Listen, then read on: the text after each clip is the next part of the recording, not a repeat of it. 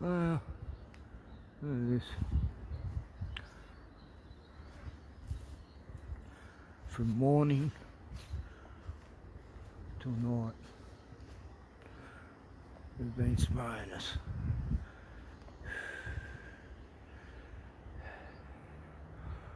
The moment I got up, I saw this shit. Look at all that. None of that's cloud. You missed the squiggle there.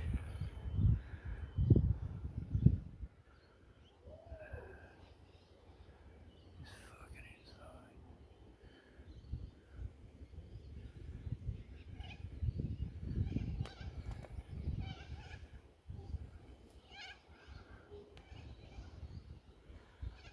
Copies are going loony. Around that cell tower. Sending them nuts. But there we go. There's the end of the day. Hooray, yay. There. And off then. Yeah, cockies. I know.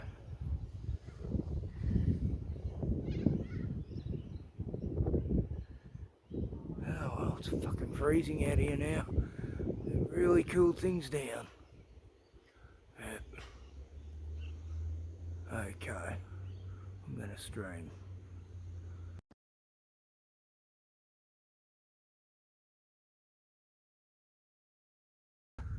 Now here it is. Afternoon, been in the shops. And yeah, there's still been spraying. It's constantly going over.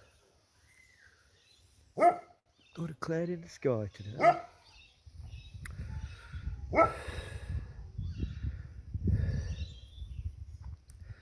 Smeary, scary shit. Oh, what are you barking at all the time?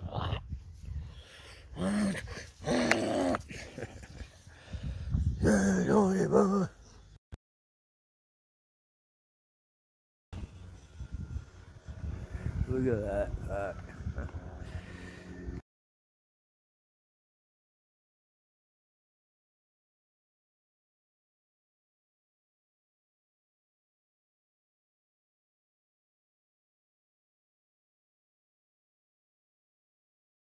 Zeke?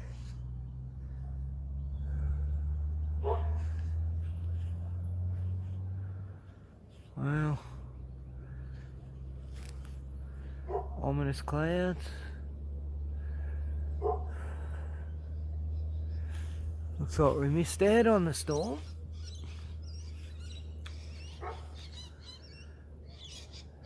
Looks like it's going to go out to the ocean before it gets to us. Damn it. Isaac.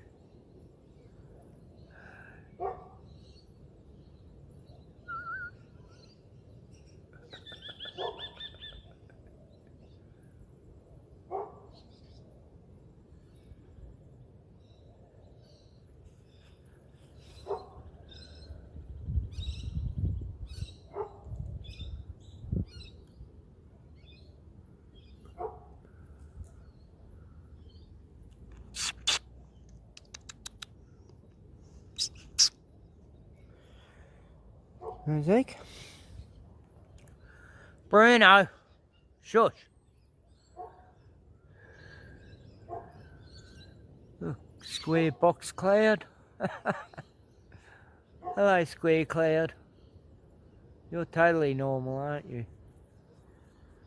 What the hell? I mean, how many square clouds am I going to see in my life recently?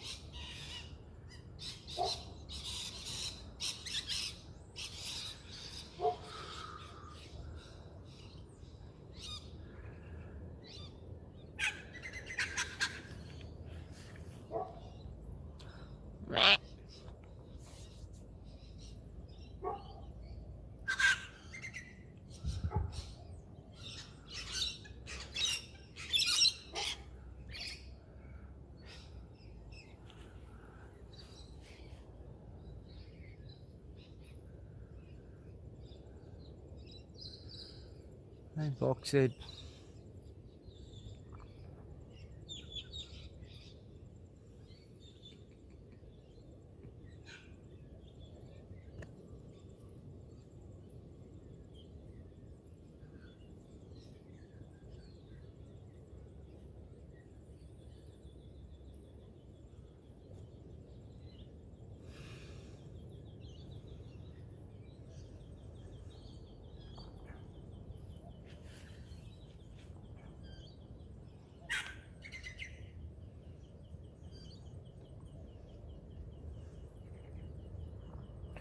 They're watching me.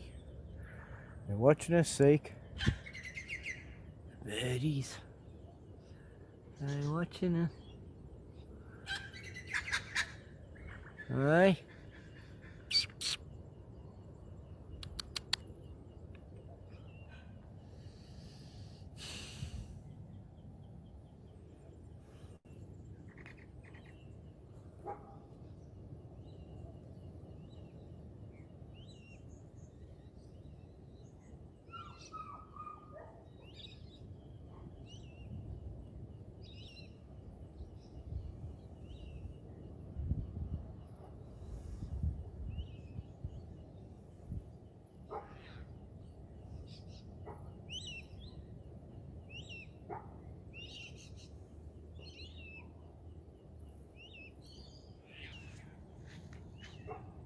Look at Zeke. Look at Zeke. Hey, what a beautiful face.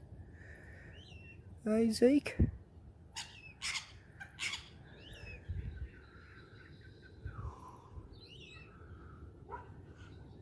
Cheeky. Cheeky bird.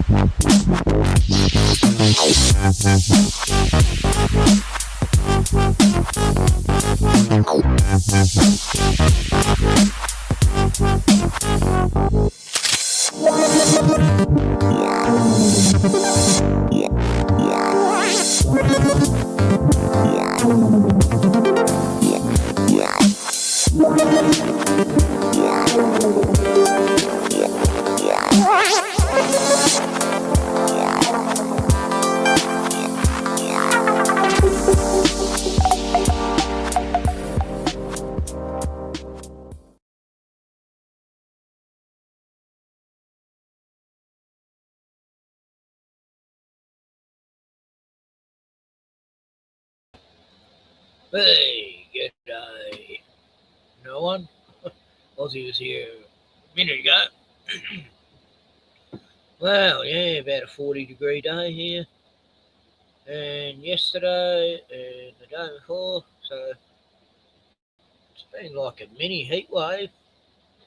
Today's the hot southerly wind, northerly wind. And very hot wind. And it's chaotic. I've got my air conditioner on. Wouldn't survive it here. But, there it is sitting at the door. All I've got is a towel to sort of block off that half of the door, but because the wind's so strong, I've got a brick holding there and pegs.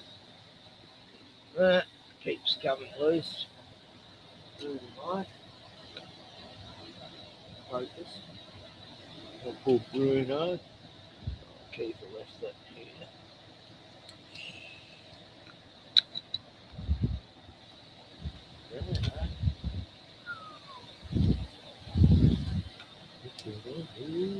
Who's that?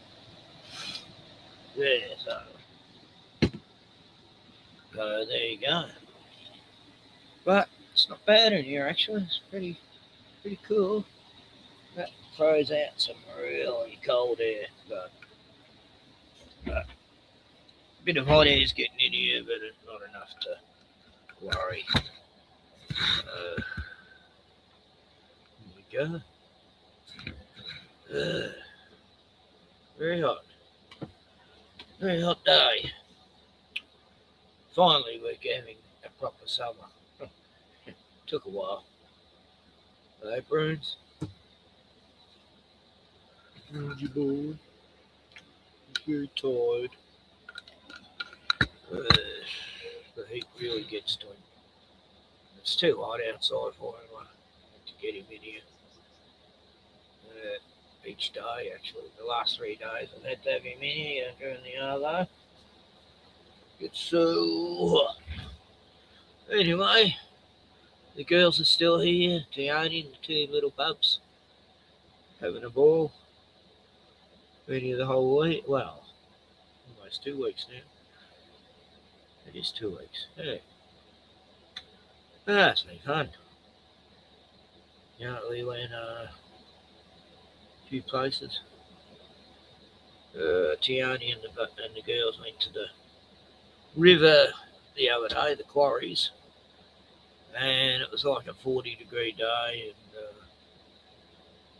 and I really didn't want them to go. I was saying it's going to be too hot even at the river, which it was. And Kiefer nearly drowned and fell over in the water, and well, I had a premonition of it before it happened, actually. Thank God someone else was there to grab her in time. I should have gone, but I felt bad not going, but I knew I wouldn't handle the heat too well. And I was cooked that day too. A little bit poor in the guts. Anyway, what'll I watch? I'm just sitting here, nothing to do. Thought I might as well stream. I haven't streamed for a while. Here I am. No one here.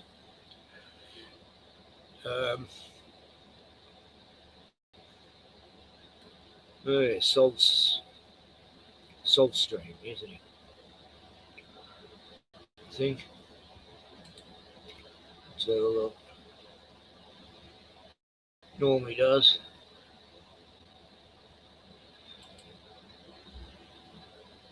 Yeah, I keep getting this stupid thing where things are downloading in the background on YouTube. Like about 50 videos will be downloading all at once. I've got it turned off, but it keeps doing it on its own, and I wonder why everything's slowing down, and then I have to do a search through me YouTube to find all these. And you go there and it's hidden. You have to go view all, and then it'll show all the hidden ones. It's really sneaky. I don't know what it is. I'm on premium. Why is that happening? Well, self-streaming, right, so that's where so many people are. Damn them.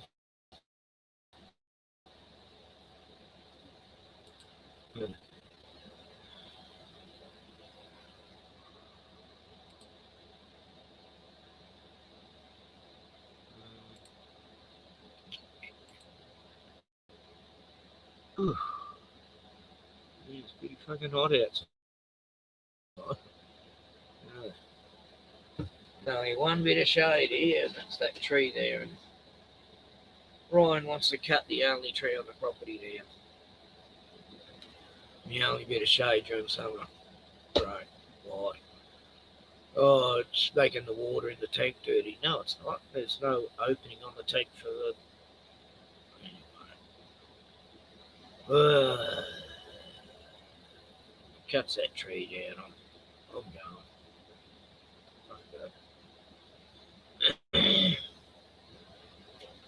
Oh, Jake, he awakes dreaming.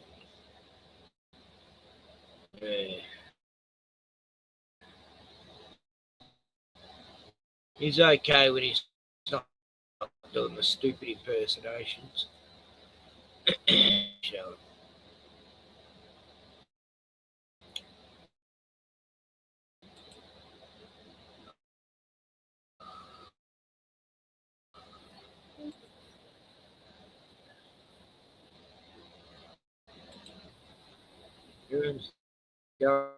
Slow.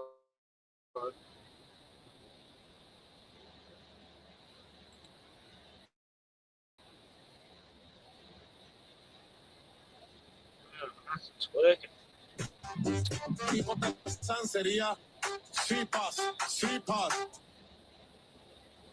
Guys.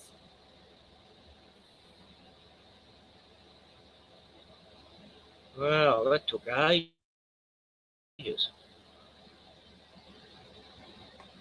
Evil dictator? What? He gets up there and he mocks my dance moves, makes fun of my dance moves. Who does he think he is? Clearly you can...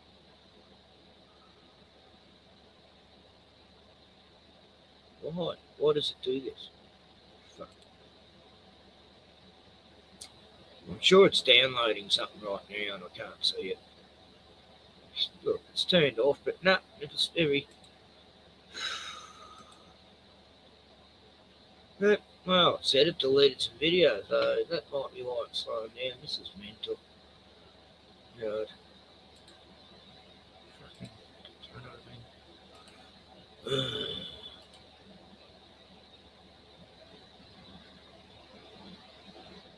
Yeah, thanks, YouTube. I didn't even want that useless setting.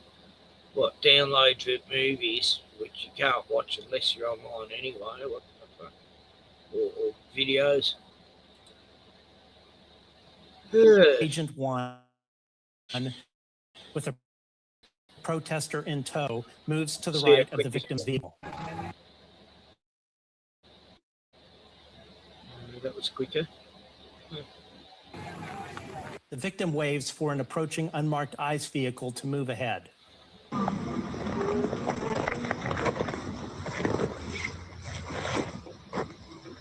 Two ICE agents, which we will refer to them as agents 2 and 3, exit their vehicle. As ICE Agent 2 attempts to open the driver's side door, the victim shifts the car into reverse to escape the scene. At this point, Agent 1, the shooter, has moved just in front of the vehicle. The victim shifts the car out of reverse Right into on here. forward. Get in front of the vehicle. Here we can see ICE Agent number 1, the shooter, continues to film on his smartphone. ICE Agent 1, the shooter, moves to the front left of the victim's car and draws his service weapon.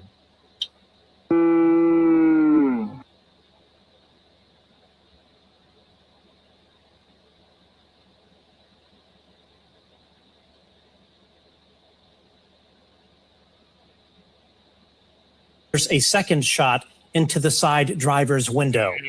It's Yeah, she sort of just sideswiped a bit, you know. He got out of the way in time, but I don't know. clear here the vehicle's exit path is clear of both ICE agents. ICE Agent number 1 fires a third shot into the driver's side window from behind the victim, shooting her from behind as the vehicle exits. The vehicle's path is well clear of the agent. As the vehicle continues to drive away, we have ICE Agent 1, the shooter, right of frame, and ICE Agent 2 on the left of frame. She did. At this point, ICE Agent 1, the shooter, holsters his service weapon. God! What the fuck? What the fuck? You just fucking, what the fuck did you do? You shouldn't protest. You are fucking criminals! You're fucking criminals! What the fuck? What the fuck? What the actual fuck? You are fucking insane!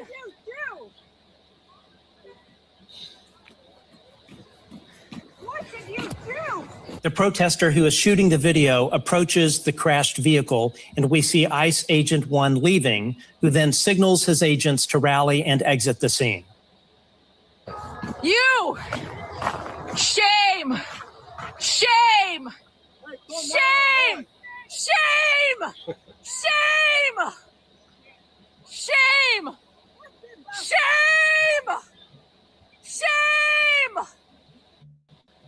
Dude, what's happening to her? What happened?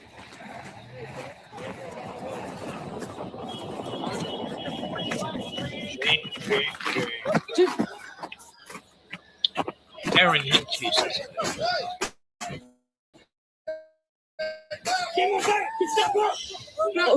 Dude, you shot her! I'm trying to help! No! No! You fucking shot someone in the fucking face! ICE Agent 1, the shooter, and another ICE agent begin to leave in their vehicle. You shot someone in the fucking face! Do you Oh, what about this video I saw yesterday? You know, cops barge into this house. No one was home. They go in the backyard and shoot the bloody dog. Poor German Shepherd. Yeah, I reckon that's much worse. have a conscience? Do you have a conscience?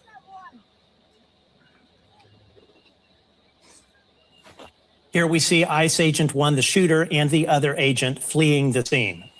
Don't let the murderer leave! We're out of here. Don't let the murderer leave! Citizens arrest! You guys are the fucking criminals! You don't get to tell us what to do! Fucking criminals! Don't let him leave! Don't let him leave! Okay, we'll stand in front and get shot. Yeah, good on you. Pussy motherfuckers, man. No! Get the fuck out of our neighborhood! What you just watched is difficult. What if all those people there had been armed? They could have taken them down right then. Yep. We need to have a balls to take their guns out. Yeah, I agree with you. They made an example out of her, though. That's what I'm looking at. This is just a straight. If you're out there trying to help protesters against these people, they will kill you. Well, I'll tell you what, man. If anything, they strengthened the cause. That's all they've done. Yeah, it's not going to happen in my neighborhood. It's disturbing. There's a lot of brotherhoods in these societies, let's say, in the local and state governments that I wouldn't surprise me if this is part of the plan, not to be ugly, but and I would have never let that car leave, bro. I would have got my wheelchair in front of that motherfucker until he hit me. That's crazy. Shoot him All right, my because bad. he's trying to hit you. Right. Yeah? Right. You'd be justified Exactly. too, see? It deserves facts, not spin. Because within hours of that footage emerging, before any independent investigation was completed, the President of the United States responded, not through the White House, but on his Truth Social account. Oh, God. After the killing, President Donald Trump declared without an investigation that the shooting was, quote, self-defense. He labeled one woman a, quote, professional right. He's got there's a social media platform he's on. I think he's the only one who ever goes there. agitator. He described the victim as, quote, disorderly. He claimed she, quote, violently, willfully, and viciously ran over an ICE officer. And then, before the facts were known, he blamed the radical left. No, Mr. President, the radical left is not the reason this happened. You are. You are a man who has spent years sowing division, sowing fear, sowing hate. You label migrants as invaders, rapists, criminals, animals. Yeah, anyway, that guy's annoying. Looks like Dwight off The Office. Dwight in the American Office series. Don't ever watch the Australian one. You only have to see a few minutes to know what I mean. It's just fucking horrendous. Horrendous. Well, I don't know. You might chill out, watch a little documentary. We've got one about the bikers of the 80s here. One about the bikers of the 60s here. One about bells. Which one?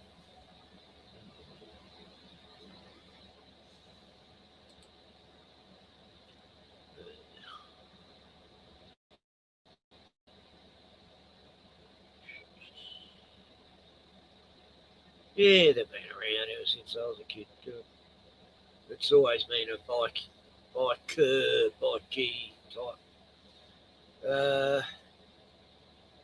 race, really. Australia. Had a few mates.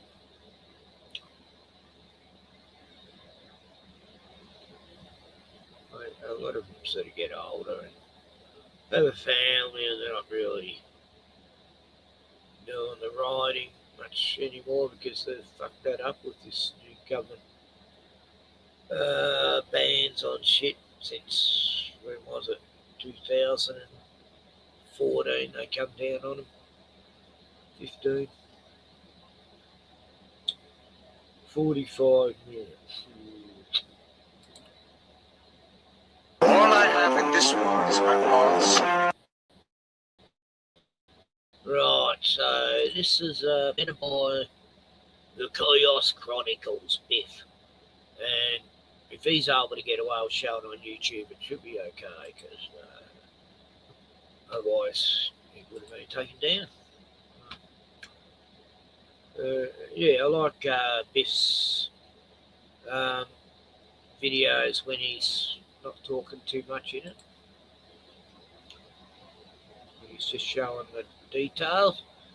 My word, and I don't break them for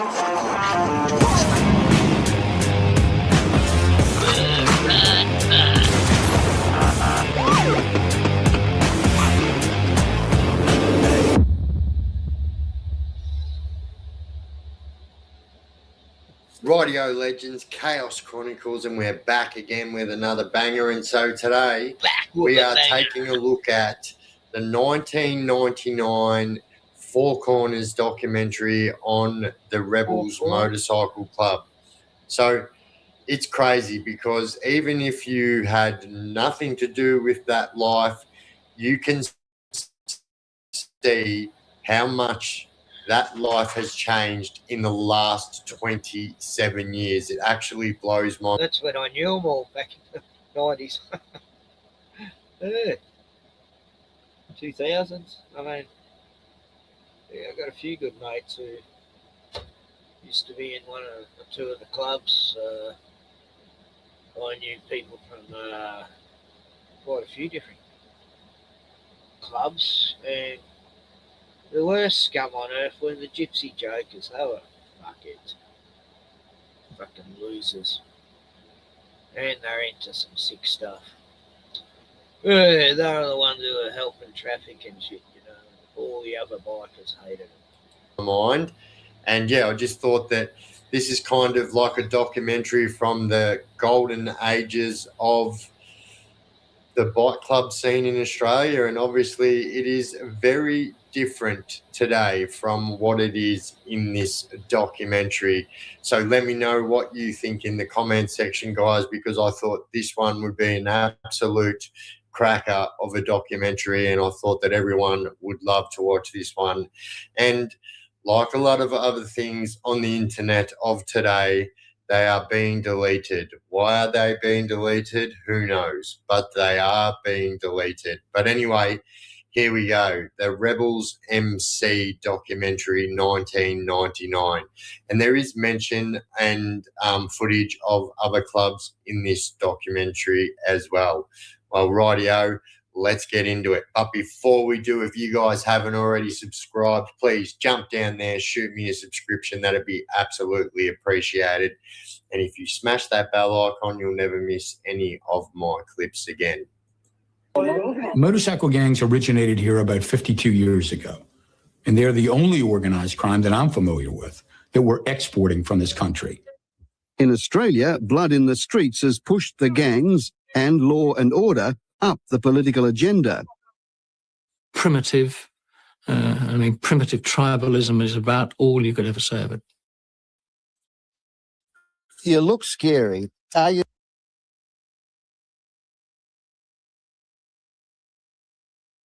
Scary? Nah, mate. I mean, like, no, I'm not. Once people get to know me, I'm a pretty down-to-earth person. Yeah. I mean, looks ain't everything, eh? You know what I mean?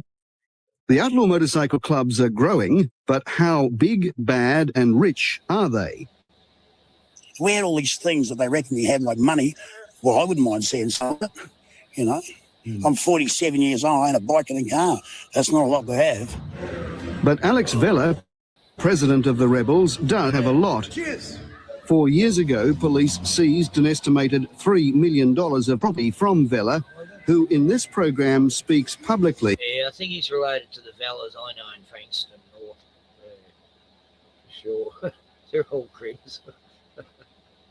But this was like, you know, they know when the cops are coming, they got the scanners and shit, so they're not going to find anything. But it's just wrong how the cops go in and seize property, even though they can't find drugs or guns or shit. For the first time. Are you a rich man? Well, I don't know what you call rich. I mean, I done pretty well. Was that Aussie Cossacks Simeon's dad? My dad looked like Aussie Cossack.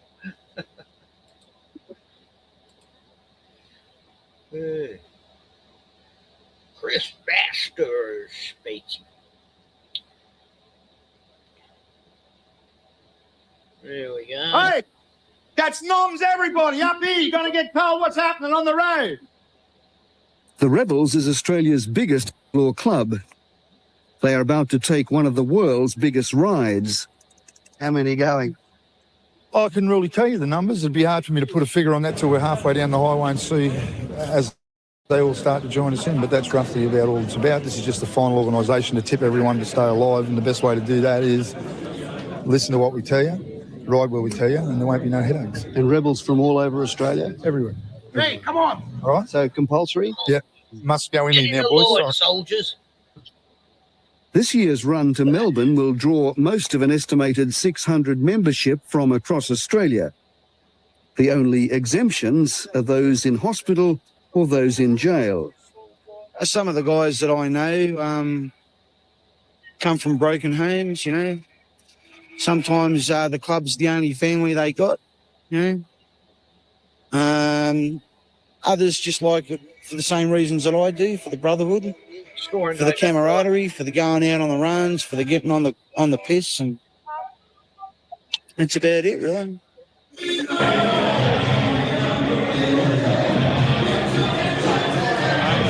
Well, for me, the club comes first, and my family a good second, you know. But on the same par, so to speak, you know. Like if I have to go away on a run somewhere, I go away on a run. That's all there is to it, you know. Rebels first. I would trust a brother before I'd trust a judge, most certainly. And that would be with my children, my lady, I trust any my criminal money, more than a with judge. anything, you know. And that's not putting judges down, but I trust my brothers, yeah.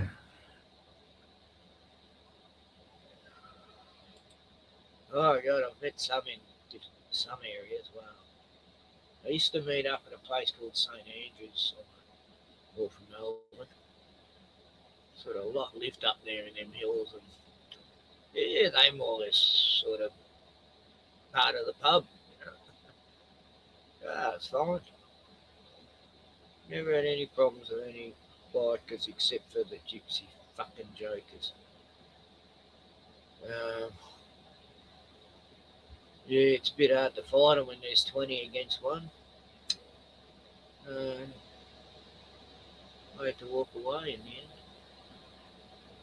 It was around that time, 1999, but yeah, my mate who was in, I think he was in God, which fucking game now? Kamichiros or anyway. Yeah, he's family man and all that. I didn't want to drag him into the he would have a couple of years before and that. I did have backup, but oh God, it would have got nasty.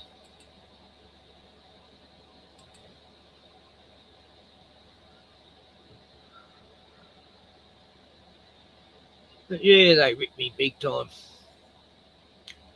Like a gypsy. The outlaw biker family was born in the United States in the late 40s.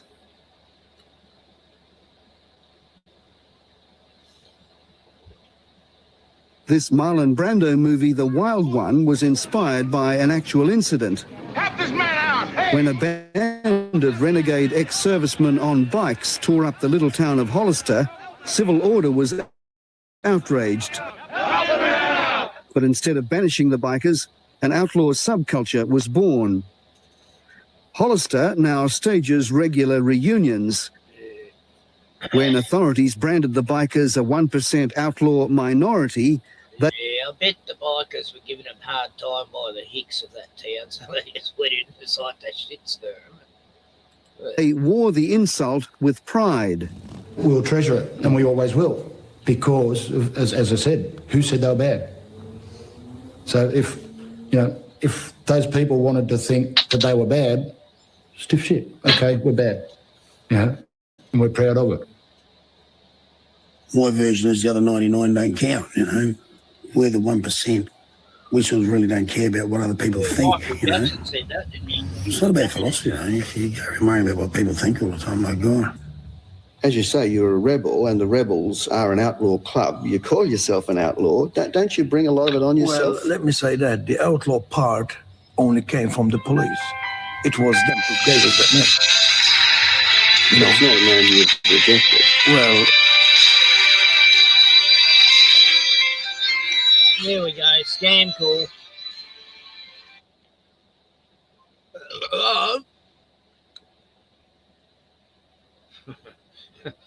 That didn't last long. Yeah, scam. Damn, I want to have some fun. I like dragging along sometimes, and wasting their time. it's a name that it sticks.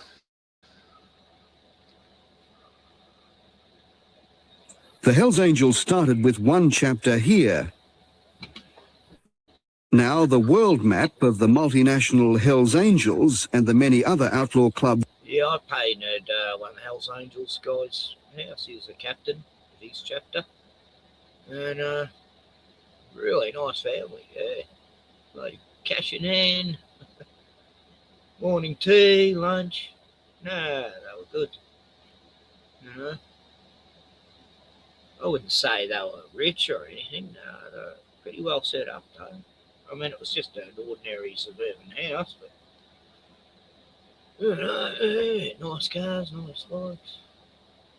But, yeah, I wouldn't say they were like drug lords or anything. They're all decent. Every Hells Angels I met were cool. Modelled on them looks like this. As the movement has spread across the world, so too has the violence. In Scandinavia, rival gangs have taken to one another with rocket launchers. Here it tends to be violent crime. Violent crime that would be involved in extortion, prostitution, beatings, robberies, rapes. And then you have economic crime, where they're involved in stealing motorcycles, title fraud for those vehicles, export fraud. But principally, their biggest moneymaker is drugs.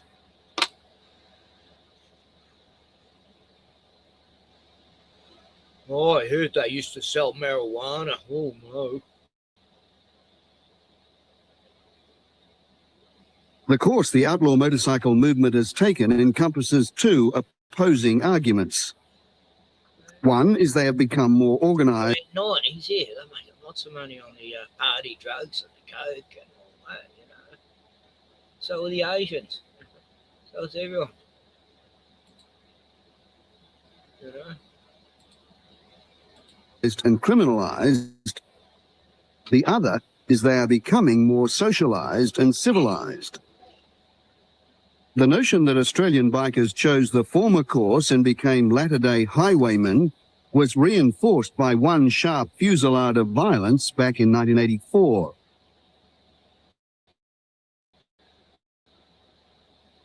A swap meet at an outer Sydney suburb between the Comancheros and the Bandidos. A split between the two clubs had led to taunts, threats, and ultimately a declaration of war that might have seemed like a game until the smoke cleared on 7 dead bodies. Yeah, it was pretty heavy. I'd say there was at least 12, 13 shots while I was making my way to the pub. People dived under cars. People just ran into the pub. People just went straight for the floor. People went everywhere. Died too. Making sense of the violence is no easier now than 15 years ago. There's another bloke, Daily Telegraph. They seem to appear out of the woodwork. And he's wandering along the back fence. This is after the gunfight had stopped. And the police had turned up and the ambos had got in. And he said, did anyone see anything? Shock horror, holding a small notepad. Did anyone see anything? And everyone says, no, no, no, no, no, no, no. And one bloke says, I saw lots. And the Telegraph bloke goes, oh, lots of what? He says, lots of rust on the bottom of my ute. While the bikers are inclined to dismiss the violence as tribal, law enforcement tends to a different view. In 1995, the National Crime Authority launched Operation Panzer, an investigation of the Australian organised crime profile of the outlaws. There are local features, there are local characteristics, and certainly I think the Australian scene in relation to motorcycle gangs is the same as it is with a lot of other areas of crime, and that is we don't necessarily transplant to Australia mirror images of crime activity overseas. We're quite capable of growing our own homegrown version. To brand a motorcycle club outlaw is a form of McCarthyism. It's irrational and it's assertive. To jump one step further and to suggest that membership of an outlaw motorcycle club allows a reasonable person to infer criminality or organised criminality by virtue of membership is farcical. So far on the road to Melbourne, the rebels have shown themselves to be well organised, more in the sense of an accustomed order and discipline to their ride.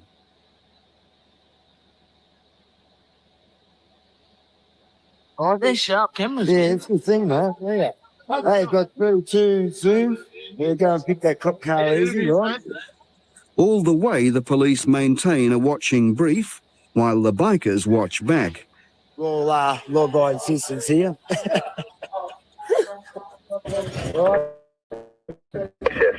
Across in Western Australia, the watching brief is far more aggressive. They watch the Melbourne-bound rebels from the west all the way to the South Australian border. So it's getting late in the afternoon. And here's this one cop, he's standing there with a stop sign, a lollipop, like this, saying stop. Well, I slowed down. As I slowed down, I looked over to the left, and here's the other cop sitting on the bonnet of the car with a video camera. They wanted me to slow right down so they could get a good shot. In the middle of nowhere. Unbelievable. Unbelievable. You know, WA cops. Fucking South Australian cops. There's no denying the bikers have given police cause to watch them closely in WA. A battle over the last year between the coffin cheaters and the club Deros has seen bashings, woundings and one killing. Biker violence is usually contained within their own community, but here it has spilled onto the streets, provoking a police zero-tolerance response. What about Humpty Doo? That's like a whole town of bikers. Bikies. Just, they more or less run that whole area, you know, and yeah, the cops don't seem to bother them. I don't know. That's right up the top end of Western Australia. Although the rebels were not a party to the violence, West Australia Police partly blame an upset to the balance of power on their arrival from the east. We've had basically 4 clubs operating in this state for around 20 years, or in excess of 20 years, and they've kept, if you like, others out. We are a bit concerned with the infiltration of a new group, the rebels, in Western Australia, and we are receiving intelligence that the rebels seem to be establishing at least a casual link between the coffin cheaters and the Rebels Club itself. The Deros are now aligning themselves to another club, the Gypsy Jokers, in the state. So to a certain extent, there is some suggestion that the bikie groups are amalgamating. So why are you expanding into Western Australia? A mate of mine, Mick, he was involved with a bikie club in South Australia. And he ended up sleeping with the leader's missus, you know. She cheated on the boss, and he had to leave the state, more or less. And they were after him. Oh, fuck. He was on the run. Mick was fucking crazy. God, he was a funny bloke. But yeah, he was good backup too. Very tall bloke. But what about him? Yeah. Yes, that was the 2000s, late 90s, 2000s.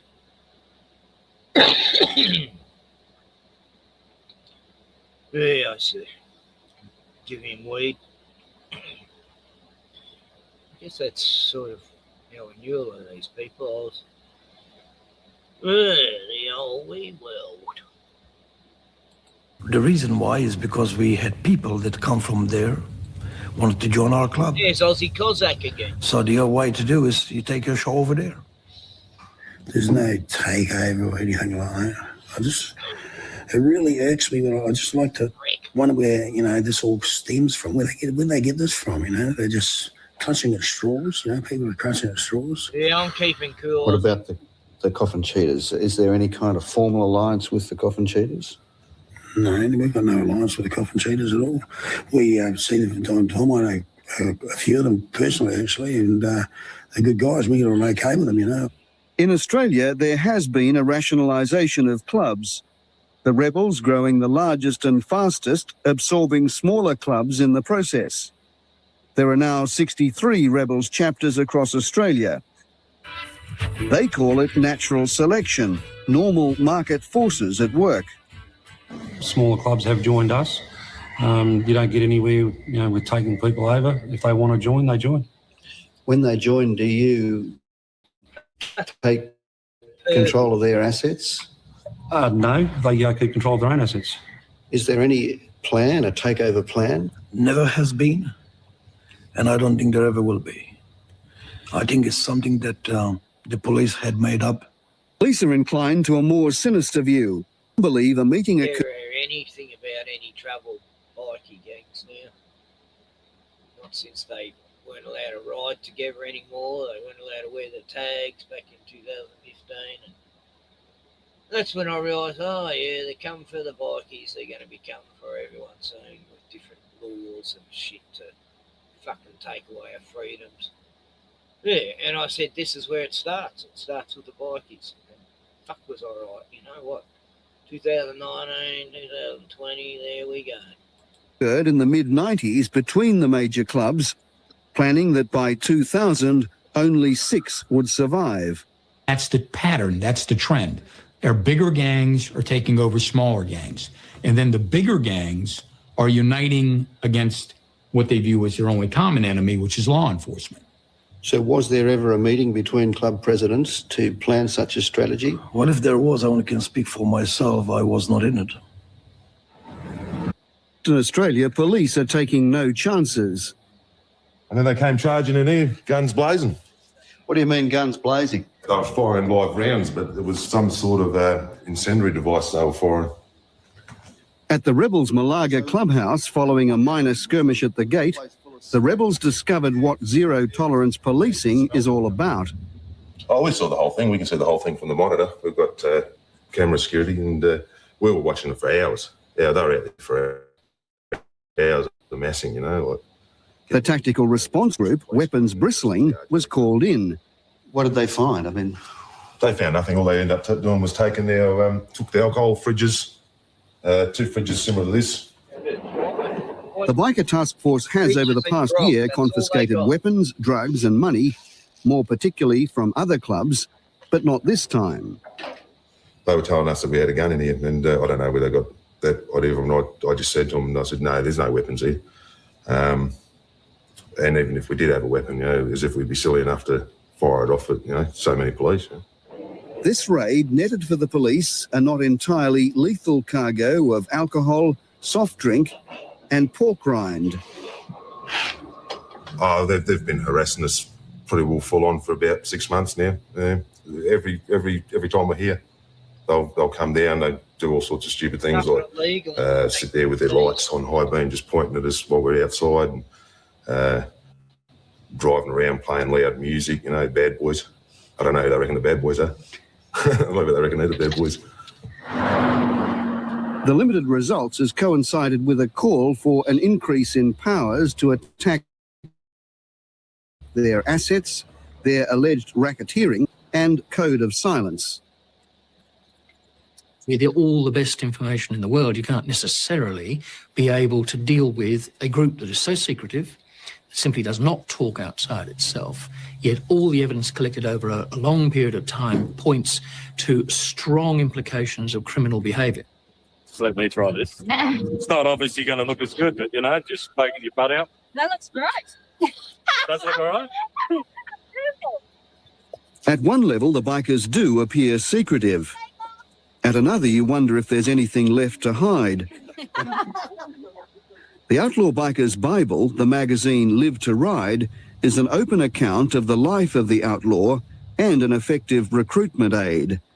Their devotion to their art, the human form, revelry and indoor plants is on regular public display. Well, don't stop there, no.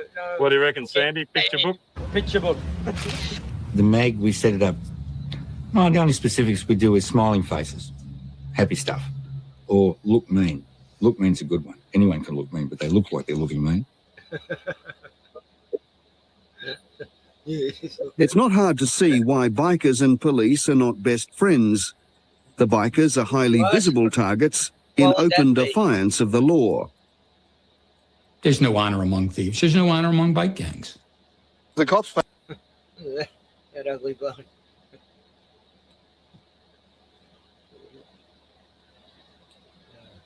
Bikers and police are not best friends. The bikers are highly visible targets in open defiance of the law. There's no honour among them. Look, if you had these weird things on your face, would you get rid of them somehow? Like, I'm sure they'd have the medical expertise to. That looks horrible. There's no honour among bike gangs. The cops pay you a lot of attention. Does that bother you? Only if I've got something to hide. That looks like this guy who used to score. That's like, when was this? 99? Yeah, it was like the 80s. No, the early 90s. Yeah, I'm sure I know this guy. What do you mean by that? You know, like if I've got outstanding warrants or anything like that, I get a little bit nervous around them. There's crime everywhere. They've coined blue collar and white collar, and God knows what we are. You know, I don't wear a collar. We've got our own values that we stick by. We're not really too greatly concerned about other people's values. We just sit back and look at them. It's not all, you know, straight down. We're straight down the line with each other, you know, and we have to be. Like all outlaw clubs, have their own constitution, economy, geography, hierarchy and rules. The last thing you want is to have people that are there for the wrong reason.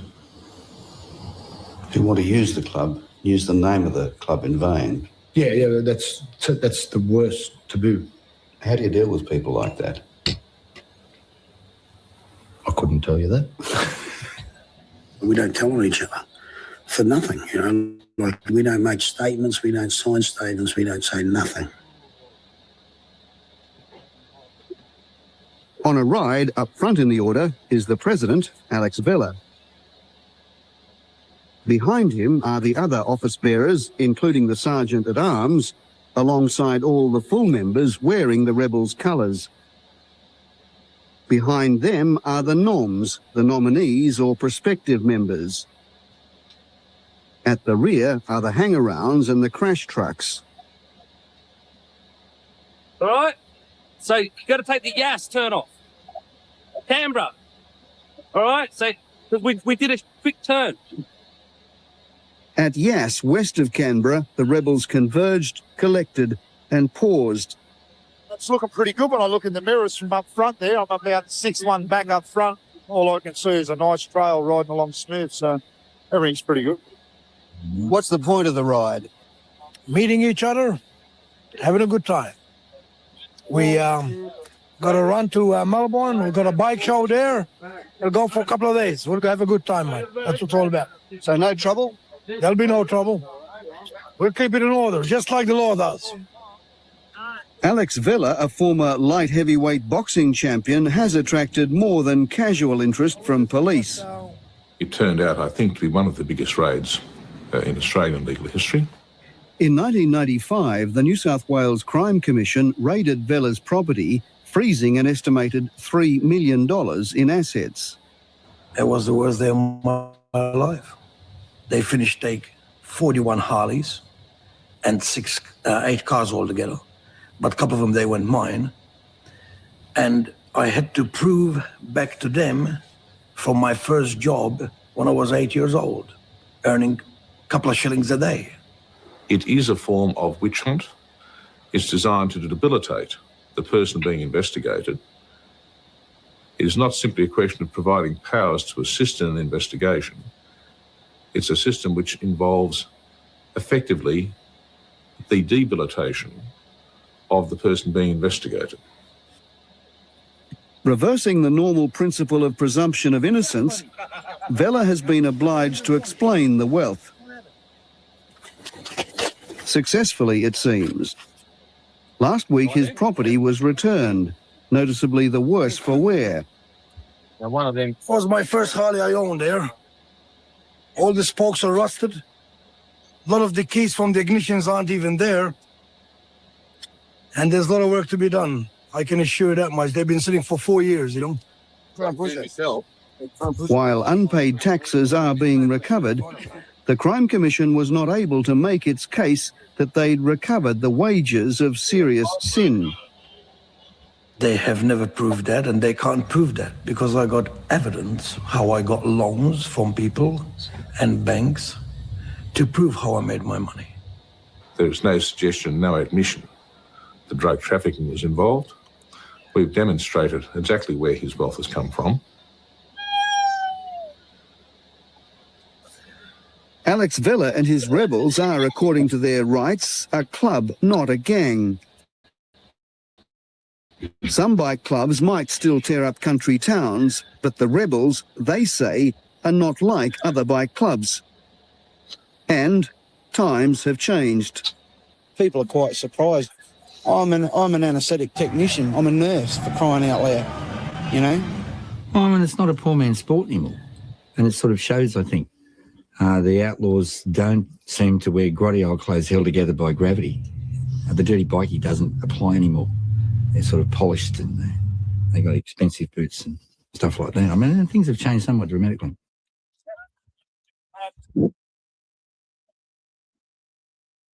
As motorcyclists are at pains to point out, there are many differences between the clubs and themselves, the so-called bikies and bikers. You put it on frame.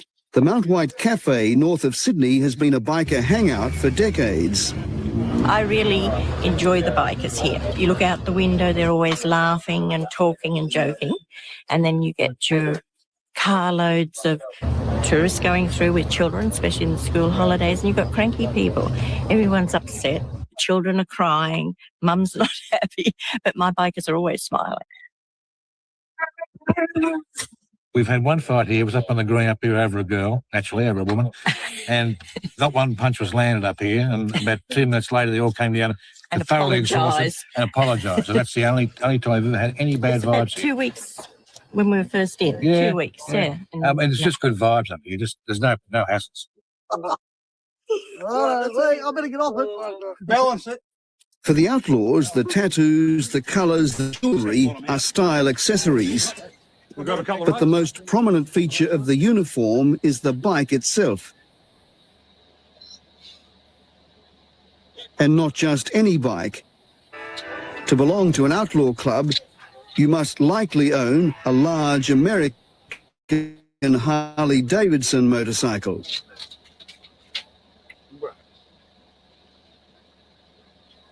Right, mate? What's the most likely accident a Harley rider can have? That's running up the arse of the car in front of him because he's looking at himself in the shop window.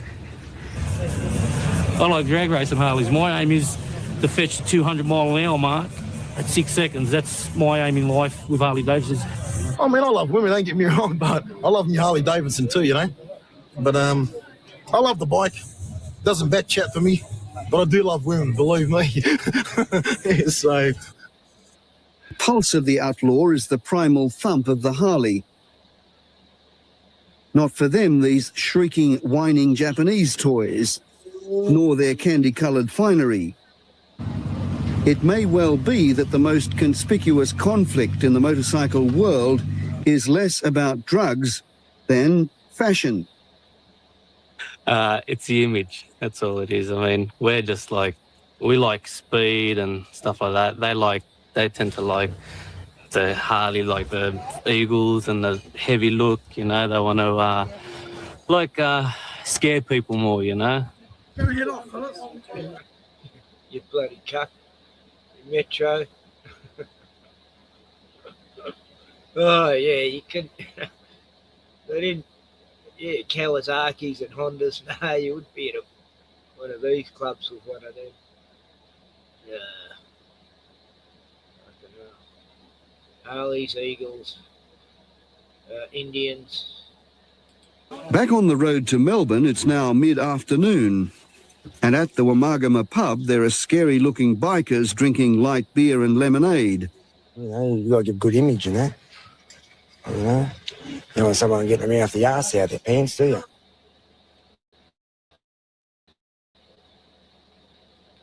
It's a short run to Albury, where the rebels will camp for the night. Thanks, mate. 6:15, we'll leave.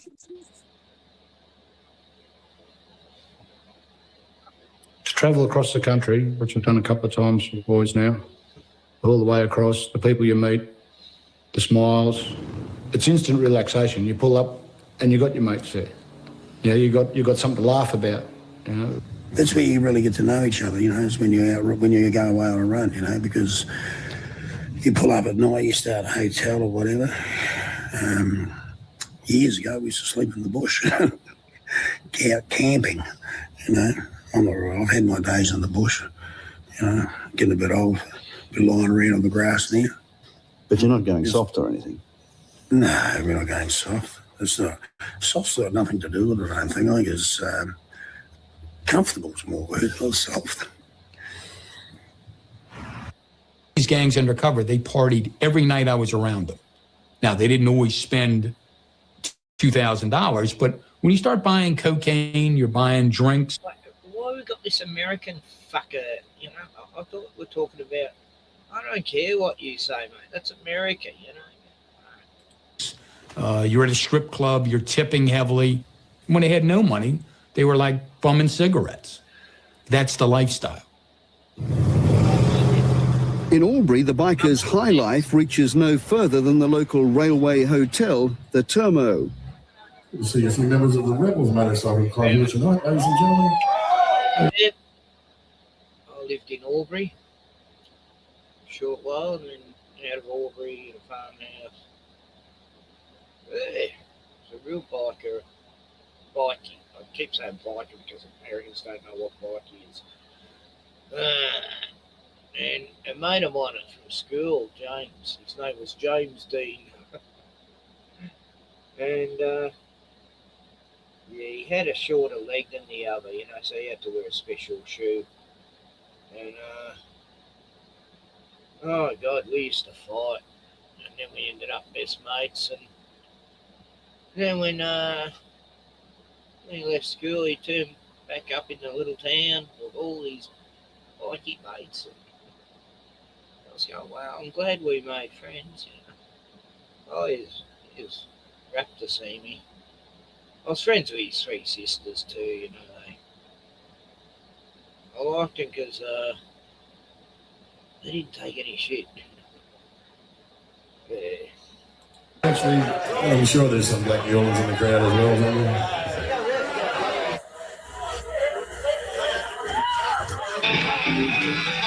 And as it turns out, they've wandered into the territory of another club.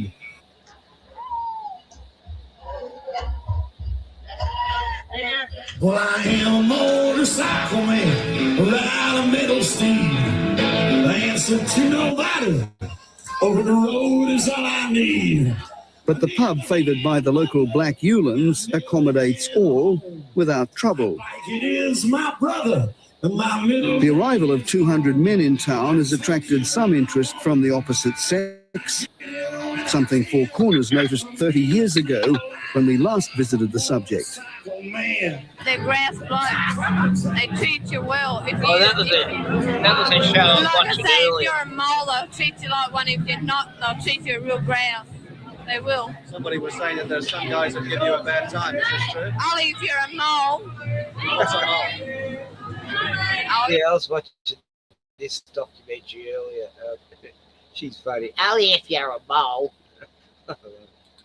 You know, Can you tell me? a girl that'll go with anyone, you know? But many like that? Yeah, a few. But you're not.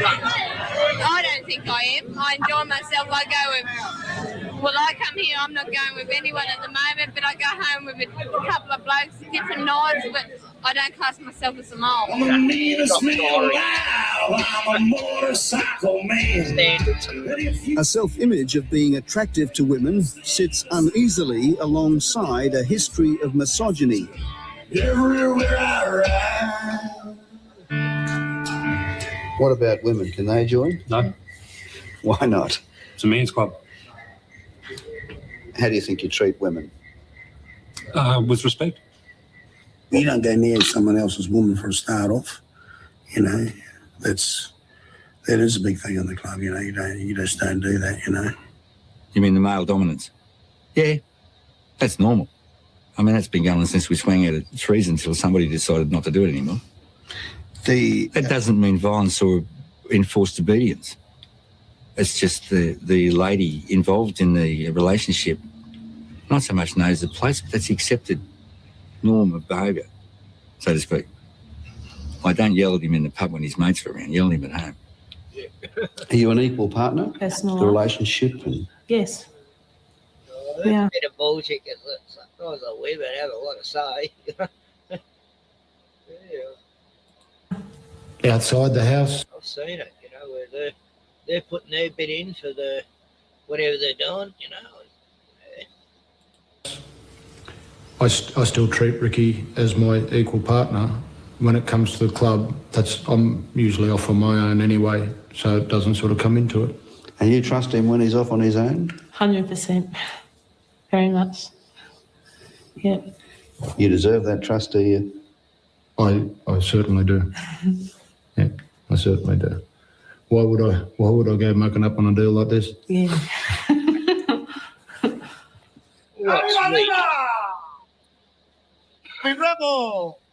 Sees the police maintaining their watching brief. On the following weekend in neighbouring towns, football clubs were trashing rooms and brawling. But here the rebels were not doing their reputation for being scary the slightest bit of good. The police rang me about half an hour before they arrived and they said, you've got the rebel bikie group coming in. And I said, no, I haven't. And next minute, I've just heard them coming and I was here by myself and I was shaking so much and everything, but they've been absolutely fantastic. I couldn't ask for better guests, except for the noise level, but they've been absolutely fantastic. Wherever we go, we leave our good name.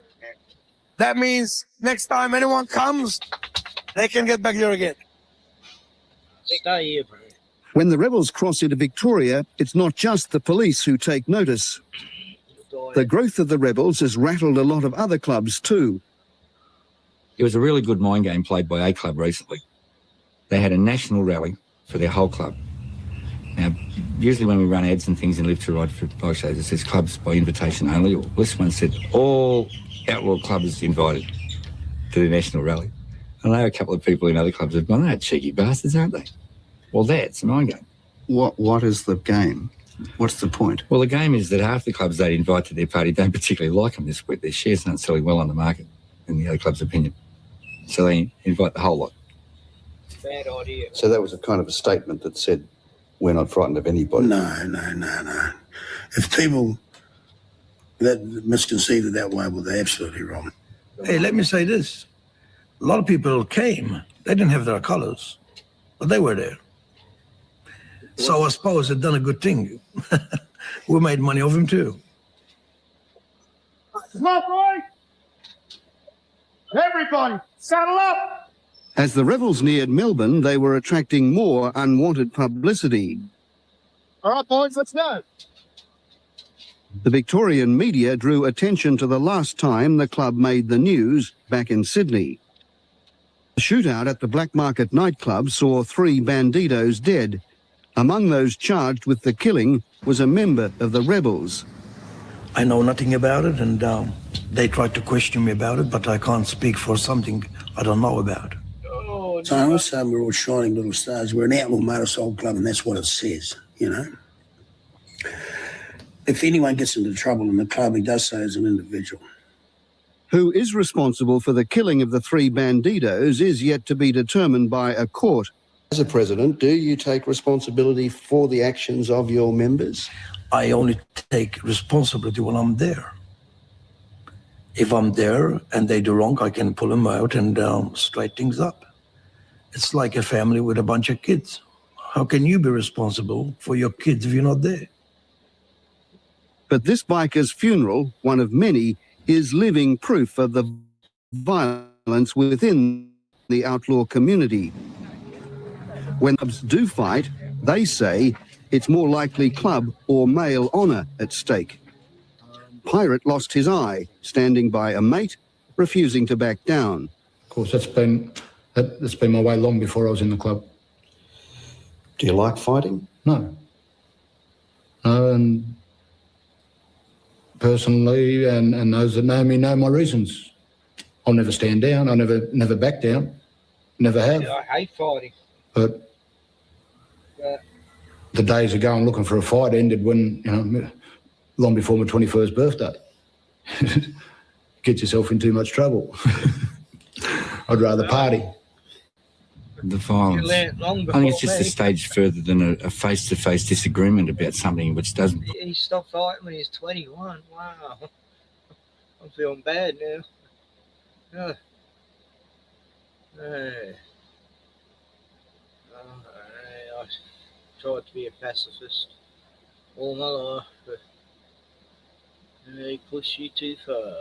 Possibly seem exactly important on the day until punches are thrown, and then face is lost, and then it becomes a serious argument. Somebody gets shot, everybody forgets it. Another reputation the bikers have trouble living down is their involvement in drug trafficking, particularly the production and distribution of amphetamines. I have heard this a lot. There's not one men's club has been charged with that. I want to hear more from the Melbourne side of things. I used to go to the God Squad church. That was a church for bikies who become Christians, and then they joined the God Squad, where they preached to other bikies. And it was a pretty good group. I really liked them. I went quite a few times. I mean, one of the best churches I've been to, I'd say, because it's so casual. And then the other one, that was in Collingwood, Melbourne. Then I went to the God Squad one in Bayswater. Yeah, they changed their name to the Truth Liberation Concern Church. And yeah, I liked it because they did proper charity and all that. It was everybody who got on stage, I mean, the stories they had to tell. I love testimonies, how people come to God, and yeah, the stories were always intriguing, and people get up and do some great preaching. And yeah, they might even swear a bit sometimes, but no judgment, Yeah, my best mate, his dad ran the church. Mark, yeah, I was seeing. I talked to Mark on Facebook. Yeah, he lives up in Dandenongs. Known him for quite a few years now. But he sort of got out of the bikie scene in the 90s. Probably by the mid-90s. He was settling down. He still knew all his mates and that. Like the guy who used to live next door to me, he was the same. They still like to ride, but can't bother being in the club thing. And that's why I never joined any clubs. It's too. I don't want to have to live according to their laws or. And I know nothing about it. I don't do clubs. If individual members were doing a bit of business, would the club know about it? No. Nothing to do with the club. Nothing to do with the club. It's in our constitution. Anyone caught dabbling in heroin, dealing it, financing it, associated, guilt by association, we Bring call your it, shit. they'll be out of our club, like as fast as a wink. Gone. There was one bloke I knew who, in a club, who took up living with a girl, a working girl, and she was supporting smack habit, and his club had rules against smack. He was that close to her and the distribution and the drugs and the smack and etc. that their club threw him out. And he paid a penalty, so he lost his bike or something like that. No, he got both collarbones broken. Midday Saturday. Yeah, that brings us shit, like you don't want no fucking heroin junkie in your club because they're gonna end up becoming a narc or something. Oh, yeah, I can give you names. By the time the rebels assemble at a roadhouse on the outskirts of Melbourne, a police escort will see them through to the big moment, the ride into the city. I am a motorcycle man. I ride a middle steed. I answer to nobody. Open road is all I need. At first glance, it's a nightmare scenario. The stuff of law and order elections, an outlaw gang takes over our streets. I think by and large our streets are safe. We have a community in which people can go about their business without difficulty. That doesn't mean we shouldn't be careful to ensure that we maintain that level and improve it if possible. What I think is important is to recognise that often the perceptions aren't quite the same as the reality. All of the evidence. Yeah, suburban streets are real safe with all these African gangs carjacking and shit.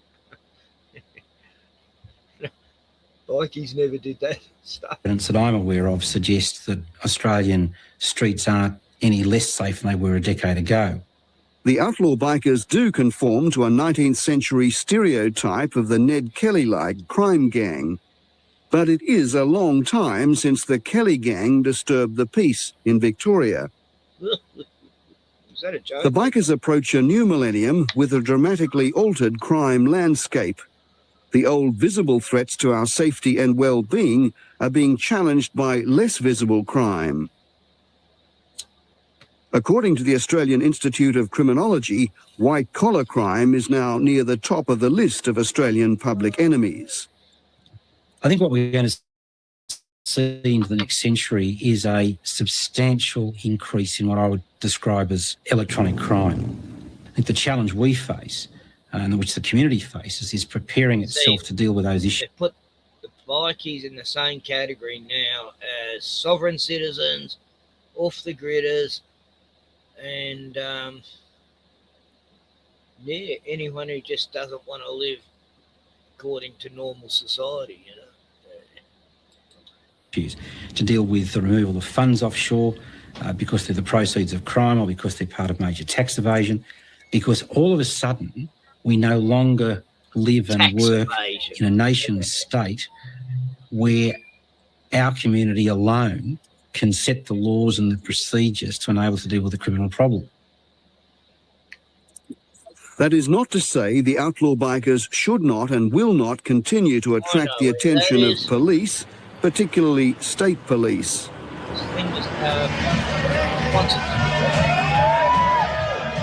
Settled in at their Melbourne chapter clubhouse after the long ride, the rebels have declared open house.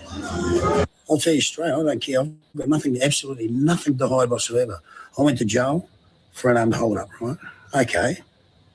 14 months, dirty for life. I made a mistake, whatever. Everyone makes mistakes. You know, I took a chunk out of my life. I was stupid. But whatever. After most of 5 years looking at the Australian outlaw bikers, the National Crime Authority has seen evidence of cottage industry crime. People, I would think that the club composition, with the exception of have some extremities, would be much the same as any suburban group of people. There isn't the kind of evidence that some people thought might be available of a national orchestrated approach by these gangs perhaps working in concert. So essentially we have a potential problem in terms of criminal behaviour, but not what we would see as an organised crime problem of the kind that we deal with in other areas. And what we find is that Australian gangs, motorcycle gangs, tend to do what gangs do in the US. They might do it 3 months later or a couple of years later. But what you see here, you're going to get. While the rebels have taken the Confederate flag and more, there are noticeable differences too. Hose of powders are standing on the roads. What do you reckon, fellas? Make it interesting.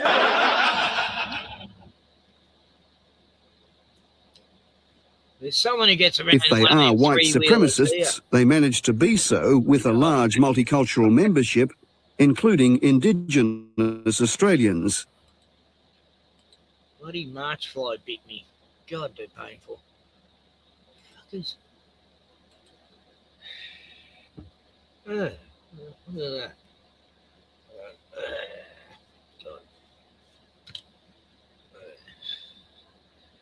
just straight away swells up. You can't even hear them. Had like 4 come in today and trying to bite little Kiva as well, and we were chasing them out. Alright, need vinegar. Anyway, back to the show, sorry. No one's joined. I thought everyone would want to watch about bikies in Australia. I probably should have called it that, I guess, but it is what it is at the end of the day at any rate. If the bikers want to preserve their own honour codes, there are challenges ahead. To get rid of the criminals in their midst while preserving their cherished bad name won't be easy.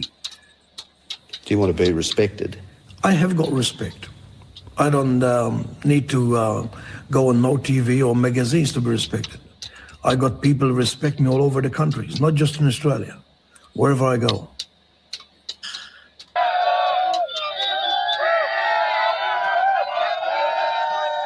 And there are challenges for the enemy that define them too. The bikers are a good example of the many threats that are more perceived than actual. No! Future rebel, mate, this way here. Police could be given more powers to suppress the enemy, or better still, the skills to know who the real enemies are.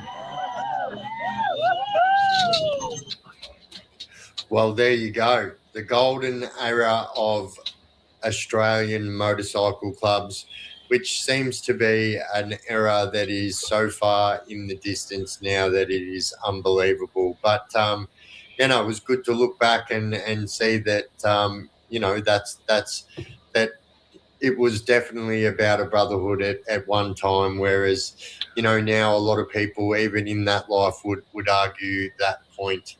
And, yeah, I just thought that it was very good to bring to light, because the sheer difference in the whole bike club scene today is absolutely just so different. And it seems like, it just feels like, yeah, just so much differences in the 27 years since that documentary was made.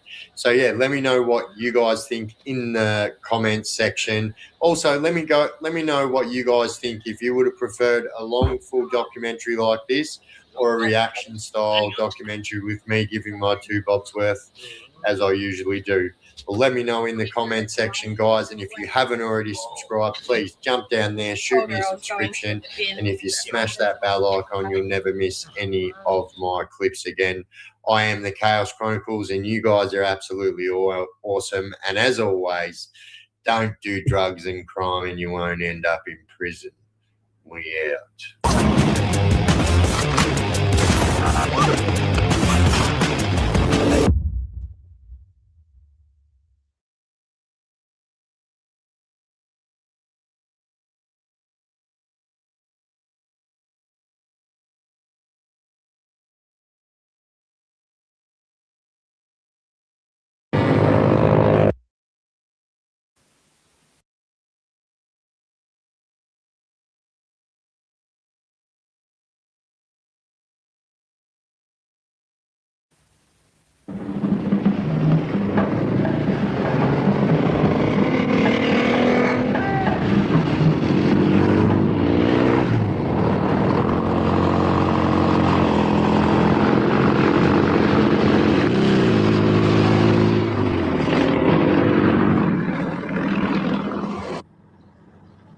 Great to go away to a pub, you know, a Sunday or something, you know, you get away together, good ride down there, nice and cool, you know, a few of the lads are always joking and talking between each other, you know, plenty of friends, and get there, have a few beers, you know, a bit of a muck around.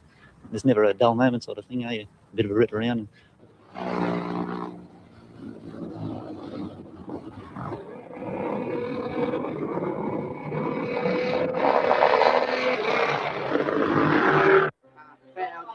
Through on Blueberry Hill,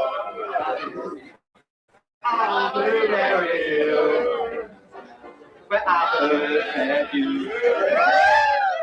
The food stood still, oh yes, it's on Blueberry Hill, on Blueberry Hill.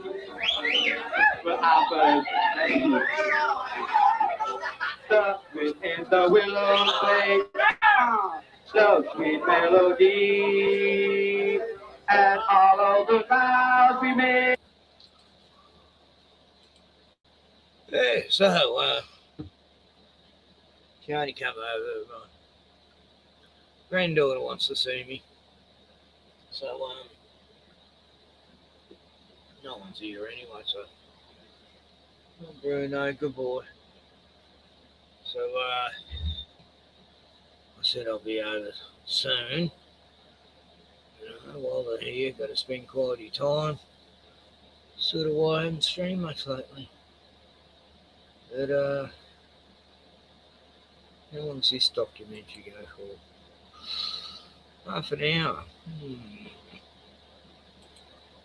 Okay.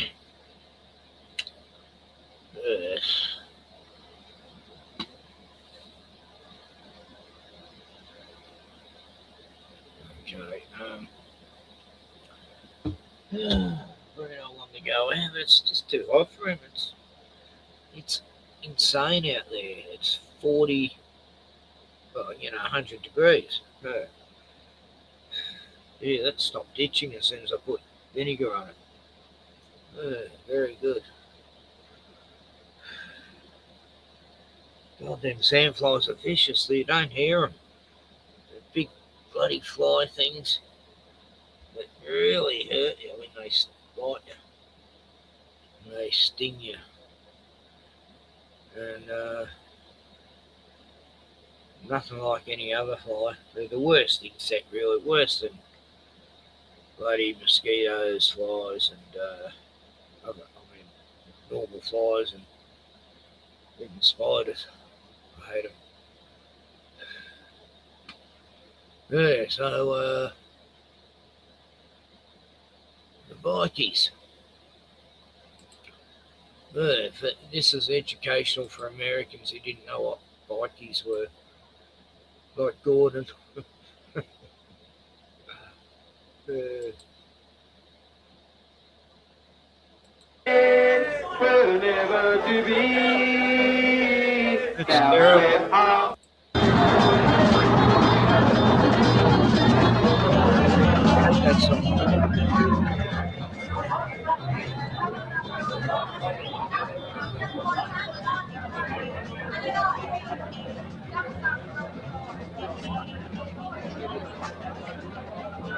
A Viking is a person like you'll find around here. The people that don't conform to anything in particular, they just like to live their own life, dress as they want to, ride their bikes, and have fun in general.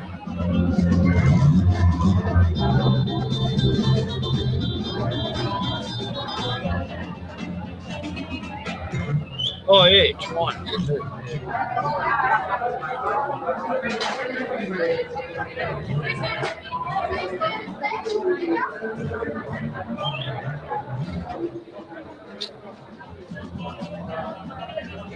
Well, I find them pretty fair group of boys. They give me no trouble. I don't know why they've got a bad name because over the period they have been here, they have been exceptionally well behaved. And I cannot fault them in any way whatsoever. Do you have any idea what made them come to drink at your pub? Well, I think they've been chased around a little bit, and consequently, some of the boys have been drinking here for about 18 months. I don't know, you're right, the bike and the coppers are always after you, that's all. You go to one pub for a couple of weeks, a couple of months sometimes, coppers come, clear you out. What are the problems associated with riding a bike? Police, mainly. Yeah, coppers. That's the main one we got. In actual fact, some of you break the law quite a bit, don't you? Sort of, yeah.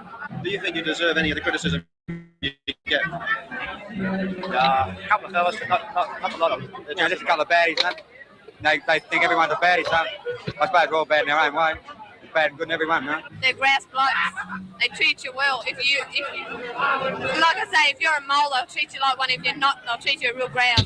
They will. Somebody was saying that there's some guys that give you a bad time. Is this true? Only if you're a mole. What's a mole? Oh, you know. Can you tell me? A girl that'll go with anyone, you know? Right. But, Many like that? yeah, a few. I don't think I am. I enjoy myself. I go with Well, I come here, I'm not going with anyone at the moment, but I go home with a couple of blokes with different knives, but I don't class myself as a mole. I like bikes. They're the best thing going. What about the crowd? You spend a lot of time drinking and not on the bike. Well, we drink in on the bike, about half and half, I reckon. I see you got an LSD badge on. Does any of the boys use marijuana or take? I reckon there might be some. Might be some, I reckon.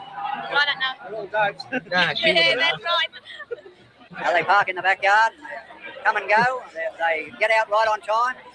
They're well behaved. And very Yeah, he got him. Look at the devil.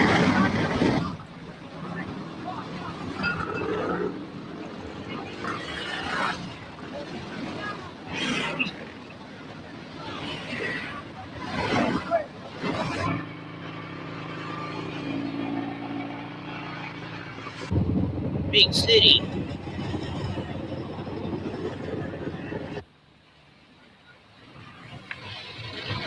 I think they're lonely misfits, not sure of their position in life, and they want to project themselves as feeling good, you know. Pretty hard to say, really. I think they're really searching. You know? I think they're great horrors. They're loud, noisy, and very disturbing for peace-minded people.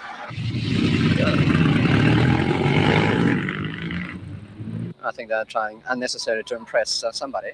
Well, I wouldn't be seen dead with one. I think they're shocking, Todd. Generally, if you're not there, like Is that Dame Edna? Average. I should go over because I think if you asked an old woman what did she think about bikes, she'd go, woo, you know.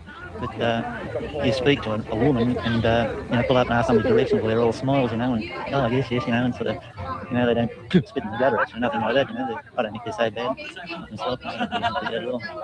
Tell me, what do you do as a group collectively? What kind of group activities do you indulge in? We've always had a pub, you know, we've always got a pub to go to, and everybody drinks down. There's always a bit of a party after. Somebody's got, you know, everybody lives in houses and flats, most of the boys live together.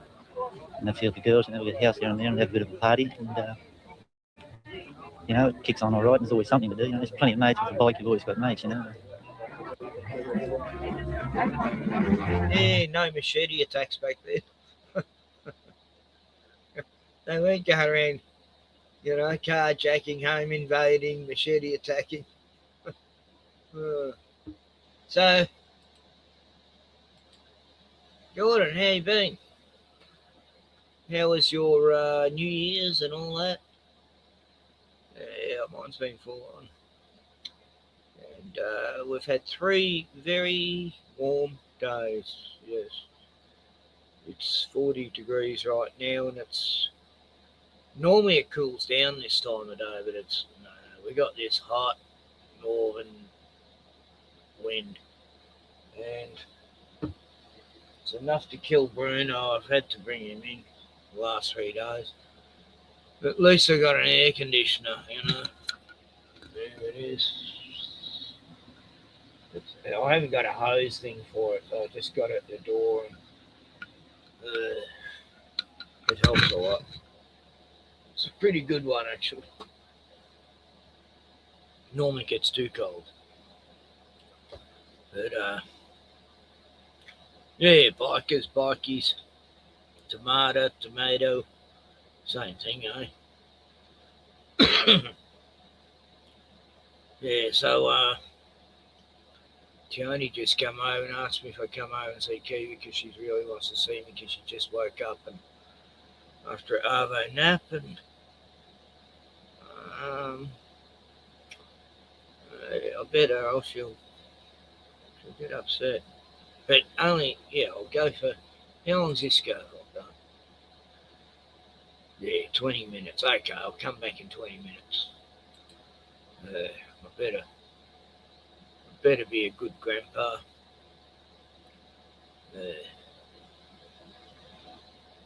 I mean,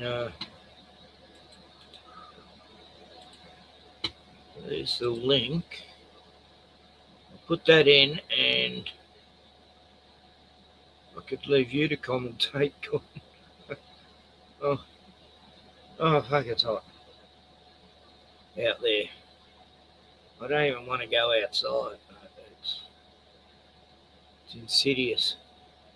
It's very demonic, satanic. I was going to show a documentary on bells. I've been holding off wanting to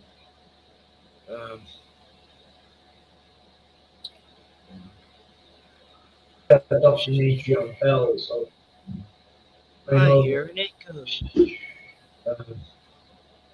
I hear an echo.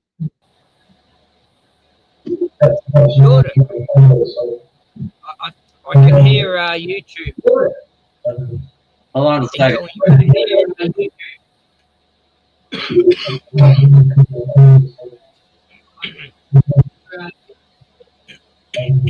Hold on a second. Yeah. Is that better? Is that better? Yeah, that's good. Yeah, that's good. Oh no, it's not. Come on. So, Close. oh no, it's not. What is it? Still an echo? Let's see. Let's see. Yeah. Still an echo. Yeah. Still an echo. Okay, I'll close that one. Go echo. YouTube. All right. YouTube. How about now? I'll talk and then I'll talk and then no, it's still there. Echo, echo, echo. Echo, echo, echo. Yeah. Yeah. Not sure, Gordon. Not sure, Gordon. I normally tell people to mute their YouTube. Well, I've closed everything. So am I echoing or are you echoing? I'm echoing when I talk. I'm echoing when I talk. On your end. On your end. Well, it must be on my end. I don't know. I would imagine. Let me drop out and come back in. Okay. Yeah, no, because no, I'm not echoing.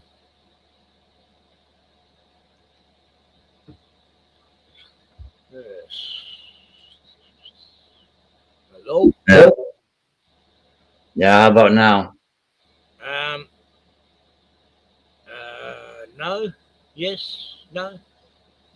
No, that's good. All right. Yeah, that's better. Yeah. Yeah, it's been a while, Ken. I don't know. Look. Yeah, I haven't streamed much lately. Been for last few weeks, but yeah, I've been pretty busy. Yeah, I've had my kitty cat locked in the house for I don't know, like most of 2 weeks, and then before that, like about a week. I don't know. And then now he's got some kind of nervous disorder where he licks all his fur off, and I don't know. Yeah. Skin must be itchy. Maybe. Well, I thought it was fleas, and it could be, I mean, do you actually bring a pet to a dermatologist? It's like, I mean, I just don't know what to, I don't know.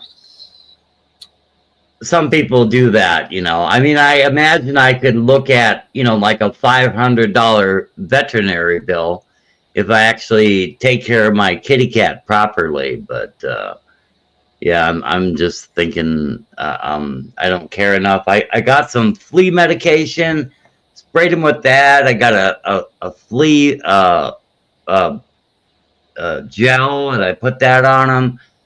And I don't think it's fleas. I just think my cat is insane. So anyway. Yeah, maybe.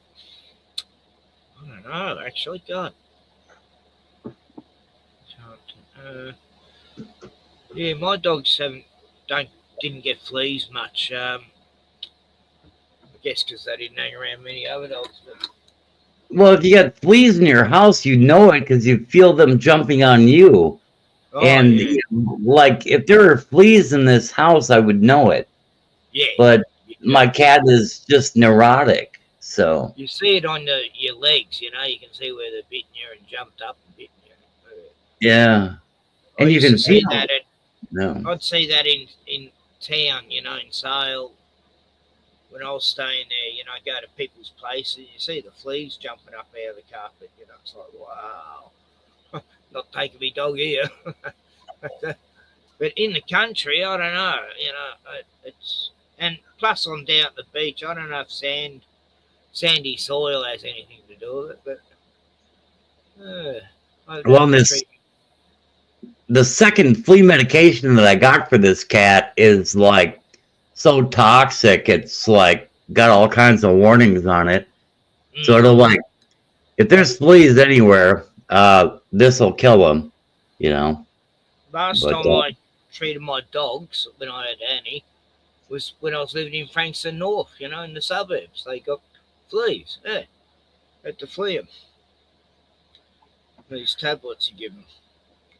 I don't like giving it to them either. It makes them sick, but it does get rid of them. What was the French island like for fleas and ticks? No fleas. I'd never come across ticks. I mean, they're probably there, but I mean, there's ticks here too, but I've never. Not many people say their dogs get them, actually. The ticks seem to be in more of a real, like a tropical-ish type bush. Around ivy and really overgrown bush. I don't know, just from my experience.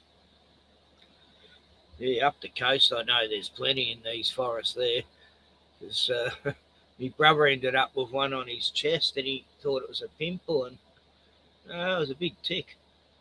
Started getting bigger and bigger, and I think I put methylated spirits on it, and you know, you're able to pull it off, no worries. I'm sure it's metho, yeah. You know, back in my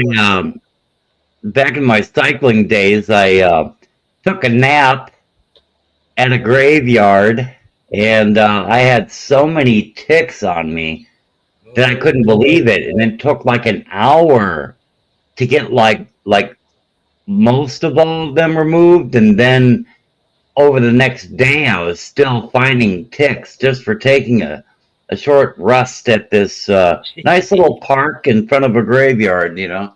But, I watched this video of this family off the grid going camping in their van and that, and they got a dog and a couple of dogs, and they go to this spot, they're going to set up camp at this spot near the river, and then you could see it in the film, all these ticks jumping up on them, and they go, they had to, let's get out of here, kids, grab the dogs. And yeah, they were out of there in no time because it was like infested with ticks. They were just, you could see them jumping out of the grass. They brush them off quickly before they get in. Yeah, that's that. no, I went across the. Like that here. I think that was New South Wales somewhere. Well, I crossed a paddock. You know, I like that word. You know, it's Australian. You know, hey. But I crossed this paddock one day, and I could just see them walking up my legs of my jeans. And I'm walking. I had a dog at the time. This wasn't too long ago, but I don't know if you remember my dog. I don't even remember his fucking name. But yeah. Anyway, but yeah, they really like the cattle. Ticks love the cattle, and I'm telling you, they're gonna like. I don't know, make me their new home.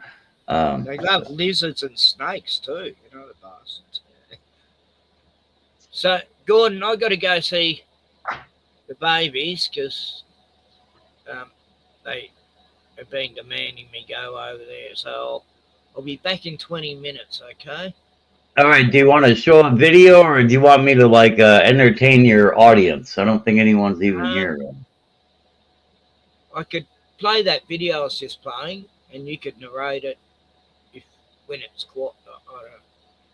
Yeah, I don't think anyone is really here. I think Ozzy might be here, but that's about it. But yeah, just play a video and go entertain your granddaughter. Excellent. No worries. Here we go. A bit of 1968 culture, biker. I'll be back.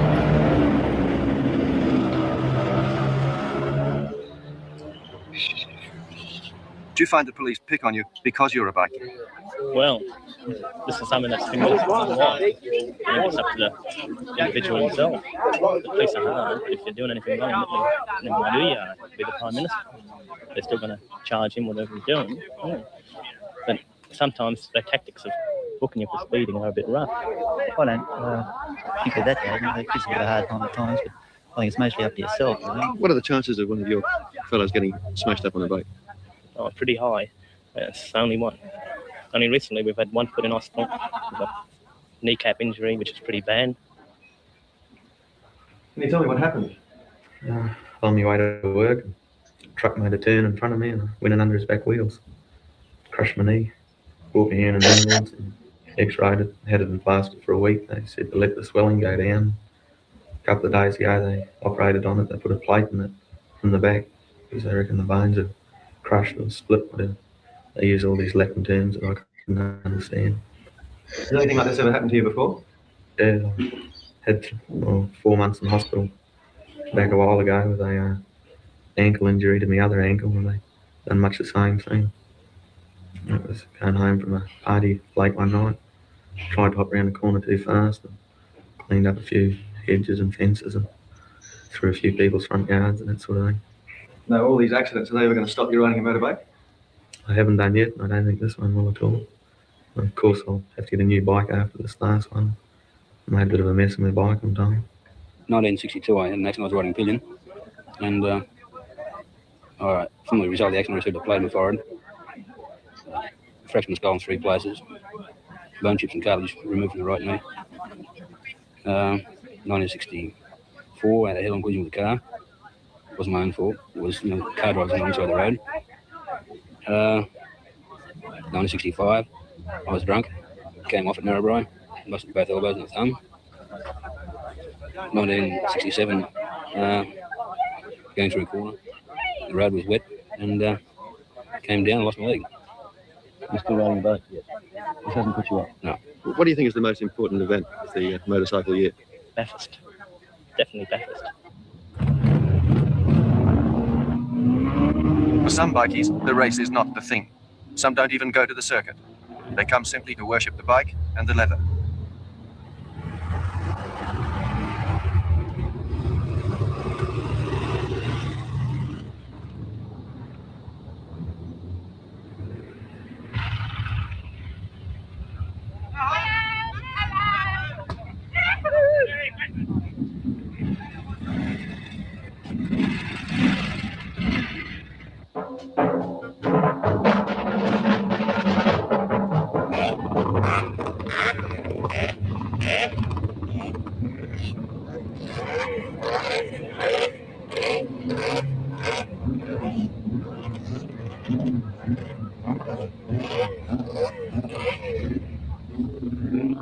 For most of those who come to Bathurst, Mount Panorama is the big attraction.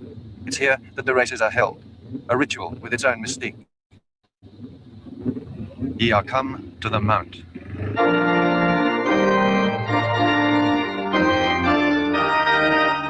It is 30 years since Australian motorcycle enthusiasts first began their pilgrimage to the Mount. In this short era, it has become more than a race meeting, more even than the arena where the country's top gladiators convene to do battle. The Mount is a religion. It is the high temple where disciples congregate to worship their faith, where the vestment becomes a pair of black leathers and the incense stinks of Castrol R. This is Mount Panorama, a 4-mile strip of asphalt on which are built the dreams of the past and of the future. The Mount is a catalyst. It can build reputations or it can break them. It builds young dreams and shatters them just as easily. It can be kind, or it can be a killer. But whatever else, the Mount is still there, immovable.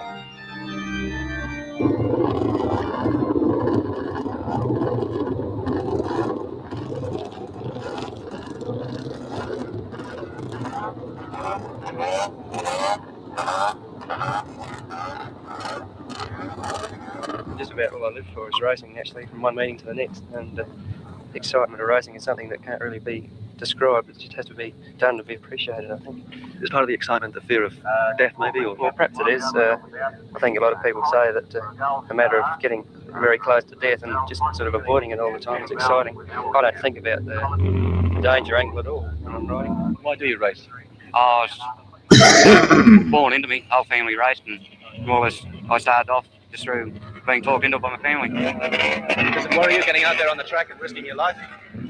I don't think it's risking it any more than riding on the road, or more than anything. Everyone's going the same way, and you know the riders around it. You get to know who's novices, who's top line and such. I don't know really about excitement. It's exciting. I thought like any race, but you know, I've never really thought about it to that extent. What's the worst part of a race? Just before you start. Well, that's the worst part. I think I usually feel very weak and very churned up inside, and quite often I wonder how on earth I'm going to get the bike started.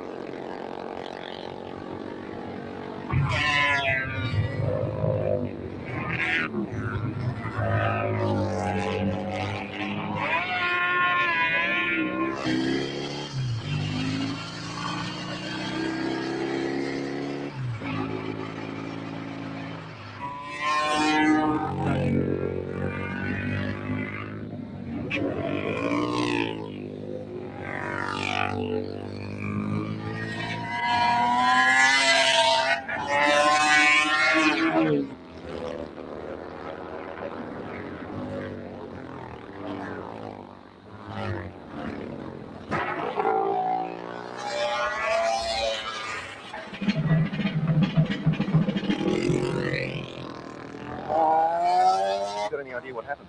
Yes, well, we sort of came down into the dip in the S's, the front brake lock. It slid. When the front wheel went, it just went. That's all there is to it. You can't do anything about it. The front wheel goes. It was very slippery and was just gone and over. Do you think you were very lucky? Oh, no, not really. We weren't going very fast there in the S's, and it's just sort of slide off. The leathers stop any gravel rash. Without the leathers and the helmet, you might be in a bit of trouble, but they saved the day.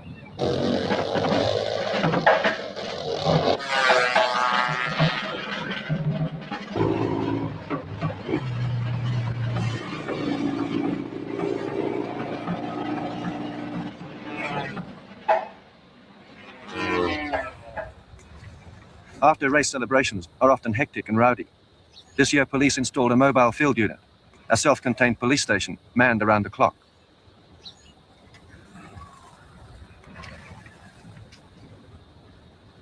This certainly quietened things down, but rowdyism is still a problem, not least for the more conventional motorcyclist. Well, the only problems, to my mind, are the undesirables, congregated Bathurst, and unfortunately, give the motorcyclists a bad name. The press seem to play them up tremendously, and unfortunately, we have this undesirable aspect at most sporting functions, but I think at Bathurst, all these louts in motorcycles and in motorcars, I'd say there's just as many motorcars that own motorcycles. They get in the town, around the parks, they loll over the footways and molest and trouble decent people that are trying to do their shopping.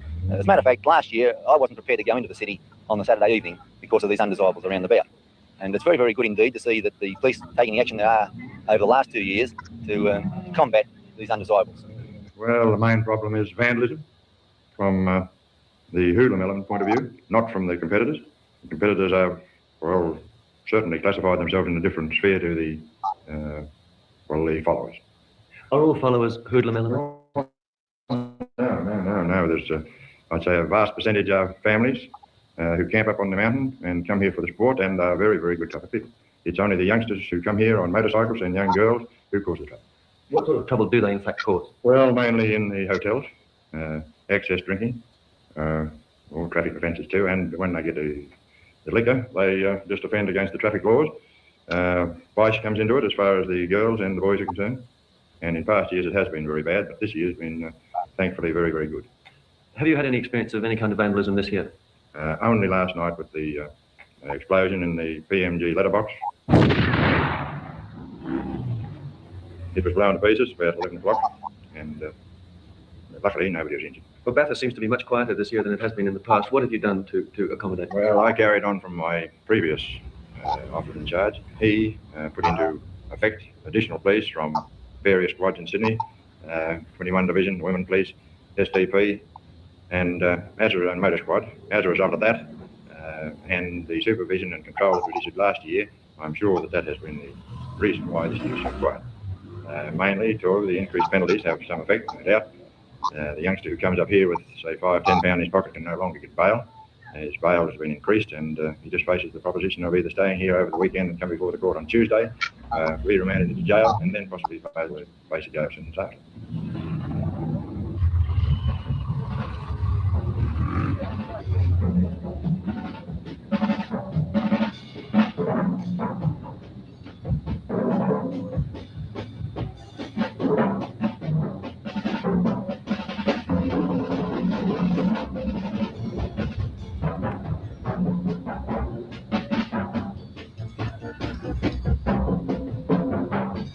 We have a lot of hangers-on that don't ride motorcycles, and who wear the boots, the leather jacket, and they come around and they play the big fools.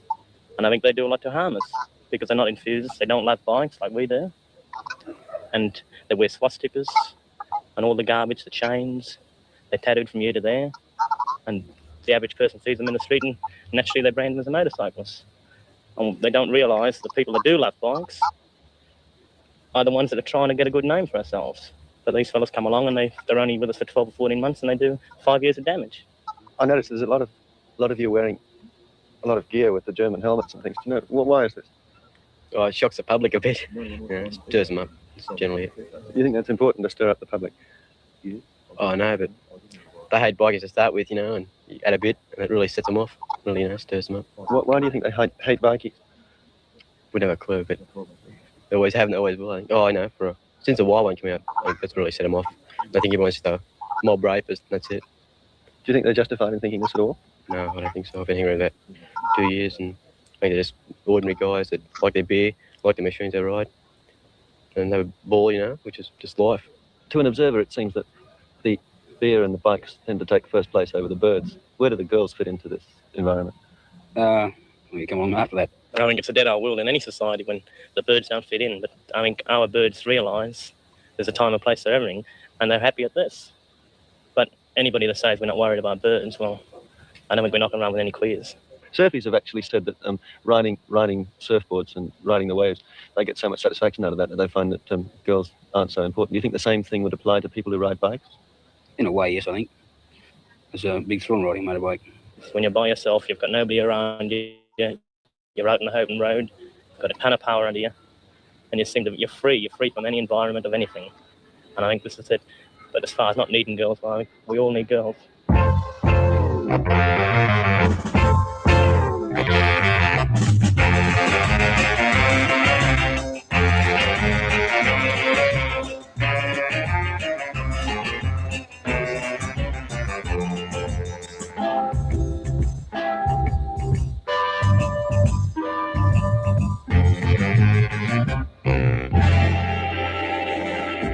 We all live the same way, we think in the same lines, everybody lives for their bike more or less,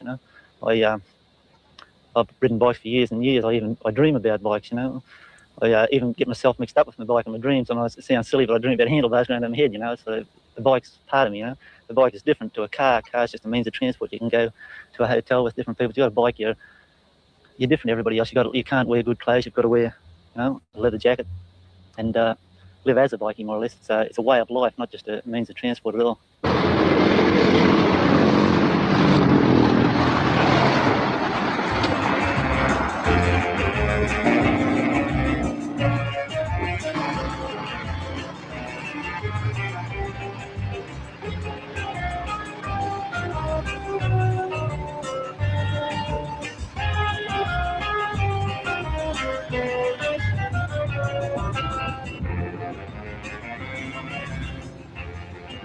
A way of life or a means of transport. Either way, a bikie remains for most of us an oddity on wheels, to be scorned and sometimes feared. sometimes bikies feel the public doesn't even try to understand. For him, what counts most is being on a bike.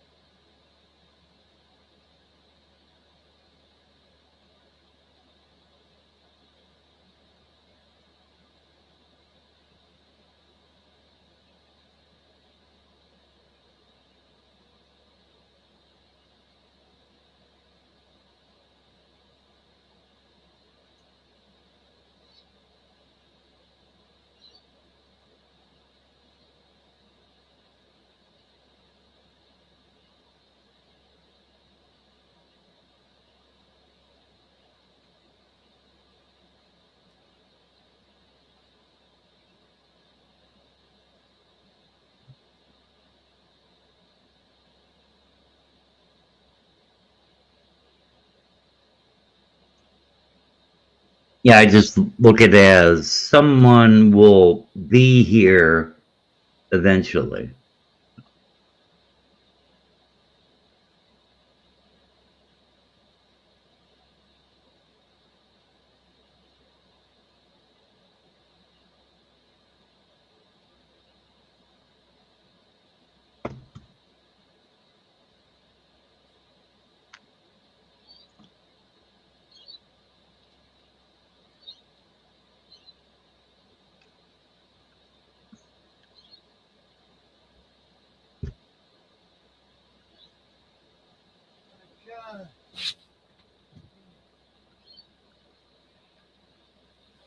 I'm back.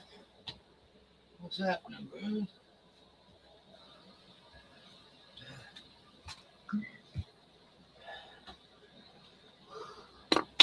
Well, good thing you're back. Anyone there? Yeah, there's nobody watching. No one. Huh. It's weird.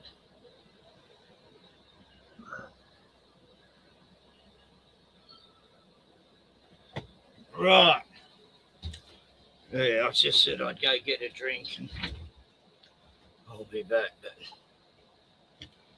But, so that was that doco. No.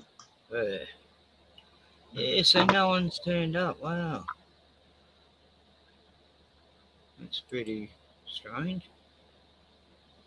I didn't have anyone turn up last time either. I mean, I had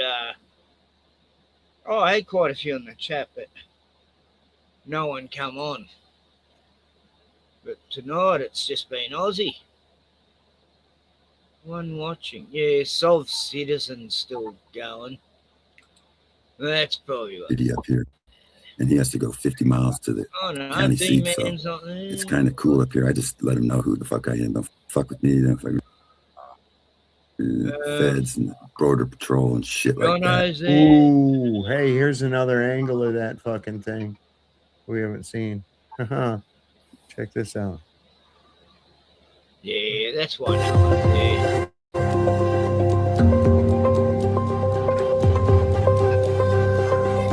Nobody was in the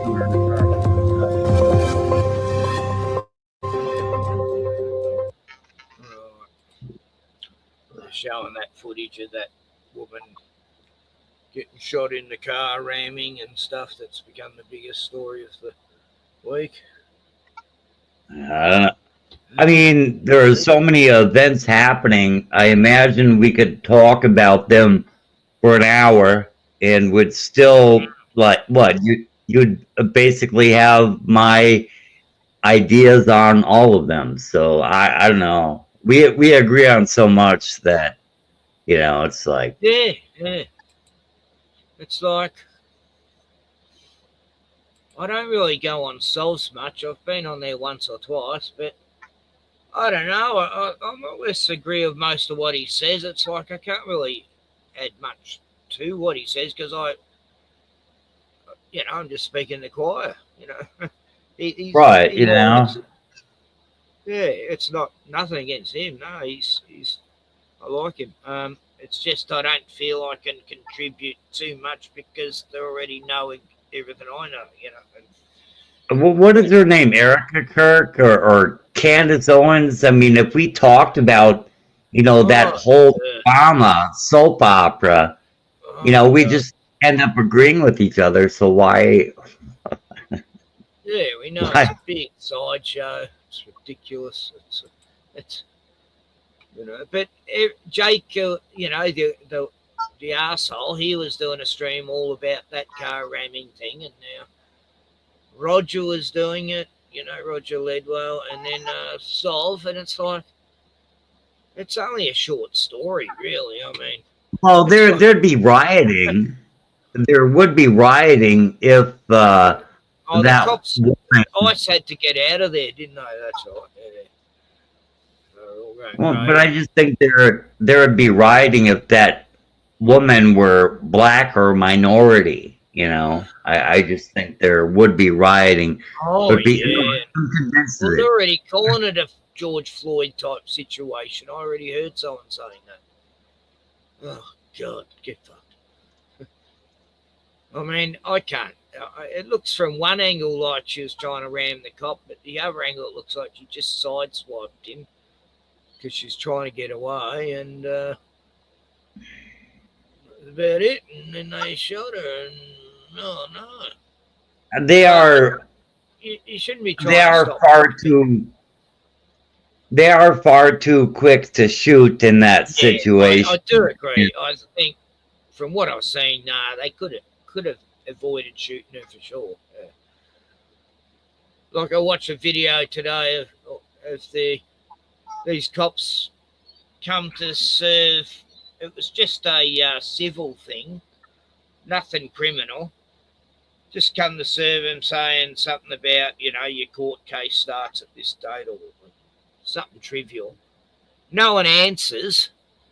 And the silly people left their door unlocked. So this cop just waltzes in, body camera going, anyone here? And he's going throughout every room in the house. No one's home. The kids are at school. The dad's working. The mum's off at somewhere else. And then he goes in the backyard and this German Shepherd sees him and runs at him. Instead of him just going back inside, decides to shoot the dog about 3 or 4 times, killing him. And then the cops get there.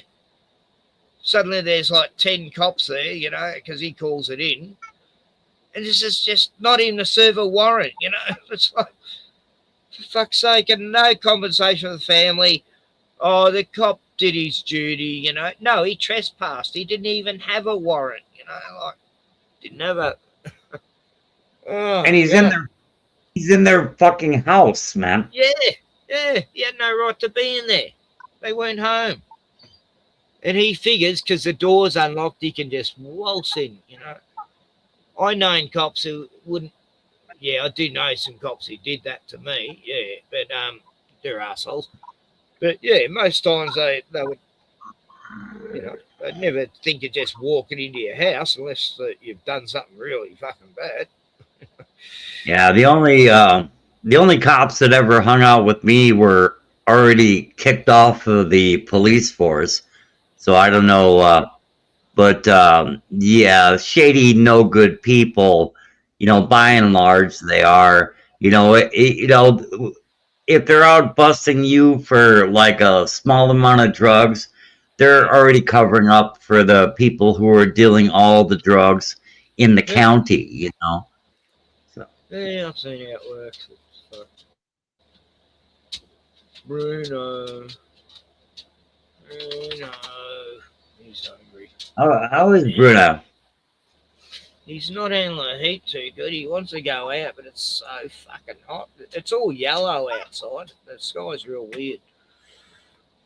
It's like, Yeah, we've been about -3 Celsius, except for about I don't know, a month. You know, -3 Celsius for a month. It's about 110 here. So yeah, it's getting pretty fucking hot. It's like it burns your nostrils to breathe the air almost, you know. It's insane. But I got my cold, and you have your warm weather, and yeah, I like mine, and you know, I really do. It's like Bruno, I've been frostbit twice. Wow. My fingers, part of my thumb turned black. And I crusted up really good, and but other than that, who else you been talking to? I've had D-Man on and Glenn from Boston and Yeah. Joe for a short time, and I've heard who else? Wazzy was on, Wild Aussie Woman. When's the last time I talked to you? About 3 weeks ago or so. Yeah, something like 3 weeks. Yeah. Bruno, god damn it! I just sat down Yeah. again. But nothing really interesting has happened. I don't know. I tore up a bunch of shit. You know, to like pay my rent, and then I was able to pay my rent for 4 months, and so now I'm still paid ahead 3.5 months. So anyway. Oh, that's a bit of a relief, yeah. Yeah. But what was Glenn from Boston talking about? Oh, what were we talking about? God, I don't know. You know, I mean, I can't remember me streams. I'd have to go back. Yeah, when I go to Bismarck lately, I have to stay. Otherwise, I'm not going to get. I'm not going to get the hours, you know. But so then I end up sleeping in a garage. So my home away from home is a garage at my boss's mother's house. So that's, you know, and there's nothing really there but a bed, you know. But the guy buys me, huh? Is it warm? Oh yeah, it's warm. It's got one of these double barrel stoves, and it keeps it nice and warm, you know. But I have to load it, and then when I get up in the morning, it's really fucking cold. But other than that, yeah, it's decent accommodations. But have you seen Joe Dirt? Not for probably, I think about 2 weeks ago or so. Yeah. Bruno, god damn it! I'm gonna go see the babies again soon. I said I'd be gone for 20 minutes, but it's a bit hard stream when I. No. But you know, it's. Let's watch some wokey shit.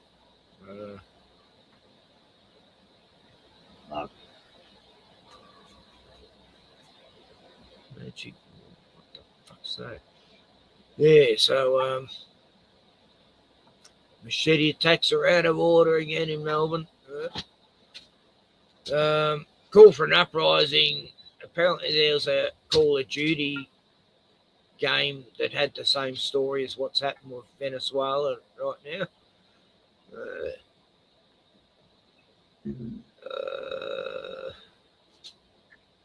There was The Irish Disneyland. Did you ever see the Irish Disneyland? Yeah, I don't know, Ken. They got to get everybody interested before they can have World War III. And I don't know, there's so much shit is going on, but in the same token, nothing is going on. No. Yeah. I just.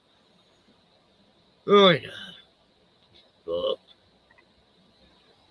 This is fuck, man. I haven't watched much interesting shit lately. Oh. How about Lee Freeman? What's going on? Nah, he hasn't been on a few months. No. Oh, I heard SC. What's going on YouTube? The guy who always says, "'Cause I'm struggling here." Yeah, I heard his voice in the background there. YouTube, I am back. So we're here to talk about fatigue is spazzing out once again. These low IQ numbnuts are out of their minds. We're going to be reacting to all sorts of craziness in this video.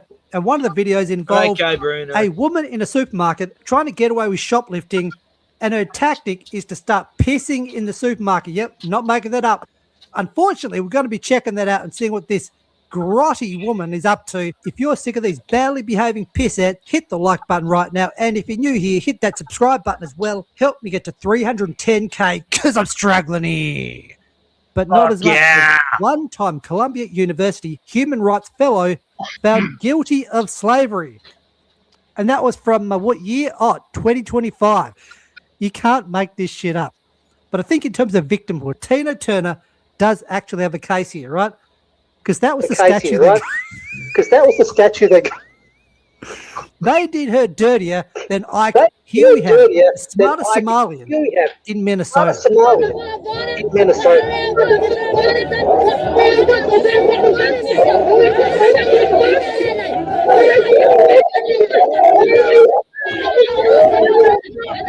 You're importing the best. If there was a real Wakanda,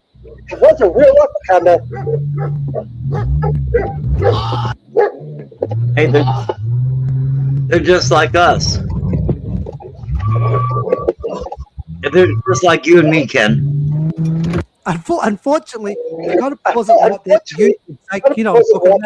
Just take my word for it. The guy ends up on the ground and he's probably going to be having a pretty bad month recovering from that. Now let's talk about the woman pissing in the store to get out of being busted shoplifting. Okay, this was the tactic. Of their two brain cells came together. Come up with this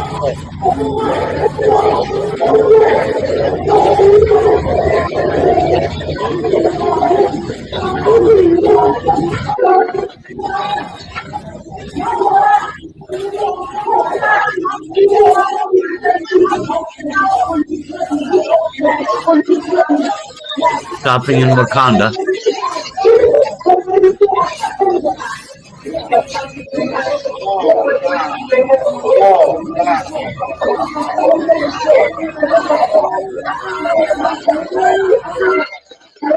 You heard this? You heard the guy say, "Oh God." You heard the guy say, "Oh God," and I agree with him. This is horrifying stuff. What kind of fucking barnyard ghetto trash is this? To try to get out of being busted for stealing steak is to literally take your pants down and start pissing in the store. Like what? And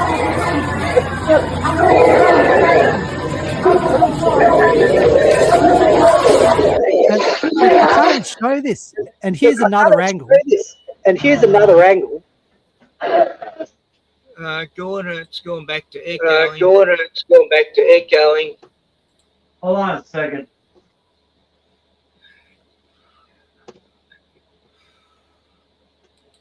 Yeah, God. Am I echoing or? Yeah, God, it's going. Yeah. What? Yeah. Yep. Okay. You're echoing again. You're echoing again. It looks like we've got bushfires nearby. Bushfires nearby. Can you hear yourself here? Say something. Yeah, I can hear myself. Yeah, I can echoing hear back. myself echoing back. Pretty bad. Pretty bad. It's like a 5-second delay. 5-second delay. Or maybe 3. Or maybe 3. Wow, this is weird. How about now? No, still there. No, still there. God, the sky's the weirdest colour. The God, the moon's red. sky's the weirdest colour. The moon's red. So you can't hear the echo. So you can't hear the echo. No, I can't hear any echo at all. Oh, it's terrible. I could try putting on my headphones and see if that. It's not helps. like it's in the. It's not like it's in the. It's louder than not me. It's louder than not me. Like. Hey, Roger, can you hear that echo? Hey, Roger, can you hear that echo? It's pretty bad, isn't it? It's pretty bad, isn't it?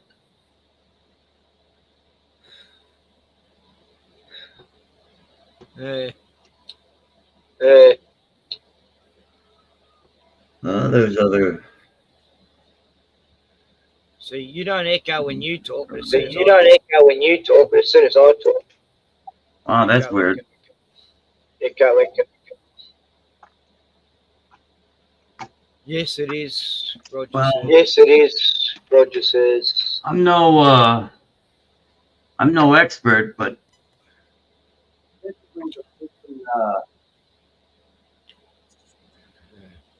who's conducting the live stream? If there's an echo, it's on the person conducting the live. It's doing what it did before you come back in. Yeah. Oh, hang on. Hold I on. think you got rid of it. Yeah, that's better. Whew.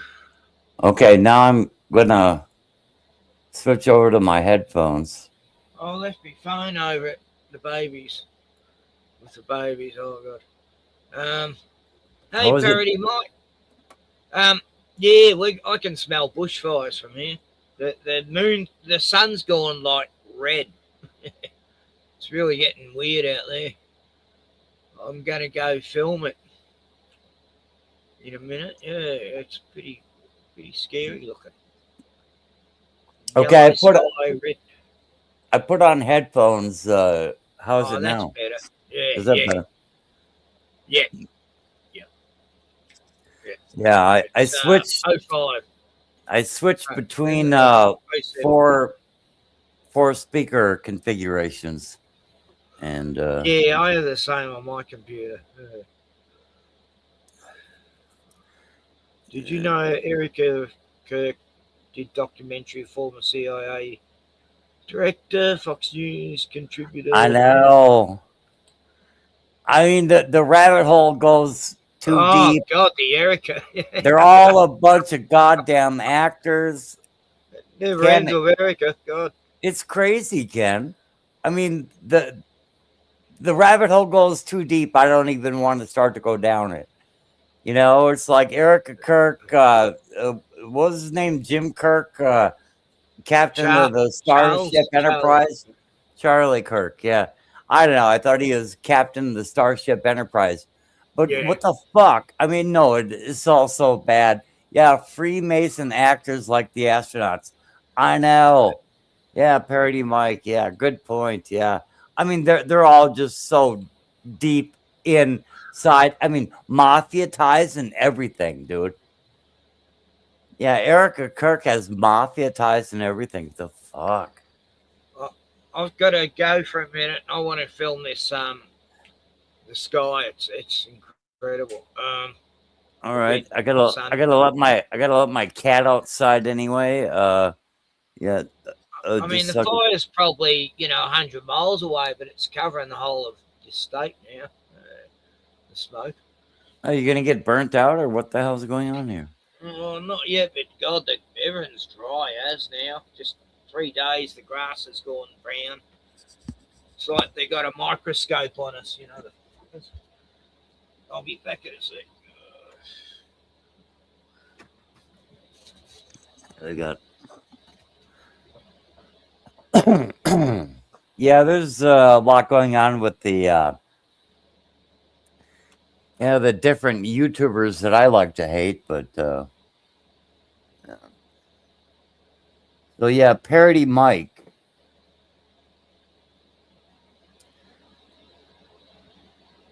Where have I seen you before, Parody Mike? Oh, I've seen you somewhere.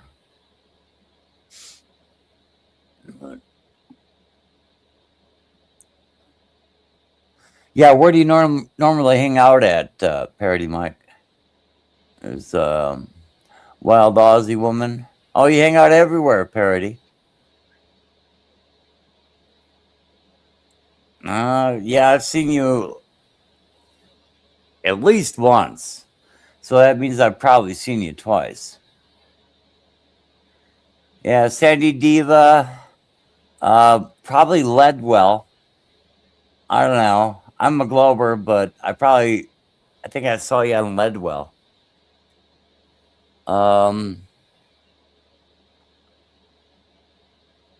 Dose of Reality. I don't know that channel.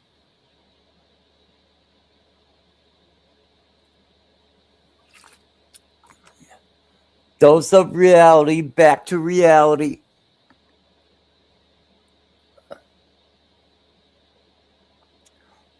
Yeah, see, I don't really I don't go down that Mandela effect or flat earth, but anyway. But we never landed on the fucking moon. Anyway, I am a Glober, but we never landed on the goddamn moon. And I just think that should be obvious to everyone by now. Brian.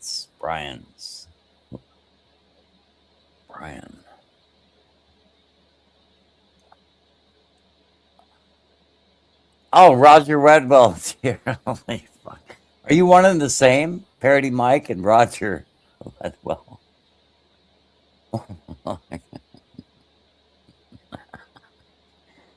Yeah, Roger Ledwell would not let me on his live stream.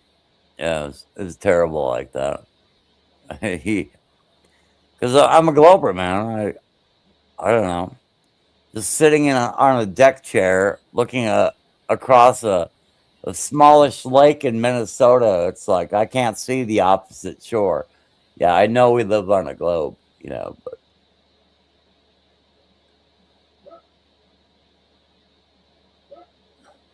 I only have one YouTube account because I get so tired of making them just to troll people, but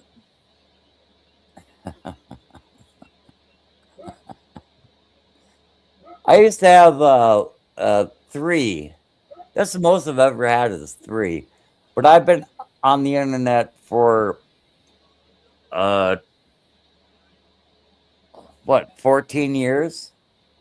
Yeah, I've been trolling you, mother. That's is that what you call it? Not to troll.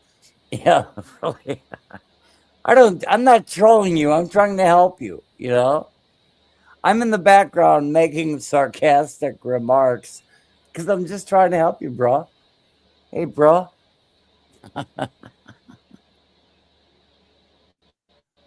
But where you at, Parody Mike? Are you somewhere in the Midwest or somewhere in America? I've got.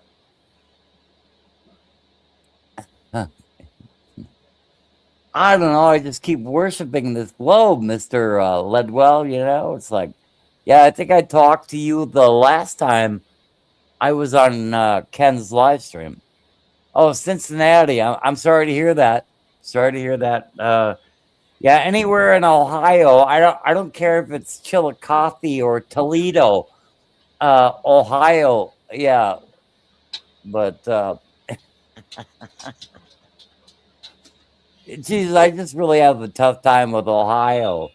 I mean, I've seen all of Ohio, and it's all pretty bad, you know, whether it's, I don't know, the Baseball Hall of Fame or Chillicothe or the Cleveland, Cincinnati, Columbus. They're all on the degree of suck, you know. I mean, no, Ohio really sucks, you know. The 3 C's, you know. Oh, Chillicothe, Cleveland, and Columbus. Yeah, I mean, Ohio just basically kind of sucks. And I imagine there's some good parts of Ohio. I just have not seen them. But yeah. Damn it. Left me beer out there. Oh, God, it's hot. What's this filming Oh, there, okay. Rick? So Parody Mike says he played semi-pro baseball in Tennessee. That is cool. Sounds like, yeah. Hats off to you, Parody Mike. Yeah, I would. I never really. I couldn't even make the city team. You know, my brother made the city team. I did not make the city team. Yeah, I'm kind of a loser, but I do love baseball, and I like the sport. I don't know. All things being gay and everything, but 700 L. Well, when I was a kid, I went to one primary school out of the 8 primary schools, and one school played baseball. And I like that better than cricket and Australian football. And yeah, so I used to like, running to the bases and all that. I was pretty good at it. I was good at running. So yeah, I got no criticism of baseball. Yeah, but I guess I think Roger Ledwell invited me back to his channel. Yeah, that sounds cool. Yeah, I'll stop in. Anyway, I'll just try and find the footage. The footage of But Parody Mike is talking about 700 WLW and WEBN radio do those fireworks. Okay, I don't know what that is. But no, that's interesting to me that you played some high-level baseball. That's cool. What position did you play, Parody Mike?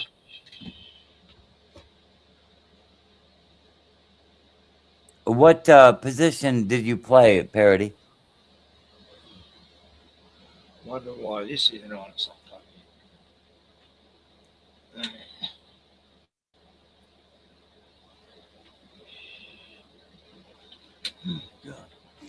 Oh, catcher there. That's a good position, you know, like Catcher in the rye.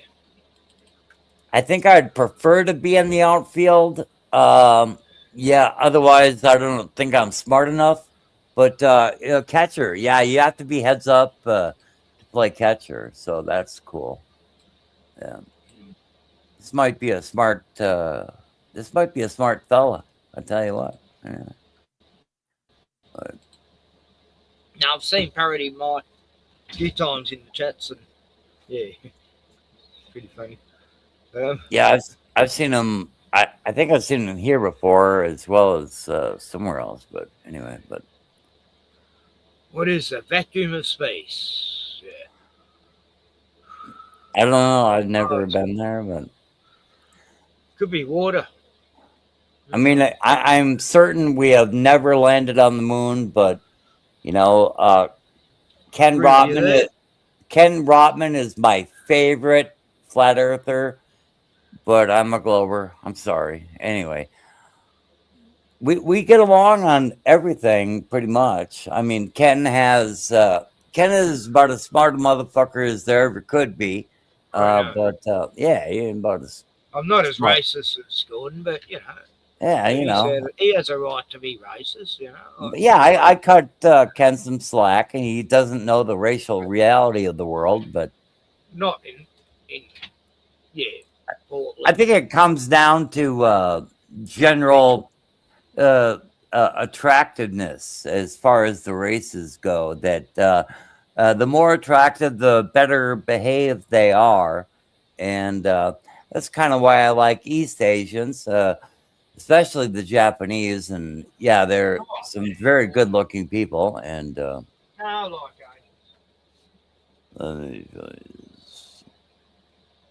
yes, what do planets do? Says Perry. Like,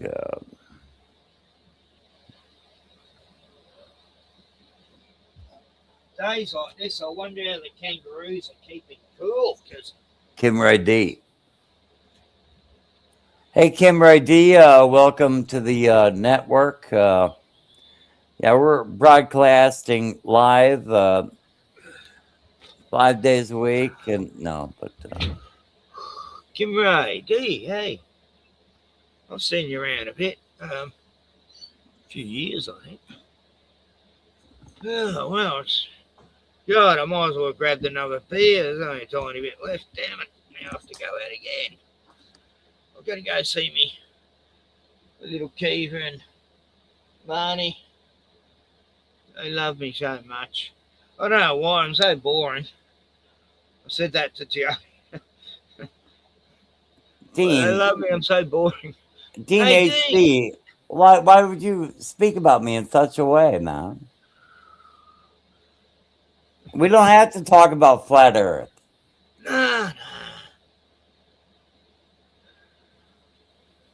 No, who cares?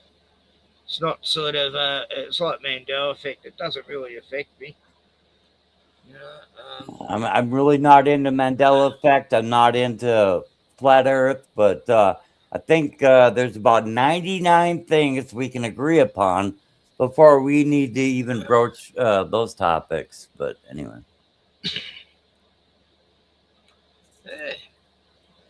God, it's getting yellower and yellower. Dean, why would you call me a dick? I thought you guys got along. I didn't know. Well, I enjoyed his walkabouts in the UK or wherever the fuck he lives. I don't know. It's definitely not in China. I'd say it's the UK, Gordon. Yeah. Yeah. Colchester? No, got those Chester towns. I know it's one of Chester towns. Here we go. Right, I've got it on my computer. Have I? No, I haven't got it on my computer yet. Right, okay. Okay, apparently once I called him a cunt. I must have mistaken you for Australian, and I thought you wouldn't take it quite as seriously. So I'm sorry, Dean, that I ever called you a cunt. Did you? Yeah, I that's what he says, so maybe I did. I hang around a lot of Australians, so yeah. I might have used the word cunt a little too loosely, but yeah, it happens. Yeah, no hard feelings.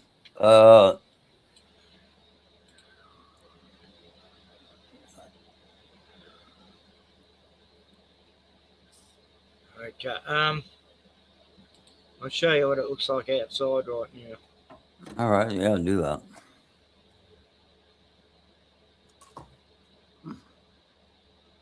Oh, I put in the wrong month.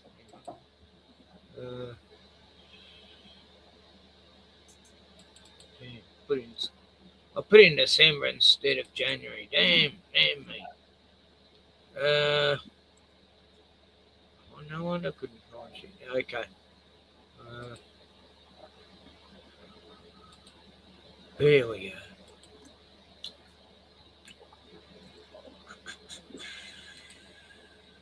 go.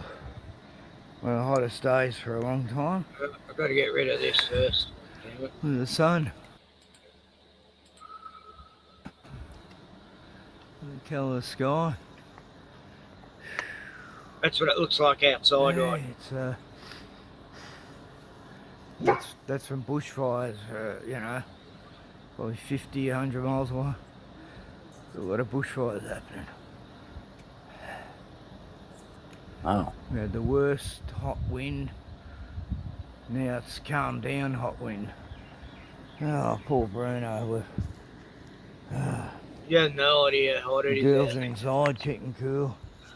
Unless you It's got one of like them hell. portable air conditioners, but it seems to be I warm might go enough, out and light a actually. fire. No, I'm joking. Whew.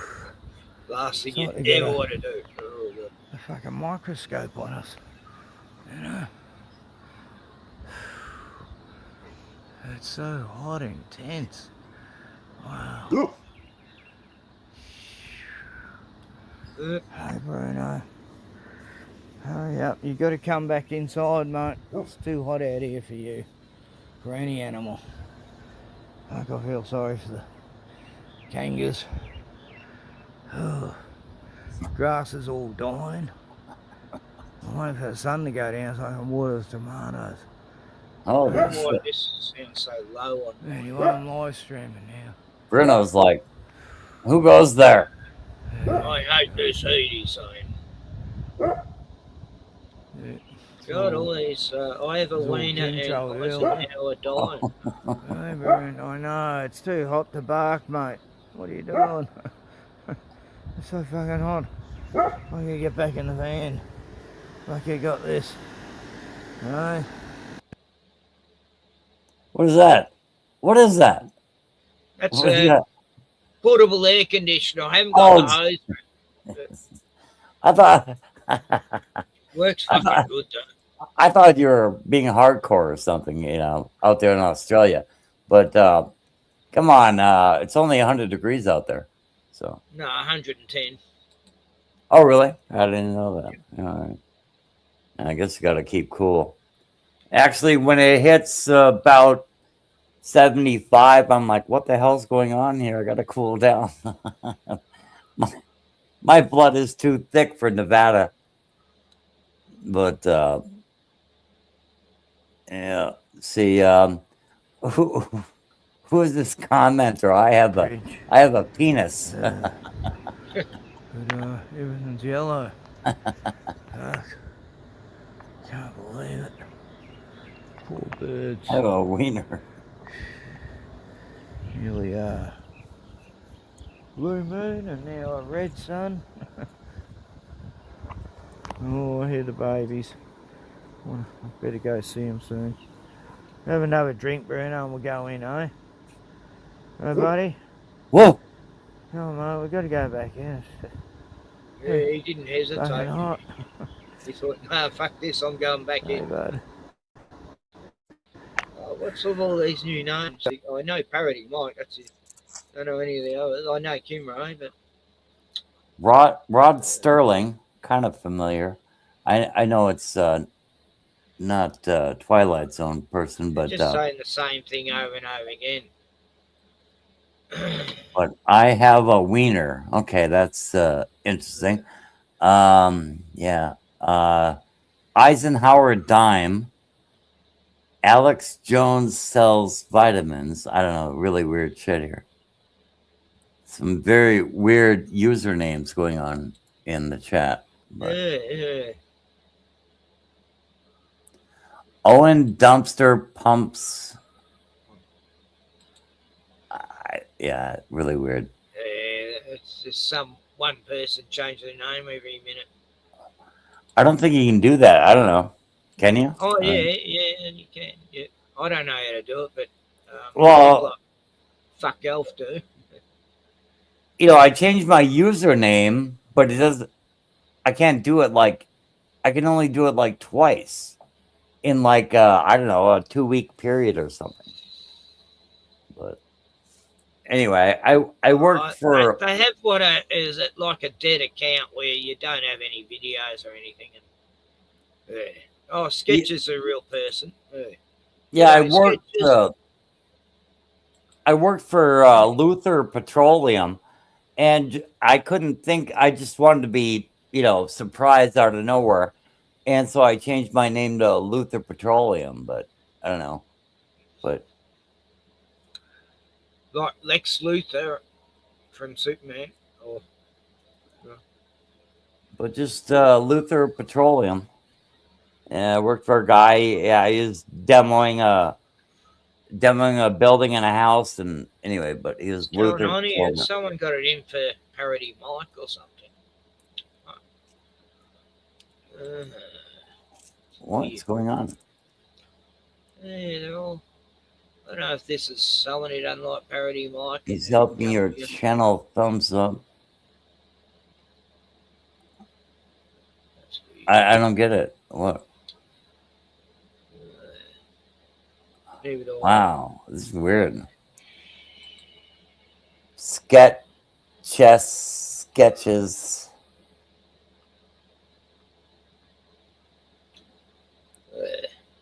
What is this? Yeah, I think so, Roger. Might as well. Yeah, they're just. I've never seen anything like it. Jono, yo. But it shows 9 people are watching, so yeah.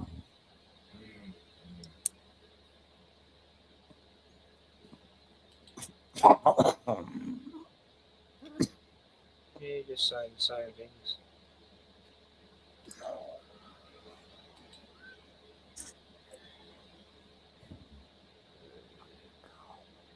Sorry, there's so many. I gotta.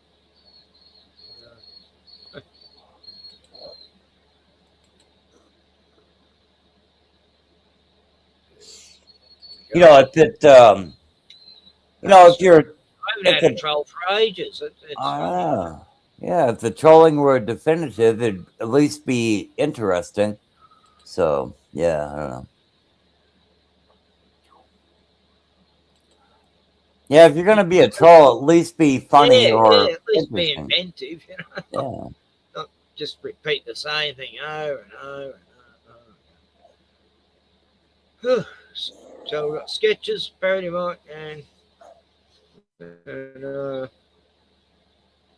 yeah. So parody Mike, do you know them people? Dime was banned and their comments were removed. So they just repeat the same things. I don't know. I don't get it. Right? Yeah. Better do.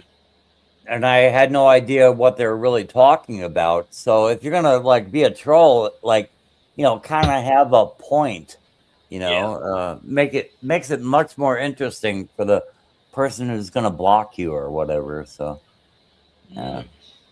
anyway. Strange.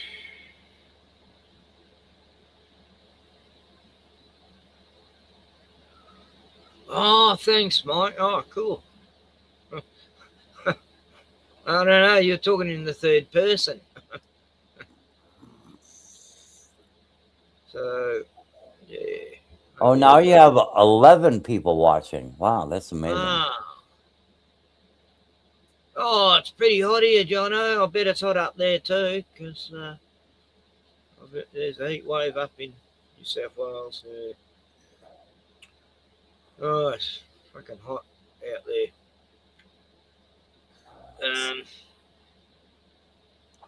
No, I had some bad trolls earlier, parody Mike, like a few months back, and for about 6 months, and they would not fucking clear.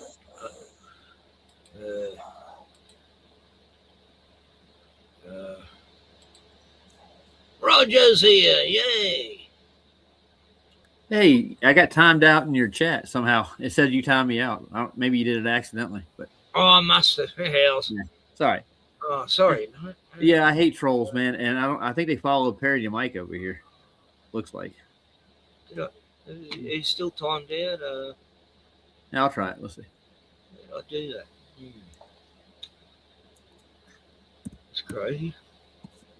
Oh. Yep, still timed out. I don't know if I did. I didn't ban anyone. I just timed everyone out. Yeah. Sorry. I'll come back in time. So whenever it's out, it's out. So did you actually fly the SR-71 Blackbird? No, it's a joke, dude. I did a show on the SR-71 tonight and the SR-72. I'd never heard of the SR-72. Oh, it's a new one. They're going to supposedly release it in 2030. Okay, and so what's that going to be? Mach what? Mach 7 or what? Yeah, they're saying it's I think 4,000 miles per hour. Okay.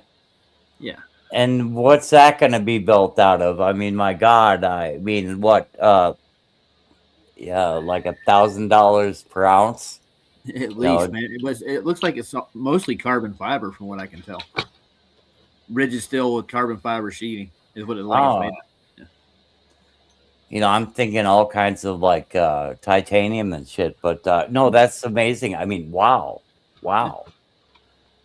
Carbon fiber, yeah. I guess they could. I mean, I don't know. It looks like the shielding that's on it is carbon fiber. Is what it looks like. Hey, Angels.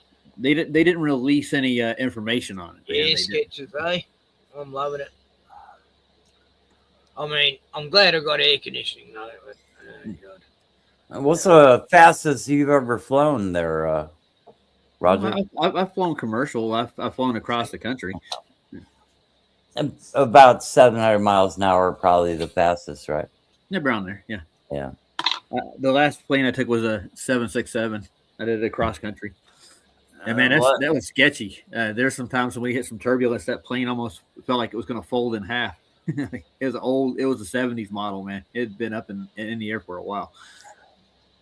Yeah, I flew at 45,000 feet for about 8 hours, and you know, going to and coming back from Sweden, and but yeah, you know, you're really up there. Mm-hmm. I don't know, but that was an Airbus, but those are nice. Yeah. Yeah, so sure. I've got to just go for a little while before kids go to bed. Like to say goodnight to them and stuff.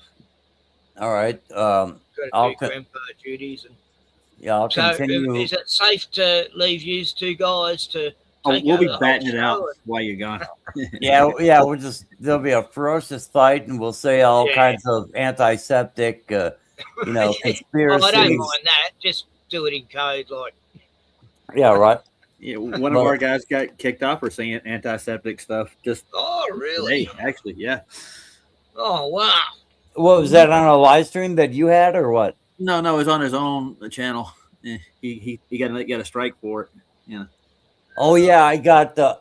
I didn't get a strike, but YouTube sent me a notice that I was no longer. I could not comment for 24 hours because I was going after Eric Clapton.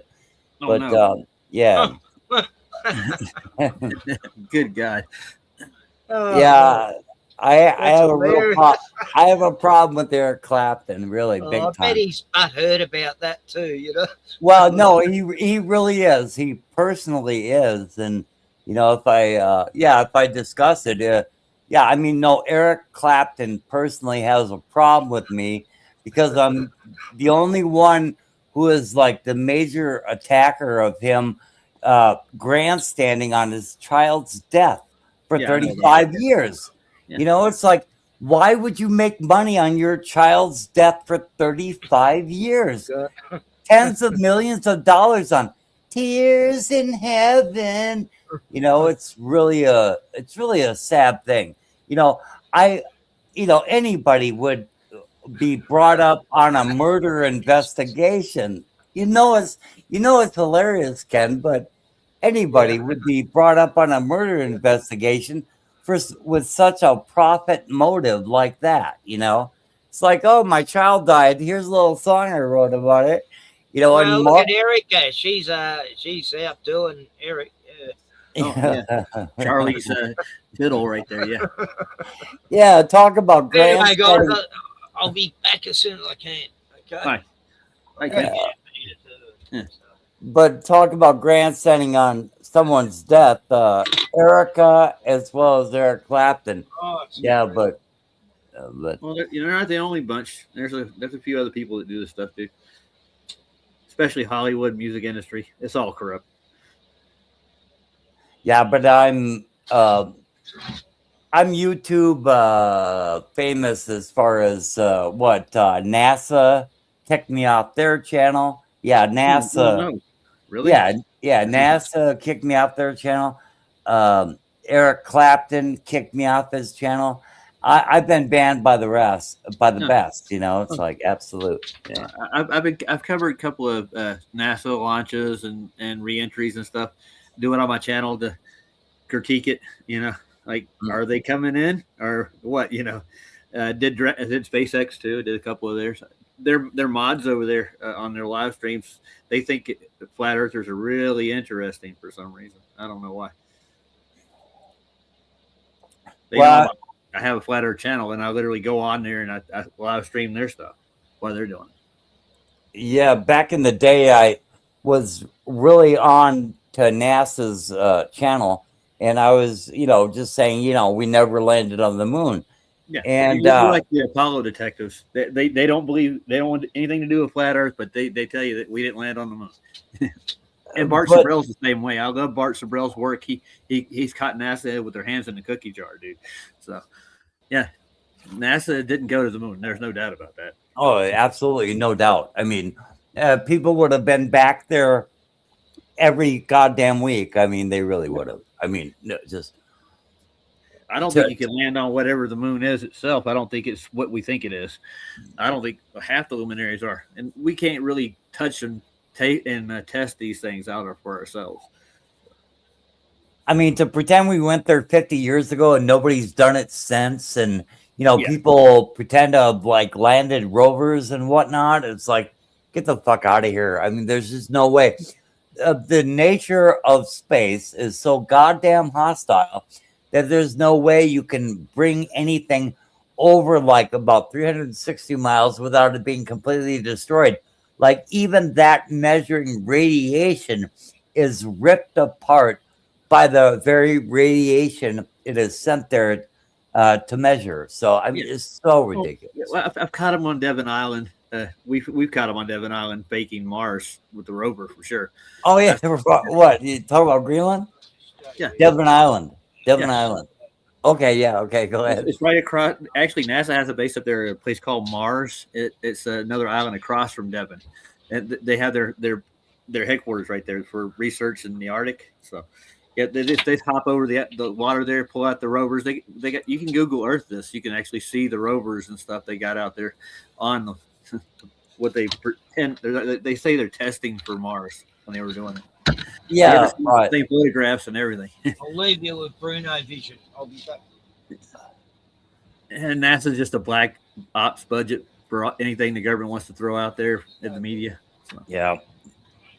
And the Lockheed Martin plant's right down the street from here in Colorado Springs, where they do all their skunk work. That's why I would love to go out there and look at where they actually built the SR-72. I had a woman come in and tell me that's basically a rocket. I'm like, that's not a rocket, dude. That's a jet. So you need to take a course in physics. It's like, yeah, I don't understand how lift works on a plane yet.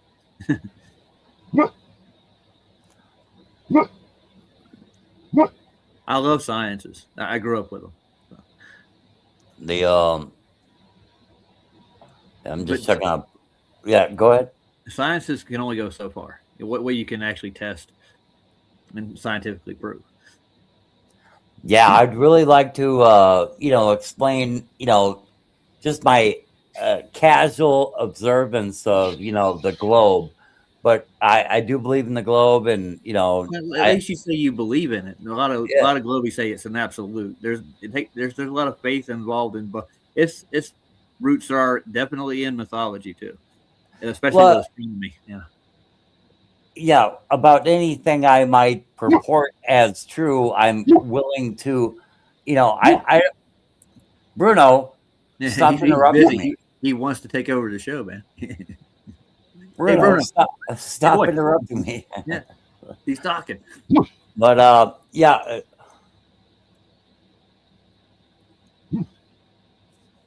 You ever get involved in debates? Not with dogs. No, with humans. Oh yeah, debates. I don't understand the requirement or necessity or for debates because I already think I. It's not that I know everything, but Well, it's good to inform yourself, man. But I've been close. I've been in a few debates with, especially because I'm a creationist. I've been in debates with evolutionists on a regular, and I've been in debates with globe versus flat. You know, several both ways on Discord and other platforms with so-called PhDs. And I'm surprised they're willing to debate someone like me. This is really funny. Well, yeah, I just find it amazing that everyone who is like telling me about flat Earth, I just think from casual observance. I take it a step further than that. We have other evidences if you want to take it that route. We have observations that are well beyond the geometric sphere edge of the Earth, with horizons well beyond 10 miles, 36 miles. We got one that's 75 miles observations that don't purport with the spherical nature of what they call the globe. I like evidence. That's what I bring it with me. I have tons of it.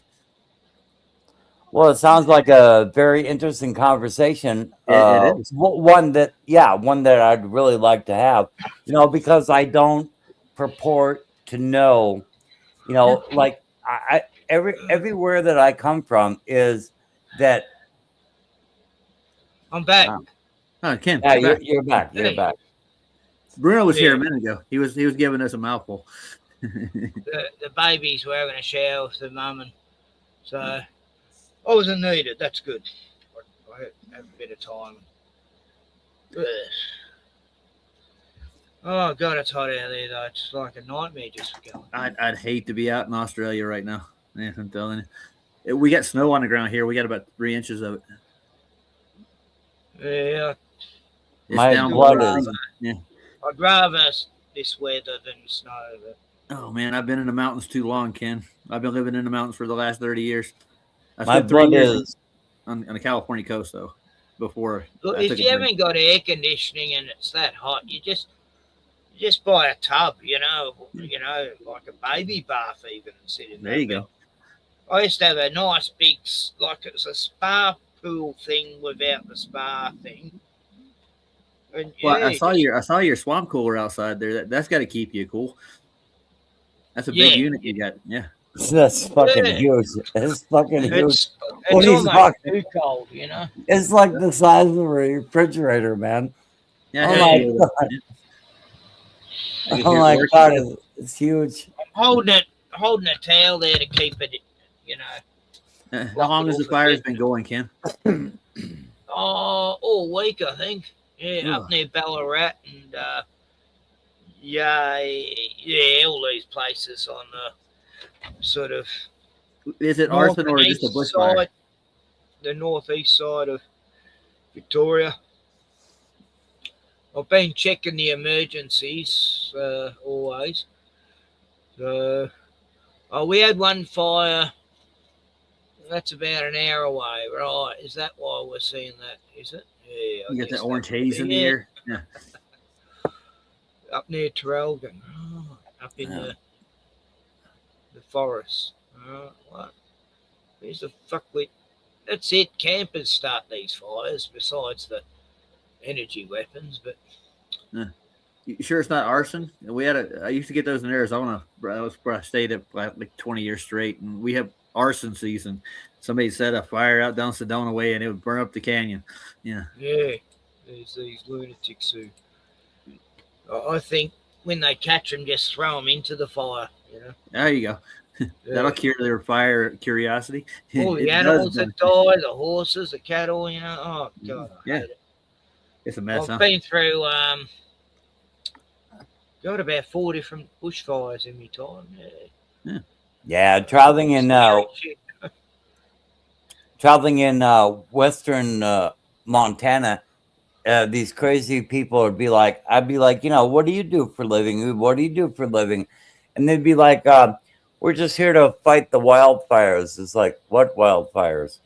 It's like, oh, the wildfires that happen every year. It's like, what are you talking about? Unless they break out, don't they call you then? It's like, no, are actually starting the wildfires. You know. Yeah, go So, figure. Yeah. Yeah. My dad was up in Union Glacier up there. Not Union Glacier, but was it the national park up there? Glacier. Yeah. Yeah. It's called Glacier something. I forgot what it is. It's in Billings is where he was living at. Yeah, it's beautiful country though. Montana's big, flat, and wide. Well, it's better than Colorado. Well, that's where I'm at now. Parody Mike asked the Challenger crew alive autographs. Yeah, I think so. We found a couple of them. They've done some interviews with them. They deny seem it, to of course. Yeah. all be twins. Yeah. The teacher's still alive. She's actually a professor at either Harvard or Yale. I can't remember which one. They tried to interview her. She ran away from the guy trying to interview her. I think they hooked a lot of people with that one. So what's going on? What's up with that? The Challenger. I mean, I just assumed they all crashed, but No, or I don't blew think any up of them or were in what? there. I think it was done just for a stunt. So what is he talking about with the Challenger? Well, they found like 6 of them. One of them, they're two twins that were actually supposedly they're twins. They actually they found them, and one of the captains, Mike, I think Smith's his name. They went to his house and interviewed him, and he said, "Oh, I'm not him, but he looks just like him, man, to a T. Even his teeth, yeah, his eyes, all right, hair, yeah, everything. Yeah, right, he's aged just right too. You know, right." He thinks that I think it's more like I would say it would be insurance fraud in my book. If they're declared them dead and they continue the space program that they're pushing, you know. And Well, you know, also they wanted to phase out the shuttles. Yep, they did because they weren't really doing anything with them. Yeah, It wasn't it wasn't long after that they scrapped them, was it? no, not at all. Like within the next year, I So, think. how many years old were they? You know, from the 70s to 90. Well, if you read the meme I got on my avatar, it says, "Stop kidding yourself. This is an airplane." I mean, where you at, Ledwell? Where you at, Ken, with the space station? I mean, they have something up there. I've seen it. You know, you can see it with the naked eye with all that array in that. But what do you think they're doing up there? I know it's not all the hairspray, you know, that would be involved. I mean, there's not that much hairspray in the fucking world. But what do you think they have up there? Well, you can't see. You Maybe can't see. it's just a little drone thing that goes past every now and then. Yeah, you think about how high it is. Think about the angular size that you're looking at with your naked eye. 250 miles at angular size, you would not see that football size build satellite that's up there. Well, you know what a staple looks like, right? So if you get a corner of a staple and you get it red hot, that's what it looks like. You can actually see it with the naked eye. Yeah. You know, Well, if you're viewing sunrise and sunset. Anyway, I didn't even want to go back into this, but yeah, I know. Yeah, you can actually see that fucking thing up there. Well, I don't know what it is exactly, what they got up there, but we've looked into like where it would be.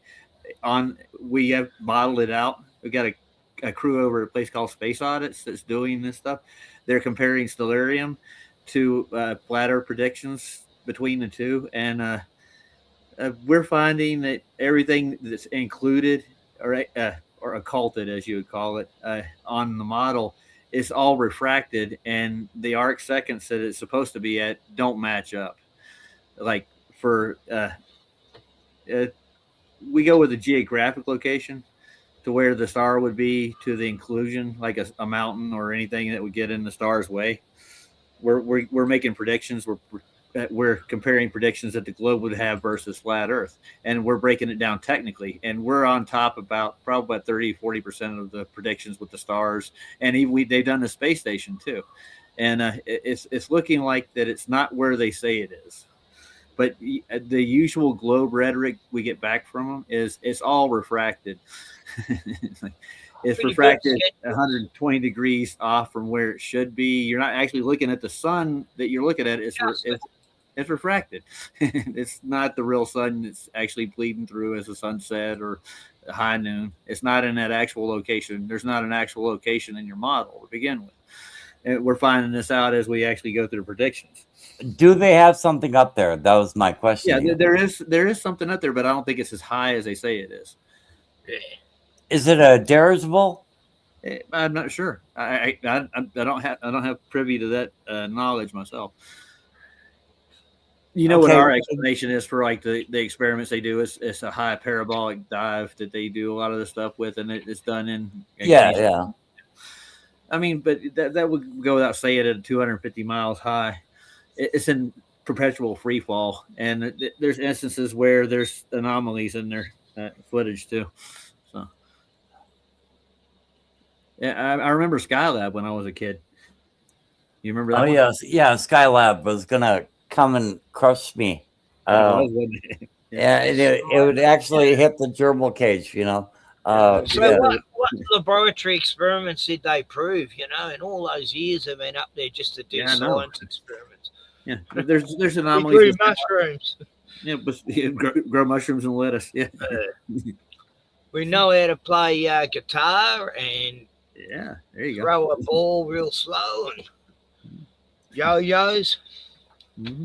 Yeah, yo-yos. Let's see what else. Yeah, they do a lot of productive shit up there, I'll tell you. Yeah. They're using augmented reality with a lot of these clips now. They'll beam shit into it like Star Trek. Like all of a sudden this animal will appear out of nowhere, stuffed animal, and they grab it out of the air. Then they'll play with it. Yeah, the technology is getting better. I tell you that now. You know, for a couple of years, I was actually trying to prove to people on the internet that, of course, we landed on the moon, and you know, somebody wisely just pointed out he was like, "Hey, I'm not trying to, prove you right or wrong. I'm just, what does it take to prove to you? You know, I mean, of course, not everything you see on TV is correct or true at all." And it made such complete sense that I finally started, looking into, no, we did not land on the goddamn moon. And then, it's like, it was so goddamn retarded. I just realized it's so fucking stupid to actually think we landed on the fucking moon. Well, you got to get a lot of flack from your side if you tell them that. And I know the Apollo detectives get a lot of flack too from your standard high school Glober, who don't really study physics that much. They know enough, but they believe what they see on TV too. A lot of people do. And the moon landings have been scrutinized for so long, even since back in Australia, back when they originally landed. Somebody reported like a Coke bottle rolling across the set, stuff like that.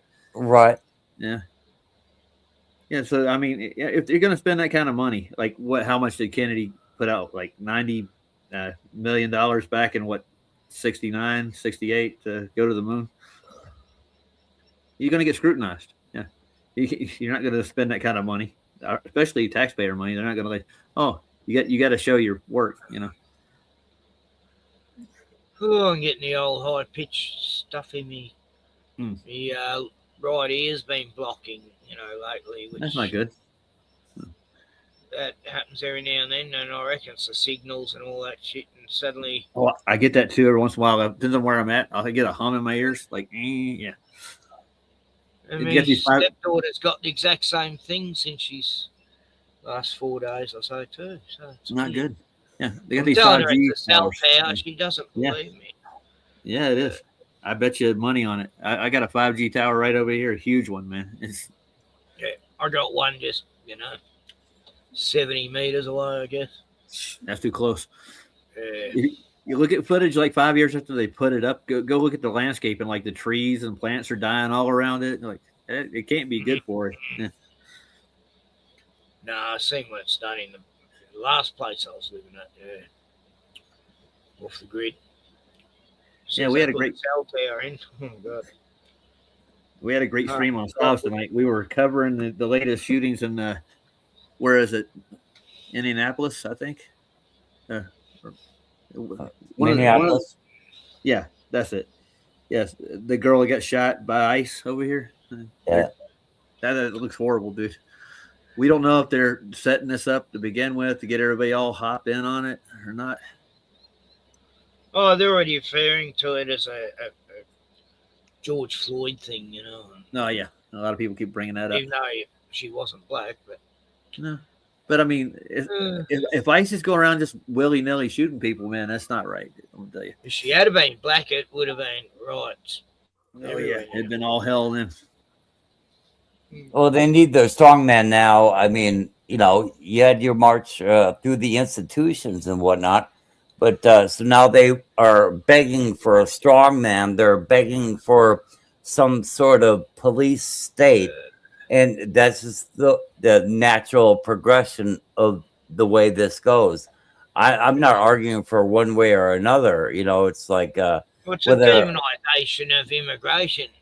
I mean, if anti-immigration, you know, that's what they're trying to do. This is all Trump's baby. Yeah, it is. Yeah, I think Trump's pulling the buttons. Yeah. Oh, he's fucked it all up, hasn't he? Yeah, let's go attack Venezuela. Oh yeah, well, that's great. Yeah, that's amazing. Yeah, I mean, I could not even imagine that. You know, just arbitrarily go and throw out a leader. You know, I could not even have foreseen that coming. But whatever Milikowski says, he's doing. Okay, Milikowski, what do you want me to do? Yeah, okay, I'll do that for you. Yeah. Hey, you want me to invade Iran? Okay, yeah. We just got Venezuela. You know, that's ridiculous. So, what is your cause sine qua non, Ledwell? What do you got? Oh, me no. What's your indispensable element? You know, my indispensable element of in what regards? It's a broad statement. On what hill will you die on? You know, this is true or that is not true or something. I don't have like a definite like. Hey, I die for. I don't like tyranny. I don't like people telling people what to think, and I only go where the evidence leads me. That's it's my Otis, I guess you could say. If it's true, it's evident, and there's the truth is always out there, kind of like the X-Files. You put it that way. Yeah, I only go with what I can prove to myself. What's self-evident. You know, like if I was going to lead with what I would describe as my cause sine qua non, you know, my indispensable element, I would lead with the fact that, you know, the Democratic Republican Party started as one party, and they obviously remain joined at the hip to this day. Politically. That's where okay, politically, yeah. Everything is everything, my nigga. You know what I'm saying? So yeah. Well, as that goes in the states, this is a born republic. What it is they feed off the parasitic left as like an enemy, but they are joined at the hip. They're one and the same. Absolutely. Yeah, I've been left hand. Yeah, I've just been alive long enough, you know, at the age of 57 that absolutely I feel like I know more than like a person who might be 30. I would just assume that. I mean, you know, how old are you? I mean, I'm 55. Actually, you got a couple of years on me. Okay, so cool. You know, I just think you're automatically. I think that you're kind of a person I could actually have a decent conversation with. You know what I mean? Gotcha. So anyway, we won't see eye to eye on everything so far. But yeah, I agree. Yeah, I mean, I do not show up for an agreement. You know, Ken will tell you more about that. But yeah, if I can disagree with you, probably more the better. You know, I mean, really, because what? Why? Oh my God, Ken's got a 9/11 meme up. Oh yeah, shit. Where'd that come from? What do you think about that one? There's one for you. Do you go with the NIST narrative where it all the was van just and like, the dancing people on the rooftop? You know? Oh yeah, those people on the roof. Yeah. I think events like that, and especially in the grand scheme of things, are definitely, if you want to call it conspiratorial, yeah, by the definition, it was a conspiracy. All right, yeah, people conspired to make that happen. Yeah, and governments are privy to most of it. They have to be if they exist. If they exist, yeah. Yeah. If it's big news on the news, it's normally a psyop. Yep. If they want me to pay attention, probably I should be looking at something else. Mm-hmm. Yeah, they're one hand's over here doing this. Why they're giving you a reach around over here? Yeah. It's just personified evil beyond comprehension. Yeah, they got to protect their own. It's like a kaleidoscopic roller coaster, a nightmare of horror that you cannot conceive.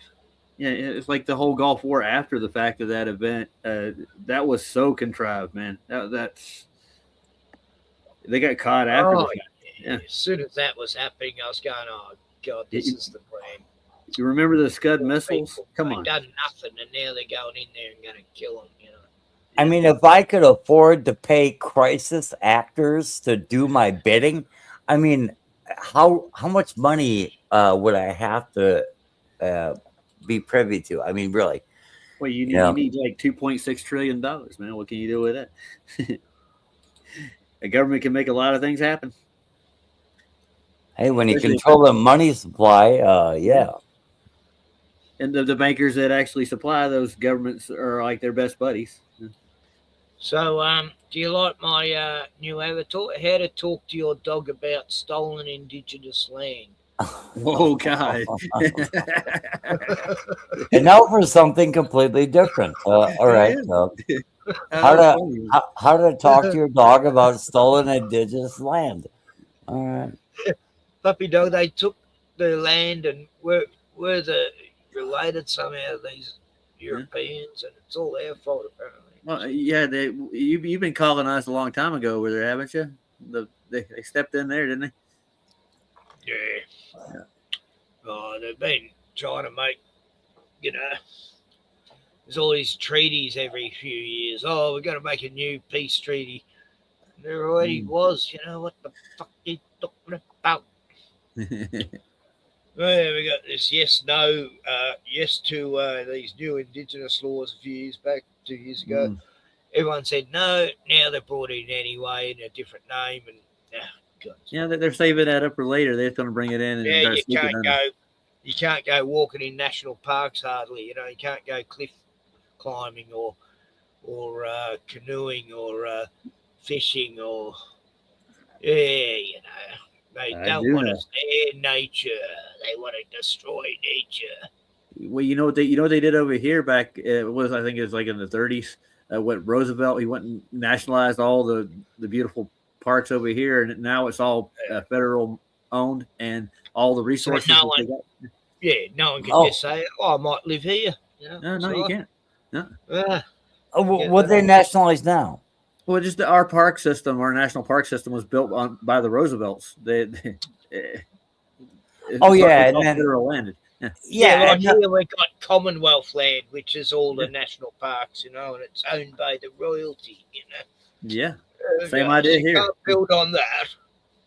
And it's some of the most beautiful places you can go in the country, dude. Yeah. They own it all. Yeah. Someone's just saying, "Can't shit in the bush." Sketches. Yeah. Well, in the Antarctic, apparently, you got to carry your shit if you have a shit, and cart it back to camp, a few, 20 miles away, and then get rid of it there. It goes on a boat or something, and they get rid of it somewhere else. And, oh, yeah. You're not even allowed to have a piss there, apparently. Yeah. Well, Ken, I'm trying to get down there this year. You know that. I know. That sounds like a hard mission. It is. Yeah, they're not letting me go easy. Even the ALE's not letting me go easy. And then they want to double, triple charge me. to go down there for even at the 80th parallel. They don't want me down there. And I talked to one of the owners, and he literally said, "I don't want any flat earthers down here anymore." He just. Well, can you blame them? Oh yeah, well, Jared and Austin going down. Well, with yeah. Jared and all these fucking gang of this went down. Yeah, even Jared just admitted recently that he didn't do half the stuff that he was supposed to do. What he promised people he'd do while he was down there. So like even his footage is compromised. It's just crap. So, and they didn't do the live stream like they said they were going to do. Candace Owens, Mark, her producer, was supposed to do a live stream, 24-hour live stream. He did 12 hours, and then they cut it off, and they deleted the 12 hours they had previously did on Rumble. So we didn't get any live footage from the 24-hour sun in Antarctica. That was a shame. I know. Well, and but then, the thing is, I always knew that there was a 24-hour day and a 20, for like, how long is it? 2 months or something? And then there's a 24-hour nights, for... In Antarctica? I'm not really sure. It's not really documented, though, is it? And because, same up at Alaska and all that, Well, that's what they say, but it's never been really presented. That's why I'm going down to do this myself. But it doesn't prove anything as far no, it as... doesn't. Yeah, as far as the Earth itself, no. But it fits their model, so that's what the whole point is. I worked for Baker Hughes on the North Slope of Alaska, and the first 28 days, there's no way you're going to see the sun, or any glimpse. That's in the north, though, compared to or any glimpse of sunlight. Okay, so I don't know about going down to the southern ice sheet or whatever. That's rather formidable. It's like if you're actually going to go down there, but that's where I'm going. That's where you're going. Really? Yep. Really? Oh my God! Tell me about that. Well, I'm going down to the 90th parallel. I'm going to film the sun and not film it. I'm actually going to do a live stream. I'm going to live stream it to the rest of our community. And what's stopping you having a 24-hour camera going? Yeah, I'm going to do what I can do. But the only way it seems like I'm going to get down there if I actually work at the base down there. If I can get down. Did you see what happened to that? I think it was a Japanese dude. He I know what you're talking about. He flew down in the glaciers. They arrested him. He got to Antarctica, and what country was it? They come down on him and kept him captive for 3 weeks or so. Yeah, Chile, I think. Yeah, and then they sent him home, and he wasn't allowed to take his plane. Nope. But you can't. He can freely explore at the Antarctica. Yeah, I'm telling you right now. And he wouldn't have stopped there if he didn't have to. He had to make an emergency stop. And they find out how strict they are, dude. What a good dude! He was doing it for charity and everything. Well, like Greater Sapien tried like 4 years ago. He wanted to fly over Antarctica, and he could not get anybody to start a plane over it. Yeah. And he's a young dude. Like, wow, someone that young and they've flown more or less across the whole world. Yeah. Just to be stopped in some silly little camp. No, well, Nathan Oakley did a stream on it after it happened. He was like, because McToon was screaming at him, "Where are the guns, Nathan?" He's like, "Well, here are the guns, right here on this Taiwanese boy who stopped in Antarctica." they put him under. They did. Anybody that goes down there independently gets arrested usually. Well, he's probably lucky he live streamed, but he might have vanished. Yeah. Like that was his protection, I think. Yeah, it's a good thing. I will be doing streams when I'm down there, but if it comes, if I just pay for a trip down there, they're gonna run me about $100,000 to go to the 90th parallel. Yeah, they take you to where they want you to go. Sounds like a shit. Yeah, well, the thing is that we should be able to freely explore Antarctica, the Arctic, either both, on our own. Anywhere. Yeah, but you can't. So this is our world. We're tenants on the world and meant to look after it. The whole world's our, that's where we're from. The landlord's God. Well, JJ's in your chat. He tells me that I'm not going to make it when I go down there. He says, "It's nice knowing you, Raj." Are you going, JJ? Yeah, go. No, JJ's not going to come with me. Who's going with you, Roger? Anyone might know? Well, I've asked Run Boston Bear to go with me. He said he would. David Weiss actually told me he would go with me, but he wouldn't do it as a scientific experiment, is what he said. But David Weiss I've asked him since then, and he said no. Yeah, David Weiss is a piece of work, dude. I'm telling you. He's I've never liked. Sorry to say. It's all about his app, dude. You get the Flat Earth, Sun, Moon, and Clock app. He's happy with you. I don't really care what he believes. I just don't like some of the things I've seen him doing. Oh yeah. And laugh I've had a few conversations with the man. He's been on streams with me. I've talked to him. It is part of the little hat peoples. Oh yeah, he is. Not that they're all bad, no. They are all bad. Shut up. They're all bad, Ken. That's like saying all cops are bad. Come on. No, they are all bad. No, I don't mean that. But somebody has to enforce the law. Otherwise, we can't go to work, for fuck's sake. You know, we can't go to work during the day. But once you said they're our rulers, then. But no, really, all Jews and all blacks. I didn't say Jews. What? What? Oy vey. Oh, hat people. Yeah. Oh my goodness. Oh, I'm clutching my pearls. My goodness. But no, really, kids. Yeah, all Jews and all blacks. Yeah, they're bad. So. He showed his face. I wouldn't go that far myself. I know a few. I had a friend girl. I grew up with her. She's a Jewish girl. She was a nice girl, as it goes, as people go. I can't stereotype everybody, but if you get, all those Jewish women don't look like Barbara Streisand. No, they don't. This old girl named Sarah Ross, she was quite a looker, actually.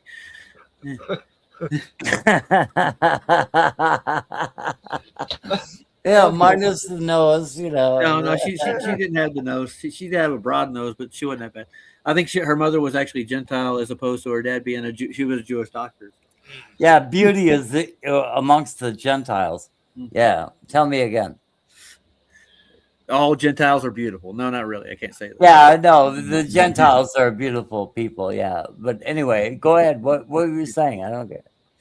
Oh, I would just say that this girl she wasn't completely all Jewish. She was half Gentile, half Jew. Her name's Sarah Ross. Her dad was I think some kind of doctor or some sort of plastic surgeon or something. But yeah, she worked at a restaurant with me when I was young, and she was attractive as it goes. She didn't have a prominent Jewish nose, as you would say. But, yeah. Well, some people like that look too. I don't know why. Yeah, that's cool. Some Italian ladies can have big noses too, but it's not always just Jews with big noses. No. But that's a stereotype that people see. Not to be. Yeah, but when it comes to like the way they do finances, and they're kind of slimy though. To be honest with you, like the Talmudic Babylonian Jews, they actually, it's all about the shekel with them. So is it okay? Back to worshiping the calf, and is it okay to like hate a group? Is it okay to like, I prefer white people, so I live in an extremely white area. Is it okay to like dislike others? I mean, my personal preferences shouldn't be a demarcation of like I'm just a hateful person. I love East Asians. I love Native Americans, the women. I like to be with the women, Native American. But do you know where I'm coming? You don't understand where I'm coming from here. Well, I can take you out to the reservation. I can introduce you to some nice Navajo women if you want to meet some. Yeah, Gordon does need a date. He hasn't been on a date. Oh man, I got this little girl. What was her name? Lori. She's a half Hopi, half Navajo. So yeah, Does she like chess? Gordon likes chess. I don't know. I never played chess with her. She has to know chess. Yeah, I spent a good amount of my time, Spirit Lake as well as Devil's Lake, Pine Ridge. But I do love, playing chess. Where did you come up with that fucking shit, dude? But no, it's really cool.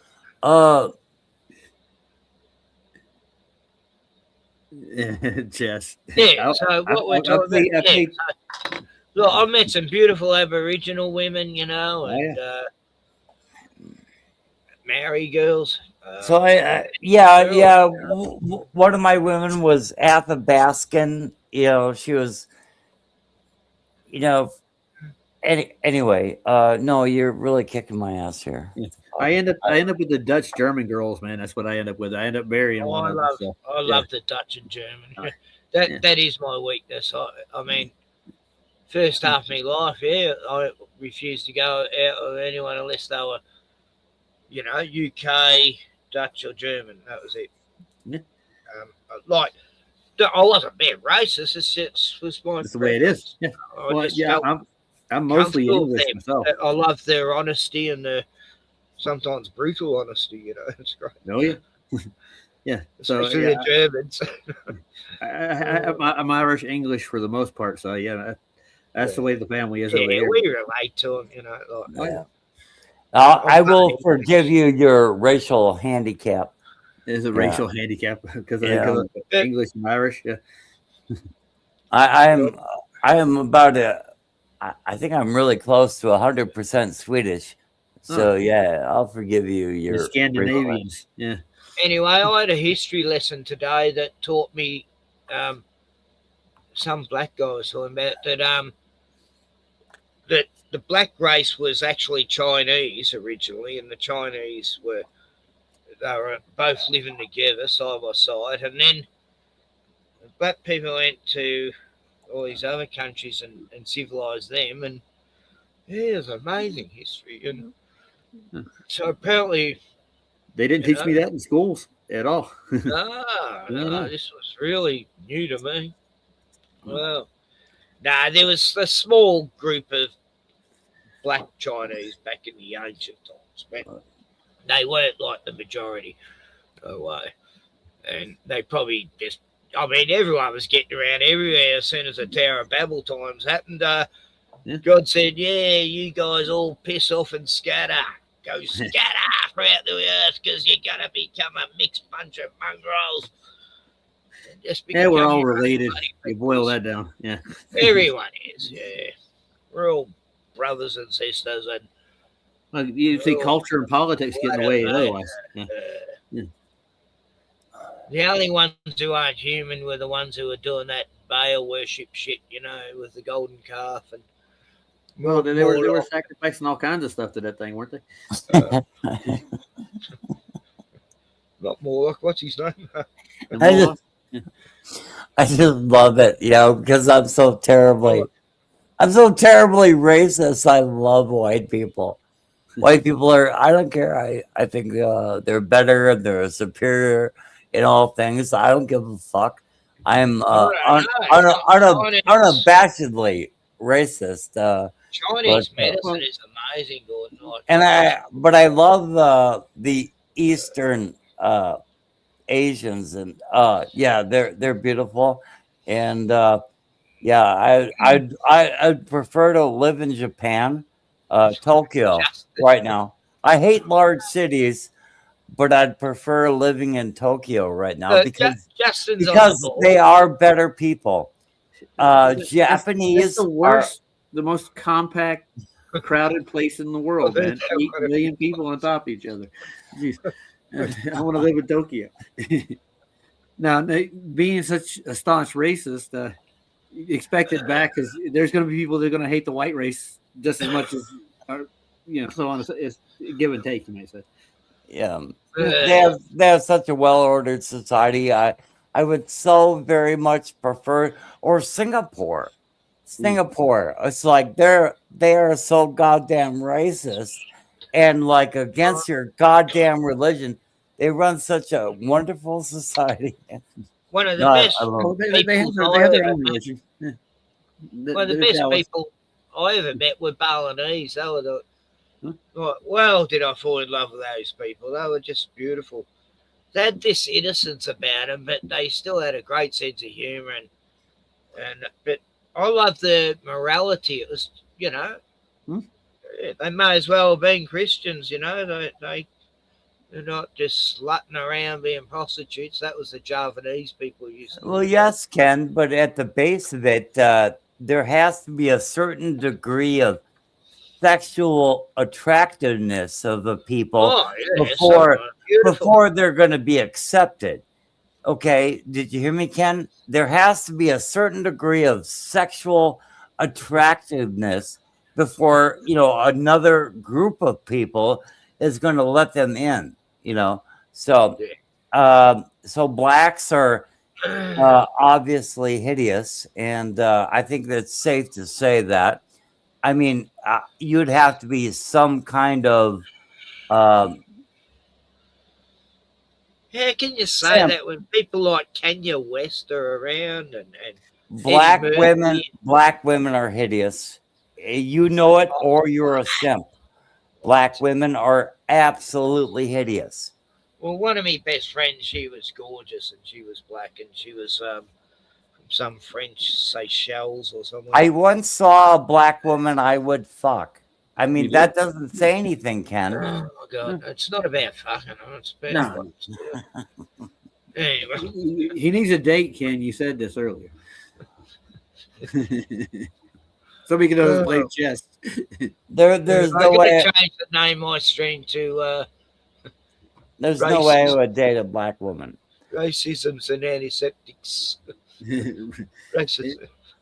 I know some Creole girls that look beautiful as pearls, man. I'm telling you. Yeah, some South Americans. Right.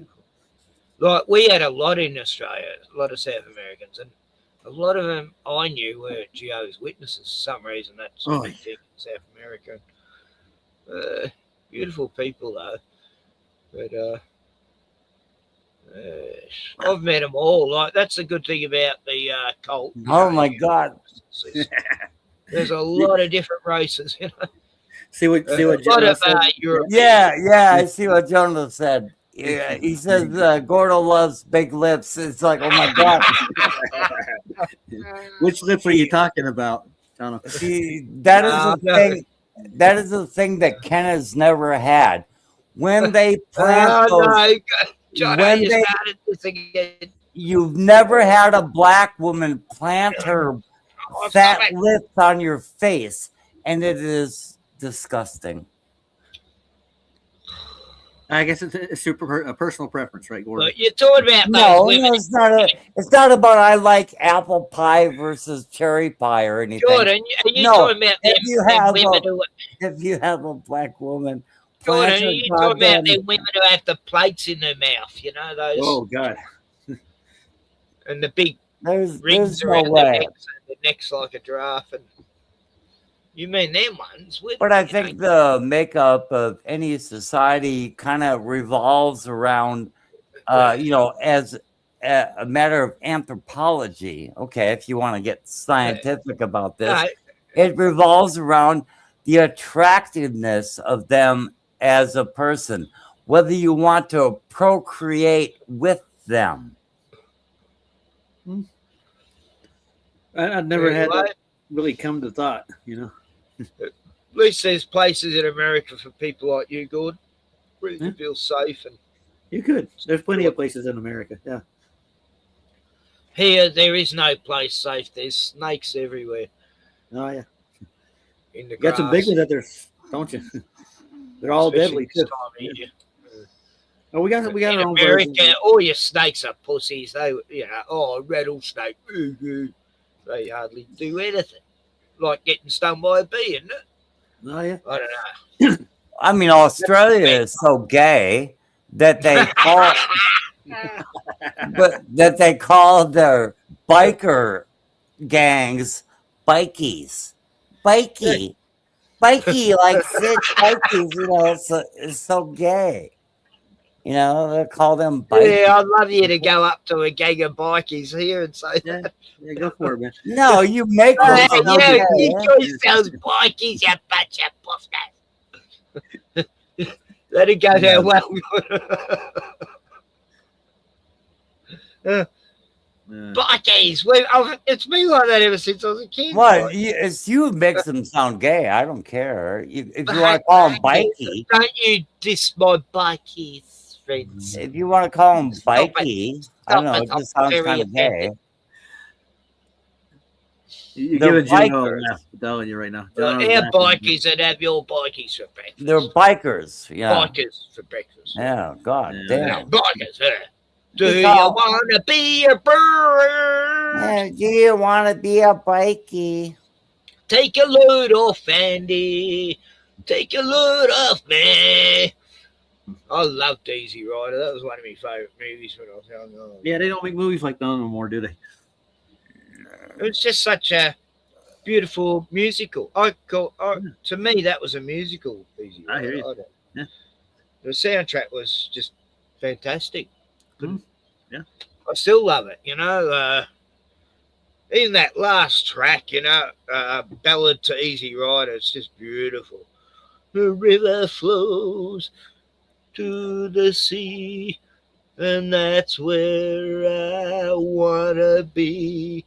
Flow, river, flow. Yeah, anyway. You got that out of you. That song before on a video I made. Stone, oh yeah, Stone. That guy people who ride motorbikes a bad name, you know, who people in gangs, clubs who ride motorbikes will just say. You know. Oh, you make meth addicts in America who ride motorcycles sound like a faggot kind of thing by calling them bikies. It's like, come on now. Yeah, we don't call them bikies over here, though, dude. Give them a little. Yeah. Give them a little respect. I mean, yeah, they're we biking. argued about this one. Me and Gordon had argued about. I mean, not an argument. What was so? You didn't know what I was talking about when I said bikies, and then I had to go to. I don't know. I had to explain and get out of concordance. And, No, you didn't. You didn't have to explain anything, but you know, you like to act like that because you say something differently that it is somehow better or soming. But anyway, I don't think it's better. You know, the bikers. Bikers, in America would be just as tough as ours. I'm not saying that ours are tougher than yours, but bikers, you know, it sounds girlish. Hers. well, if your name, like, you know, in America, okay, let me explain. If your name is I made a Ken, joke then. I didn't realize. if your name is Ken, I would prefer to call you Ken or Kenneth. You know, Kenneth or Ken. I'm not going to call you. Kenneth. I'm not going to call you Kenny. Kenny. It sounds fucking a lot of gay. chicks call me Kenny, and I don't mind. It sounds goddamn gay from an American standpoint, but not necessarily. Look at South Park. What's the name of the kid who always does? They call him Kenny. Hey, Kenny. Hey, go Kenny. Kenny wasn't gay. Yeah. He doesn't die anymore now. I don't know what happened. I haven't seen that in a while. No, But they don't kill him off now. if his name is Scott or John, I'm not going to call him Scotty or Johnny. You know, that's just not going to happen. That's kind of gay. What about Jono? Would you call, you know, what's wrong with Jono? Jono's fine. Yeah, it ends in the O, you know, but the E, no, that's fucking gay. Anyway. Here I grew up with a bunch of bikers here, like the outlaw bikers, Hell's Angels. When I went out as a kid in my teenage years, that's how I went out to biker bars and stuff. Yeah, so yeah, they have their own code too. They don't live by the world's code, dude. Nah, the ones I know have been great. No. You know? I mean, you wouldn't mess with them. No, I don't. I mean, there was one gang I hated, you know. but everyone, all the bikers hated him. Bikies. He's not bike hers. Sketches. Sketches. All right. He said, sketches. Says you sound gay, Gordo. I don't know. You have chess in your name. Go to chess.com. We'll play a game of chess. Yeah. Sound good? Yeah, I'd like to. Yeah, good. Yeah, Gordon's yet to teach me chess. I do want to learn chess before I die, but no, it's not a hard game to learn. It's just it gets complicated. It really does. Yeah. I know drafts. It's not checkers. I can tell you that much. Yeah, checkers. Checkers are fun. I like checkers. I like chess too. I like card games. I know all my more or less. Yeah, I play spades, pinochle. Yeah. Hearts. When Mad Pieman was here for a weekend and the power went out the whole weekend, and so I brought out the Trivial Pursuit, and we played that for like 4 hours. Perhaps we should have a spelling contest. You know, it's like that's what I like to tell stupid people. Yeah, like Tombstone. You know, it's like perhaps we should have a spelling contest. You fucking cunt. But anyway. Who said that in Tombstone? Was that it was Doc, probably. Yeah, Doc Holliday. Yeah. Doc Holliday. Yeah, I thought he was a good character. I'll be totally chronic alcoholic dying. Oh, yeah. He died of tuberculosis, right? Tuberculosis. He was a poster child for tuberculosis, wasn't he? Yeah. And like the most famous line out of "I'll be your Huckleberry." Wild Bill Hickok. Who else was at the OK Corral? Was it? It's a good saying though. I'll be your Huckleberry. It's like yeah, he'll be the one who will fight you. You know, it's like it's a play on Mark Twain. You know. And what did Mark? Jono's a chess champion, Luther. Oh, there you so go. you could get online with Jono. He'll be castling before you know it. Gordo will be. And his son is too. His 14-year-old son could beat you any day. Nice. Yeah, I played Lee a couple games online, but yeah, Lee was fun. I've never played chess online. I played it in person. My dad schooled me. He actually went to university and he learned how to be cultured, you might say. And he brought the game of chess to me, and I'm his prodigy as it goes. So I learned how to play chess when I was younger. By the time I was 12, I was playing. So yeah, I didn't spend my summer days playing chess, but I did play. It's a good thing to learn because now we're playing 3D chess. With the world. Well, yeah, but if you look at it like this, according to MAGA, we're playing 4D chess, whatever that is. I think it's an excellent way to measure another person's intelligence, as it were. But yeah, I really do. I played Class A. I kept my rating above 1800 for about 4 months, and it was over the board play. Yeah, really good shit. Yeah. You play tournaments? What online? I guess But I've actually did a couple of tournaments, not played them, but I've been at the tournaments. They don't want kids knowing things that might expand their brain and work out. No, not at all. Puzzles and brain. What do you call it? Well, you're the next Gary Fisher, aren't you? Or is it Bobby Fischer? Right.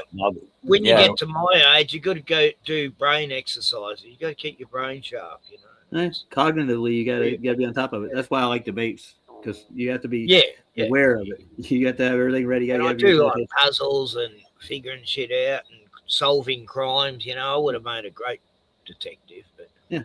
The only problem I could have solved this crime fucking ages ago. You idiots.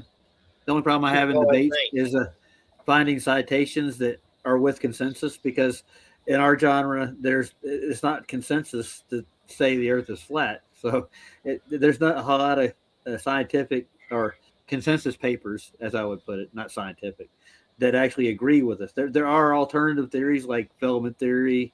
There's a few other ones, like Walter Lewin. He's a professor at MIT who actually believes the universe is magnetic. So, but he doesn't get published in scientific papers because you can't reach out and grab a citation like right quick. Oh, here you go.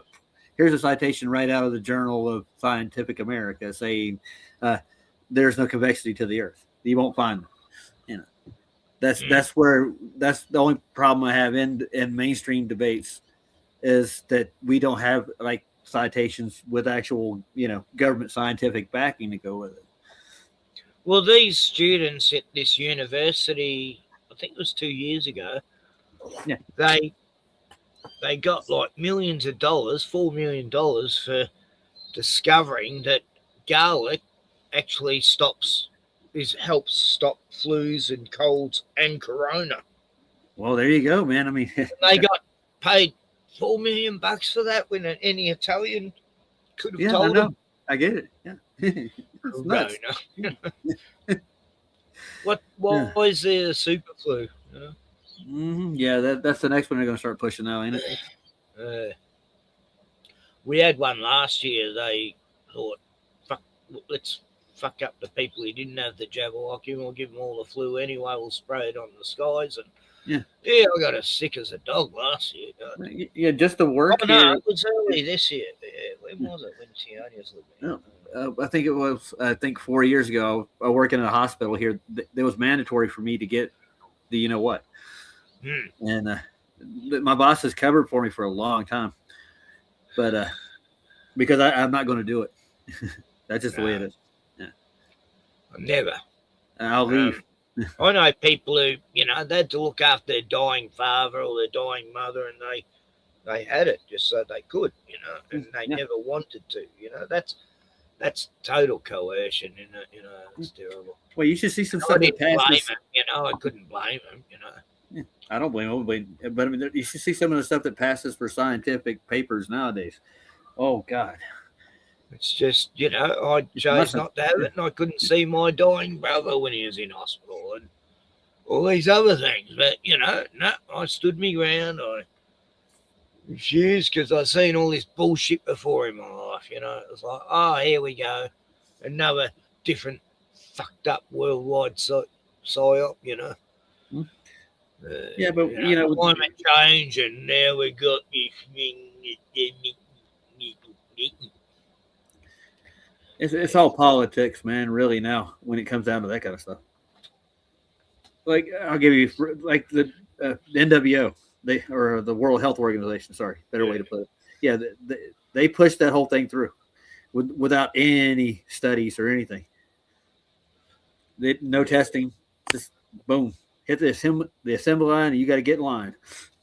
That's the first time I've seen exactly what I said. I say, lest we forget, never forget. Yeah. And I'll never forget. Fuck them.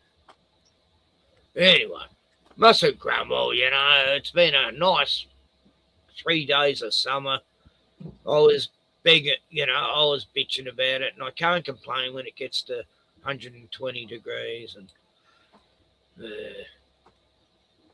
so, I just got to grin and bear it. And lucky I got an air conditioner. I mean, I feel very, very lucky.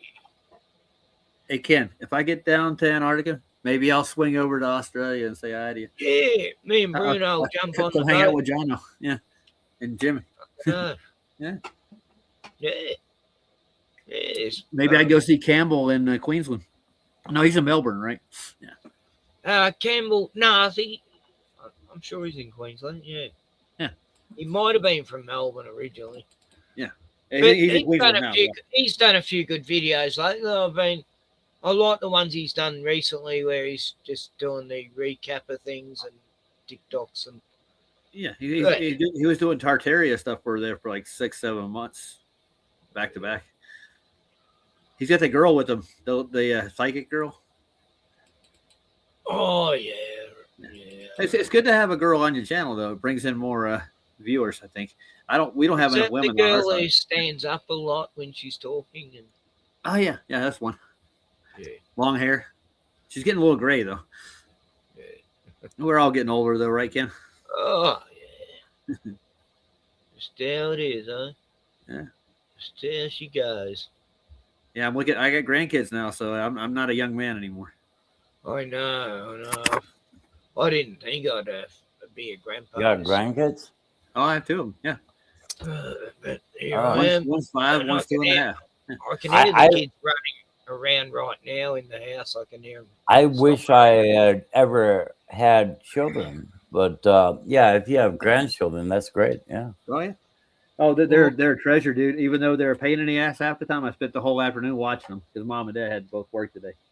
I've done that for 2 weeks, Roger. They've been here 2 weeks, and yeah, well, it keeps me busy. I tell you, that's why I haven't streamed much. You know. Yeah, like all afternoon, I was just chasing the little one all over the house. She's 2.5 now, so good guy. Oh my God, yeah.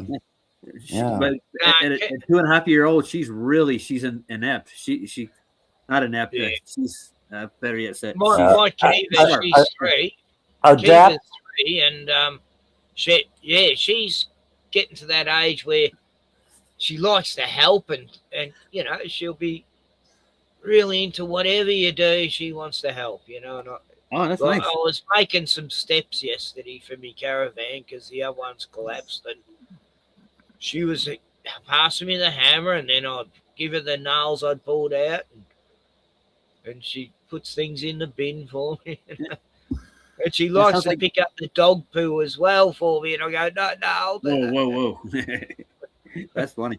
Yeah, my oldest daughter, she was like that when she was growing up. She would come out when I have a project going on. She want to help, and she finally got good at it. As she got older, we go work. She's walking me dog, you know. Good boy, Bruno. Oh yeah, You've Bruno. been very good for Kiva. Yeah. She insisted. You're very good at walking the dog, Kev. She's been a good boy. Bruno, you're being very So good. she's 3 now. Is that what she is now?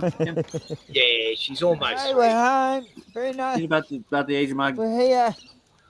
Here we are, buddy. She's at such a good age. You had a good walk, Bruno? Oh yeah. Hey, Kev. You had a good walk. Good scoot. And here's Marnie with Good gravy. That's a caravan you got there. Hey, what a good toy. Who's that? What a score. Hey, we got That's all the this. youngest. She's a year old. Yeah. Yes. And we picked this up off some people. Put it out for picked up that grouse toy, you know. Oh yeah, we got a few of those at the daughter's house now. And we found Sean the sheep, you know, and Gianni watched that. So. But yeah, the people who had all these stuff we got off them, they had triplets. They had triplets, you know. Good God. How do you They're handle about that? 5 now, so they didn't want the younger toys. So that was perfect. Went for a walk and bumped in these people who asked if Gianni wanted all these. Like that box thing, that's worth like hundreds originally. You know, they're not cheap, them ones. Yeah. We got 2 of them over at Mom's house, and they're like $25 to $30, and they're not even half the size of that thing. Yeah. Yeah, this is a proper. I don't know. It's like these people aren't cheap asses, you know. Good. So, Gorda, do you got any kids of your own? No, I don't. You know, I grew up in an age of the Duluth model. That's a long, complicated thing, but there's no way I would ever have looked to impregnate a woman the time I grew up. No way. Now, if you went back in time and did a Doc Brown, would you do it? Like, I would have like 5 or 7 children. I would. Yeah. There you go. I had 2. That was enough. My biggest regret that I never had kids of my own, but Gianni's been like my own daughter over the years, and nice. Now her kids, and so it is like family. They're more family than my own family, and yeah. Hey, as long as you're dead. Yeah. I can't complain.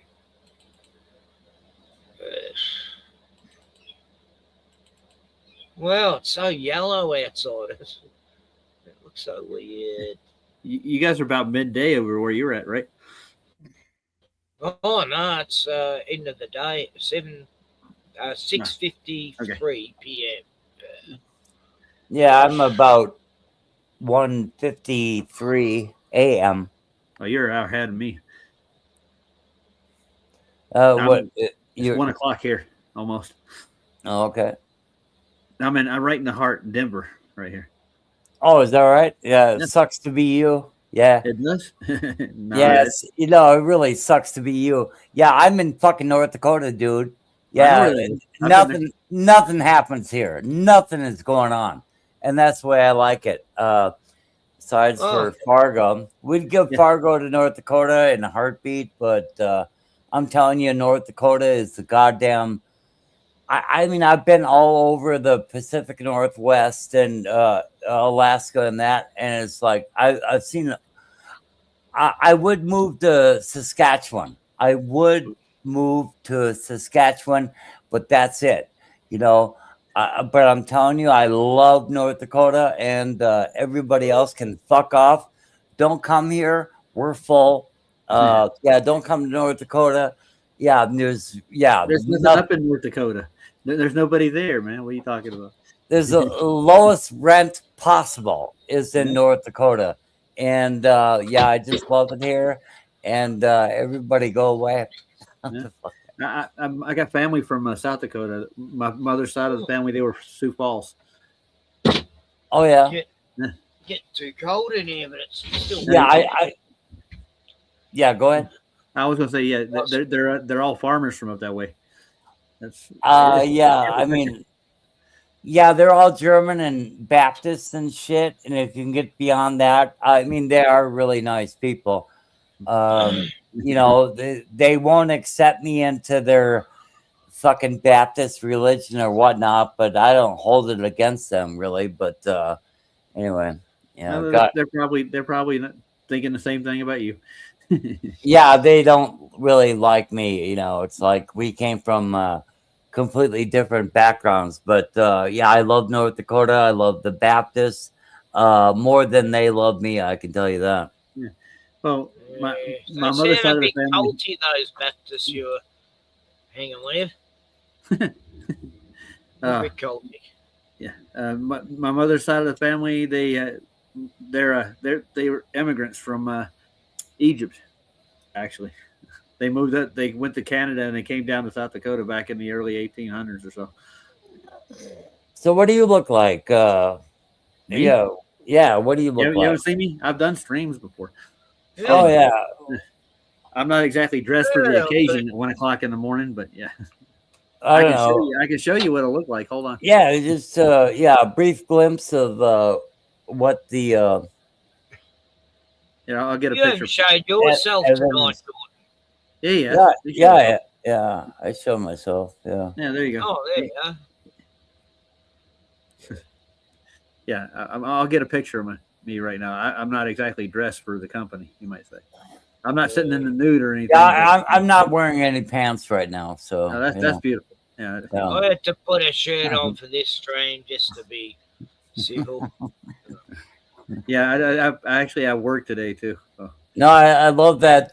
There's podcasters who say, actually, I'm not wearing any pants right now. Yeah, we got a guy on our side who does that stuff all the time. He'll come on stream with a dress shirt on, but he ain't wearing nothing underneath it. Down below, he's down to his skivvies. Anyway, I gotta say good night. He gets a laugh about it. Yeah. Okay. I'll tell you what. If you come over onto my channel, I'll show you myself. I'll do a live stream. I just gotta say good night to me little granddaughters, and I'll be back. All right. Get out of here. God damn it. Yeah, anyway, you go over my channel. I do plenty of streams with me on the video. So there's plenty of hit pieces out there on me too, because I'm a flat earther. They like to put me in the spotlight over on McToon's channel and such like. Yeah, I'm not a Glober to be popular. I'm not like a conservative to be popular. You know what I mean? Justin says on AI, dude. I don't do anything to like be on the side of what people like. It's like You're not in it for popularity, is what you're saying? Yeah, I'm not there for that at all. Well, there are staunch anti-flat earthers out here, believe it or not, that actually fight us vehemently. I mean, I don't even care. I mean, if I really cared about a person's position on one thing, I couldn't talk to them about another. Like Ken Rotman is flat Earth, as best as I can tell, and it's like I've given him about every argument that I can possibly give, but I'm not going to say I hate him over that. Well, there's no reason. That's not a reason to hate anybody. But we actually have people like Fight the Flat Earth, Craig McNair, who actually hate flat earthers. They think we're the scum of the earth.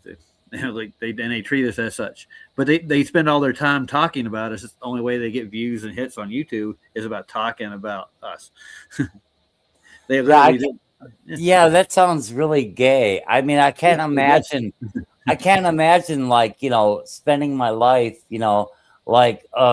being hateful or arguing against something that's just it's there, and it's not going to go away. It's like here's my position on the globe.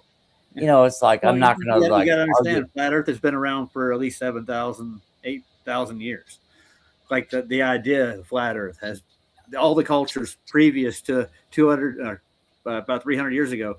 Nobody was talking about a globe, about anything. It was introduced by the Catholic Church about 300 years ago. Yeah, and you seem very well equipped to talk about it.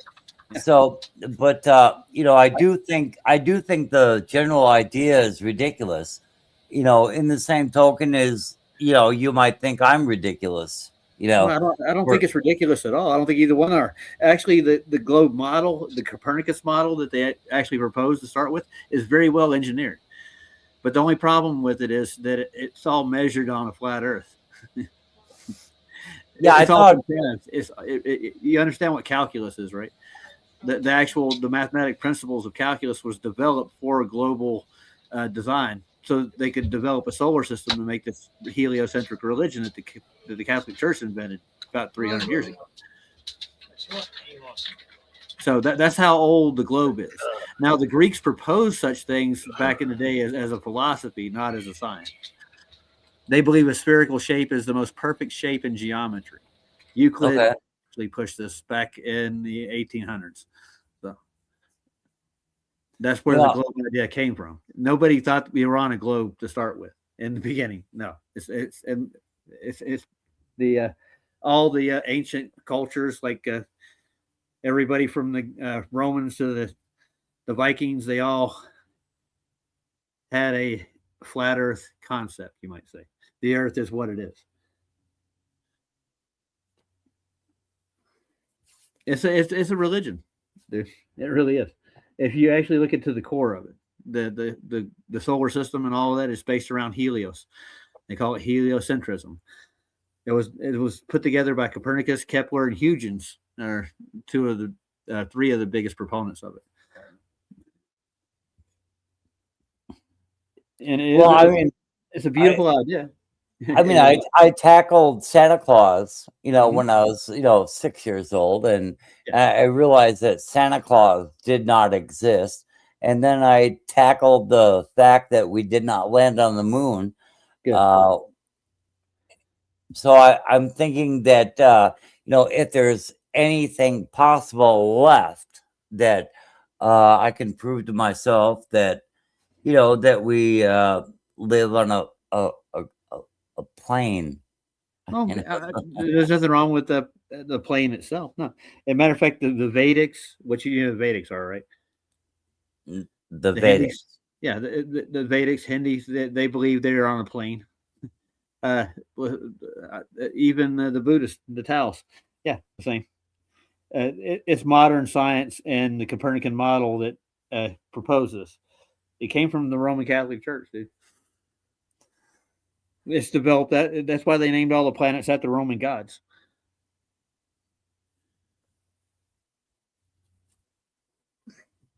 It's a religious thing. I don't mind if you have a religion. No, I do not have religion. In fact, I've been so thoroughly like without religion that I had never had a spiritual experience in my life until about a year ago. And then I kind of became acquainted with the Baptists, the German Baptists of my area. And then I realized, they were telling me, no, you must have been with Satan. That they could not even acknowledge, that I've been talking to their God of Abraham, Isaac, and Jacob.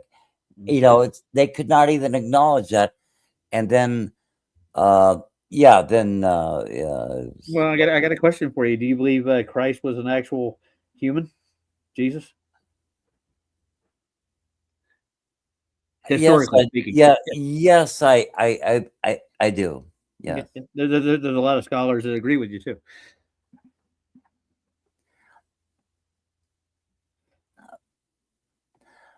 But I was before the God of Abraham. And I just think that is truly remarkable when I say that, because I was never in fear for my life more than at that point right there.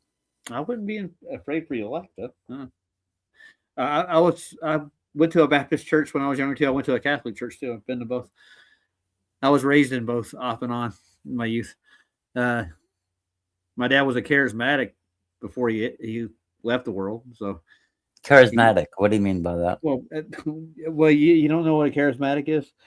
No, I don't. It's kind of a Pentecostal, kind of close to that, but it's more modern. Who I'll give you for instance. You know who Kenneth Hagin is? Yeah.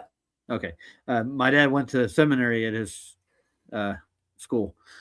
This is after going through the Navy, went to war, went to Vietnam. He came back, had a family, raised his family, put us through Baptist church, Catholic school, all the rest of it. And after all that, he ended up being a charismatic and started preaching the gospel.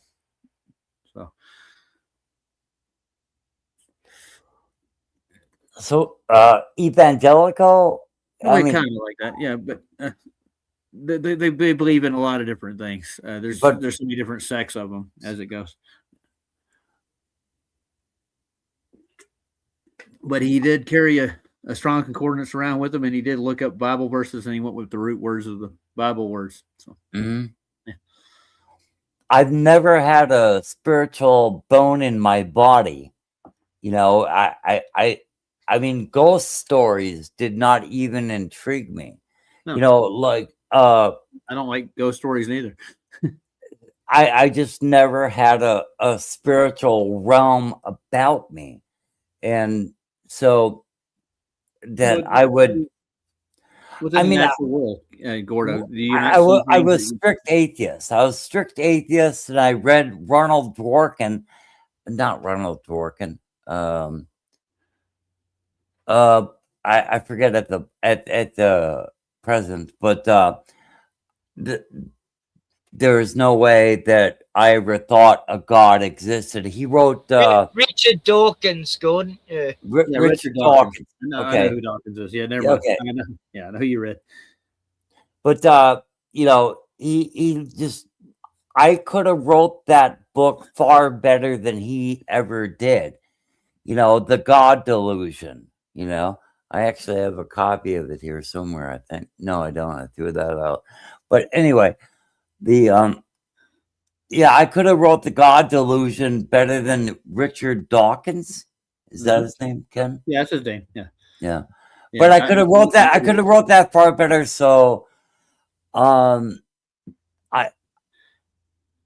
it's amazing to me that I would have had a God experience. It's amazing. You ever see anything you can't explain in nature that might be supernatural, for that matter? Yeah, plenty. Well, that's as close as you need to get to spiritual, I think. But there, in my mind, there has to be an intelligent design. If you break it down, Like there's things in nature that just didn't happen, you know. Okay, so you believe in God. Absolutely. Okay. I believe in God, and it's beyond me. Yeah, Okay. I've been down the atheist road too. I went through my phase as a child. Like I like Bad Religion. I listened to Greg Graffin go on this theological rants about his version of what atheism is. But in the end, he's not an atheist though. Even as of now, like I know a lot of atheists that were atheists that aren't atheists anymore. The older they get, the more wiser they get, I guess. But there are people who are just staunch atheists that will never concede to an intelligent design or a creator or a God for that matter. They're bitter at it, and there's a lot of people in physics and theoretic physics who don't really believe in God neither. That's why they got into it. Have you met the Christ? Have I met Christ? Oh, I was saved when I was a child, sir. I've never met the physical man, but I do walk with God, yes. And I believe God is a supernatural being. There's no doubt about it. Is the Christ different from God? No, God is Christ, dude. I'm a Trinitarian, if you want to know the truth. You know what a Trinitarian is, right? Well, my idea of the Trinity is that the God is separate from Christ and the Holy Spirit. No, that's not Trinitarian. No, they're not separate. They're three in one. No, I don't believe that. So you're a Unitarian. You believe there's one God, but there's three separate entities, right? Yeah. Yeah. Well, all three of our entities. So you're saying I'm Unitarian? Yeah, that's what the Unitarian by definition. A lot of people don't know what they are, but by dogma. No, it's not about dogma. I never had a spiritual experience in my life. Until have you ever come close to dying before? Many times. That's my unfortunate experience. Yeah, I've come close to dying many times. Yeah. Well, I'm pretty sure you can't describe those experiences, right? You ever go back in your mind and try to remember them? Well, if I explain them to you, then I'll get heart palpitations and I'll. Oh, don't go through all that. No need. Yeah, I mean, yeah, I do. Yeah, I've almost died like probably 4 times in my life. So I do realize that you are leaving your body and you're not going to stay here. Why would God fuck with me at this point in my life? Well, at the point of 53 years of age, why would God start fucking with me? I don't think God's going to fuck with you, man. I don't think that's not his mission.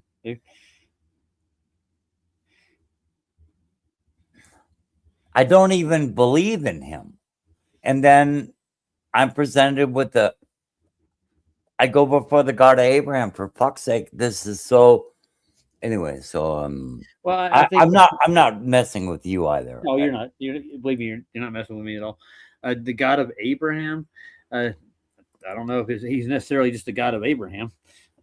If there's a creator, a God, that he created all races. He's not privy to just one, The three major religions, Well, that's not Christianity at all. If you want to dig it, Christianity doesn't. Even Christ himself didn't go with the Judean religion. No. Islam, Judaism. Yeah.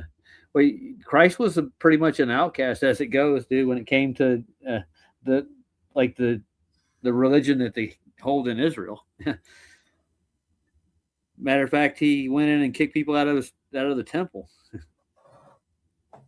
He talked bad about the Pharisees and the scribes and the Pharisees. Told them they were a den of vipers, and he publicly shamed them on a regular basis. They actually killed him for it. Christ was a rebel, dude. Yeah, he was a rebel. Mm-hmm. Nobody in his time liked him at all. And people rarely follow his teachings today, actually.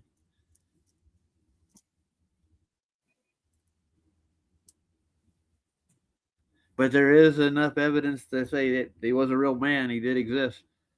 There's historical evidence. Even the scholars that were alive at the time verified that. But the mainstream, especially the atheist mainstream, like to say, "Oh, he's fiction. He's a Mithra," like the rest of them do, kind of pawn him off like that. But I think he actually did exist and walked among us. These fucking Baptists will not accept. It's like their little country club. It's, you know, they will not accept my confession of Christ. You know. Well, do you go to church with them? Have you been baptized? No, they will not baptize me. That anyway. Well, that's mad, dude. Huh. Maybe you got to find somebody that is not that vain. You know, we're all human. We're all, and we all fall short of the glory of God by definition. We're not perfect at all, man. We're all sinners. You know, I sin on a regular. I can't help it. I'm human. Yeah. Yeah, I hate this. I've been before the God Abraham, and he told me 28 words, and it's really not complicated. I know what some of it means, but I do not know what all of it means. But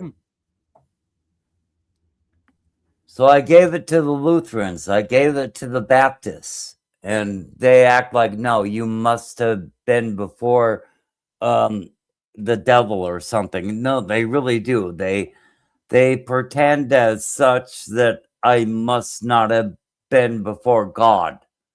And then I hate them for it, you know. So, well, I don't go by what men say. That's one thing that I could care less what your peers say about you or any group of religious organization. They're people. That's not God. Yeah, I've definitely been before the God of Abraham. There you go. Then, no, I don't think you got anything to worry about. But there is one bit of testimony I can share with you right quick. What's that? Nowhere in any of the Quran, the Bible, or any of the ancient cosmologies does it say the world is what modern science says it is. Matter of fact, the Bible is staunchly a flat Earth book as it goes. There's no mention of the heavens in regards to what modern science says they are. The same with the Quran too, but the Quran was the second book. The Bible was around before the Quran. Islam's a little different, comparably, but you know, there's even flat Earth Muslims that go on. You go on Facebook, you'll find them on there too. You'll find tons of them. Their book says the same thing about cosmology, a little different, but pretty much the same. And cosmology is not science. Cosmology has some sciences blended into it, but as it goes, natural sciences deal with the physical and natural world that you can deal with personally. It's not speculatory. It's actually provable. Hey, I'm back. Yeah. Well, I've been here, but I had Gianni come over here for a while. She wanted to be on camera. I hear you. I thought I saw a couple people walking around back there a second ago. You got family home? Just her and Bruno. And the grandkids are gone?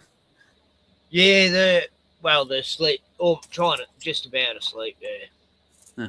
So they're sort of talking to each other in baby talk. I don't know how they understand what they're saying, but oh yeah. Well, that's like my 2.5-year-old. She's got her own little language she's working on. I don't know what she's saying. Funny. It's funny listening to, on the monitor. I was just they're full of little baby conversations. Yeah, but when you get my youngest out and start talking to her, she'll start mimicking the words you tell her, and she'll Jack. Oh, I know what you mean now. Yeah. Kiva's learned so many words since the last time I seen her. Like it's been 2 months or a month or so. But yeah, they grow up quick and it's a shame they don't stay that age. I know. They grew up and they started doing stuff, man. Oh, mine Yeah. got when they hit 14, they hit trouble, man. There's something about.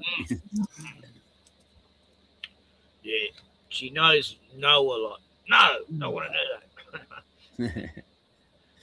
Yeah, you got to do that. You got to. Yeah, when you're 14, I don't know. It's like the age of emancipation, man. Oh, but I won't be around when I do that age. I'll probably Yeah, longer. that's mom and dad's problem, dude. 10 years time. 11. Yeah, I should have been allowed to leave home when I was 14 years old. At the age of 14, I was fully ready to enter the job market, and I should not have been forced to like be at home. I hear The you. idea just is so alien. It's like, yeah, at the age of 14, I was so ready to leave home. Oh, by the time I was 14, I was already earning my own money. My parents put me to work. My grandparents especially too. They make sure I earn my keep. Yeah, at the age of 14, I was working at the goddamn car wash, and I just wanted to have a place of my own, but I was not allowed to do so. Huh. Well, I didn't get a place of my own, but I had to buy my own stuff. Let's put it that way. It sounds better. That's exactly what happened, though. If I wanted anything or needed anything, I had to go buy it myself. Not of this world. G'day. Good to have you here. So it's 31 outside. It's 34 outside here, according to the computer. Well, that's warm for you people. It's 32 here and it's ice cold. But we go by Fahrenheit on this side. So it's dropped about 12 degrees in the last couple of hours. Yeah. But it was like 45 here. It was ridiculous. So, that's 120, I mean, 110. Yeah, we're currently at 19 degrees Fahrenheit. So, Okay, well, yeah, you're colder than I am up there, but you're in North Dakota, so yeah, we have plenty of snow, and yeah. Hey, Matthew Roberts, g'day. And George Manson. I have no He idea. thinks you're a rebel, Gordon. You're a rebel. I think Crash is a good guy. I like him. Yeah. Crashes. But then he did the laughing, crying emoji. So I don't know if that's legit. I don't. Emojis, guys. So Yeah, I don't read emoji very well. So yeah, he's one of my subscribers. A lot of these guys over here are actually on the channel. JJ is. Let's see. Juno, Jimmy. Yeah. Oh damn! Sorry, Sketches. Gordon, but Matthew used an emoji there, and I apologise for. No. But no, serious. I don't read emoji. It's like it's really kind of gay. Yeah. Kind of gay, kind of homosexual. You got to know, like all the last two generations that they see that all day long. That's how they get that stuff. They inherited that crap. The emoji language, whatever the hell that is. I don't like it either. Yeah, I was born in the 1960s, so what the hell would I know about anything? Yeah, it was the 50s, Yeah, I was born in 19. No, it was 1850. Yeah. You're born in 1850. Okay. Been around a long time, You've been mummified a couple of times, haven't you? Look, just look at him. He looks like a tortoise. Drainy stuff. I mean, Ken looks like a tortoise. He's at least 200 years old. We got to give him some credit here. It reminds me of the old British program, 1 Foot in the Grave. They had a tortoise on their intro. He's always stepping around. That's right. I was raised on British TV, just like most kids, and I grew up with. No, the older you get, the more you look like a tortoise. Look at me. It's like, yeah, I look like a tortoise, but I have like a beard and such. But So, you know, Oh, but look, people have always reminded me of different types of animals, you know. Yeah. Like Leslie, you know, he's always trolling in the chat normally. Where is Leslie? Yeah. Here he reminds me of a bird, you know, that sort of just like this bird that pecks around and no, you know, birds of a feather, right? then you know other people remind you of Big Bear or No, we got a boy on our side. His name's Cubby, and he calls him a Cubby Bear. yeah, You know Cubby? Yeah, Chad, isn't it? Yeah. yeah, Chad. He comes over and helps co-host my show every once in a while. He's a good guy. I like him. I think he's been on my show once. Yeah. Sure. Yeah. I forget who's been on. You know, God, Nobody has personality like D-Man, though. I got to give him that, man. D-Man has that. oh, look, everyone's sending emojis to Gordon. Oh, there you go. There you No, go, Gordo. stop it. You know, They're giving you kisses and hugs and stuff. Can you read into that one? there? Gordon, can you feel the love? Oh, yeah. Oh, my God. Okay. I love the fruit juice one, but that one's banned now. You know, why ban a little fruit juice thing? I don't get that. That don't make no sense. I love the juice. Oh, yeah. Yeah. I didn't even get it at first. Then I go, oh, right. Yeah. Now I know what it meant. So, Gordon, if you had to describe yourself with an emoji, what would it be? I don't. Wow. No, I just I put everything in plain text. I just can't even imagine. Well, stretch your imagination for a minute. Try not to be a scholar, a grammar Nazi. No, I got a lot of those. I'll misspell words every once in a while, and I get the hell for it, especially if I put it in. It's terrible when you do that. Oh, yeah. It's the worst. I can't see the type, but, you know, the keyboard sometimes, and I'll mistype shit, and people go, oh, learn to spell flat earth time. I've had spell correct. You never mistype ever in your life, you fucking. Yeah, they get you lazy with that spell correct, right? So you say you're typing on your text, and it'll spell the word out for you. You just click on it, it just goes. So you don't have to really worry about spelling. So when I'm writing out like my titles and stuff, I have to go back and check the word and make sure I'm spelling it right, just to get it. Yeah. Look, this is the emoji I use, you know. Oh yeah, there you go. I just showed you the only emoji I ever use. Really. Okay, what is that? Come on, focus. Yeah, well, yeah, I see that popcorn bud you got there in your hand. Yeah.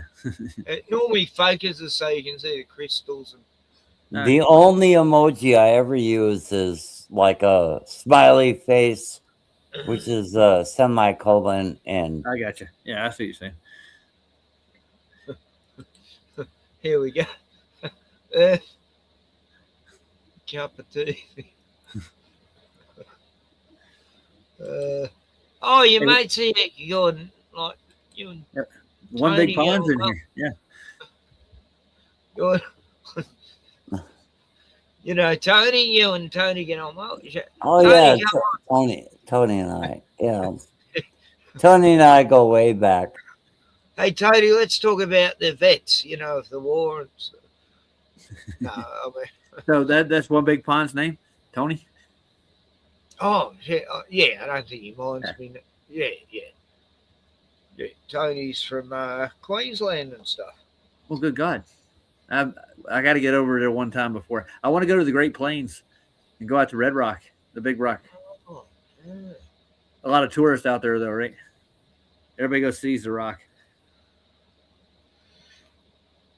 Yeah. You've been out that way, have you, Ken? Nah, not in America. No. No, I'm talking about the one over in Aussie.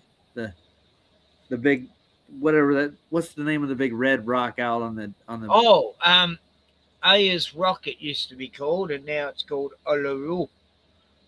Uluru. It's now a native name, and it's the heart of the world. Oh, I didn't know that. It's the centre of Australia. all these army bases around it everywhere. Don't know why. There must be some sort of ley line.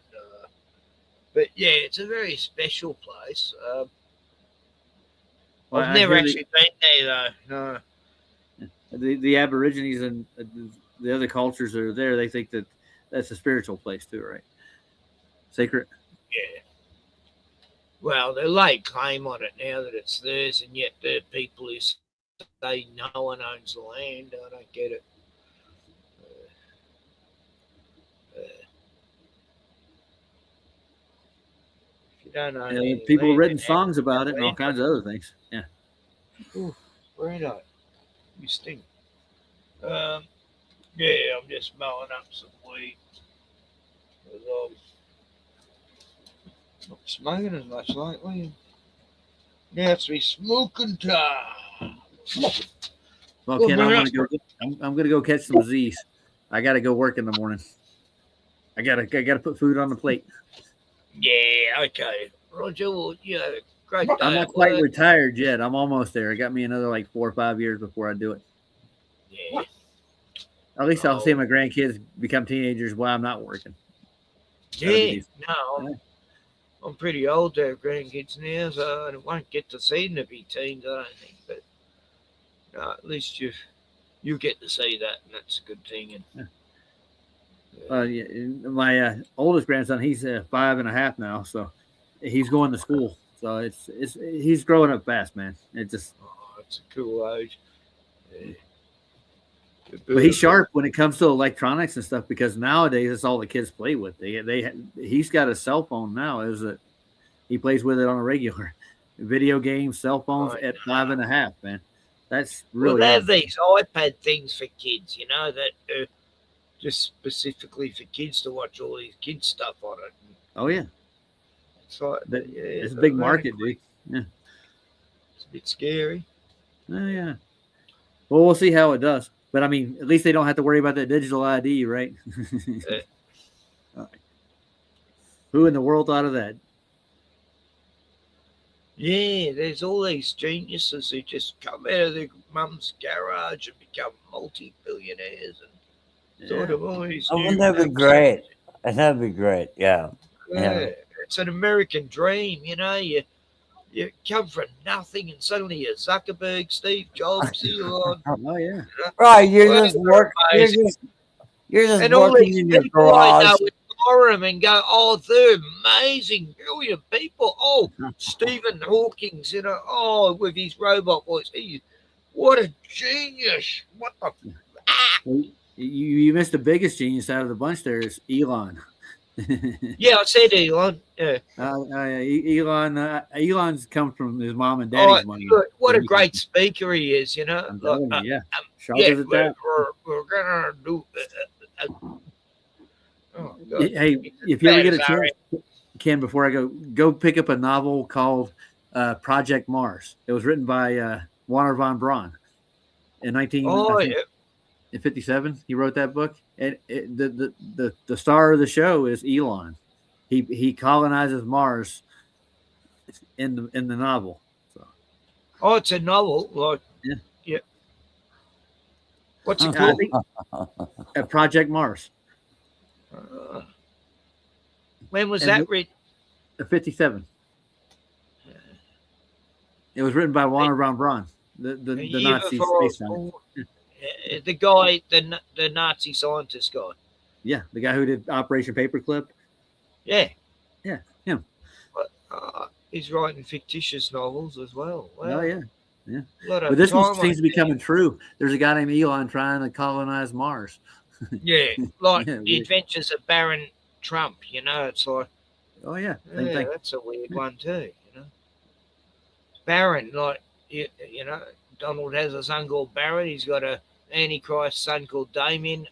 X. Oh God. I wasn't thinking of Hemingway. He said sometimes truth is what? Stranger than fictions.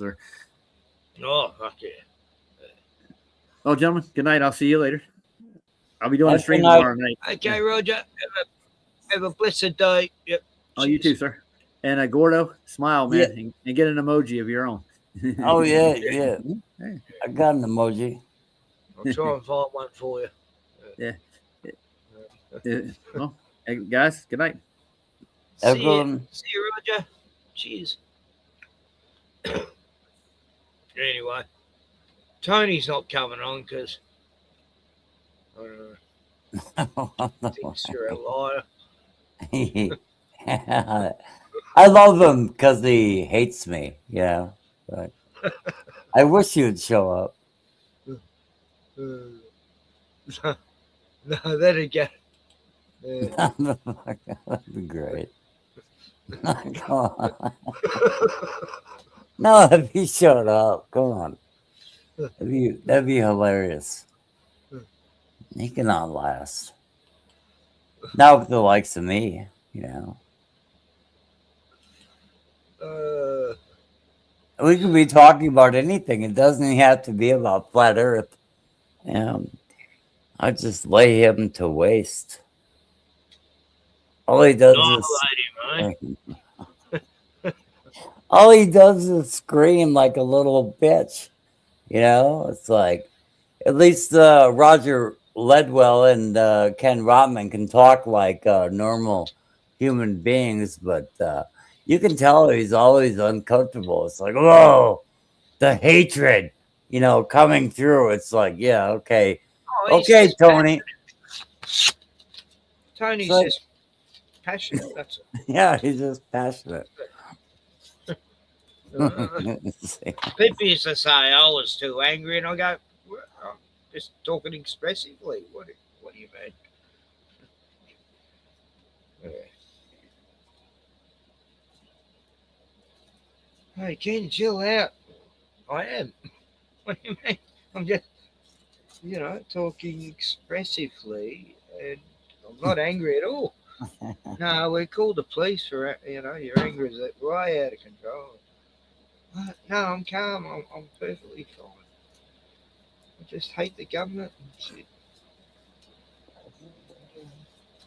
I mean, you can just see the emotion, kind of like a woman would express. But Tony says, you know, I've got nothing to say to liars. I've proven every day of my life. Thanks for the invite, but I'm best silent, trying to get along with people that I cannot be honest with themselves. Or, you know. Anyway, thanks, Tony. So how come you and Tony don't get along? I've forgotten. Oh, I don't know. He's so the globe, is it, or it's just he's always so. I don't know. The emotion takes hold before his intellect can actually kick in. So anyway, I feel sorry for Tony. no? It's getting cold now, but that's just because the air conditions are still hot out there. Oh, the wind's kicking up. Yeah, we're going to get a storm, I think. Yay! Weather's going to change. Yeah, I wish Tony could actually like cool the emotion for like 2 minutes, before he actually like says any fucking thing. I don't know. He's just kind of out there, but he's a good guy. Yeah, I love him. Hey, Tony, I love you. Hey, hold on, Tony. Tony doesn't like women, but, he's been. I've got a few mates who are a little bit bitter against women because they got ripped off by an ex and shit. Yeah, Tony reminds me of my brother a little bit. Yeah, my brother can't cool his fucking jets for a minute, so he's kind of ace from my life. You talk very well of your brother. Oh, I do love him. My half brother, not the good half, but yeah, my half brother. Yeah, I do love him. Yeah, and he doesn't call me anymore because he can't calm the fuck down. you know. So yeah, I think I know what you mean. yeah, just calm the fuck down once in a while. You don't have to like stop smoking crack, but just let the pipe cool down once in a while, you know. And I'm only half kidding when I say that. But I'm telling you, my brother, is he on drugs? I don't know. Most of the time I would say yes. But the other part of the time, no, he's kind of ridiculous. Anyway. Yeah. My family's too sad a case to talk about. They all had the Jabberwocky, and what more do I need to say? They always say I'm this weird conspiracy theorist. I gave up years ago trying to convince them of anything. Fluoride in the water. God, that was my first thing. Nah, take it back. Yeah, okay, just keep drinking the poison, you. Anyway. You can choose your friends, but you can't choose your family. Well, you got D-Man. Ledwell seems based and proper. D-Man's a lot like Glenn from Boston. Yeah, Glenn from Boston. But when I say the word based, yeah, it's like if you're not listening to Jake TV, you're probably fucking gay. No, really, that's probably the truth. If you can, You're not based and you're retarded. if they have anything out lately, I don't know, but yeah. Oh yeah, I think he did one. Yeah, Jake GTV. Yeah, if you don't listen to Jake GTV by now, you're probably fucking gay, bitches. No, Jake GTV. No, it's pretty cool. I don't know how he gets away with it, but I guess it's trendy to be. If I tried it, I'd be blocked, banned, and I'd have legal repercussions. They did actually take his channel down for like 3 days. I think he had to take a few things down and then they let him back up. But yeah, here's some Somalian news 9 days ago. Base Matthew Roberts says the thicker lips don't make BJs worse. It's like, yes, they do. No, you don't want those slobbering lips on your face. So why would you want them on your cat? Why would you want them on your cat? No, we're not playing that. Oh, we're still going on. Black women are hideous. Do not even come here and try to tell me that black women are not hideous, because they most certainly are. Oh God, let's change the subject. No, let's stay on the subject. Let's get based. Come on, let's get based. Let's watch Jake G TV. Oh look, there's one of my best mates in the background. What's he doing with that gun though? News. Have you heard of the Somalians in our country? Yeah, but I'm more so worried about the Jews. Straight up, but check this out. Ching Chong, break it down for us. Ching Chong. Chloe and Michael, good morning. We're here at the Center for Kids Who Can't Read Good, where $4 million of hard-earned taxpayer dollars are going to Somalian immigrants who say, I'm the captain now. This is our country, go away!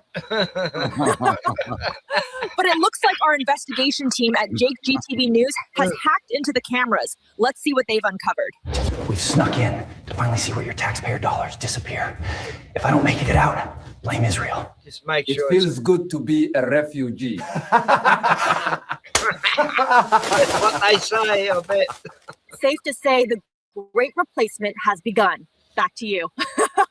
Thanks, Ching Chong. Perfect distraction from the redacted Epstein files and Israel for the week. Am I right? Straight up. And according to the reports, the Jewish Hebrew Immigrant Aid Society, along with a few fake Christian organizations, are getting paid about $3,000 per refugee. What? Shut it down. The Goyim are starting to say America first, and it's bullshit. Trump is making America great again. Don't you dare mention Zionism or I'll fire you, Jason. Calm down, Producer Berg. Jeez. So yeah, blame the left. They're like really ugly. What do you want, white racist? See what I'm saying? Trumpstein, take I know, it away. based. It's amazing. I don't want them in our country, I'll be honest with you. Oh my God. I don't care. I don't want them in our country. Their country's no good for a reason. Their country stinks. I love Israel. This is why we voted for Hey, him. Oh, God, he's looking tired, isn't he? The country stink. Yeah, it's all He's fake a- and gay, but yeah, their country does stink. So, but Well, anyway, you know, they've been turned into shitholes. and, AI can do what it does, but fight. It's like okay. I know. I've got that in one of my intros.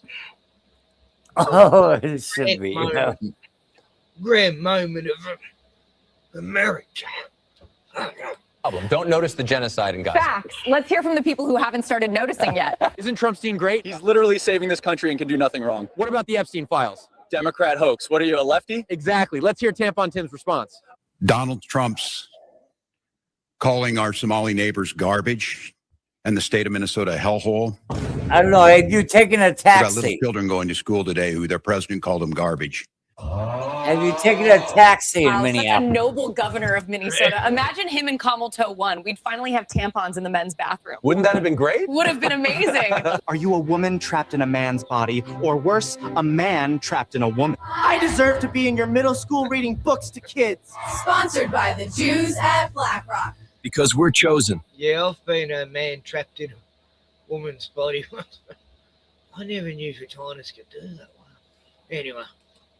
What the heck was that? Honestly, everything looks AI nowadays. I have no idea. Anyway, the FBI and Cash Patel have done nothing. Right, like just arrest someone already. Yeah, like anyone at this point. It took a YouTuber to uncover this whole $9 billion Somalian fraud. Yep. Nick Shirley, take it away. $1.9 million going illegally, fraudulently to this business that has quality learning center but can't even spell learning right on the door. Don't open up! Ma'am, we are not ICE. They've received over $1.9 million this year alone, and they're supposed to have 99 children here. I don't see it. Have you ever seen any children here? None at all. Now they're Thanks, Nick, tiny but let's people. ask a libtard. My pronouns are he, him, and the problem is the racists who don't let foreign countries invade our homes. Flood the open borders now. Absolute dumbass. Anyways, while all our taxpayer dollars are sent to Israel, let's hear Trumpstein blame the lefties. Waltz is a grossly incompetent man. There's something wrong with him, okay? There's something wrong with him. Well put, Trumpstein. Federal prosecutors found a Minnesota Medicaid fraud that's paid out at least Trumpstein. But $9 billion since 2018, an actual drop in the bucket to the $50 billion we sent to destroy the Sand People.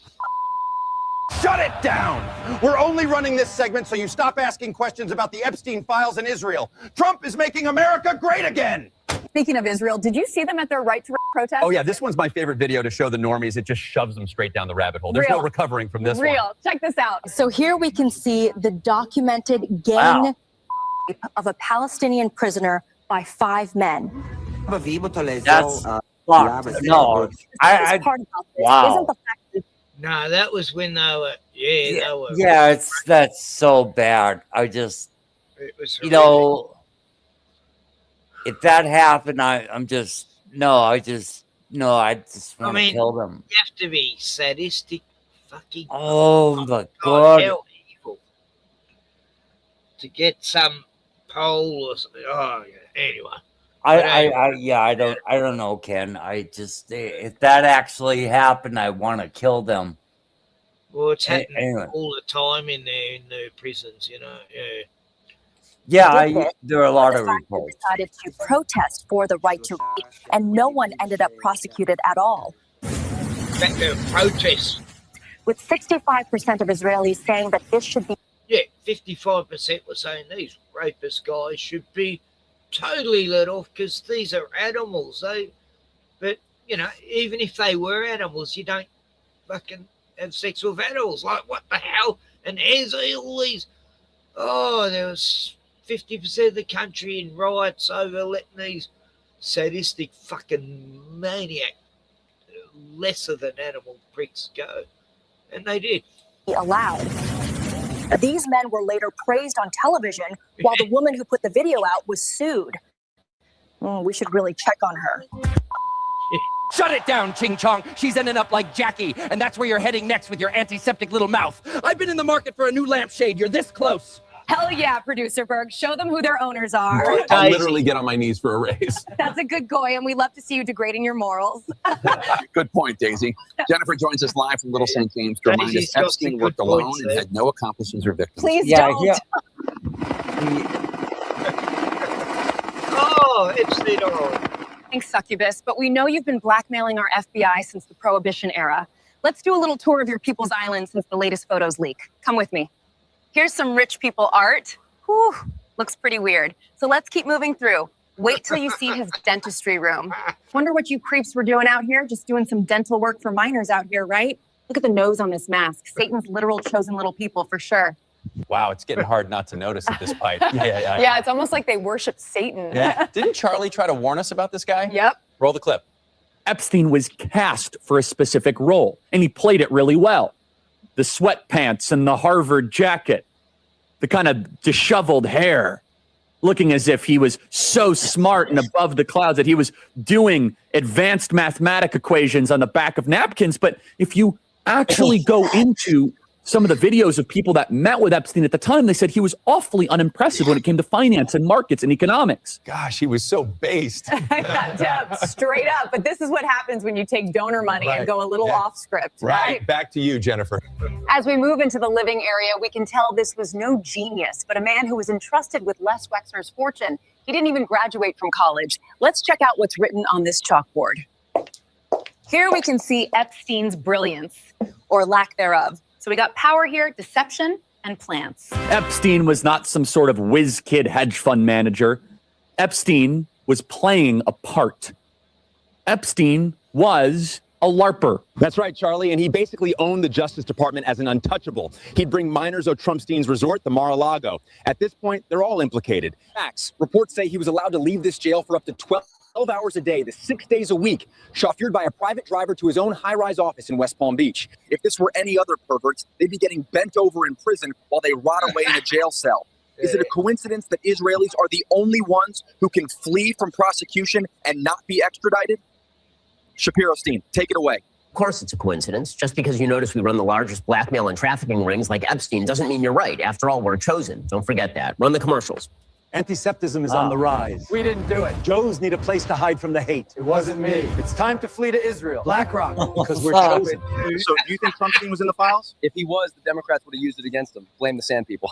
All right, bro. We go to live to the investigators at Jake GTV for more. Thanks, Jeff. So it's not all of them, but it's always them. Jews, Muslims, and Christians have been living together for centuries before the Talmudic Satan worshippers infiltrated their culture. not The all problem of is them. when you try to play the victim of terrorism when you yourself are the terrorists. Am I right?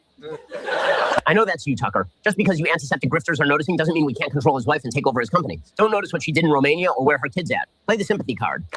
Okay, let's roll this. Our goal with the Romanian Angels Project was to show these children the true American heart during the holiday season. This is the weird part. And what better way to No, do this that is than so having the fucking- United States military personally This has deliver so the much gifts. evidence behind it. I know. Oh my God. So the guy named as Colonel Busher was caught running a brothel where U.S. Marines were orphan minors, and we have the affidavit form for proof. All right, Ching Chong, but wasn't that just a philanthropy thing for her pageant? Yeah, I thought that was pretty normal for pageant work. There's no way she was involved in anything beyond charity, Right. right? No, bro. This was years prior. What 17-year-old starts a 501c3 corporation? Probably has nothing to do with her mom's work at Homeland Security developing EMP and drone technology. Shut it down, Ching Chong. We ended up giving the sand person in Bondi Beach a gift after he stopped the shooter. Air that. We're your greatest ally. Jeez. All right, we'll show the dollar you gave. Rabbi Mendel Castell gave Ahmed Wow. a symbolic dollar note he's had since 1988. Today, I wanted to share that with Ahmed. I don't know where my family would be if not for him. And that's why I say thank you to him. The visitor said Ahmed is recovering well at St. George Hospital. Looks like he'll be seeing you for that $2 you owe him next time you see him. You can't make this shit up. Goyslop Jr., because you're not even chosen. Goyslop Jr. Fake burgers, fake oils, fake joy. That's antiseptic, and I freaking love it. Anyway, if you're still not following Jake GTV, you're either triple boosted or just genuinely retarded. It's time to flee to Israel. Yeah, I need BlackRock. T-shirts. Because we're chosen. To all of my fellow noticers, I wanted to wish you a happy new year. If you want to keep us on air, just hit the like, comment, and subscribe, and we'll see you on the next one. Yeah, lovely. Oh, that's great. I hang out for every video he does. It's like, when's the next one? Yeah, you know, it's like Ching Chong, my favorite newest commentator. Yeah. Daisy's not bad, even though she's a Jew. She's got. Yeah, she very got nice- who got the implants? Who was that? Who got the Daisy. breast implants? Yeah, I don't know. Yeah, Oh, look, you can normally tell, actually, and it's sort of a turn off, I reckon. Like, I was watching this chick, she was doing live streams, and I'm going, them boobs aren't real. And then she talks about it, and I'm going, wow, it just, once you know they're fake, it just turns you off. I don't know. Is that weird, or? what is the insulin or a silicone? Yeah, The silicone. Yeah, they're no good, but they. Oh, in the 80s, they had all these women with these silicone boobs that were dripping into their body and poisoning them. And God, they didn't even know what they're doing. Well, they just So- by the hand touch they were fake, but you know the other boobs with the what do you call it?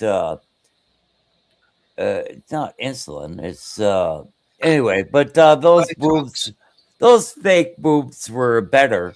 But I don't know how many fake boobs have you touched. None, they're all been real. Oh, really? Oh, I've never known a woman who's had that. No. I've actually touched. You know, Hey, that's two. going extreme. It's almost like might as well have the sex change. I don't- Nah, it's not that bad, but putting that fake shit in your body, it's not good. But saline. Yeah, yeah, the saline boobs and the other boobs. Anyway, but I've touched them all. God damn it. Yeah. I touched all the fake boobs. Yeah. They weren't real, but they were kind of fun. Yeah, I guess it depends on how drunk you are. God, that feels a bit sort of hard for a boob. It's not flexing enough. Yeah, the silicone. Anyway, I didn't know we were going to go to boobs, but while we're on the subject, I'll try and find something on YouTube with lots of boobs. No, you can't. No, I went onto the farmer channel and I mean, we're talking about nothing. And then Eric Farmer said, "Do you eat pussy?" You know? And I was like, where did that come from? But I started to answer him just like, you know, like you Was didn't it say on his anything. Last stream. It was the last stream that I was on there. All right. It was like halfway into like the last stream I was on, but I mean I don't know where that came from. It's like, why are you asking me if I eat poontang? You know, that's like that's It- personal shit. Yeah, it came out of nowhere, but I gotta I go on stream saying, yeah, no, going to do that.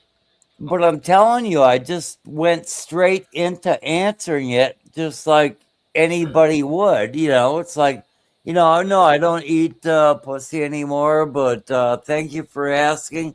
I did, and then I started talking about the clitoris and, like how infested with yeast Yeah, anyway. it might be. Yeah. But, he wanted to broach the topic. I ventured to answer. Eric doesn't get much, so the guys who talk about sex the most are the ones who don't. You remember Davy Boy? I'm gonna do that. I swear I'm gonna do that next time. No, really. I upset Adam's apple. I go.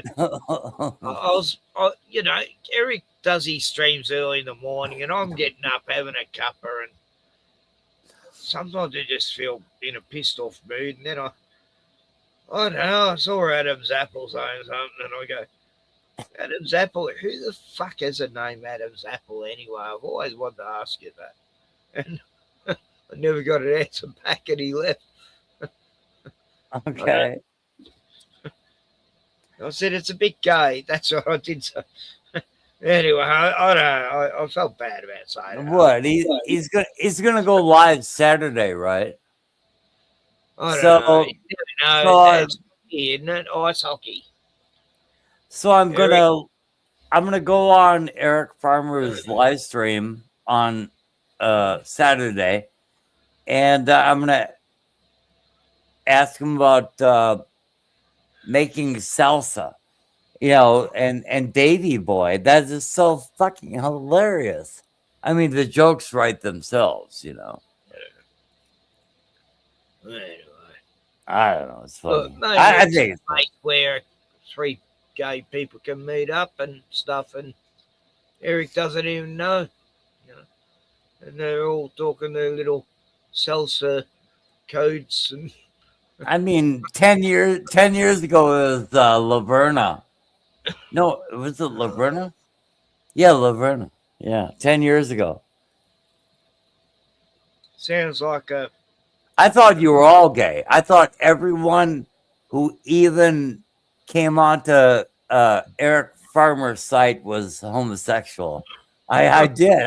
I thought you were all a bunch of fucking gay boys, and you were probably there before all. Let me see. I go 2013. 2013. Yeah. Yeah, you were. Yeah, I didn't turn up till like 5 years ago. And Davy Boy didn't show up till like a year later, but it's fucking hilarious. I don't care. Why doesn't Eric Farmer have a even the mention of a woman in his life? I don't know. No, it's sad. Must be sad for some guys. I've seen a lot of alcoholic blokes, and in the last years before they drink themselves to death at 45, they haven't had a woman for 20 years or something. I mean, that's terrible. Poor blokes. No, he's gay. I mean, I'm not saying that, he's on the verge of drinking himself to death or, anything else. I'm just saying that he's fucking gay. He's a gay blade, and that's my final answer. Nah, Eric's just a bit homophobic, I think. That's all.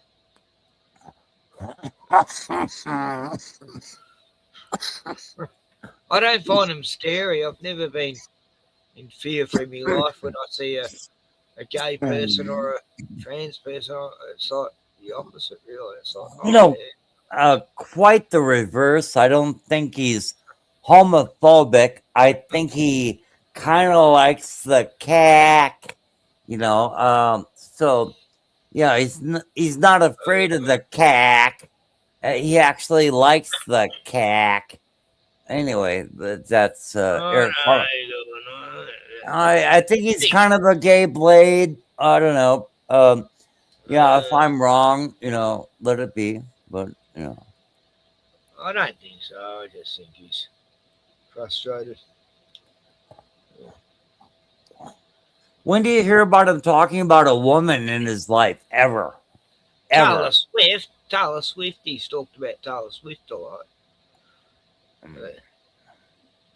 I don't know why. So, Taylor Swift's a dude. Sorry, that wasn't a good example. Or he wishes she were a dude. Yeah. No, look, I've gone and go, what's this fucking trans investigation obsession? Everyone's a fucking dude. Get fucked. I've known people who are in the movie industry, women, watch the industry since I was young, and I mean, how is it, Ken, that you can go on social media and not really talk about your goddamn sex life? I mean, personally, I love women. I love boobs. But then you get someone like Eric Farmer or Diane Clark talking about nothing ever. Yeah, I guess they live in a world like outside of sexuality. It's like, what is your preference? But only when he's like really like prodded to do it does he actually say anything about boobs. But no, he's a gay blade. You know that Davy Boy is gay as fuck. Everything about his channel. Well, that's a scary thought, Gordon. Eric doesn't look gay to me. He's totally a fag. He's totally a fag. Anyway, I'll ask him next time he streams. See what happens. I don't know. I just think it's funny. I'll go on his stream saying, look, Gordon has accused you of being gay, and if you are, Eric, just come out of the closet. We won't judge you. We won't say anything. Everything will be just fine after.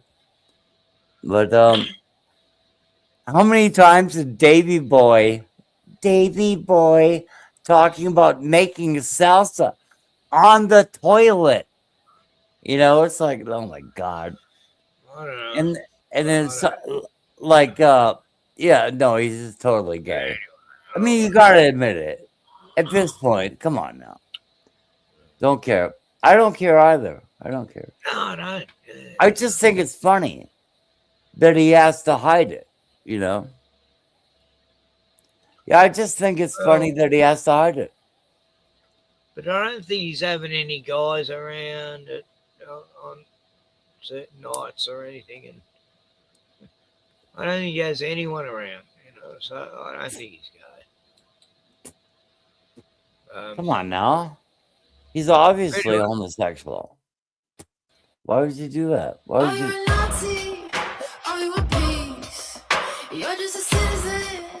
It's the music.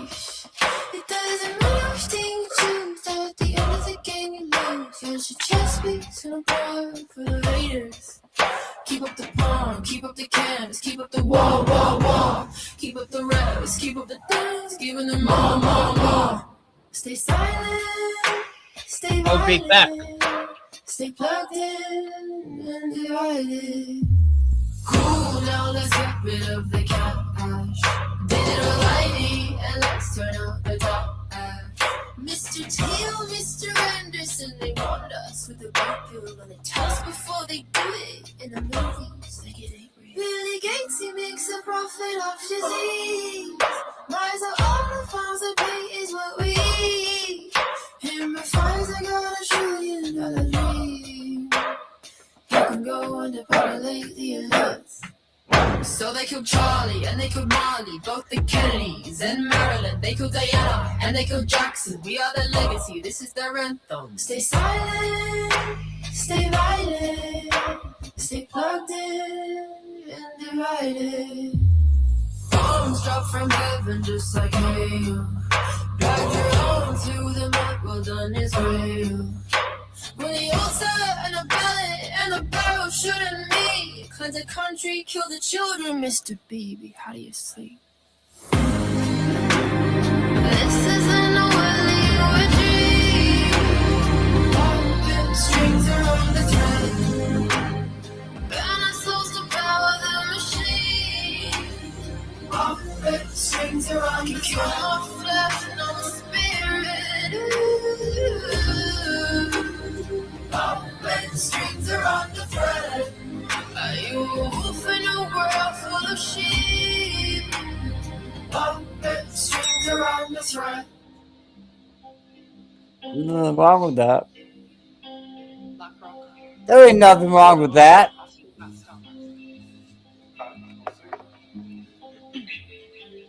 There ain't nothing wrong with that, is there? What are you showing me, dude? Funding the digital war. Storm like Judas and Tor. Now be a good civilian. While the folks on the hill keep making billions. Keep up the porn, keep up the cams, keep up the wall. Keep up the revs, keep up the dance, giving them more. Stay silent, stay violent, stay plugged in and divided. Cool now, let's get rid of the cash. Digital ID and let's turn out the trash. Mr. Teal, Mr. Anderson, they want us with the purple on a test before they do it in the movies. Like it ain't real. This isn't a willy or a dream. Pumping strings around the thread. Burn our souls to power the machine. Pumping strings around the thread. No flesh, no spirit. Pumping strings around the thread. Are you a wolf in a world full of sheep?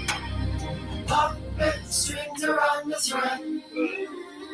This isn't a willy or a dream. Pumping strings around the thread. Burn our souls to power the machine. Pumping strings around the thread. No flesh, no spirit. Pumping strings around the thread. Are you a wolf in a world full of sheep? Pumping strings around the thread. Yeah, the video's a bit, crappy, really. It's sort of,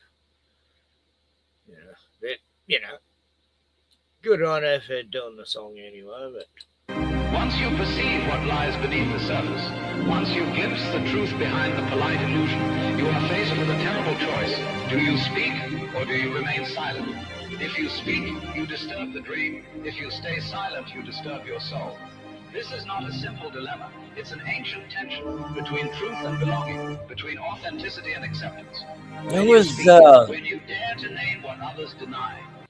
Who is based Matthew Roberts? Is that maybe based Patrick Roberts? I don't know. I don't know what Patrick Roberts has done lately. I haven't subbed to him since I've had my new channel. I've had this for 8 months now, this channel. Yeah, Patrick, what's he? Last I saw, he is street preaching on a highway when there's no one around. It was really silly. It was like, what are you doing? God. You're not going to reach the people preaching on a highway where no one can stop. Didn't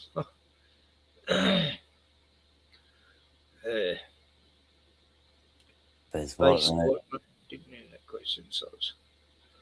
What is Soz?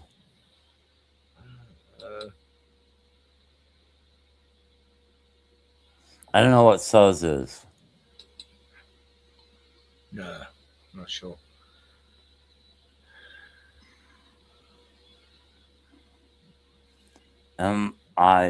Bass actor sounded like the What was the Jesus bit with the arms in the video? I think he means.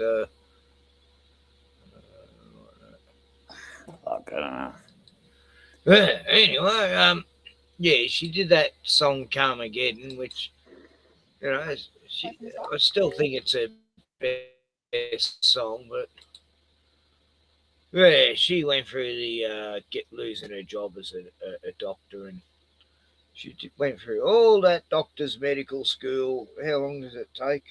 Fucking. My goodness. Am I Jewish? No, I'm not. Yeah. Jewish. How did you know? God. Oh my God. You bloody look. Oh my. Gordon's back on holidays from the IDF on the wall, shooting little kids and shit.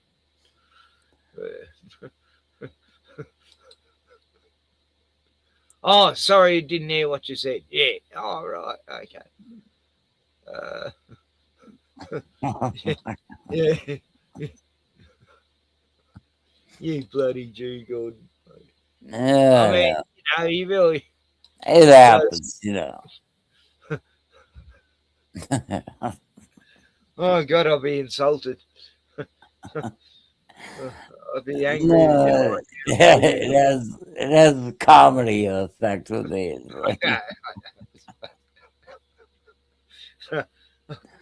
Actually, let's look up. I want to see what Patrick's done. I hope he's okay. Look, I don't hate the guy. He was very disrespectful to me, as you know. Yeah. You saw that stream. Anyway, he humbled himself though. He actually let me back on there ages after because not a good bitch about it. Anyway, Patrick, who's terrified of Mandela effect, Robert's new timeline, it was last called. Anyway, let's see what we come up with. He's still there. 846 subs. Wow, that's like a lot more than me, actually. I've only got what? I don't even know. I've got 100 and something. I'm not sure. Anyway, videos. He's a Golden Gloves boxer. Let's see. Oh, he took down his video street preaching, did he?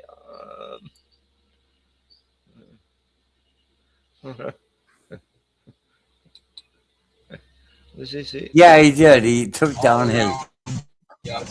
All right. Yeah, he took down his.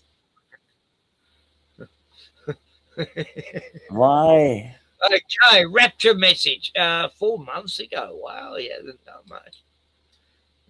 Okay. Look, I want to hear a message from the Lord from Patrick because he's apparently got direct connection. Oh God. Here he is. He's looking a bit like Alex Jones. Because I am calling out every in his car. Hey everybody, how is everybody doing? Wow. I am about to probably become the most hated person on YouTube. Oh my God, really? How does that happen? YouTuber. I'm calling out about 99% of the people who are preaching the Bible on YouTube. He's gonna be. Call me out though. Going to become the most hated person on you. Oh my goodness. On the internet. Wow. That's like I thought that Tate guy. What's his name? I thought he was the most hated. Andrew Tate. Oh. Certainly, yeah. Tell us about this. My God. My God, I didn't know he was getting this famous. What? He's about to become the most hated person on YouTube. Oh, on YouTube, did he say? Yeah, I think so. Oh, yeah, that makes more sense than the internet. Hang on. YouTuber. I'm calling out about Yeah, 99% of the people who are preaching the Bible on YouTube 99%. as false teachers, false prophets, The and audio's teaching false low. doctrine. And I'll tell you why. Mm. Jesus said, live in the world, not of it. Jesus also said to deny himself and pick up his cross and follow me. Matthew 16:24-26. It is vital that you are paying attention to every word you are reading out of this now corrupt and satanic book. Over the past 9 years, I have watched the Bible change. If you truly are a child of God and a lover of the truth, then the only true way is to look at the true living word, and that is no other than our Lord and Savior, Jesus Christ of Nazareth. So you all need to get into your prayer closets and ask our Lord to give you the eyes and ears to see through this witchcraft that has been put over the whole world. Because this is the great deception. Thessalonians, I'm just going to call it Thess. 2:2-2-12. Read that.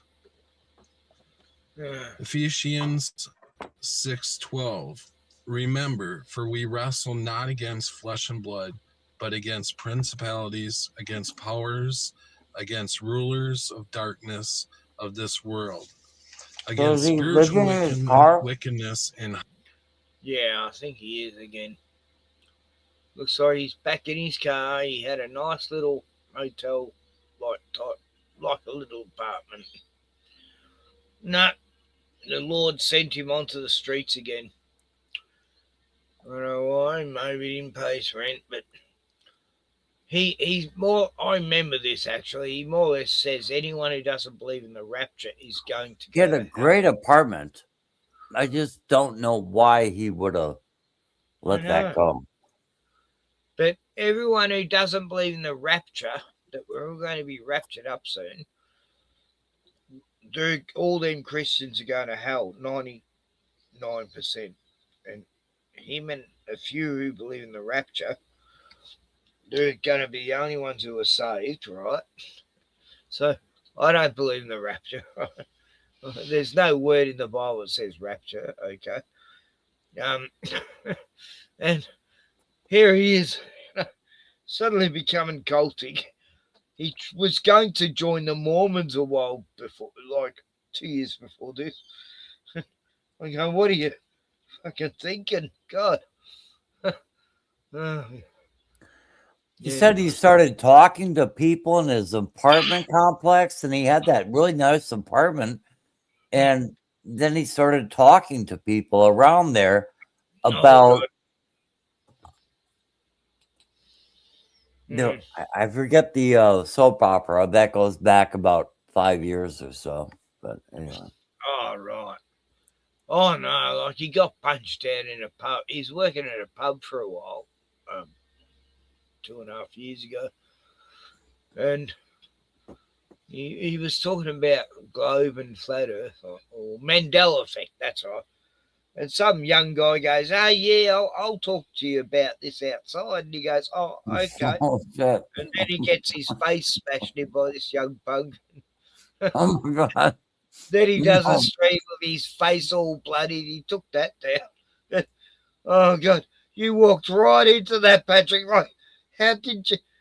Like, anyone who's streetwise, or, you know when you're walking into a fucking... Oh, God, I never fell for any of that shit, Hey, mate, you want to come outside? I just want to talk to you. Yeah, right. I'm fine here, buddy. And he walked right into it. Oh, God. Like, I shouldn't laugh. That was terrible. I don't like seeing people get hurt, and he's so gullible. And Look,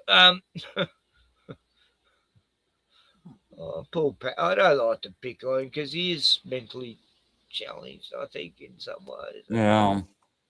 But look, I found this video witnessing to Joe's witnesses I did a few years back when I was living in the burbs for 6 months. It was a nightmare beyond comprehension, but here we go. I'm glad I found this. I'll post it back up. To us. Are you taking photos? Yeah, I was actually. I'm just seeing what the latest watchtowers are these days. Well, this is not the latest. You interested? Oh no, I used to be one. You used Yeah. to be one. And my sister did. Half my family's still in there. You are baptized. You baptized. You were baptized in the I fellowship. was, and then I never got this fellowship. You drift away. I just resigned. I sent him a letter of resignation. Oh, you. Oh my God. With me best friend hung herself in I didn't there. know. A few other friends, and I just don't agree. Yeah, I never got disfellowshipped actually because I resigned. They can't do anything about that. It's a little loophole I found. 3 years after I left, I'd been researching everything you ever could, and I knew 10 times more than they ever did. Oh yeah, so I wrote them like this big long 3-page letter. I mean, Ken, I just don't know. I mean, I spoke with the God of Abraham, and and then they tell me that no, you spoke with the devil, and then I'm like, well, you worship the devil, and then they're telling me, no, you worship the devil. It's just so fucking crazy. Oh my God. I mean, these people really? are so brainwashed. But anyway, the only spiritual experience in my life. Yeah, they're telling me you must have communed with the devil, and I'm like, no, that's your God. I don't even know what happened. But anyway, go ahead. nah, they're so judgmental, and some don't even believe in the spiritual. Really, in a way, they deny it. Especially the witnesses, except for demonic. They all have demonic experiences for some reason. The blood transfusion thing, and I'll go back. I just resigned. I sent him a letter of resignation. Oh, you said that's the fun. With me best friend hung herself in there, and a few other friends, and I just don't agree with the blood transfusion thing, and Abraham, when he was sacrificing Isaac, that was when God was saying you don't have to sacrifice your child. Well, that's how I see it. You know what? You didn't get all the facts right before you got baptized. Move. Think of you run. What's that? Sorry. You didn't really quite understood everything before you got back. Oh no, I got to see it all afterwards. Yes. Yeah, because we grow in knowledge. Like I sort of left back in early 90s. Yeah, it's been a while now. Yeah. But I still keep in touch with my brother in Torquay. With who? My brother, he's still there. Yeah. What's his name? In Seaford congregation? What's that? Which? Torquay. Yeah. Torquay. Torquay, that's where. If you live close, would you like an elder come and talk to you over the phone? No? No, I used to actually. Yes, It's your choice. Yeah, I used to try to, because I believe in Jesus. I'm not actually in a religion. I have a simple faith these days. My church is, nature, the bush, the ocean. Anyway, you know Yeah, what? yeah. Thank you for talking to But, me. God bless, and, we're all, as long as we have faith in God, do the right thing. What Jehovah God come to do, it's up to him. We can decide. Yeah. But if we do the right thing by Jehovah God, through Jesus Christ, you will see the way. Okay. Yeah. But remember, Jesus is the way, the truth, and the light. Yeah, but the way to where? To heaven. To heaven? Yeah. Goodbye. Yeah. Cheers. Having a lovely day. Yeah. Wow, Thank you. what? Yeah, as soon Did as they I get mentioned crossed? heaven. As soon as I Did they get mentioned heaven. crossed? Wow, this is so crazy. Yeah, You heaven. mentioned heaven. Oh, goodbye. They hate the idea of heaven. Wow. It's just incredible. Oh god, that was a good catch though. I loved the fact they were there. I was going, oh, this is brilliant. Good timing. Anyway, I've had many a conversation with them since I left, and I've had them going away crying because I swear I've convinced them they're in a cult, you know, and I've been nice. Always be nice to them, you know, because I used to be part of that horrible cultic tribe, you know. So, you know, you can't. They're not all bad, and they're just brainwashed and sad, you know. I don't hate them. I just hate the organisation that runs them, just like the Jews, you know. I don't hate the Jews. I hate the organisation that brainwashes them into being evil fucking sodomites. I'm looking at Patrick Roberts, our new timeline channel right now, and it is like he took down. You would think this would be the most important. You know, he's screaming on a street corner. He's screaming at the Catholic Church, and it's like, what? I mean, is this worthless now?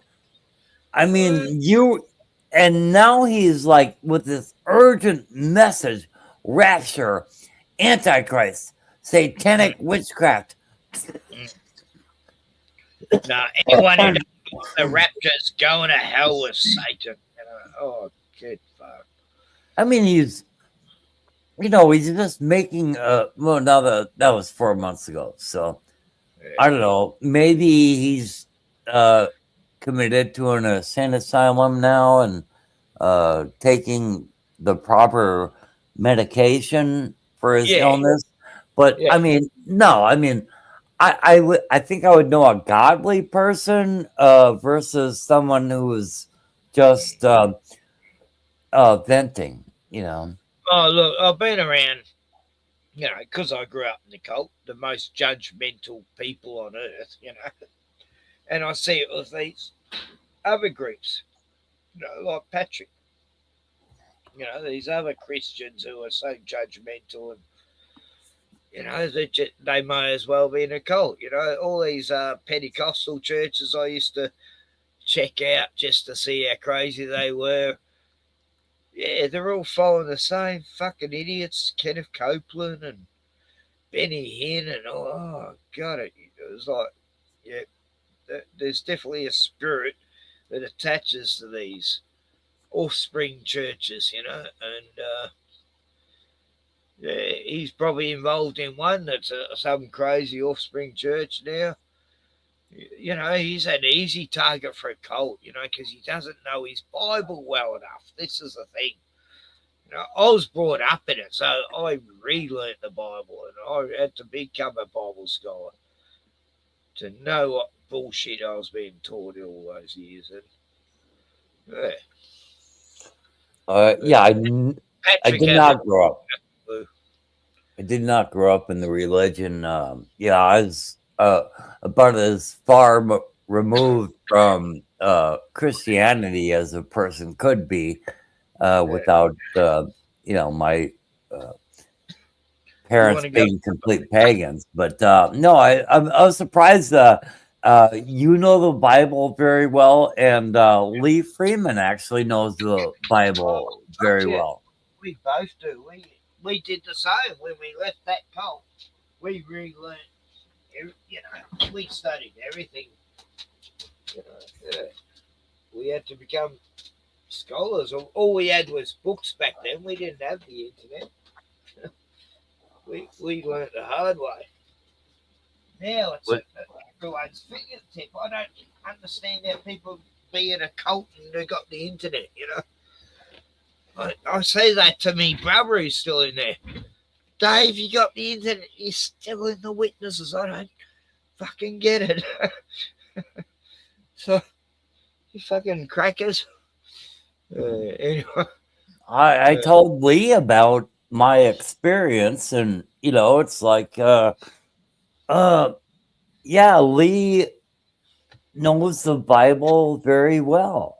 I mean, far better than I do, but yeah. Anyway, but I just think it's really amazing. You know, I had never had a spiritual inclination in my life, and then when I did, I met terrible people. Yeah. No, I like the Mormons more than the J-Dubs, you know, because even when I was a witness, we'd meet up with Mormons, you know, and go, oh, right, they're like our arch enemies. And I go, hang on, they've actually got more freedom than we do, damn it. You know? They're allowed to do more stuff than we're allowed to do. You know? Yeah, But I am quite serious when I say I've spoken to God. You know, I've been in the presence of God. That's it. You know, other than that, I mean, there's no grand takeaway. You know, but I'll do a stream of my testimony one day how I did. I felt like I was in the presence of God, and I've never looked back. there's no grand takeaway. I mean, I've been in the presence of God, and there's nothing that I can give you. You know, and I guess it should have been happy, joy, but no, I was scared to death. I was scared to death, and my final answer, the actual living God scared the hell out of me, and Well, that's it it. makes you feel like how vulnerable you are and how, yeah, the presence of God is like, wow, you're nothing. And you just, it's just scary. Yeah, it can be. But And when then, you realize you are significant and you do but then care. these people told me that I had been before the devil or had been communing with the devil or whatever, however they worded it. It was something akin to that. But for them to tell me that was them telling me that they worship the devil. You know what I'm saying? Yeah. False Anyway, prophets. False prophets, good. That's what they were. and then False prophets. I was not going there to look for like self-confirmation, but Yeah. that's basically what I found. They are like Satanists. What do you say? By proxy. They're satanic by proxy. I respect Satanists more than I do Christians who are being satanic, you know, like being manipulative and because it's like I respect, you know, mafia or gangsters underbelly more than I do corrupt cops, you know. Corrupt At cops least, are yeah, scary. at least state who you are. You know, at least be honest enough to say who you are. But yeah, I found out that the Christians are more satanic than I would ever want to be. They. You can't just put Christians into one barrel. Like there's all these. No, I'm saying that they are. Oh, They're- these they're- ones. Yeah, they're more satanic. They put forth a satanic method that no, I just I And they're Debbie Downers. They you know, you're inspired and they suddenly make you feel like, nah, yeah. I just down I feel they made me feel the most ashamed and embarrassed for the very fact that I ever thought that they were a decent church. Yeah. You know? I just I could see that. I saw it all. I still believe in God, and I've never believed in God before in my life. But they made me the most deeply ashamed. Oh my. Go ahead. Yeah. No, you got to test the waters. You know, like when I left the cult, I wanted to find the right church, and fuck, did I do a church search for 5 years, and I only found like 3 churches out of like 25 that were decent. You know, they were humble and they weren't pompous and they weren't judgmental. And that was the God Squad one, the Truth and Liberation Concern one, which was part of the God Squad, and an old Church of England one. Oh yeah, there's a Lutheran church I found that was really nice too. So it wasn't just 3, there was about 5, I guess. But yeah, all the other churches were just fucking, oh God, did I ever go at priests back to pastors? I used to really call them out. Well, don't I have to go?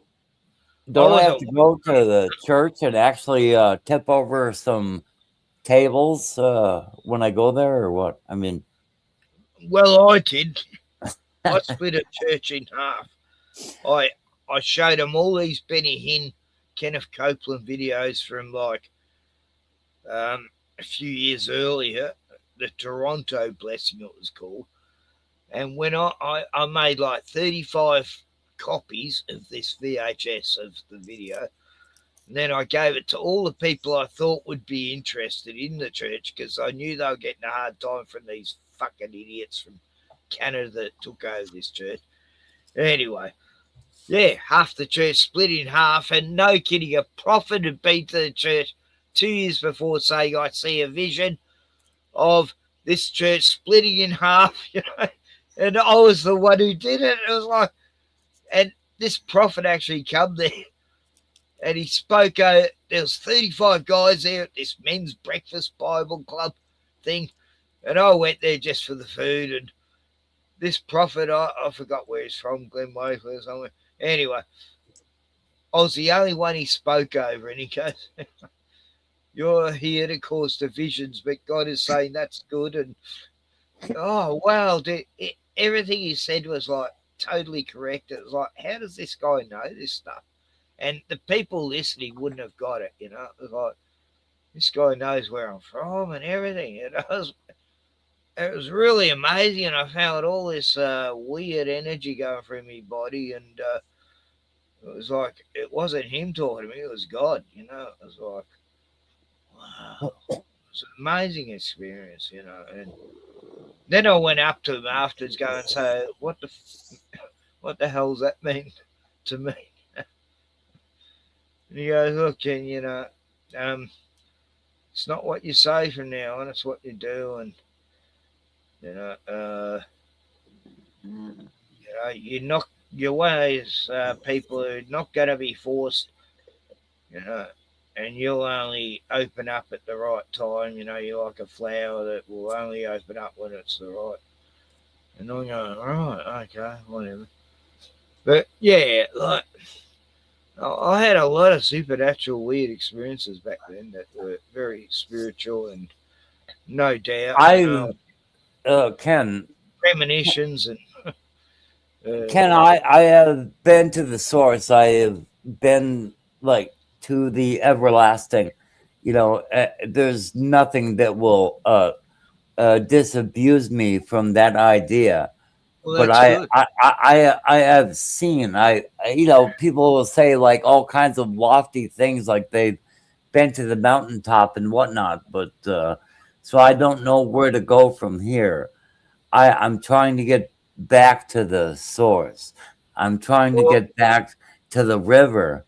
You know, like from where I came, and so it's really difficult. Yeah, but at the same time, this is a very, yeah, go ahead. Yeah, you were going to say something, please. Well, all I knew that, yeah, I'd had a pretty horrendous life, and God said he was going to, and I'd lost my whole family because I left the cult and I refused to once you know something's a lie, you can never go back to it. And yeah, when family found out, I'd never ever go back to that fucking thing. And I tried to get him out for like 5 so years, gave up in the end. And I was Satan the devil or the apostate. But, every time I go to the Bible, I'd find a scripture to give me strength. I lost my whole family, all my friends in there.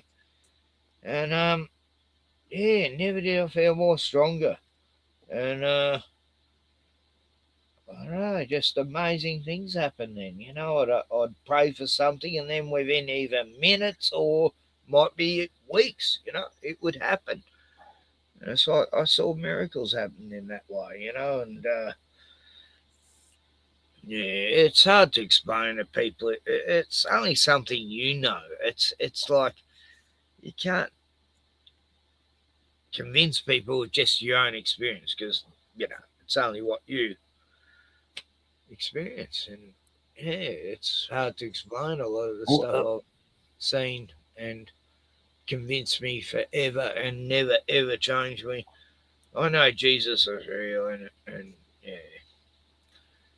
Anyway. I came to in a bad dream and sussed out what was going on. Called out to Jesus for backup. He appeared and helped me out. Good enough. My takeaway was, whoa, maybe I'm not forsaken. As based Matthew Roberts. That's a good one. Yeah. Yeah. I saw I started to see the whole symbolism of everything in the world and all the how we're living in this weird realm of being controlled by the devil. And once you see all the logos, you can't unsee them. Once you see the patterns, like even the Bible, the codes in it, oh God, that used to send me nuts, but I stopped doing that. Numerology and numerics. But no, so I'd pray for things and then suddenly it would happen and it was like, thank you, God. Just amazing things like, the last one was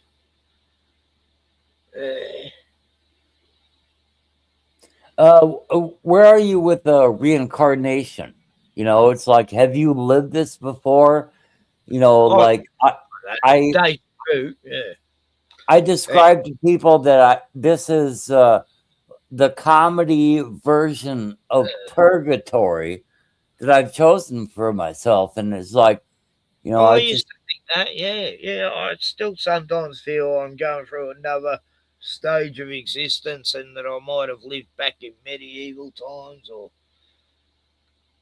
Jesus times. I don't know, but I think maybe like reincarnation. I was always fascinated by that, but maybe it's just the memories of your ancestors you're feeling, and I don't know. But don't I need to, like, in some way step outside of myself and, like, find, that which did not work in a previous lifetime, that which did not, help me, attain a finer spiritual being? It's like, yeah, I'm actually looking to you for help. God help me. Yeah. It's like ask and you'll receive. I mean, it's like if you really believe, you do get your prayers answered. It's like, oh God, so many times it's happened, and I can't. But Ken, I've never had a spiritual inclination in my fucking life, so I'm basically trying to get out of this matrix. So whatever you can do to help me, I'd be most appreciative if you could help me get the fuck out of this bullshit. Like every man, he does not have my experience, and I'm thinking, perchance, there's a possibility that he has the tools, the knowledge to my petty quandary.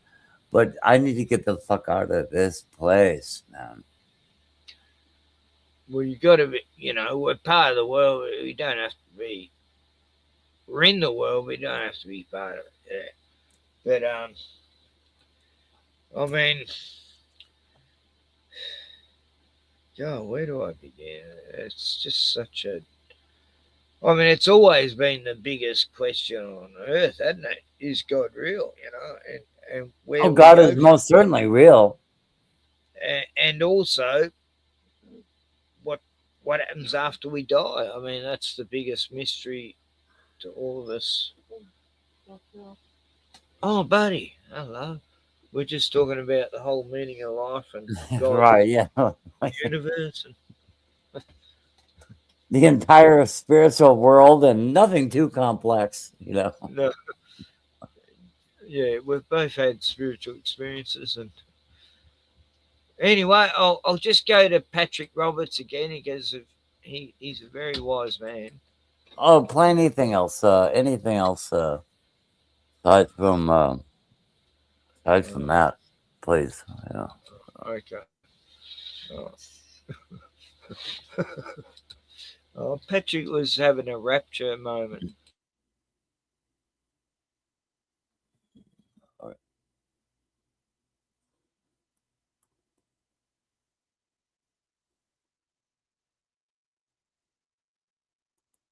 Alrighty then.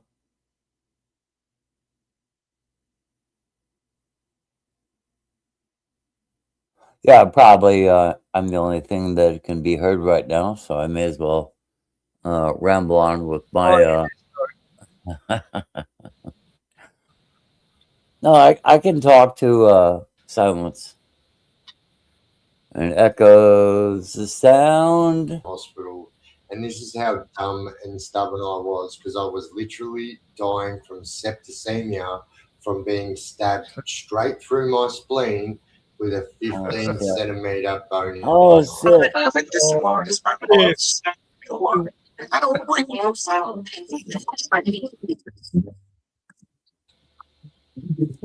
Jordan, you're echoing.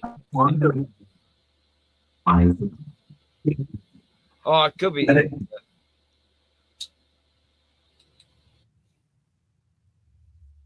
Rightio Legends, Chaos Chronicles, and we're back again with another banger. And so today we're talking about the time that I nearly died, quite literally, because I was stabbed through the spleen and I refused medical attention. But here's the craziest thing. I was actually stabbed at my mate's little sister's debutante ball. Well, rightio, let's get into it. But before we do get into it, if you guys haven't already subscribed, please jump down there, shoot me a subscription. And if you smash that bell icon, you'll never miss any of my clips again. Now, like I said, my vault is open, so a lot of the stories will be coming out now. Now, this is a story that has been up on my YouTube before. It only had 1,000 views, but I was then told to take it down by my corrections, like a lot of the other videos as well. And yeah, so now that I am not bound by that correction order anymore, I obviously do not have to listen to anyone telling me I can't post this or I can't do that or I can't do this. So that's exactly what we will be doing. And that is why I am now posting these videos, because there's no one telling me I can't. So, rightio. So this was back in 2007 or 2008. I can't be sure. And this was a debutante ball, so a deb ball. Most people in Australia would know what this is. It's kind of like a prom, but like, you learn specific dances and everything like that. And the ones that we have in the country, well, it's like BYO. So you can literally bring a whole esky full of alcohol, and just drink your life away. And that's exactly what we did on that night. But I guess as a bit of a context and what was going on. So we were all at my mate's house pre going to the Deb, and I'd already not slept from the night before and was, kind of still going from recreational substances, I will say. And, we were back into it for another night.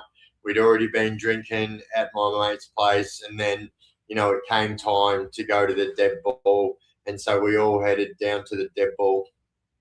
And keep in mind, when I say we all headed down to the Deb ball, there was literally like, I don't know, 12, 15 of us.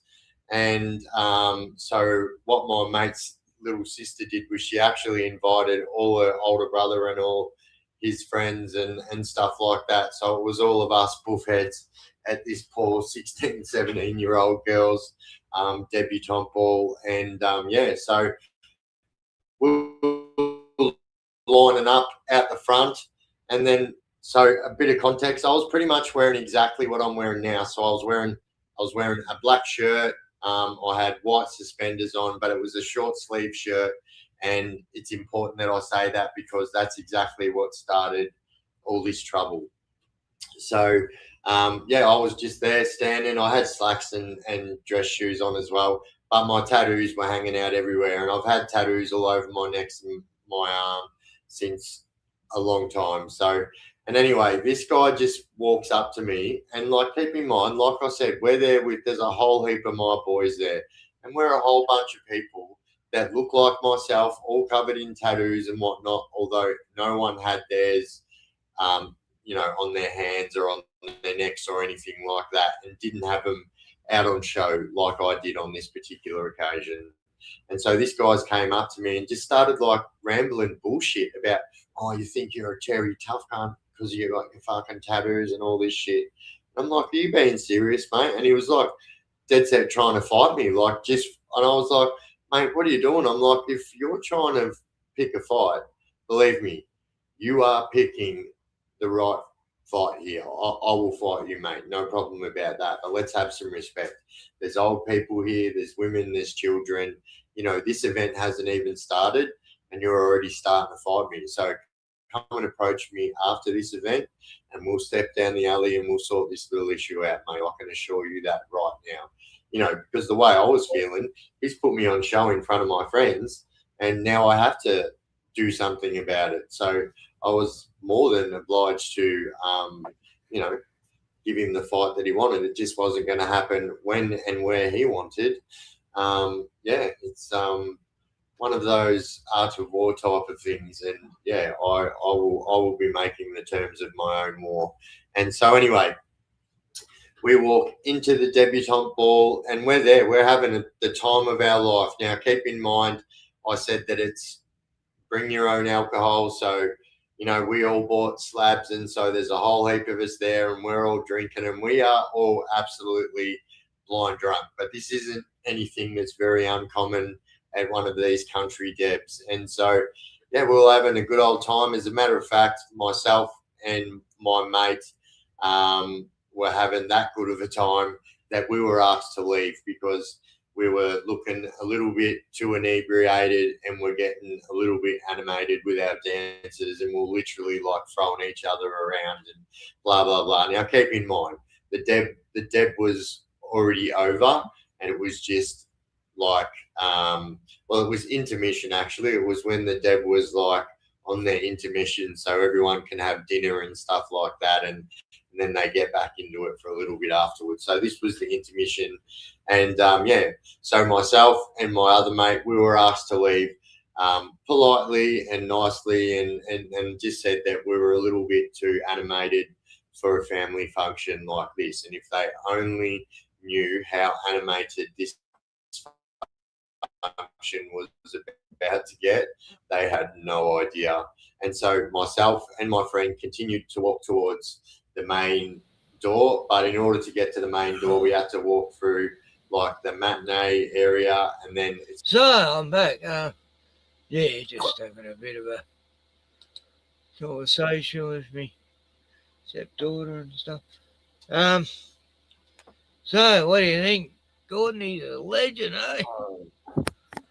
Yeah, I don't know. What do I think about anything?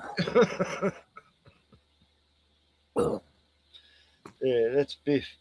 Anyway, Biff's got a lot of prison stories and shit. Yeah, he ain't no convict. I don't know. Look, he's not the generation I knew. I've spent more time behind the walls than he's ever even thought of. I don't give a fuck. He would have been the little guy, nerdy guy in jail that no one took notice of.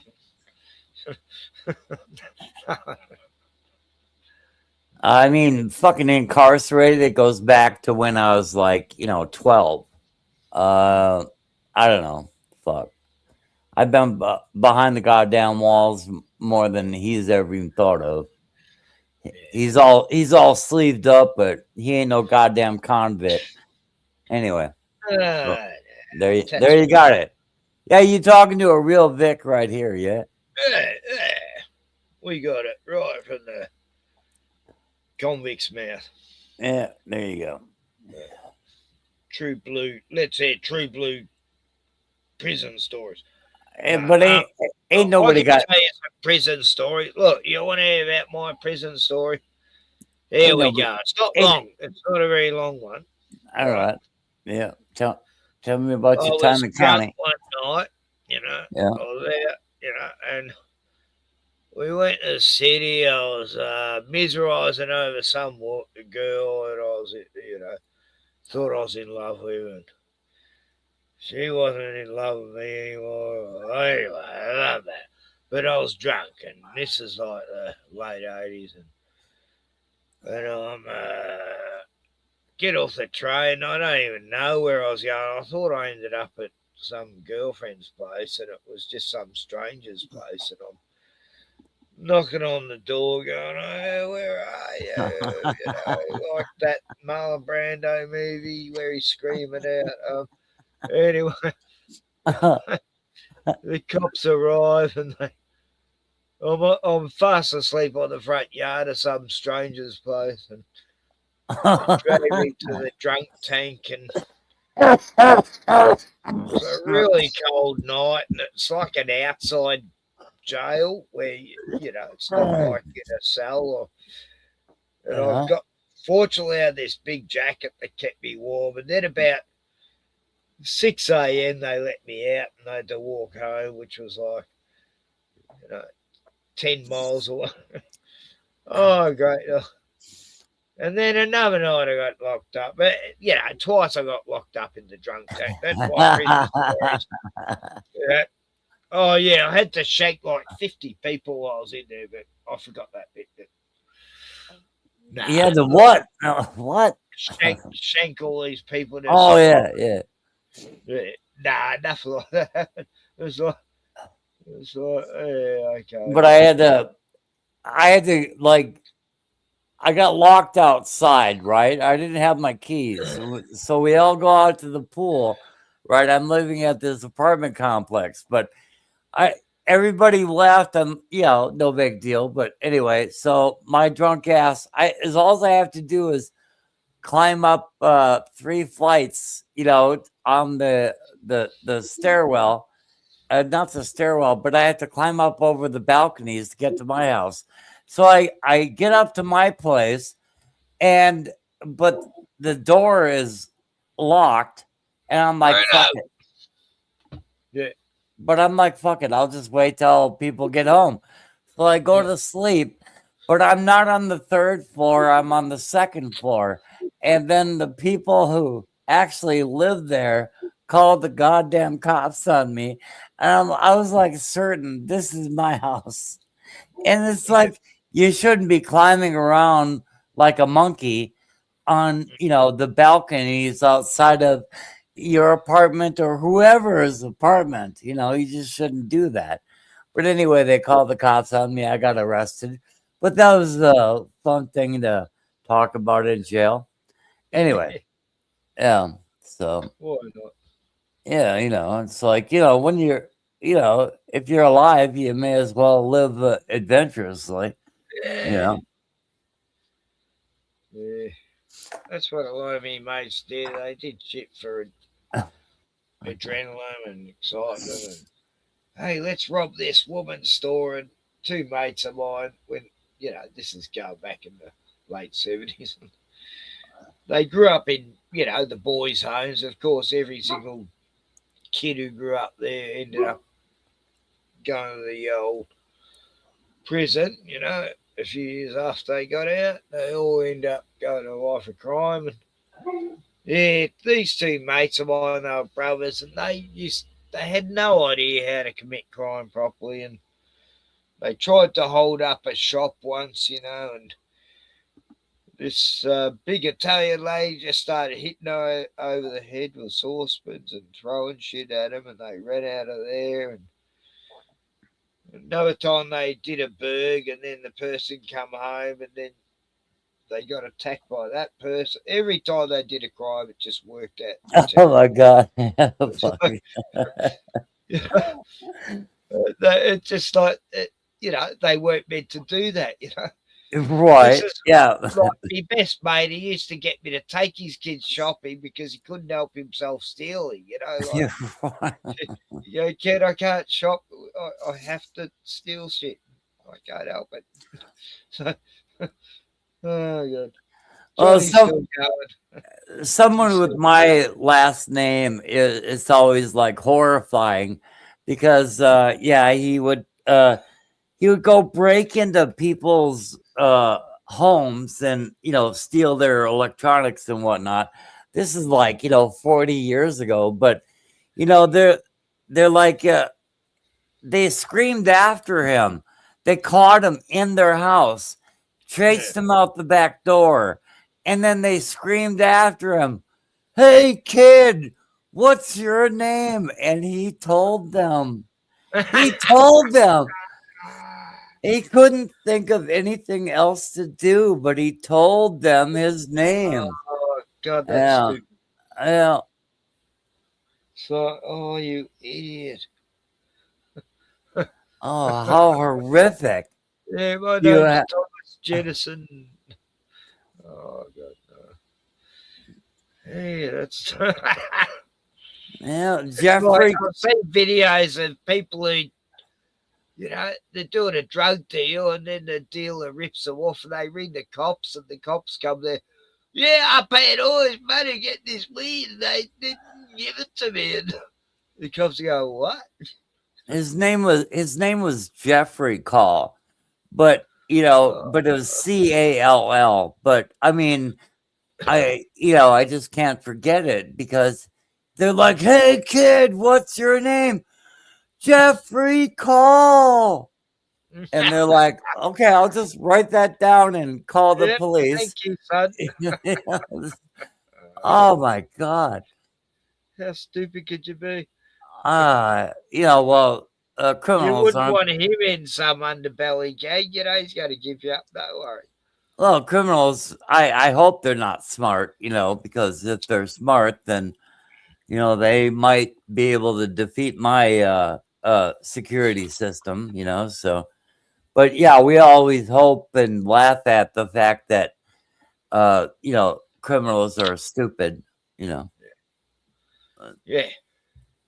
Like the Beagle Boys. The what? The Beagle Boys. That's Yeah. Donald Duck, Uncle Scrooge. Yeah, I'm Beagle surprised Boys I were always- remember that. They're always trying to steal Uncle Scrooge's fortune. Yeah, right. The Beagle Boys are at it again. They were like a gang that grew up in jail, more or less, and they all still wore their prison suits with their serial numbers. Right, yeah. They couldn't get another outfit, And they'd drill underneath his money bin and drill under, and drain all the money out, drive away in trucks, and Uncle Scrooge would get onto this. What do they call it when you do that? They made plenty of movies about robbing some big place. And yeah, God, I used to love the old Uncle Scrooge comics. I've got a big Uncle Scrooge comic here that's got the most beautiful art. It's all coloured. I found it the other day. I remember it cost me $60 back in the early 80s. I bought it. Still got it. What it says, normal here for people to automatically say their name when answering the phone behind the times. I don't know. watched a video of this woman who got scammed. Oh, it was very sad.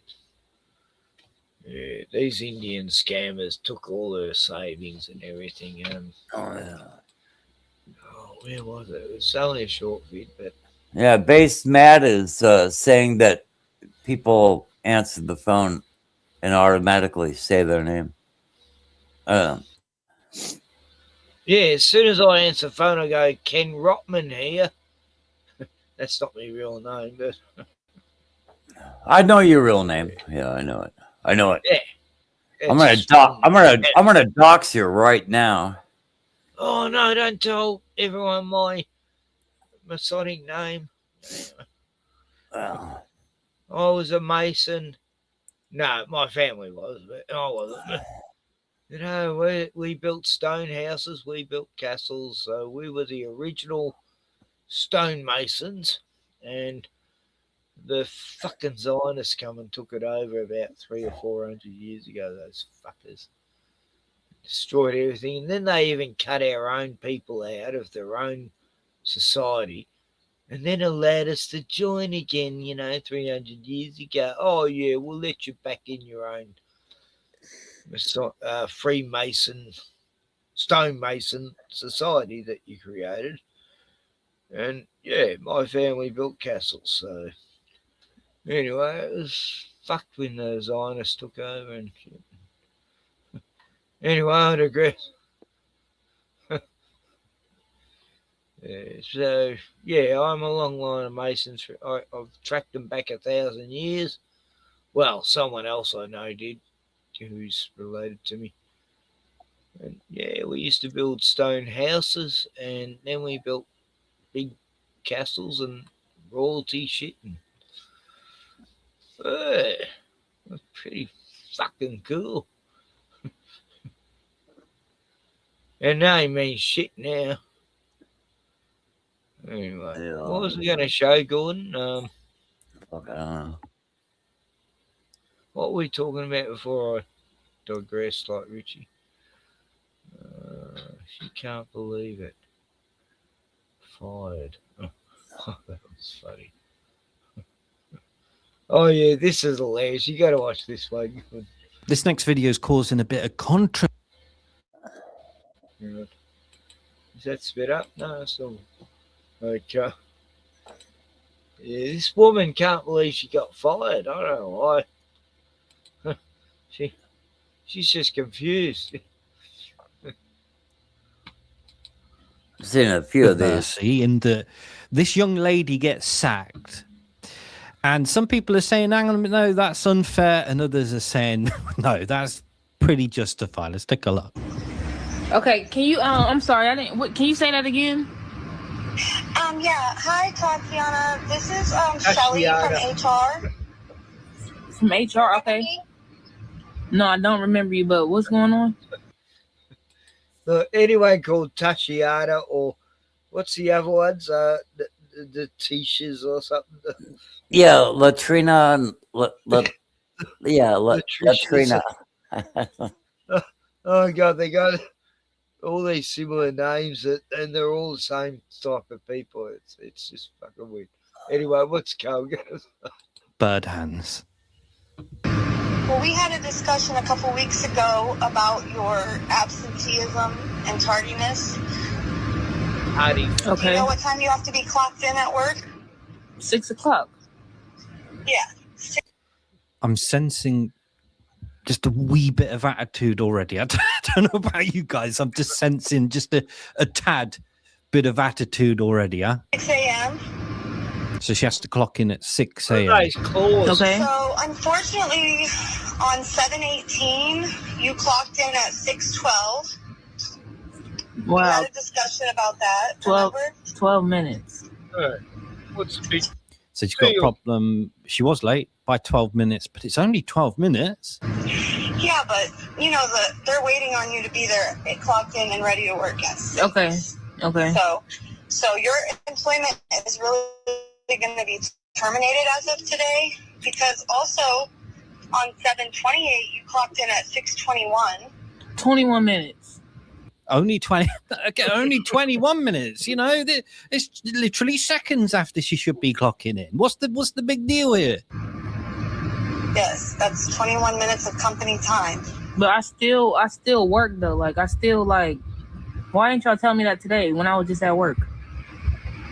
Because I handle all the HR, so they wanted me to call you because we had that discussion. Remember about? And that was the day that I let my. All right, keep going. So you were. Oh, okay, keep going. You've got permission to keep going. Also on 8/8, you clocked in at like 6:32.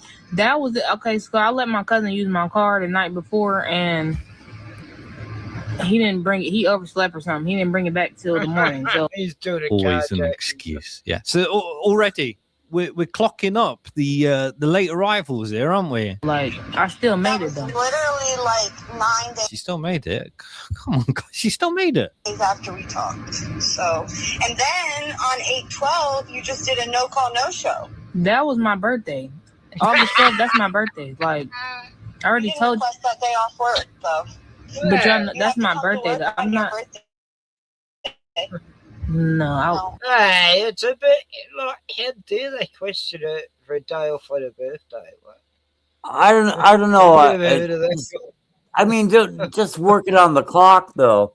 I mean, like it would take me about 3.5 minutes to actually change out of my apron, you know, when I was working at Dayton's, and it would take, I don't know, say 4 or 5 minutes. But if I'm taking off my apron and then going back and then clocking out, you know, I didn't think about it. But they're like telling me, no, you got a half hour of overtime because you choose to take off your apron first instead of clocking out. I mean, I was like aghast at that. I just thought that was. Yeah, I mean, that's that was way too far. I would get a half, and I got a half hour overtime here and there because I would take if it was late on a job, I'd always make up for it. I'd work an extra hour or two, you know. You know, they acted like it was a big deal. It was like we're going back here to the 90s, and so I guess that would have cost them a smooth $5, you know. So you know, at the same time, this chick is like, first it's 12 minutes she's late, then the next one's 20 minutes, then it's 31 minutes, then it's a day off. Like, God, she's got a bit of a record of being a bit of a slacker, you know. And plus, it's her attitude at work as well. That's you know. But she's got Dracula nails, so I mean, God. I mean, if she's serving food, how does that work? You know, you're getting food under your fingernails and shit. How can she even feed herself? Yeah. Nah, how does she wipe her butt? Anyway, Cardi B explained that. Okay. She was that about to be the F-bomb there? And how F-bombed up it all is. Like, I mean, come on. What's going on here? Everyone works on their birthday. Even I worked on my birthday. Y'all too grown for me. Well, unfortunately, I just need you to turn your keys in. And I'll be there tomorrow, because that's crazy. That's crazy. Like, what? Don't get it. So I counted the HR lady there saying that she was like at least 4 occasions there, right? And I think there was a couple of no-shows or other bits going on perhaps. So what do you think? An unfair dismissal perhaps? Or is it literally a case of we're freaking doomed as the human race, Bruno. because they're actually employing people like that in the first place and having to, perhaps. Yeah. So they're really the sort of two sides to this, aren't they? Was she unfairly dismissed? And, you know, are they overreacting? Because, hey, I mean, it's minutes after she should be clocking in and it's her birthday. And, well, she can't help if her cousin's doing this. Or is it the case that we're doomed because people like that are actually getting jobs and being employed? Quite the divide, quite the difference of opinion this is bringing out. What do you think, Tata? Anyway, that wasn't the one I was looking for, but yeah. So I don't know. You know, I was hardly ever late. You know, I was very, very fanatical about, you know, being on time. You know, to the stage of being, you know, like OCD-ish almost. You know, I always got to work like 20 minutes before so I could have a cuppa and all that shit.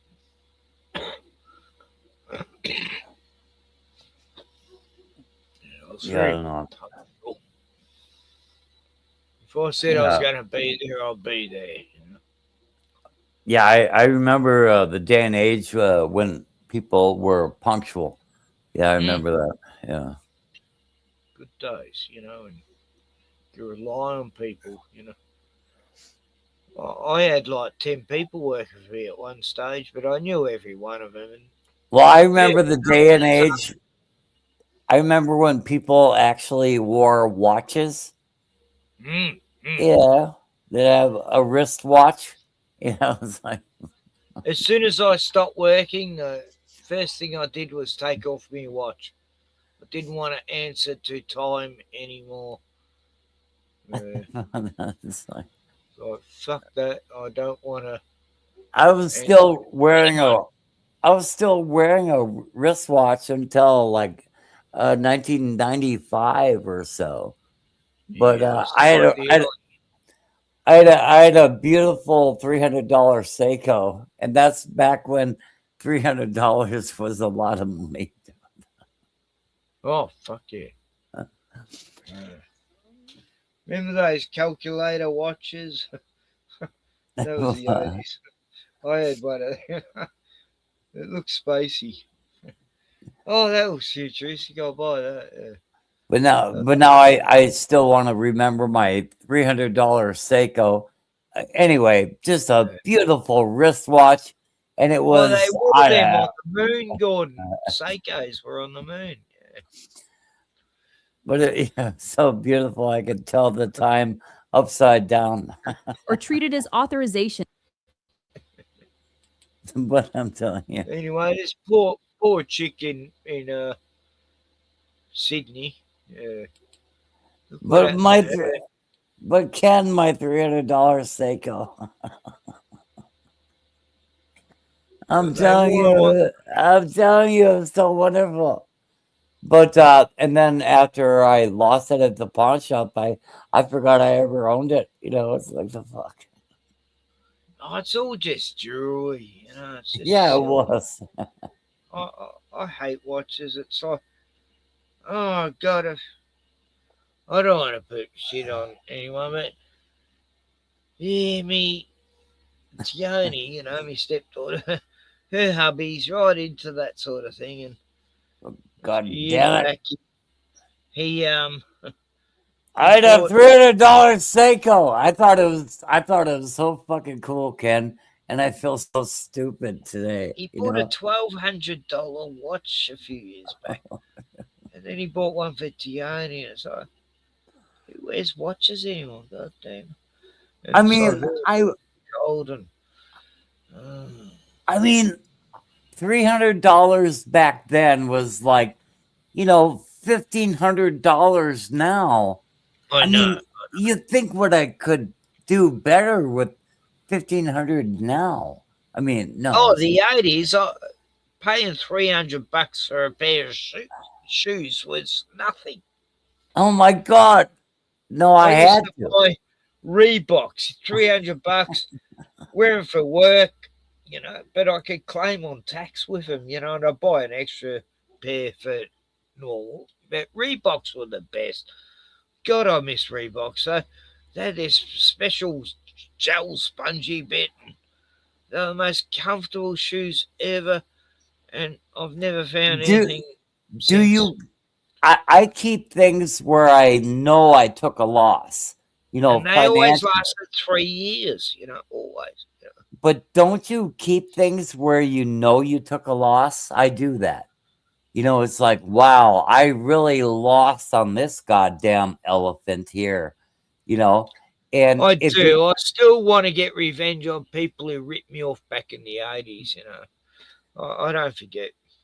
but if you want to see shoes, I mean, I was gonna go into the really high end retail sales, but I'll show you shoes, and I still have them 35 years later. I'm serious. I have a pair of shoes that I bought 35 years ago. Oh, fuck Yeah. yeah. I've got 2 pairs of jeans that I've had since the late 70s. I got too fat for them, and I thought I'll just fold them away and keep them for a day when I can fit into them. Now they're too loose for me. I'll show you. They're here somewhere. Yeah, I think this is a pair. Oh, God. Get the fuck out of there. I've got too many clothes. Yeah, here's one. I never thought I'd fit back into them, but because I was a fat bastard in the. Yeah, look at these. What do you think? You know? That's from the 70s, and they're still fine as fuck.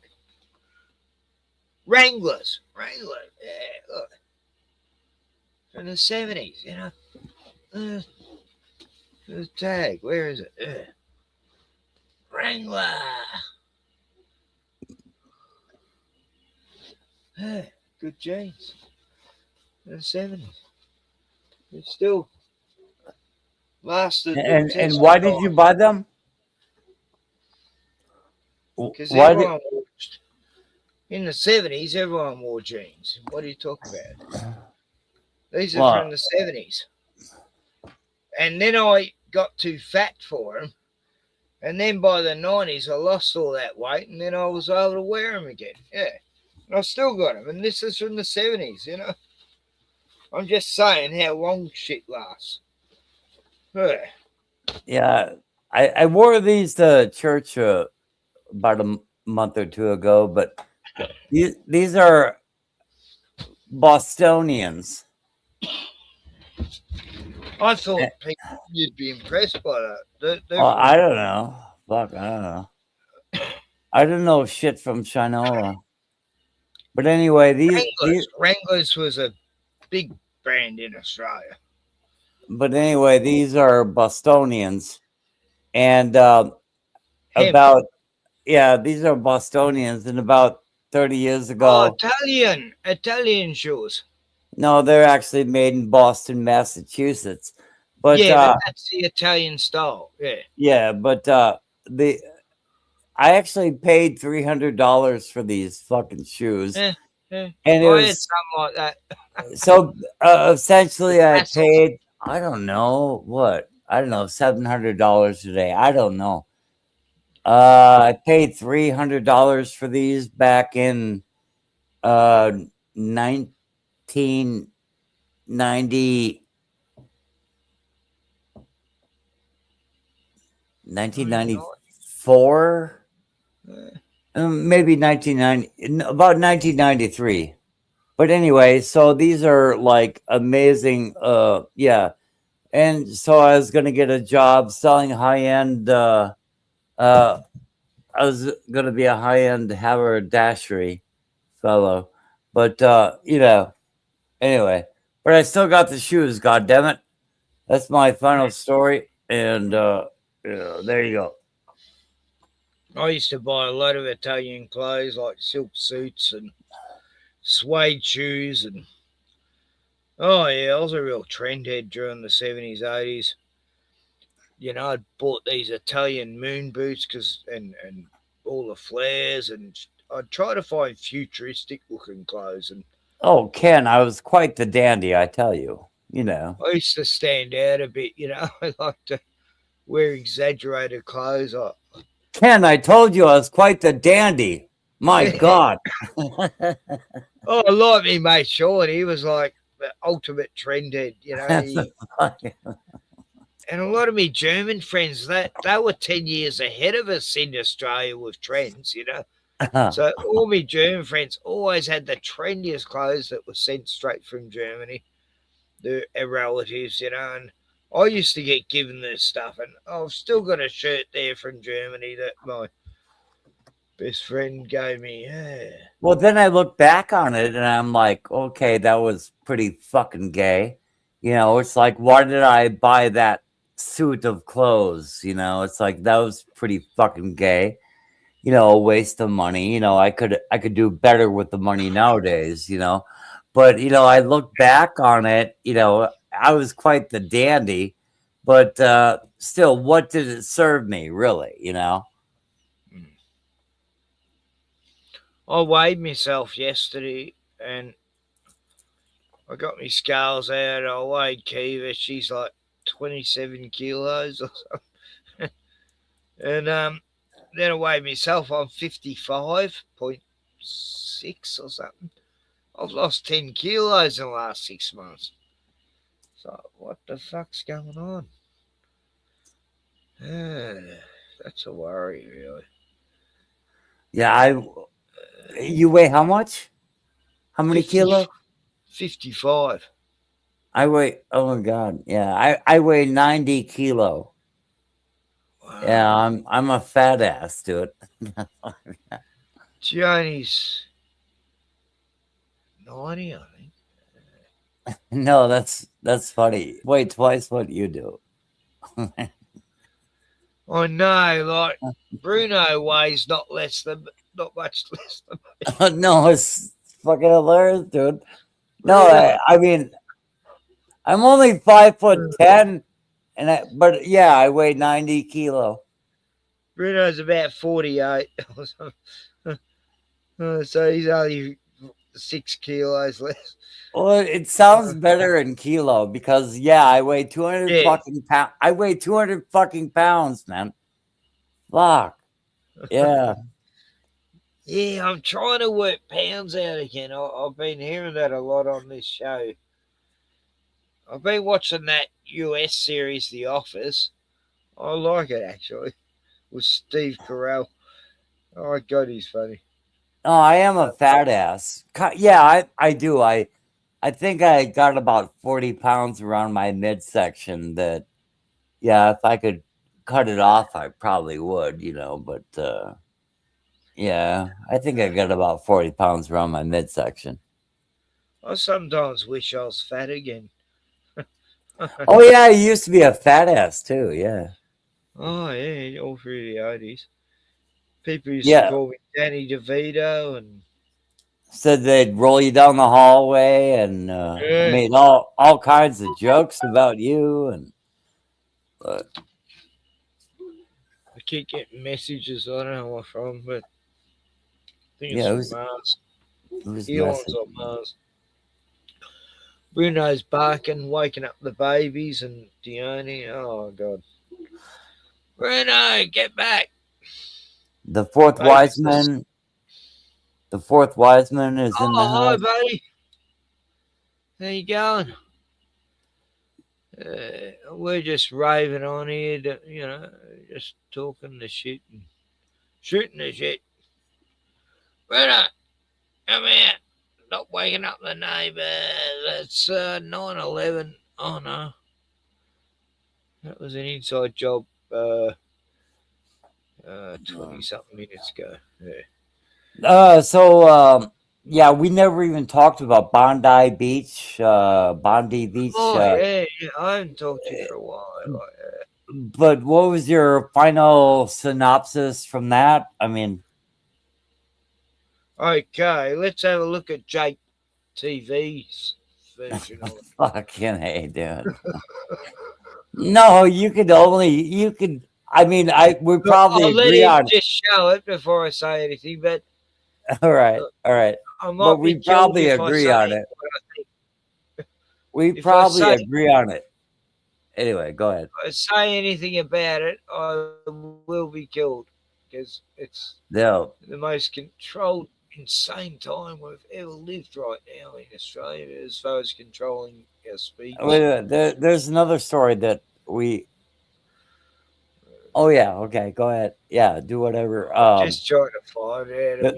The only thing we haven't talked about is Bondi Beach, Bondi. and there's another story. Bondi, you call it in America. I don't know. Bondi.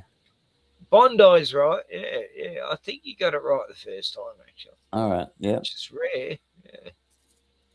Here we go. Yeah, look. I'll just show you Jake's tape. Fucking Probably stupid. Oh, unless they. Fuck. Oh, did they ban it? What? The only other story we haven't talked about is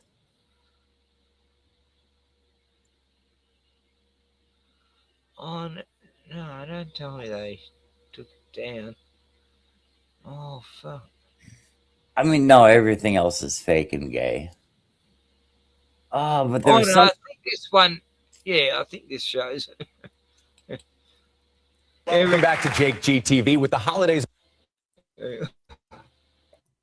Hanukkah. Yeah, it's a Hanukkah celebration. Jake GTV. Hanukkah, it celebrates the extermination of something. People. Oh, I got 100 thumbs up on a comment. Somebody said somebody said happy Hanukkah. And I said, stop reminding us of the small hats. And I got like 100 thumbs up over it. They're popular, like, I don't know why.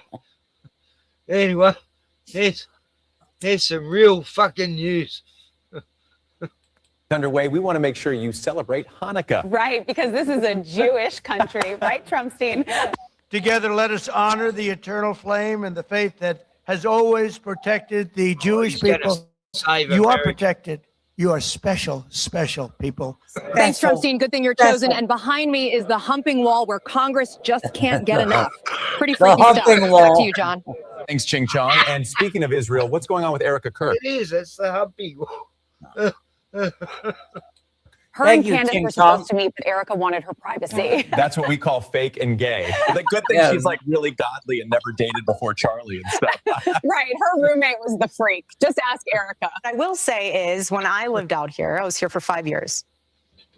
I never dated here because I saw vicariously through my roommate how terrible it was. I always thought, oh, what a slut her roommate is. She's that roommate better be in hiding now because Slutorama.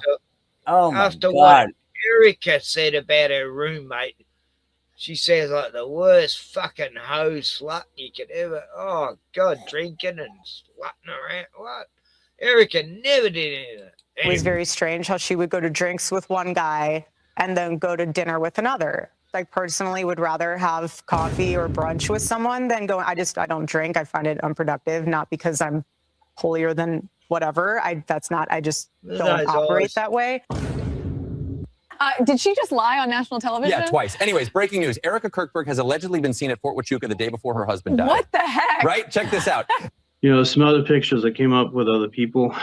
What other people? Other pictures? This is Mitch. Homie's a legit veteran who uncovered the U.S. involvement in cartels and was silenced. He's the one who saw Erica. There's a picture of Erica Kirk with a ponytail and from her past. That person matches who I saw at Fort Huachuca in the lobby the night before. And she was with that man in the lobby. And that man, he was present at that meeting. All right. So in plain English, that means that Erica's sketchy as Let's bring in Stu Peters to break it down for the normies. He says that he's 99% sure that he saw Erica Kirk at Fort Huachuca with the likes of Brian Harpole and Congressman Mark Amity and a bunch of military officers. And again, Mitch says that he's 99% certain that this is what he saw. Shut it down, Stu. And Candace, remember what we told you in our private little meeting. Walk back your statements and simmer down, or you end up like Jackie. This is on the 8th. Maybe she was in the hotel, but maybe she was there for a different reason. Maybe she was there because she's always been open about the fact that her mother moved to Arizona because she got involved with the military. So that could be totally unrelated to the meeting that took place on the 9th. Good girl. Just because Erica's parents have ties to Raytheon Israel and her mom moved to Arizona and they're seen at Huachuca 2 days prior to his shooting doesn't mean we did it. Right, Candace? It almost seems like he's demanding that nobody inquire further about Erica Kirk.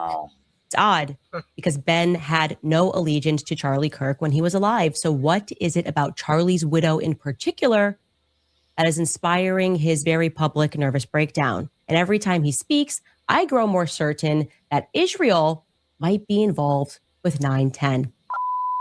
You stupid little goyim. How dare you insult my chosenness? It's like you dark people like to just yap and yap. It's like Israel did this, Israel did that. Yeah, we get it. We do a lot of things. So stop.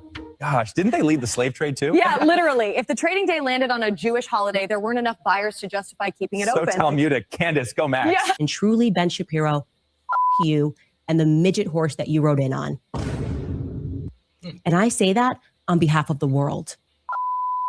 Shut it the heck down. We chose a private meeting so you would stop asking questions. Now, back to the Jewish celebration. It's the holidays, for God's sake. Good call, Producer Berg. And what better way to celebrate the holidays than ushering in the synagogue of Satan? This is what we all voted for, am I right? Isn't that a good going? You just keep sending your little taxpayer money to our country, and we won't bring out the Samson option. Wow, can't wait to lose my First Amendment rights, all to fulfill the chosen people prophecy. How do we battle anti-Semitism on the internet? How are we doing better on algorithms? What companies can we work with? We are going to have a whole division within the office of the Special Envoy to combat anti-Semitism, because that's what the secretary wants and that's what the president wants. Yeah, because controlling the media will definitely shut down the stereotypes. Let's see how that goes over with the crowd. If you will not stand with Israel and the Jews, no, then I will not stand with you. Thank you, and God bless you.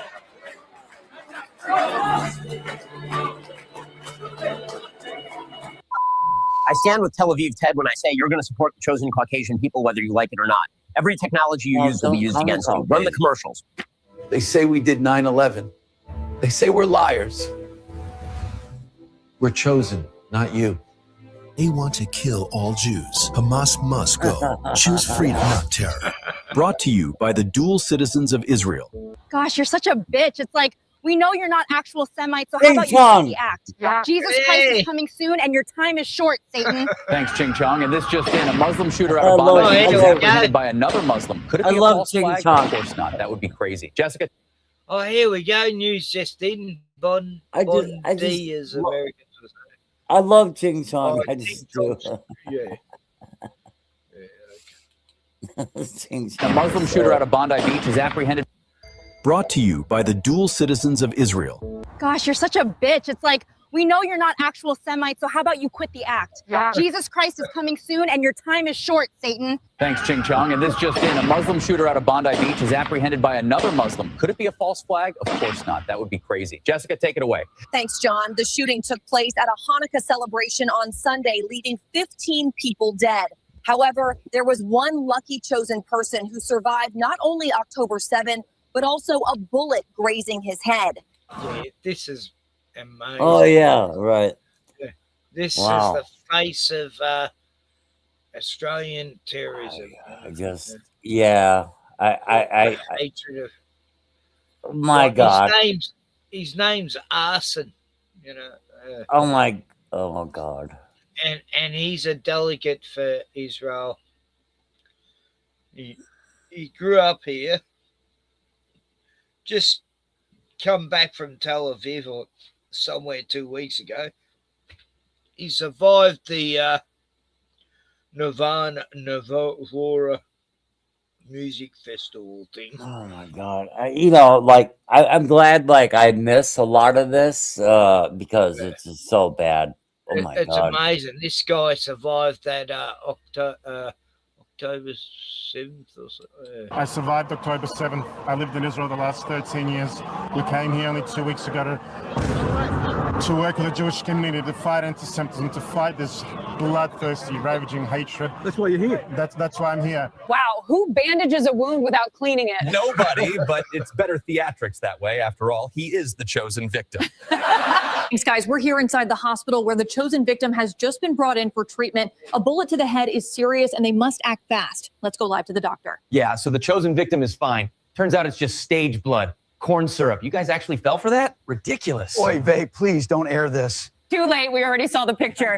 This guy's the president of the Australian Jewish Council and moved there 2 weeks ago.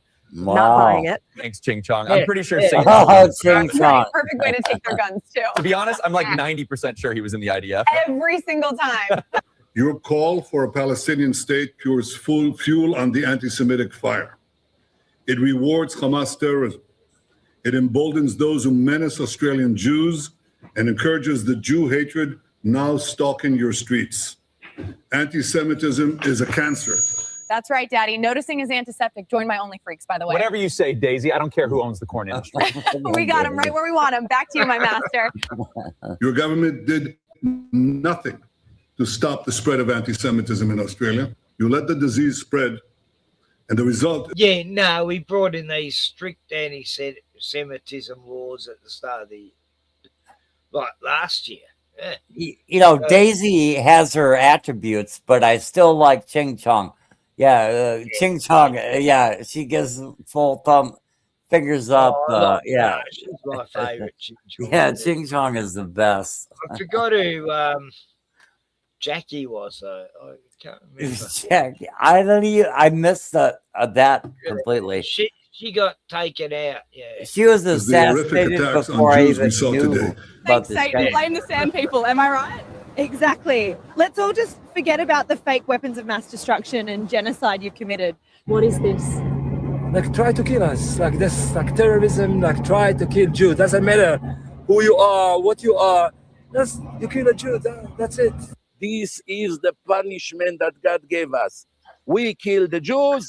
We got, instead of the Jews that were very good for us, we got these Muslim refugees from all over the world who destroying us, and the Christians cannot even celebrate Christmas now. Holy victim. I don't really trust people who only talk about what happened to them, But but never what they did to anyone else. Right? That's called Right. accountability. And somehow they're just incapable.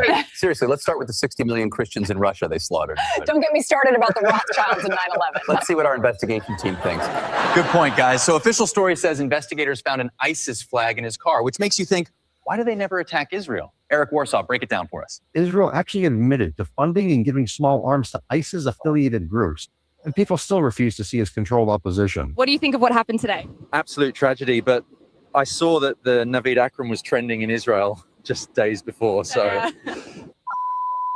Shut it down. Just because he was on Google Trends in Israel days prior doesn't mean we had anything to do with it. Stop asking questions or you'll end up on my nightstand like Jackie.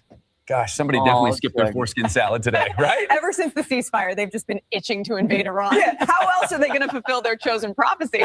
Good point. I bet they hate the fact the hero was a sand person. True. That's got to be devastating for their narrative. Roll the clip. Oh! Oh.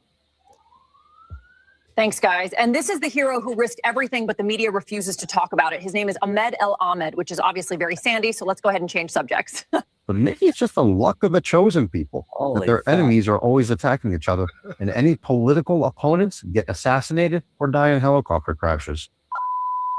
We may have propped up Al-Qaeda and funded ISIS, but noticing is antiseptic. Now, back to our sympathy card. Erica Kirkberg, take it away. Ladies and gentlemen, presenting the heavyweight champion of the year, Erica Kirk, representing Christian values. Godly. Don't question where her kids are at. She's never lied about anything. Where's the kid? Infamous TP USA widow, Erica. In the arena. ask you how you are, you just have to say that you're fine. And you're not really fine, but you just can't get into it because they would never understand. Wow. That wasn't weird Can at you all. imagine? It did drag on a bit, but wow, sparklers were a Oh, great no, way to it's commemorate Charlie. Bro, where are good. kids, right? Dennis, take it away. That's absolutely based, Chloe. And if you still haven't followed Jake GTV yet, you're far from based. Most likely retarded. Yeah. Happy Hanukkah. Have a great year. We love you and we love Israel. Thank you very much. Merry Christmas to all my fellow Goyim out there. Help me to tell Satan, stop. That's it. Just press like, comment, and subscribe, and we'll see you next time. This is our first Jewish president. I'm the captain. Behind me, you'll see people like Jake Lang just getting close and personal with that thing. I'm totally Christian, and my sister was in the IDF. Blame the sand people. Hundreds of millions of dollars, yeah. And as all he do is talk to people at colleges, yeah. Oh, God. Wow, how could I start something like that? You know, hundreds of millions of dollars. My God. Yeah, nothing unusual about that at all. Oh, the guy who grabbed the guy with the gun, the sand person. I had a GoFundMe for him, and he's got millions, and he's got like twice as much as the victims of the alleged shootings. You look at Sandy Hook. Sandy Hook. I mean, they got more money than everyone from 9/11, for fuck's sake. Yeah, it's so insane. Yeah. I know, that's how it works. It's like, oh God. That was just back a few years ago when we measured things in millions of dollars instead of billions, you know? Fuck. I mean, but yeah, literally, the families of Sandy Hook got millions of dollars, which is more than, you know, like cumulatively the They're all billion. living on an island somewhere, you know, wealthy. Some weird island where they go to.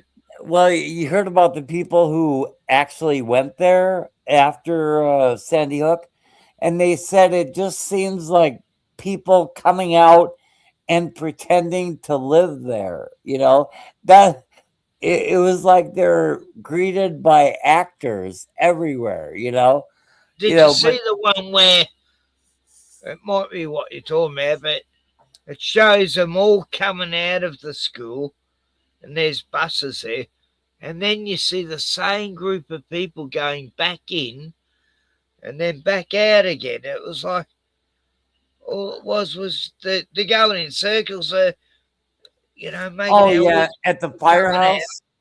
At the firehouse. Yeah.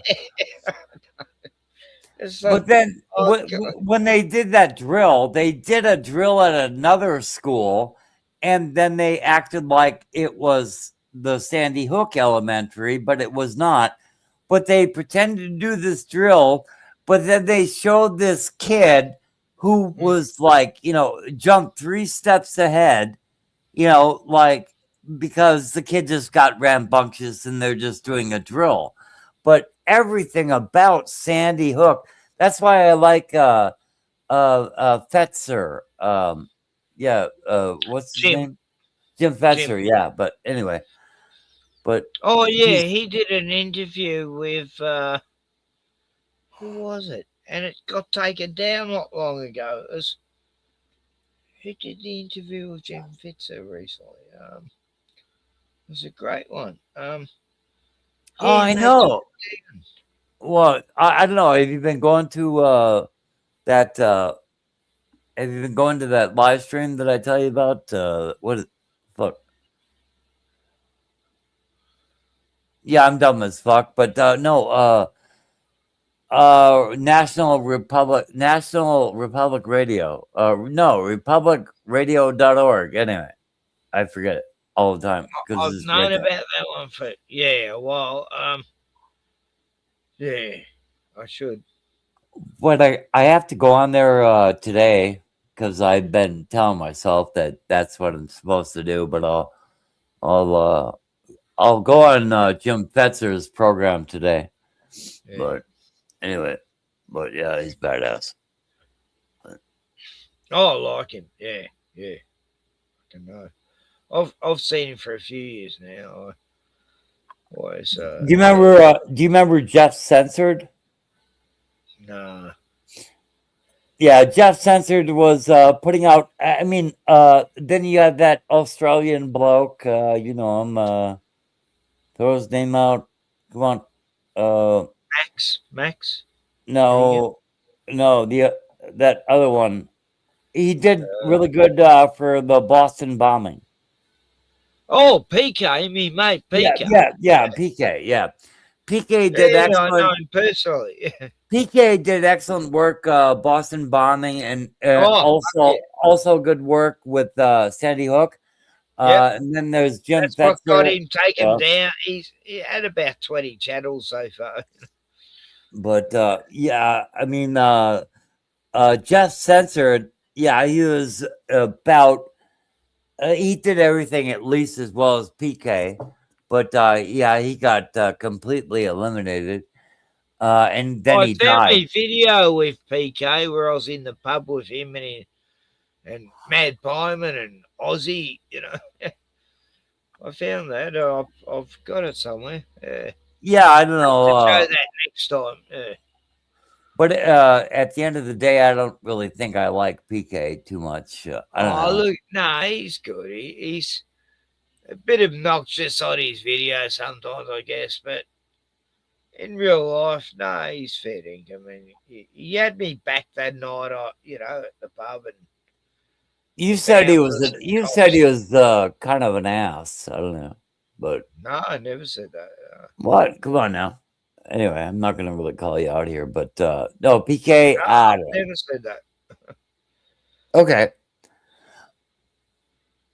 I've never had a reason to say anything bad about him because I've met him in person, so I never said he's an ass. Wait, who did?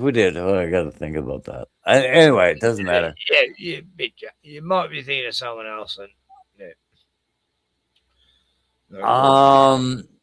Maybe it was Lee who said that. Oh, it could have been.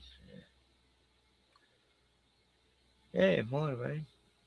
Yeah, Lee doesn't agree with Pico. Anyway, everyone's entitled to their own opinion. Well, Lee is kind of like an Occam razor kind of guy, isn't he? He's like, he doesn't want to make any assumptions. He kind of leans towards taking the official story over anything else, doesn't he? Isn't Lee kind of that? Not with sort of guy? everything. No, a lot of times, but he does believe in chemtrails and stuff. Yeah. He's not totally. Lee. Wait a minute. What are you talking about? No, Lee has been at odds with us about chemtrails before. No, it's the NASA stuff. The Earth and shit. Yeah. He's a glober. Well, I know he's a glober, but he's been at odds with us about. Anyway, you're warping my brain, and we haven't talked to him. But he disagreed with us about something major, like Sandy Hook or something. So I'm not sure what. Oh, probably one of those things. Yeah. Doesn't matter. Can't always agree with everything. No, I didn't come here for an agreement, for fuck's sake, I should be. We need more rigid African builder footage. Oh, I showed this brilliant footage a while back, and I can't find it for Wiser. Where African measuring system. They're on a building site. This guy goes up to his labourer and he's measured something, and the measuring is like this. And then the other guy puts his hands to where he is, and he goes up, grabs this bit of wood that's meant to be that size, and he takes it back to it. It's like that much out, and they have to fill in something. And oh, fuck, it's funny. Like their measuring system is going, oh, okay, it's this. Oh, fuck. You have to, and I can't find it for Wiser. I've been trying to find it. Oh, God. That was funny. It was on TikTok. I know. I searched for it today. It's funny you mentioned it because I tried to find. I went to funniest African building sites, or there's the African space program, and there's a lot of videos of them. You know, they're jumping off 3-story buildings and fall flat on their ass, and with these wing things. Oh yes. Oh, the best thing about Lee is those goddamn lyrebirds, and I dream about them because they're the most amazing creatures I've ever fucking seen in my life. But those lyrebirds, I don't know, do they ever roost around where you're at or what? I mean, my God. We don't get them here. We're more over in the big, the forests, and over in Queensland you got them. Oh, We've yeah. got some here. We got them in there are some parts in the Alpines here. Yeah, Lee put up a new video. He had some. Bruno, I don't want him. He had some big lizard on his garbage can, so he put that up. A monitor, a goanna. I'll show it. Yeah. But the fourth Wiseman says lyrebirds are peacocks. Their plumage is goddamn amazing. They're fucking space aliens. I don't care. They're like goddamn aliens from another planet. The lyrebird is completely from another planet. Well, peacocks are from a different country, but my dogs used to get on well with the peacocks on French Island. There was plenty there. They lived amongst the ducks and the geese and the... Bruno, stop it! Damn, he's gonna wake up. He's gonna wake up your fucking neighbors, man. Me babies, my grandchildren. Yeah, that's what I want. Go tell him to calm the fuck down and He's been lying around all day. tell him to drink the Kool-Aid. Just give him a drink of Kool-Aid and Stop it. he's barking at the New World Order. You know it, Ken. Oh, there's other dogs barking. It's not his fault. He's barking at the New World Order. Yeah, there's other dogs saying the New World Order's here. And he's going, I know, it's back. My master talks about it all the time. He's on the couch. He's But I don't know. Fourth Wiseman says they're an excellent way to know what's in their vicinity. But I just love that bird, man. The lyrebird is, they're my favorite, man. I mean, my God,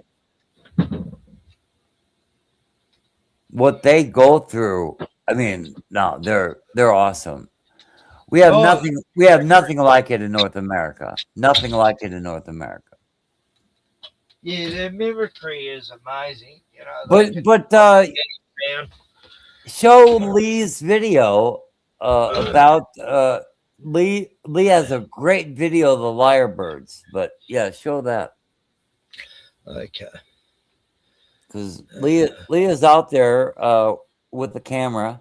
He's getting shit done. Fucking losers. You're all a bunch of losers. Lee is actually out there. Lee's properly off the grid like I was for 15 years. He's showing off the grid longer than me. He's showing lyrebirds like they should be shown, and anyway. Oh God, I'm trying to find his channel out of my 200 subs. Yeah, I gotta go down again. You gotta go to L, and that's it's not in alphabetical order. That's what they've done. You know, they did this 5-6 years ago. They put it into non-alphabetical order, so it's fucking impossible to find anyone. pisses me off, and you scroll and you miss people, and you scroll back up and you still miss them because fuck, it's ridiculous. And you just don't want to type shit. You just want to find you. Anyway, I found him. Right, okay. There we go. Where's Lee anyway? He was on here about. Oh, there he is. Then you gotta go down a little bit. A little bit before the puppy dogs. Hang on, Lee. What are you doing? He's taken a few down. Sure. It would have to be. Oh, there it is. There it is. There it is. Lyrebirds and Tanya. Or what? Full screen.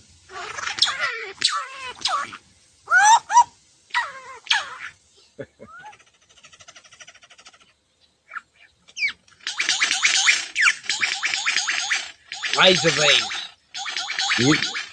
Look at that. Look at it. Look at that. That's crazy. Oh, yeah. That one on the left, that's so insane. Show it again. Yeah. It's only a 30-second video or whatever. Look at it. That one on the left is... I know. Oh, look at that. Trying to attract the female. They're all in competition, Oh, my God. Yeah, they're amazing. There's nothing like that. I mean, you might think like 2 or 3 of the birds in North America are like, cool, but yeah, you live in an aviary. My God. Oh, look, 4 seconds. What, Lee? You're doing such short videos. Like. Oh, he did one on he had a recent video that was cool.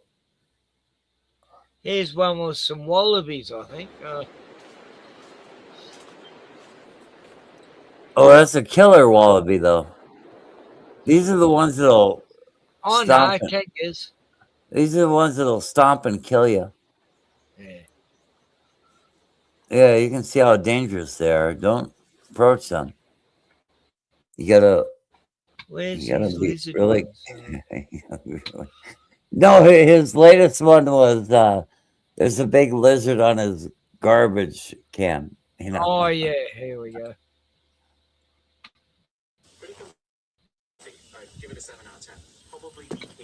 Oh, it's a lace monitor. Is that even a garbage can? Oh. Good morning. Lace lizard. Oh. I'd give him a petting. Oh yeah, they are very friendly. I'd say, hey fella, how you doing, sir? The watchers that I you. They're pretty easy to time.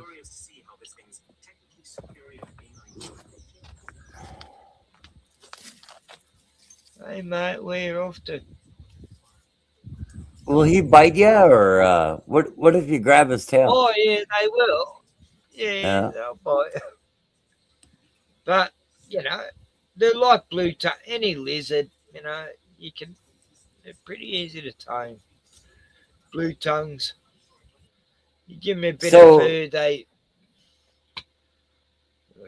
Yeah, I would go out and feed him. Yeah.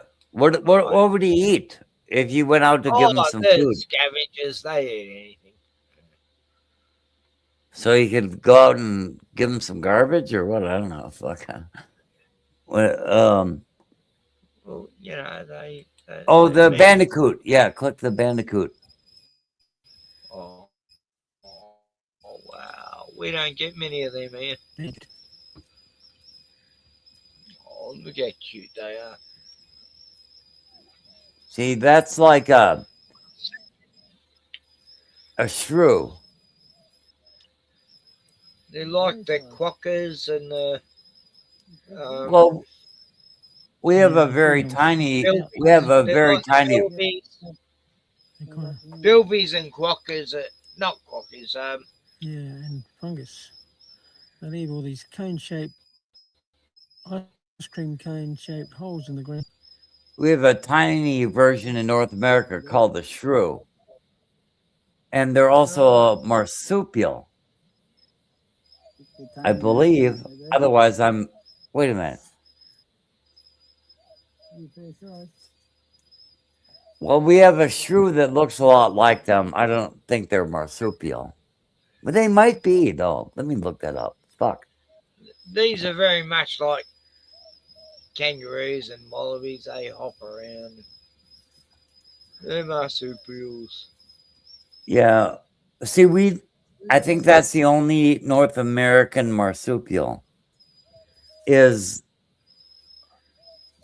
Yeah, it's the only marsupial that we have in North America, and it's a shrew, and it's a lot smaller than that, but yeah. So anyway, so I just taught you something. Yeah.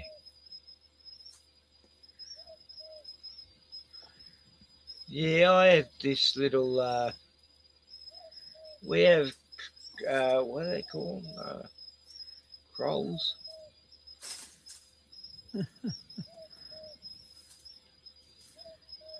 What's the other one? Yeah, it's pretty twitchy.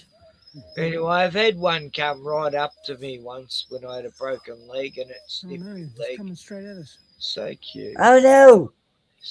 Oh no, the bandicoot is coming straight at us. Look out, Lee. Yeah, but that's our only marsupial in North America, and it's related to the bandicoot. It's a shrew. And What about the opossums? well, fuck! Now you got me all fucked up here. Yeah, I'm sure the opossums are marsupial. I thought you only had one marsupial in America, but Well, I could be don't wrong. fucking know. I'm retarded, dude. You gotta like. Look it up on Wikipedia, Gordon. Okay, opossums. We Yes, got this one. opossums are the only marsupials native to North America. Okay. So anyway, This our guys lead nuts. We've got one here, a family of them, and they do that. I like it actually. what's that? The owls here, they go, woof, woof, woof, woof. That's so funny. Oh shit! What a downside.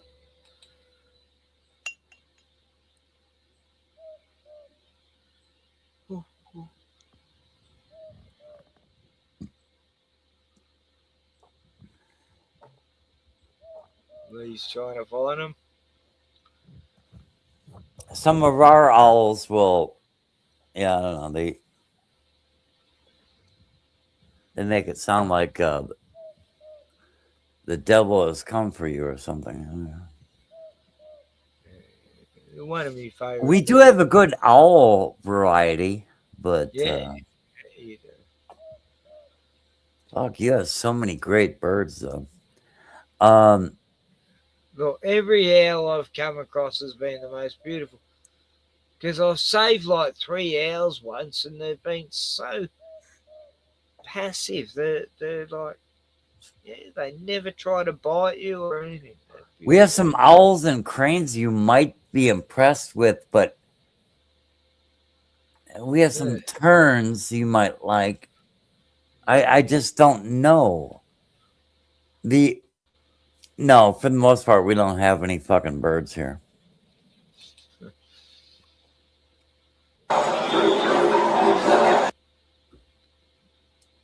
What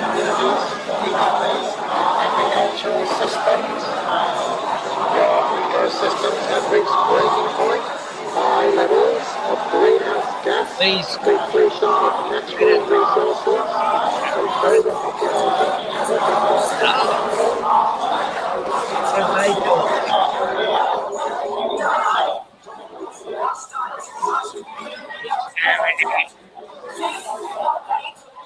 Exterminate.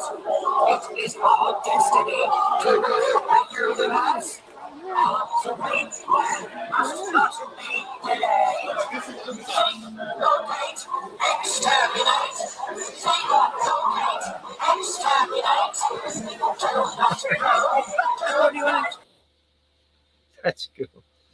I don't know where he was there. But... Oh, look at this giant spider. This is your buff. No, that's not real. A giant Not real. spider cryptid that is said to dwell deep within the Congolese forest. In the deepest rains of Congo, villagers speak quietly about one creature they refuse to call a legend. The Jeba Fofi, a spider so Yeah, large. right. Okay, let's. I got one of those. I got one of those in my backyard. Yeah, yeah. Yeah. Fucking. They don't even get that big in Australia. Come on, get The biggest spider in the world is probably about a bit as big as your hand. You know, that's like basically it. You know, and it can eat. It can eat a bird. You know, it can eat like I guess. They get a little bit bigger than that. What? A little bit? What? Your hand? I don't know. I don't know. That's pretty big, man. They get like probably as big as a little dog. You crazy fucker. And they go around eating little dogs. Right. Oh, they're terrible. And they pull them into their web. Can block jungle trails. Or the giant or great spider. Their vivid descriptions depicted these spiders as predominantly brown with a distinctive purple marking on their abdomen. And its hunts leave nothing but white bones in the trees. For decades, missionaries, soldiers, and hunters have told the same impossible story. This is just an But the people here say this. An unnatural that authorities refuse to.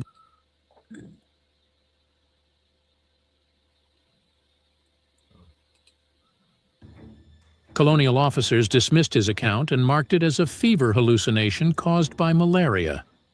Yet the officers still collected pieces of a strange silk from the site. The samples were quiet Anyway, the voice is real. trails.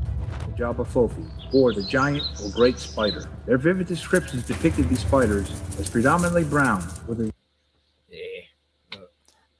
Yeah, I'm surprised I forgot about the only marsupial native to North America, because when, the opossum is not stealing children out of the baby strollers, it's not really doing anything, but ours are huge, and sometimes they will attack, and just kind of getting a little carried away there, but Well, most air spiders are, Sydney funnel webs, they're pretty bad though. Jump out of the hole and bite you on the foot if you're barefoot. I've been barefoot for the last week. I just don't want to wear shoes anymore. It's like I was wearing these flip-flops and they broke about a week ago. And I just thought, fuck it, I'll just go barefoot. And yeah, it's like my feet are really toughening up. I'm like, I love it. You're grounded. You're getting grounded and shit, I love summer. Everyone else will be saying, oh, fuck this hot weather, climate change, global warming. It's only for 3 days. Now it's cooling down. It's really nice now. It's just perfect. the bird spider is an Amazon spider about 10 to 1 natural. Yeah, I heard the Amazon spiders are the biggest. They're not that. Mainly, that spider will go into the nest and eat the, drain the chicks of their vital fluids. But yeah. Oh, look, the insect world's pretty savage. Oh, hello, buddy. How you going, Squigs? Yeah, Squigs is busy. Oh no, he's busy. He's gonna lick himself to death, and probably in the next few months, I don't know. I'll probably be telling you about how Squiggy Why is wouldn't. he doing I don't know.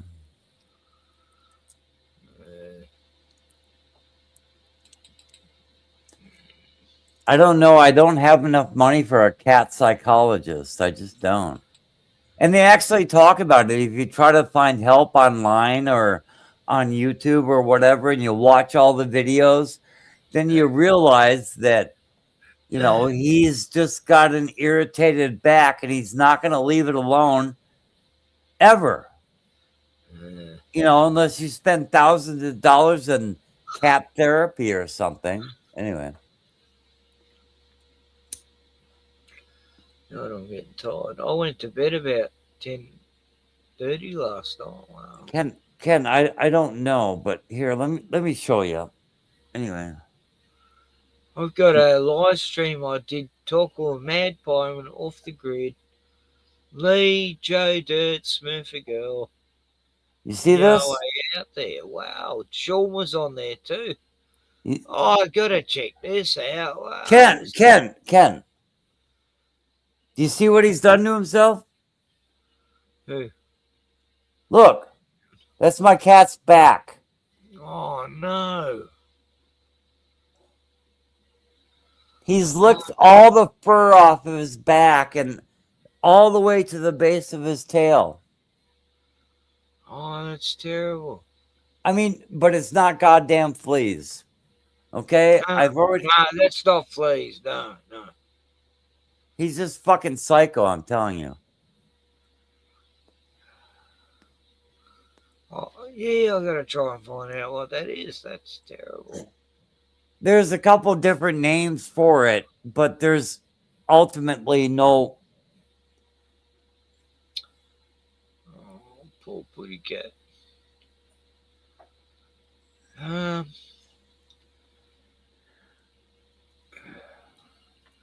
See, I knew this dog me mate Cammy had.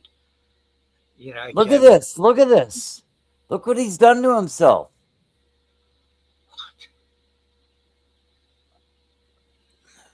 I don't know. He spends like all of his time scratching and licking himself, and it's not goddamn fleas. So anyway, I'm just. Nah, I've never seen that, Gordon. That's crazy. Wow. I'm trying to think what it would be, you know. I'll talk to some vets. I know. And, So what is mange? The fourth Wiseman. What is mange? And I can look it up, but I'm sure I've done it before. The only thing I've seen like this, Gordon, is when Cammy was feeding his dog every single night roast chickens from some roast chicken joint that would more or less throw him out at the end of the day, and his dad was getting these chickens. And suddenly his fur started falling off. Poor Sky, she was beautiful. She was a blue heeler. And I said, it's the food diet. You're feeding. What are you feeding him? Oh, just chickens every night. You know, I go, what? And then I made him change the diet, made him cook the food, you know. And no kidding, within 2 weeks, the fur started growing back. Yeah. We've changed the diet. I don't know what diet you got him on, but I don't know if that's it, Gordon. That's just what I remember from Cammy's dog. Yeah. She was losing all her fur, and she looked like she's going to die. And as soon as he changed the diet from just one fucking food source, it's dry food as well, but, you know, dry food's shit. The best I can figure, it's something neurotic. And he got an irritation on his back and he just won't leave it alone. And the more he scratches and licks at it, the more it's like he's irritated with his own skin. And there's really nothing I can do there's nothing I can do about it. I mean, I No, look, there's got to be. There's always a cure. but if it's mange is like, Well, that's curable too, isn't it, mange? Yeah. I've never actually known a dog with mange, or a cat. But I mean, I've seen them. Yeah, I have seen some feral cats with mange. Yeah, I will. But I got an ointment and I got a spray, so it's not fleas. So what's causing the mange? Well, I'm looking at the Fourth Wiseman. He says it's an infection that bites like a mite, but if it's microbial, it'd be a lot bigger than I got a two microbe. suggestions. I mean, Put I mean, vinegar on the back and put coconut oil on the back. I know that's all I can suggest right now. Yeah, coconut oil keeps mites and things off and fleas and stuff, and vinegar will help heal it. I don't know, Gordon. Yeah, I'll really try to find out what's going on. Because I'm sure this isn't an uncommon thing. It must be a common thing, Gordon. I haven't seen it before, though. I've seen dogs that have fur falling off them because of a bad diet, but yeah, I don't know. He spends about half his waking moment licking his back in contortions that I can't even believe are possible. I mean, I don't know how. Can you imagine like turning your head around to lick your spine? I don't know. I mean, that's impossible for us, but yeah, cats can.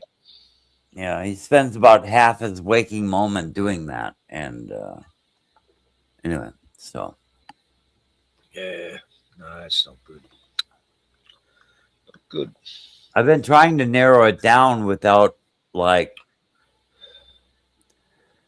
they call it going through a process of elimination.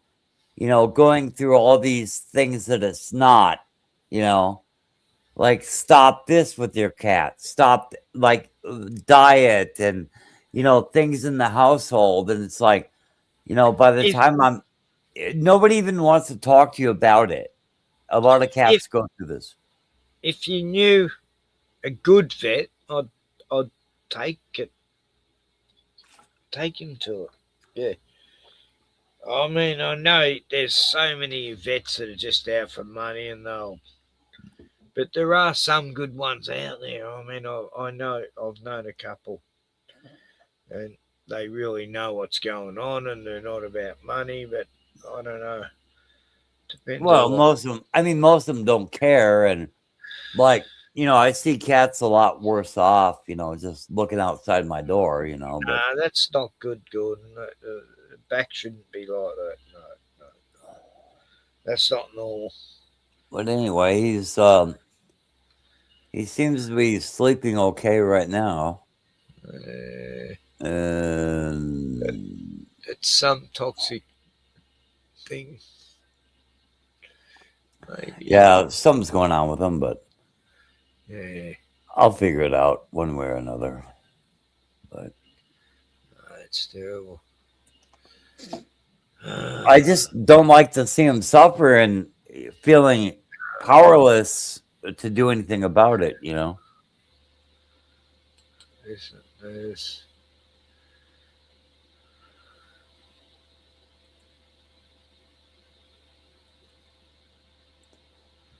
Right, there's some advice. Oh yeah, a mint oil. Have you bathed him? Yeah, I've done that twice. Yeah. This has been going on for about 6 weeks, and it's only gotten to this point recently. But Neat foot oil. Ahoy, Lee. a mint oil. What's Net's foot oil and sulfur? Commercial preps. Yeah, there's got to be some way to fix him. It's only a skin thing. Can't be. Oh, Yeah. need to bathe and suffocate the mics. That makes sense, right? Not be toxic. Mint should work for feline. It's not toxic. What do you mean? Highway rider, godless tool. So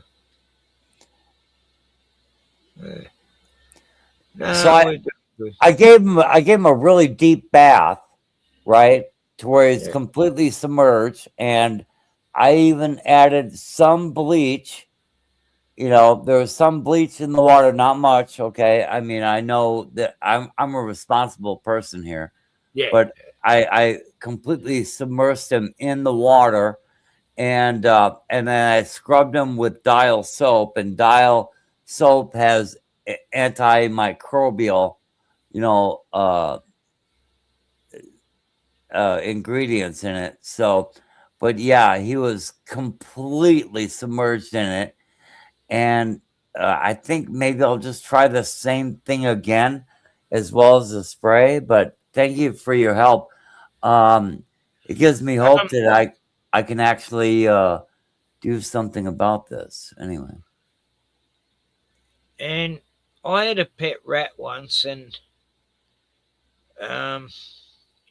once I was giving him a wash in the sink, just lukewarm water, and then I put some shampoo on him, and he started screaming. It's like instantly this rat, it hurt its skin, and I washed it straight off, rinsed him, and yeah, like I think that's when I first realised how deadly shampoo was.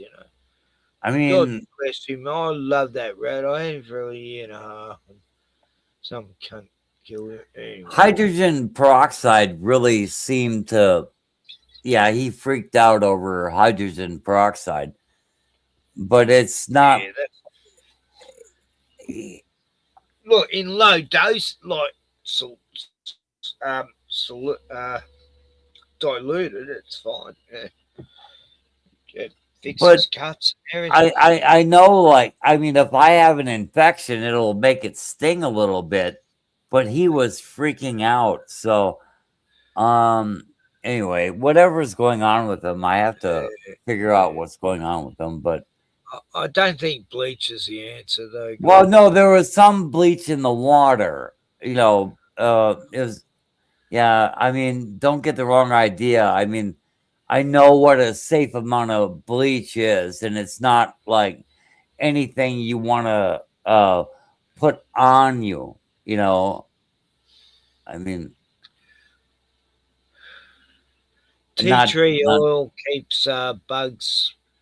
Like, you spray your bed with tea tree oil, won't get mites. But that mint oil.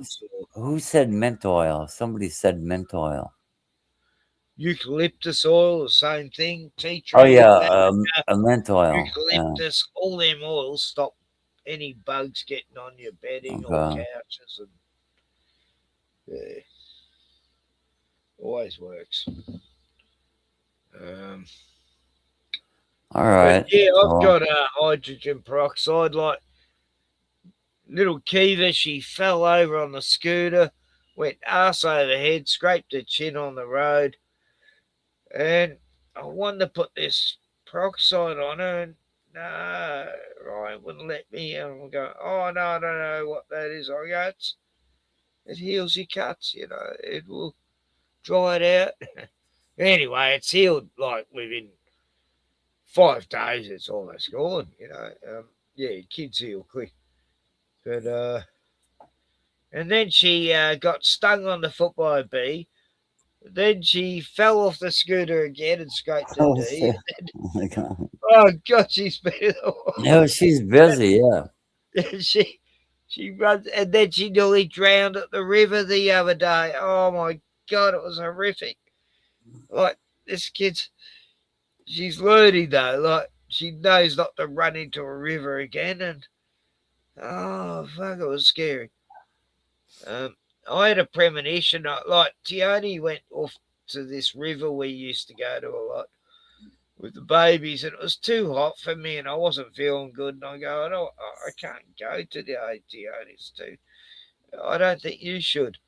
Anyway, she went, and then she goes down the river, and then she's holding the little one who's only 1 year old, and then Kiva runs in the river, falls over, trying to get to the surface, gulping in water, and she only trying to put her baby there, going, oh, help, Fortunately, there's people there, and they've grabbed her and pulled her out of the water.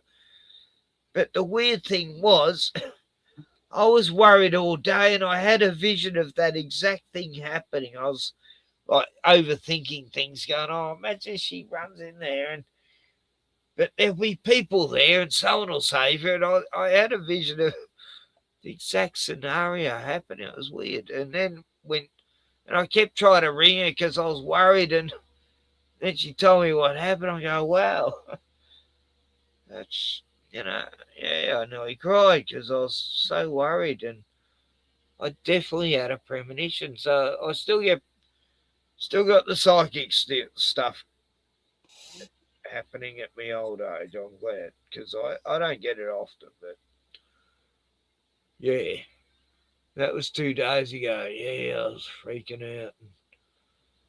I was just worried, and then suddenly exactly what I thought happened, and except, anyway, I don't know what to make of that. But yeah.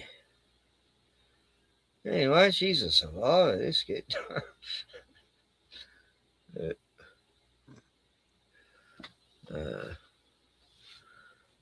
It was so weird. Yeah, premonition. So I've had them all my life, but haven't had them much lately. But yeah, I have a question. Yeah. Yeah. I have a bomb. Yeah, completely from left field or right field. I don't know what side of the ball game you play, but from left or right field. No, if you had slaves, how would you treat them? If, like, all of a sudden tomorrow, they said 20% of the population has right over the other 80%, that means like 4 slaves for every person. So all of a sudden you have 4 slaves, all right? All of a sudden, like, half the people let's say, they all of a sudden have 4 slaves. How would they treat them? Would they treat them well? Yeah. Of course. You want them to work well, you got to treat them well. No, it doesn't mean you have to work them like a slave. I'm merely saying that all of a sudden, like, several people or, maybe most of the people all of a sudden, including yourself, you have 4 slaves. And you are... I used to be a slave master.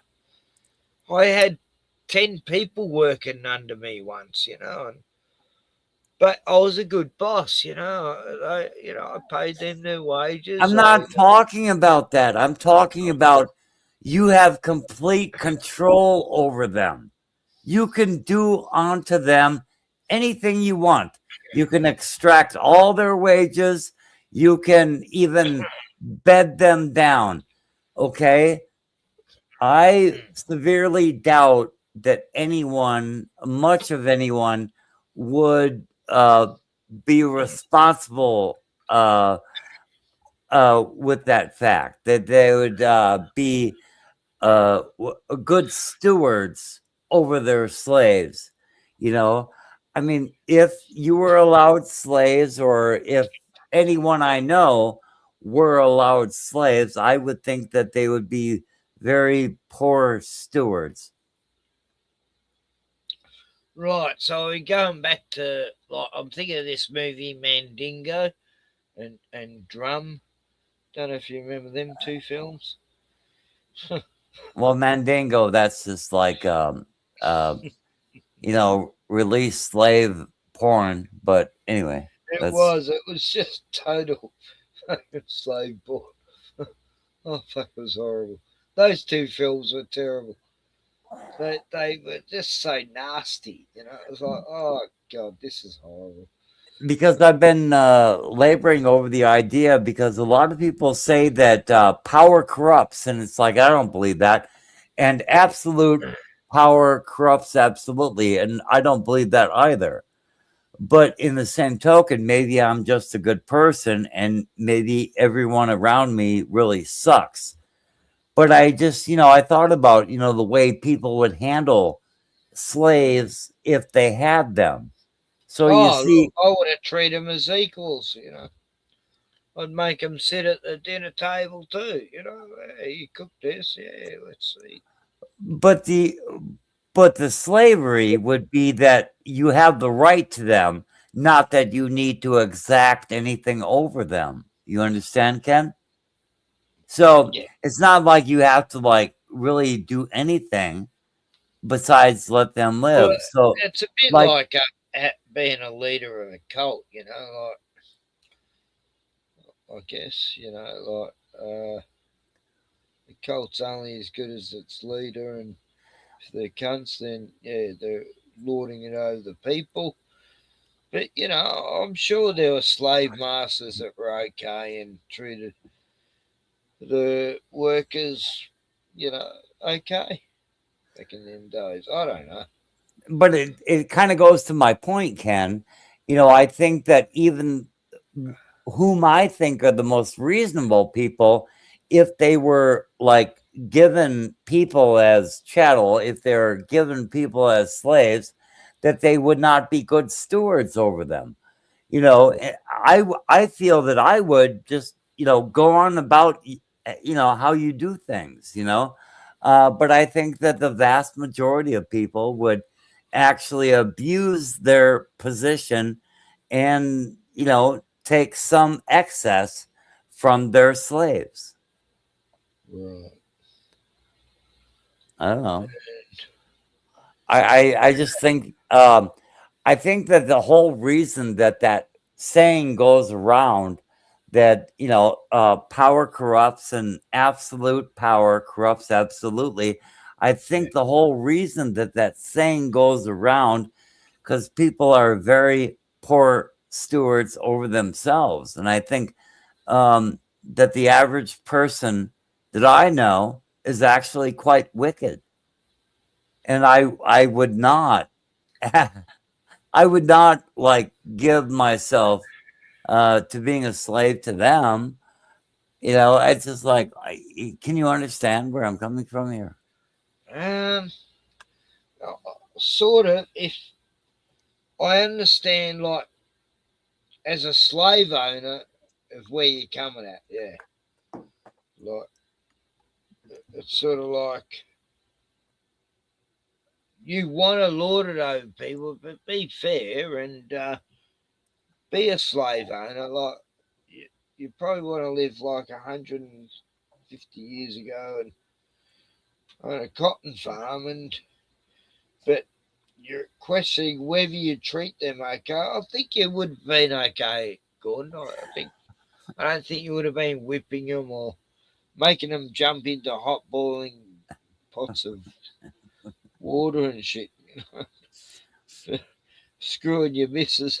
If you give me four, if you gave me four people and you said you have absolute right to them, I'd be like, as you were, do what you do normally. I would. You want to others there, you want to be done to. I would not even acknowledge that I own them. I never want to die in anyone. But if it were by some decree of government that people were told you own 4 slaves, if it came into effect tomorrow, you don't have any responsibility, but you have 4 slaves. You can either I got 4 new friends. Cool. Right. But what if they don't even like you? They don't want to be your friend. Oh, if they didn't like me, yeah, I just fucking put them in the wood chipper. Fuck off. Okay. Yeah. Oh, you don't like me, and I'll treat you nice. Get back then. You ungrateful fuckers. You're in the wood chipper then. I'll treat you nice. I got you food and a house, and you're trying to attack me in the middle of the night with a machete. Get back. to the wood chipper with all you, goddammit. Throw me in the bin. Nah, look, I would have been the best slave owner ever if I was. Right. None of my family were. But would you? I don't have You to know? pay for the sins of my fathers because they weren't slave owners. So I don't need But to- would you?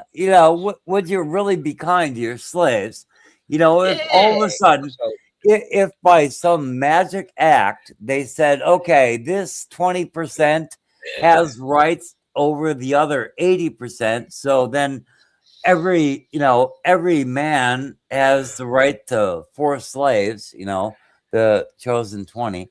But I just do not see that people are good stewards over the land, over, good conduct, over much of anything. I just think that they'd be very poor stewards over their slaves. And you could ask them at the forset, do you feel like you do right by these people? They'd be like, oh, yes, absolutely. And then you would see them beating and torturing their slaves, and you'd be like, hey, Ken or Tom or Bob or Bill, what's going on? You're like beating your slaves on the front lawn. What's happening here? It'd be something like that, but it wouldn't happen on my watch, in my neighborhood. I'd be going, hey, you lords, you fucking mistreat your slaves, and I'd go over there and cut their fucking heads off in them with a fucking guillotine, of French days. French love cutting heads off and shit. But you can see the take their slaves and treat them well, and they go, oh. And then I'd start a revolution. We'd take over the whole country with all my slaves. I was trying to have a good conversation. Oh, what a sensible. Nah, you don't get. Well, sometimes. Look, but the look, Lee says, you guys can be my slaves for a few months. See you. Right. Yeah, look, Gordon would be a good slave owner, I reckon. I mean, no, you wouldn't be. Lee. I'd be the best slave you ever had. Tell you what. At least the black women slaves wouldn't be raped by it because they don't attract you in that way, so they'd be safe. Yeah, there you go. Yeah.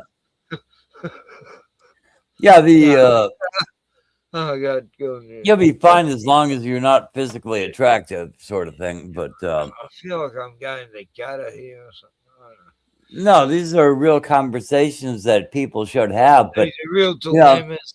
I actually thought about the idea that it's like, if it came down to like some kind of crisis, if it came down to like actual crisis where I felt the need to sell myself into slavery, and contracts being, I think the contract should be inviolable as long as it's done so on a very appropriate method, to where you're knowledgeable and agreeing on the degree of the contract. But so but I just do not feel that people can abide by a fucking contract.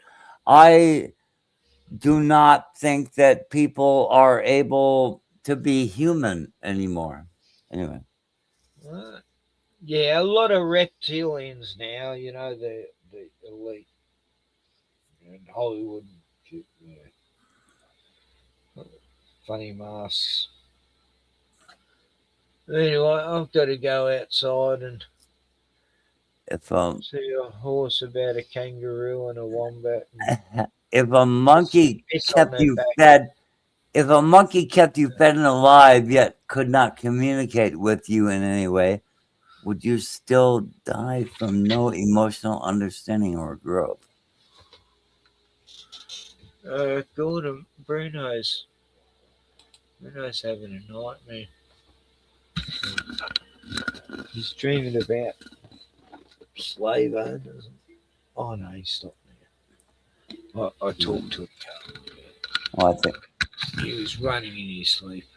I'm still trying to get, still trying to evaluate this question. I've got to go look at the moon, see if it's red too. So we had a red sun today, everyone. Yeah, it's the end of the world.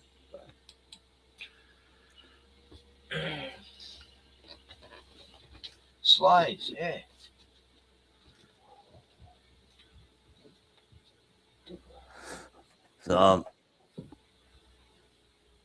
So I would die. Read it. Well, I'm trying to read it properly.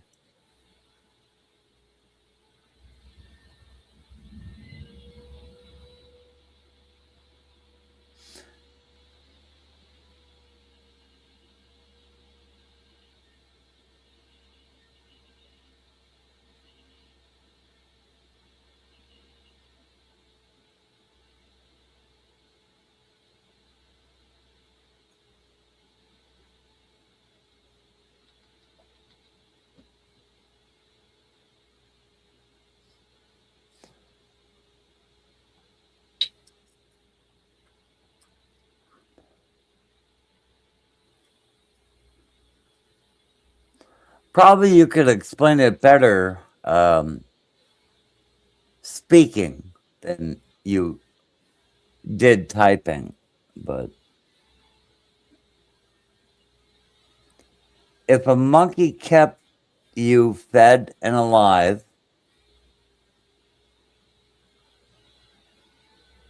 okay, the latest extinction is inevitable due not to growth and stagnation. The monkey won't be around.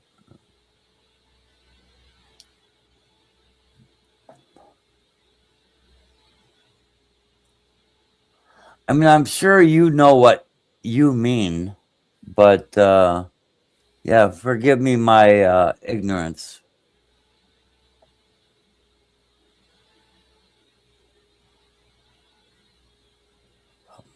Monkey kept you fed.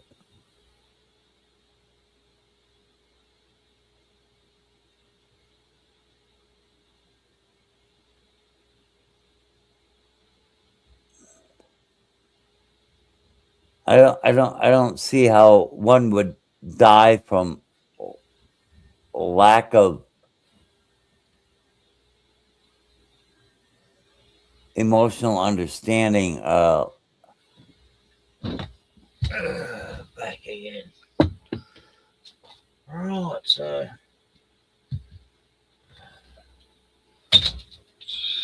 nice outside. Very. Oh no. Can't shut the door. But unplug the air conditioner that's outside. There we go. Caravan life. Oh, you couldn't ask any better than living in a caravan. So great. Anyway, I'm on my 6th beer. I've been streaming for 8 hours. Fucking hell. Fucking I've hell. had 5 beers in 8 hours.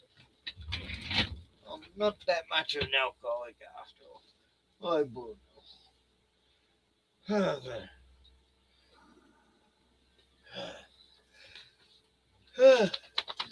Just get me breath. That was exhausting walking on the shed and back. I got a new fridge. It's a beautiful fridge. You open the door and you can see everything. Yeah.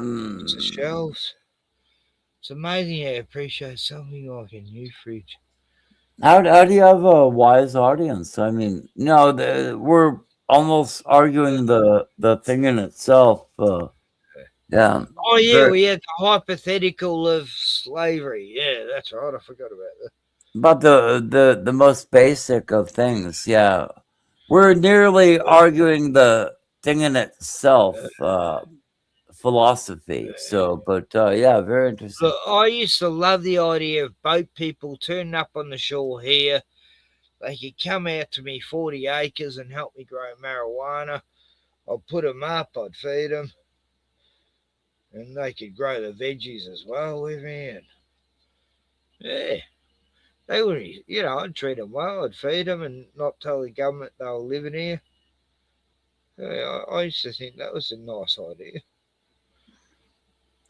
If a monkey kept you fed and alive, I mean, but would not communicate with you in any way, would you die from no emotional growth? Would Yeah. you die from no emotional? You would? Oh, okay. Yeah, because the monkey didn't teach you anything, so you'd be retarded. Is that the... I mean, I don't know. Now, look, if I grew up with a monkey, I'd probably learn how to at least survive properly and grow and hang from trees. And I don't know, what are we talking about? I know it's thinking of Tarzan right now. If a monkey kept you fed and alive, yet could not communicate with you in any way. Oh, right. You would still no, I don't think I would. No, I don't think I would.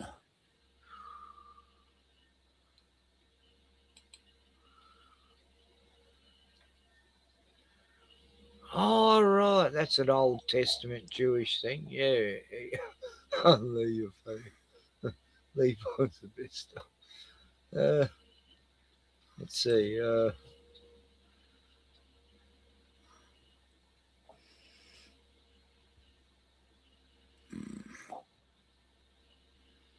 Yeah, that's confusing.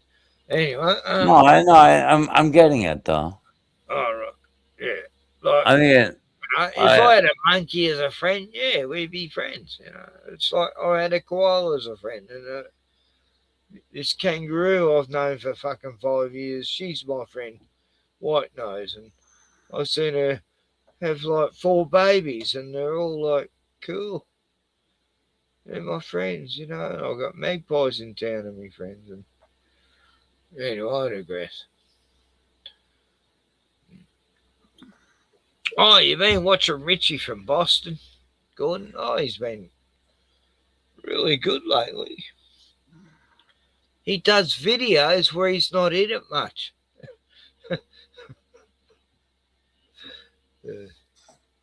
He's still got his pinhead hairstyle, like, it's sort of like that, sort of very coneheadish. He should grow his hair back again. Oh, fuck, it was terrible. Anyway. Terrible. 11 o'clock. Wow. I've been up since.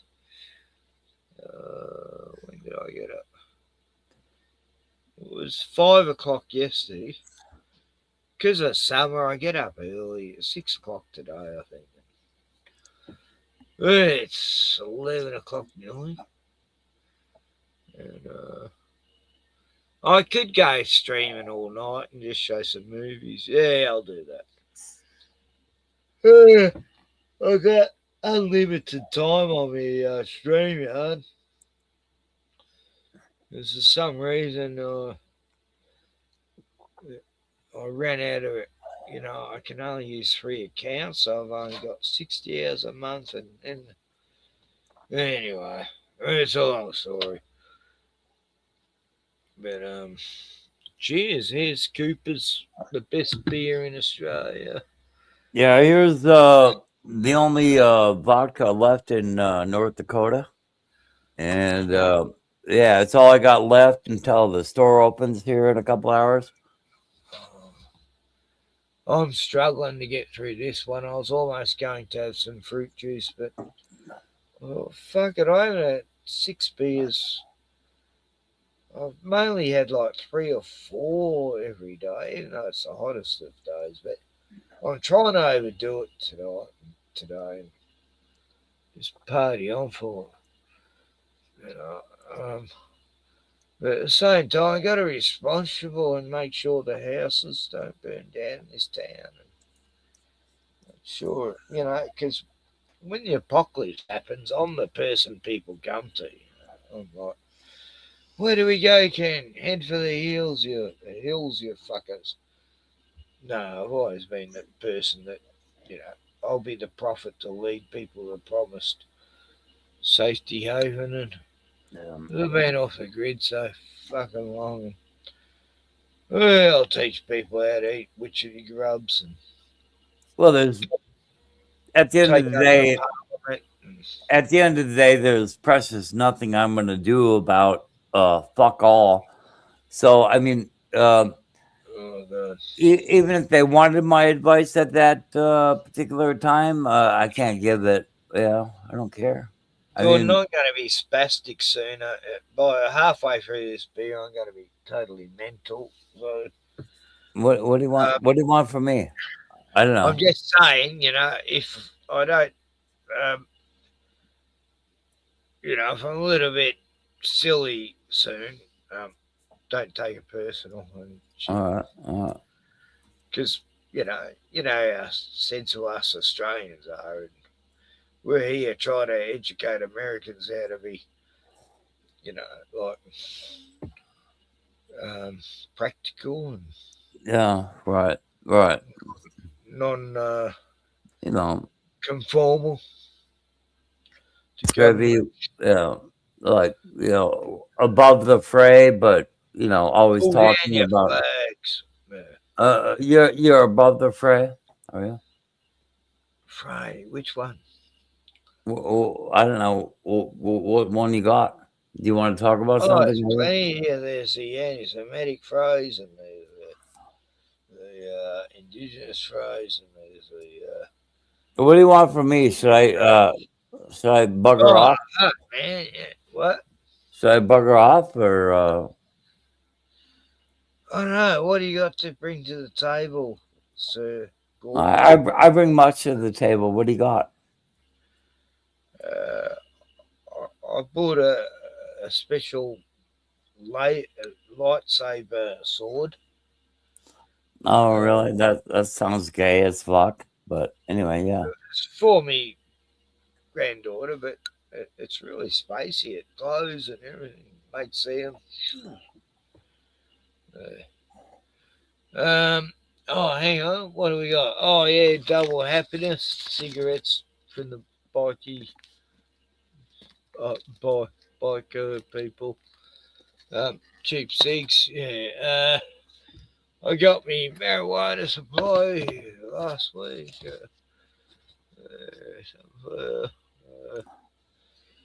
Let's see. Yeah, show and tell. I got I don't know what. I'm going to be mental anyway, but I bought a bottle of Kahlua. Oh, yeah, that's cool. Yeah. But it's normally a drink you have during winter, not summer. I don't know why I got it, but you normally have it with milk. But a little bit of milk. But you're goddamn wealthy compared to I. You there? I don't know what to do with my money. I do not have money for every time I get paid, I go, oh fuck, what am I gonna do with all this shit?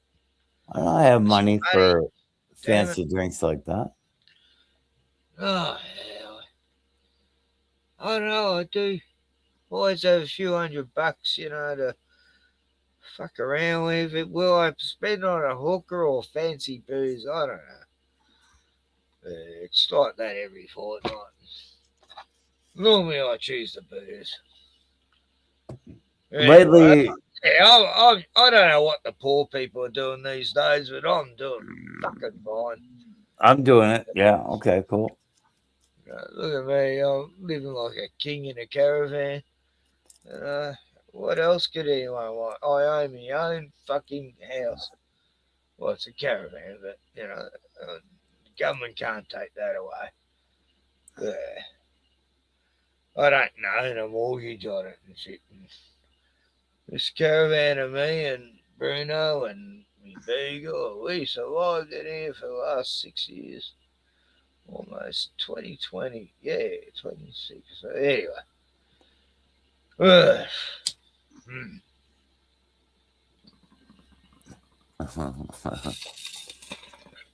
Okay, so now I know the Aussie lingo. Yeah, I said bugger. Life's good. Yeah. I'm 67 and I think I'm going to heaven.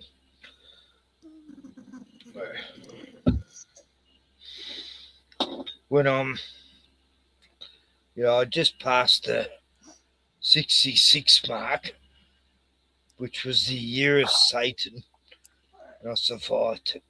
I was 66 for a year, and I saw the world go to hell in a handbasket. Fucking liquor store doesn't open for another 2 hours, man. Oh, fuck. That would be a nightmare if I was your age and hanging for a drink. You young fella. Me, I'm always stocked. Always prepared like a Boy Scout. Always got, a few spares in the shed. Chucked in the fridge. Yeah, if you remember about 4 years ago, I used to order my booze by the case. Yeah, that's the way you do it. You buy in stock in case suddenly the grid goes down, no pubs are open, no botlos. Listen here, you motherfucker. Yeah. Anyway, I'm giving this up this week. I'm going to give up alcohol because That would make you a quitter, Kenny. You'd be a I got fucking shit quitter. to do. I got to be responsible. I'm needed now. Last year's I thought, fuck, I can just retire, rest it. Nah, no rest for the wicked. I got a responsibilities and stuff. You're here on America time. We take over Venezuela on a goddamn weekend, bitch. You know, Look, it'll listen. be Australia next. Yeah, we'll come over. We'll come over and take over goddamn Australia next weekend, bitch. BB Milakowski, he wants us to suffer because we allowed this Bondi. I'm saying the American Bondi thing happening. It's all because of our Prime Minister. So, yeah, why not take over Australia because we allow this terrible attack on the Chosens? God, that was horrible. Nobody cares about Australia because that could be done in a weekend. And it's not like you're going to land an air or a sea or any invasion whatsoever. Australia is completely it doesn't even exist. But no, we still love you though. Yeah. I've fought against the mafia, the underworld, the Jews, the cults, the police, the bikies. How do you say it? Bikers, yeah. Yeah, the bikers, yeah. We got bikies and you got bikers. Bikey sounds gay, so I'm not gonna call you Kenny. Have I ever called you Kenny? No, I've never called you Kenny. Oh, please call me Kenny. No, I don't want to. No, only best girl mates call me Kenny. It's too fucking gay, dude. No, it's not. No. Kenny's So many of me girl mates call me Kenny. None of me male mates, thank God, but a couple, you know, and I go, don't call me Kenny, ever. I'll kill you. Oh, you can, though, lady. No, look, I'm not a cuck, okay? I don't, simp. Yeah, you are kind of a cuck and kind of a simp. Oh, look, I mean, it gets you all the Yeah. women, doesn't it, when you simp a bit? But, yeah. No, I don't cuck. I don't simp. I'm not a cock blocker. You know, it's like God. I've had enough women in my life that I wouldn't even bother. I'm the same. It's like I don't need any more conquests or, you know, so many guys go through their life thinking it's conquest, you know. Hey, I managed to get that chicken. It's like, what the fuck? It's like it's a contest or a competition or so. Nah. But, you know, I feel I've had enough ladies in my life to, you know, I don't need to. I mean, yeah, I still wouldn't mind, but you know, it's not like I feel like I'm missing out on anything these days. And well, I've satisfied so many women who dream about me every fucking night. I know they would, and I feel I've done my job on humanity. From satisfied a lot of beautiful, beautiful ladies, and they're all crying over me now. Going, why didn't I have babies even? Anyway, I'm boasting a bit. Why not? Check out your chat. They're going crazy here. I mean, look, I'm only 6 beer. I don't normally drink. I've only been drinking 3 or 4 lately because What would possess you to? What would possess you to drink this much, you bastard? Because it's been a 40, 110-degree day. Yeah, Gordon shows up and you go completely to hell. I know. Look, sorry about having Gordon on here, man. I did mean to apologise about that earlier, but I'm inclusive. I allow anyone on here. Yeah. Mr. Freeman, yeah. Yeah, I still play chess. You'll notice my rating has gone up to like 15 something. But yeah, but show up, feel free to challenge me to a game. Look, I want to learn chess, and no one will teach me chess, and I keep It's called I chess.com. want Lee or Gordon to teach me chess. No one else, because I know the chess masters. Just show up to chess.com and you'll be fine. Okay.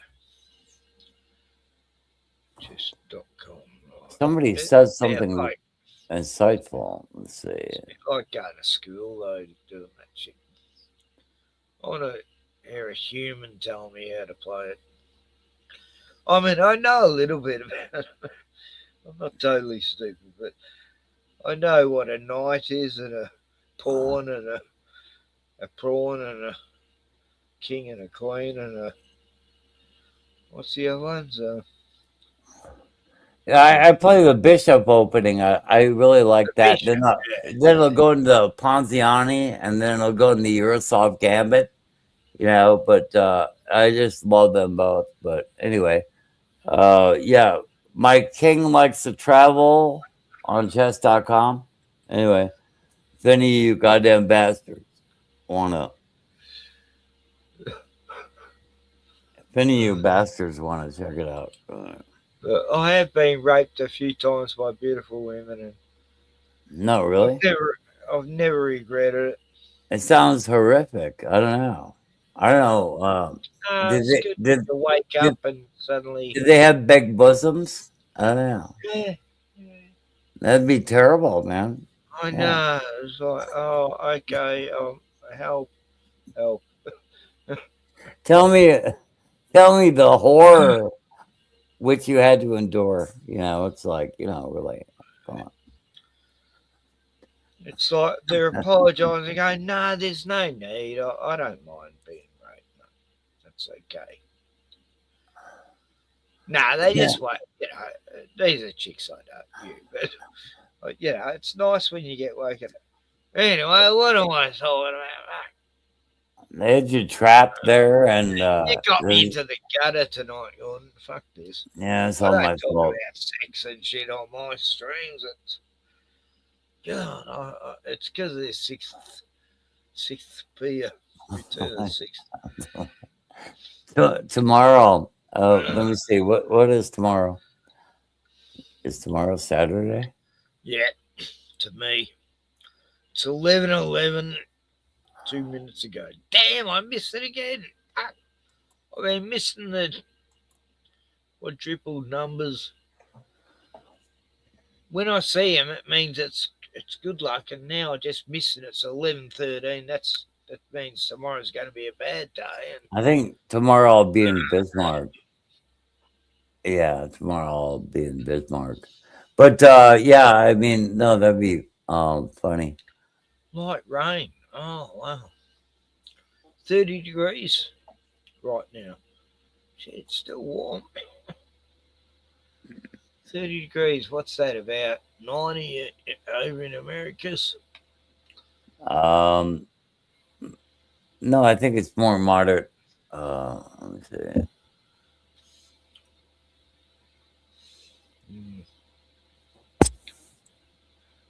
Anyway, it's a warm night. I love it. I love the warm nights. We hadn't had them for a few years now. 3 years. No, none of these hot nights. That's a nice. That's nice. terrible summers. Yeah, we've been minus freezing for a couple of months here, but I don't know. You just I don't know what. You have wonderful weather all the time. Oh, I'm surprised you're not loaded up with homeless. it's the coldest birthday I've ever had on the first day of summer. It's like, what the fuck? This is like middle of winter. Then Christmas was shit house. It's like every Christmas is always hot as hell. You know, 35, 40 days. This one was like pissing down rain, wind, blizzard. Kangaroos were freezing in the paddocks, just rock solid. So like, fuck. Welcome to summer. So, yeah, Fourth Wiseman, he's had some bad experiences.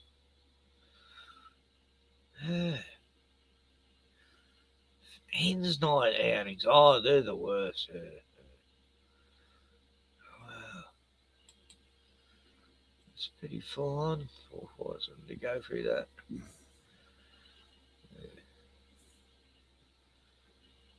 Anyway, it's probably music time, isn't it? Or this time with the fire weather warning. Oh my God, I'm getting all these warnings of the hot weather and shit. Government plans to burn the Gippsland beach areas because they want the land. Oh yeah, okay. Cool. Yeah, they did that in 2019. Oh, the government got a lot of land during that fire. Burnt the whole East Coast. Oh, YouTube just put a questionnaire up here. Which of the following premium feature are you aware of? Choose that, apply. Conversational AI tool. Jump ahead, background play, ad-free, member. What the fuck off? Why is shit popping up? Anyway. I never answered those questionnaires. I just don't. Anyway, 007 stream, and that's where Wazzy Wild Woman hasn't been here for a while. She's always over there, so she's turned traitor. Left me. I was getting on well with Wild Wazzy Woman. And she went over to 007's. Well, that's where I found her anyway.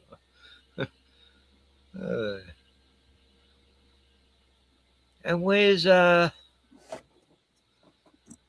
Oh, the floor looks really comfy right now. Oh my god. Oh. I've kept you up. It's getting late there. So,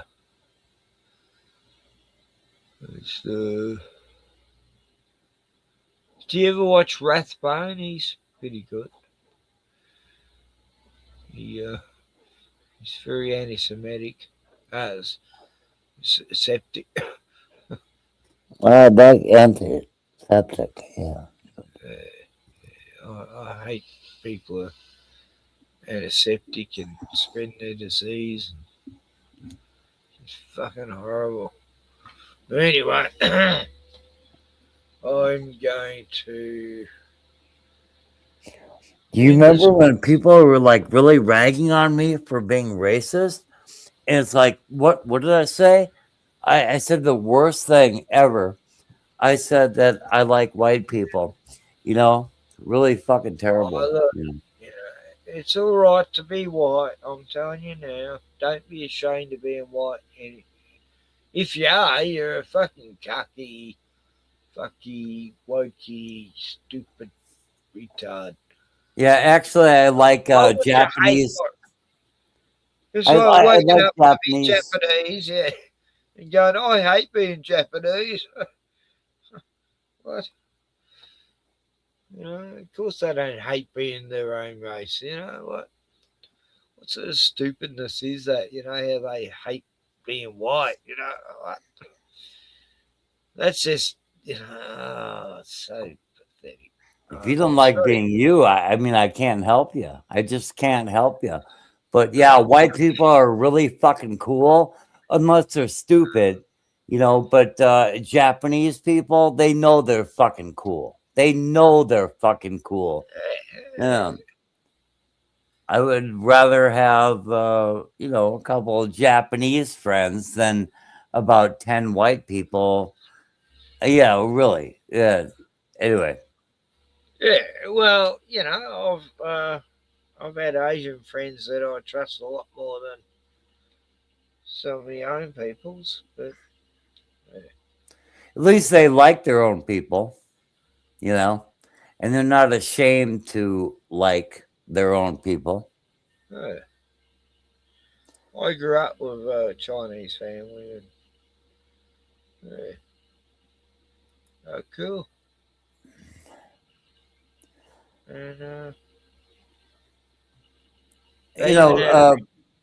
yeah, Chinese and Japanese people be like, yeah, your people are actually pretty cool, and I feel the same way. And they're like, we don't like the blacks though. I'm like, oh yeah, we don't either. Yeah, we don't like them either. Anyway, so. Oh, look, I've seen videos in China where these black people there from America getting treated like shit. It is pretty bad, At the same time, what do you expect? Like, they've got a non-immigration policy in that country, which so does Japan. Like, they say we're so racist in Australia because we don't want immigrants anymore. They're not like, migration is a natural thing, right? When something migrates, that's nature, right? These aren't natural. They're coming into our country. They're not migrating naturally like fucking birds. They're coming in here because our government and the Jews want this and saturating our countries with fucking people's countries that have been totally destroyed by the Zionists. And then they go, okay, now we're destroying that country. Let's bring it into these Western countries. Anyway, where am I going? Let's talk about something nice like puppy dogs and Something nice. No, this is nice. It's like, my county is like 98.6% white. It's like, God bless them. I don't care where they came from, Germany or Finland or what, but yeah, very nice people here. You're not going to get mugged here. But don't come here because we're all full up. Yeah, we're all full up. Don't come here. Yeah, this is not. I'm telling you that I've heard a siren, an emergency siren, twice this month, and those were ambulance. Anyway, I heard a police siren about 3 months ago. We hear an ambulance siren every few weeks. It's normally some old person carking it, because it's a retiree town, And, the town's expanded though. God, it used to be 800 people lived here when I first arrived, and last time I looked, it was 1,200. But still, the numbers keep rising because all these disgusting white European people who own properties here are shifting out of Melbourne so they don't get home invaded and coming here to live. So, yeah, but there is Indigenous people here, but like we haven't got the immigrant ones, so it's a pretty safe community. The only ones that cause shit are the tourists because it's a very touristy place. We have like 4,000 to 5,000 tourists come here every summer. So it's like, that town in Jaws, Vanity, something, or what was it called? And yeah, it's a nice, quiet town, and then all the tourists come and they run over our koalas and kangaroos and shit. But then it's nice most of the time of year, so. But, it's like, the last thing we worry about is all these migrants. And they're not coming in on boats off the beach as well. But that's nice. We have had some Asian fishermen sneaking along the beach at night, stealing fish. And we've seen them down there when we've been surf fishing. A few years back, I was going, look at these bastards. They haven't got any lights on or anything. Have you been on, what's his channel? 007? Have you been on his channel lately? I think about 2 weeks ago I was on there, yeah. A week and a half ago. Yeah, I was on there recently, yeah. Oh, what was that like? I mentioned you. What's going on? Oh. I don't get why you don't get along with Gordon. He was being really nice and shit. Yeah. No, really? Did that happen? Yeah. Oh, no. I got a bit angry at someone on his channel who was going off about 007. He gets on there going off about off-gridders, how they're selfish people. I don't care if you get on with them, but I think 007 is so fucking gay, man. I mean, no, if you like... No, he likes women, yeah. No, I mean gay as in like too happy, fake fraud. Right. But, the old school way of that. But, no, if you get on with them, that's cool. I don't care. Hey, 007 is fucking fucking I don't twat. think he's the wisest. I don't look to him for wisdom or anything. God. But we're all just guys. He's got his main line thing there. His header on the channel. And he's like, if you're easily, you know, insulted by talk of race, and which he is, and then he boots me, you know, like twice over it. But anyway, you want to talk about race, bitch? You know, come on. Anyway. Yeah, well, you know, I'm not racist. What is racist? What does that mean this week? But yeah, well, racist is a made up word. Oh, Ken, do Oh, you yeah, prefer do you prefer white people? Do you have any preference towards white people? You know, it's like it depends on where you live and who's there and what they're like. And white you know, people are I've the been in best. areas where I've related more to the Asian people in the community because everyone else is a yobo. And I've been in areas where they have related to some black people more than the white people because Oh yeah, Richie. you know, it just depends on where you live. You know, I don't know. Yeah, I always like me German brethrens and the Dutch, and yeah, you know, I mean, it's just nothing wrong with liking your own peoples, you know. But I felt very comfortable around most races. Yeah. I don't know what to say. Yeah. Yeah, if they're white and Problem and- yeah, if they're white and German, yeah, they're probably good. But Well, I've grown up with all of them, so I don't really, you know, I like variety. I love a bit of variety and everything, you know. It's like, yeah. It's like me streams. I like to mix it up and do a bit of variety, not just stick on one subject. I mean, I should.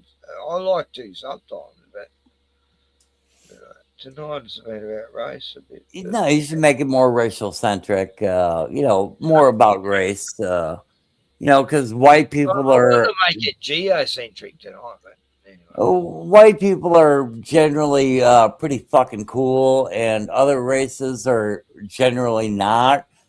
I think we can allow for the idea that you know, the East Asian, especially the Japanese, they're really fucking cool, and the only thing good white people ever did was actually I don't know, defeat them in war, and that's the only good thing white people ever did. And this, but I would like to live in Tokyo. If you could buy me a ticket straight away, that'd be great. Well, there wasn't really a war against Japan. It was like we just bombed them. I mean, we didn't. I didn't. U.S.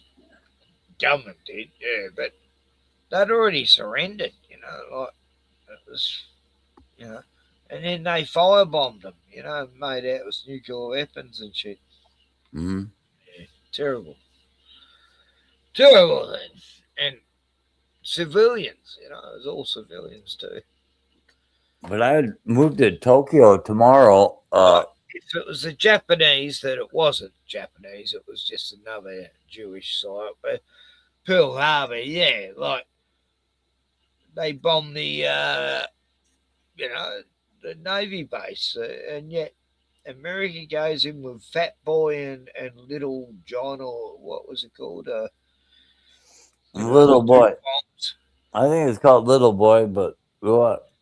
And the other one was Fat Man, or Yeah, something like that. Anyway. And then they drop them on Nagasaki and Hiroshima, and then you're meant to see these mushroom clouds that. What do you want from me?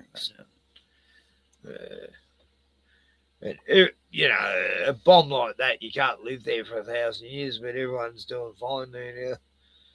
And, same as Chernobyl, you know, all the wildlife's doing beautiful. Anyway, Yeah, well, nukes aren't real. Anyway, I'm sorry to disappoint everyone. We're not going to die from a fucking nuclear fucking bomb anytime soon. Oh, yeah, Trump just said he would. Oh yeah, anyone who goes against us, we've got these bombs that are gonna fucking absolute destruction, and oh yeah, the best weapons we've ever had, and I'm coming to we get don't you. even know what they do, and we're giving Israel all these weapons, and some of these weapons we don't even know what they do. You know, he's come out and saying shit like that. What the fuck? You're putting into the hands of the most psychopathic people on earth. What the? I just want you to meet my advisor. You're going through hard times, you know. I just want you to meet my advisor. He's the full head of the nuclear command. This is Mr. Squiggs. Please, someone Supreme, if they know what's wrong with Squeaks, Supreme Commander. He's Supreme Commander of the goddamn Pacific. You've been through lots of battles, buddy. He's gonna come there and kick some goddamn Australian ass real quick here. This is Mr. Squiggs, and Look at you, buddy. You've been through battles. he's very powerful. He's a very For powerful all the guy. baddest alley cats. All those big feral cats out there, and you fought them all. No, you gotta know how to treat a general like this. This is General Squiggs. Anyway, so you just go give him kisses. But no, he's a good kitty cat. God damn it. I'm fucking retarded and fuck everyone. Fuck you. Well, poor Bruno, he's slowed down a lot lately. Oh, my Bruno. He's getting on. He's 10.5. I've been 8 years with this kitty cat. 8 years with this kitty cat. Anyway. 8 years, yeah. He's old for a kitty cat. He's French kissing me right now. Anyway. Squiggy, don't do that, please. Bruno will be 11 in May. Yeah. Oh, 11. Wow, that's old. Zeke was only 9 years old. He just died, a few weeks back before Christmas. He didn't make it to Christmas. Damn. Yeah. Yeah, I saw a video about that. Yeah, Zeke. I don't think Zeke would have liked me either. Yeah. But nobody good people. Yeah. Nobody does. Nobody does. I don't think Zeke would have liked me. Zeke just didn't like other dogs unless they were girls. He liked Addie. Addie got on well with Zeke. How many? Okay, yeah. My beagle. Don't get contentious about this, but how many times have you been attacked by a Rottweiler on the street? You're just walking along, you get attacked by a Rottweiler. Never. Never happened. Okay, it's only happened to me twice. So anyway. Well, they were bad owners, those idiots. My Rottweilers wouldn't even think of attacking a person. That's why you should kind of put out an owner's manual for these breeds of dogs. Oh yeah. I am. I'm like Caesar Milan. I know how to raise pit bulls and Rottweilers. Fucking hell. It's not hard. They're the most gentle. My first Rottweiler was raised with 2 little babies, and when he was a puppy, and oh God, he was the most protective dog over women and babies and children. He used to sleep at the end of bed of my girlfriend's kids' bed, like no one would go in that bedroom and fuck with my girlfriend's kids. He'd attack them, And he did. Anyone who fucking got in a woman's face, he'd grab her arm and just hold them there. That was my first dog. And then my other Rottweilers were the same. Anyone who got in a woman's face, they'd grab him. They wouldn't attack him or rip their throat out. They'd just hold him there. And that's a Rottweiler trait. They won't. They would just hold people prisoner. Like someone breaks in your yard, they'll let him come in. They won't let him go out. Yeah. But Rottweilers are one of the most beautiful, beautiful animals on the fucking planet. The ones I've met, I mean, I didn't even know their owners, but yeah, they seemed about the kindest, most respectful dogs that I've ever come across. So, I mean, yeah, I just I couldn't imagine them being any different. Yeah, so Yeah. Like boxers, they're beautiful. And my first dog was a boxer, and it was just so much like having a Rottweiler. When I had a Rottweiler, it was just like having me boxer back in a way. It's just the same nature. Yeah, boxers are gentle. And the big dogs are, most big dogs are just bullfeds who are much more gentler than the little dogs, I do like the little dogs too. Like I had a Shih Tzu. I used to look after Les's dog, and he used to boss around me Rottweilers. It's so funny. He used to growl at him, they'd back off because they knew they could kill him any moment. But they just used to let him have his little tough moment and pretend he was tough and just accommodate him.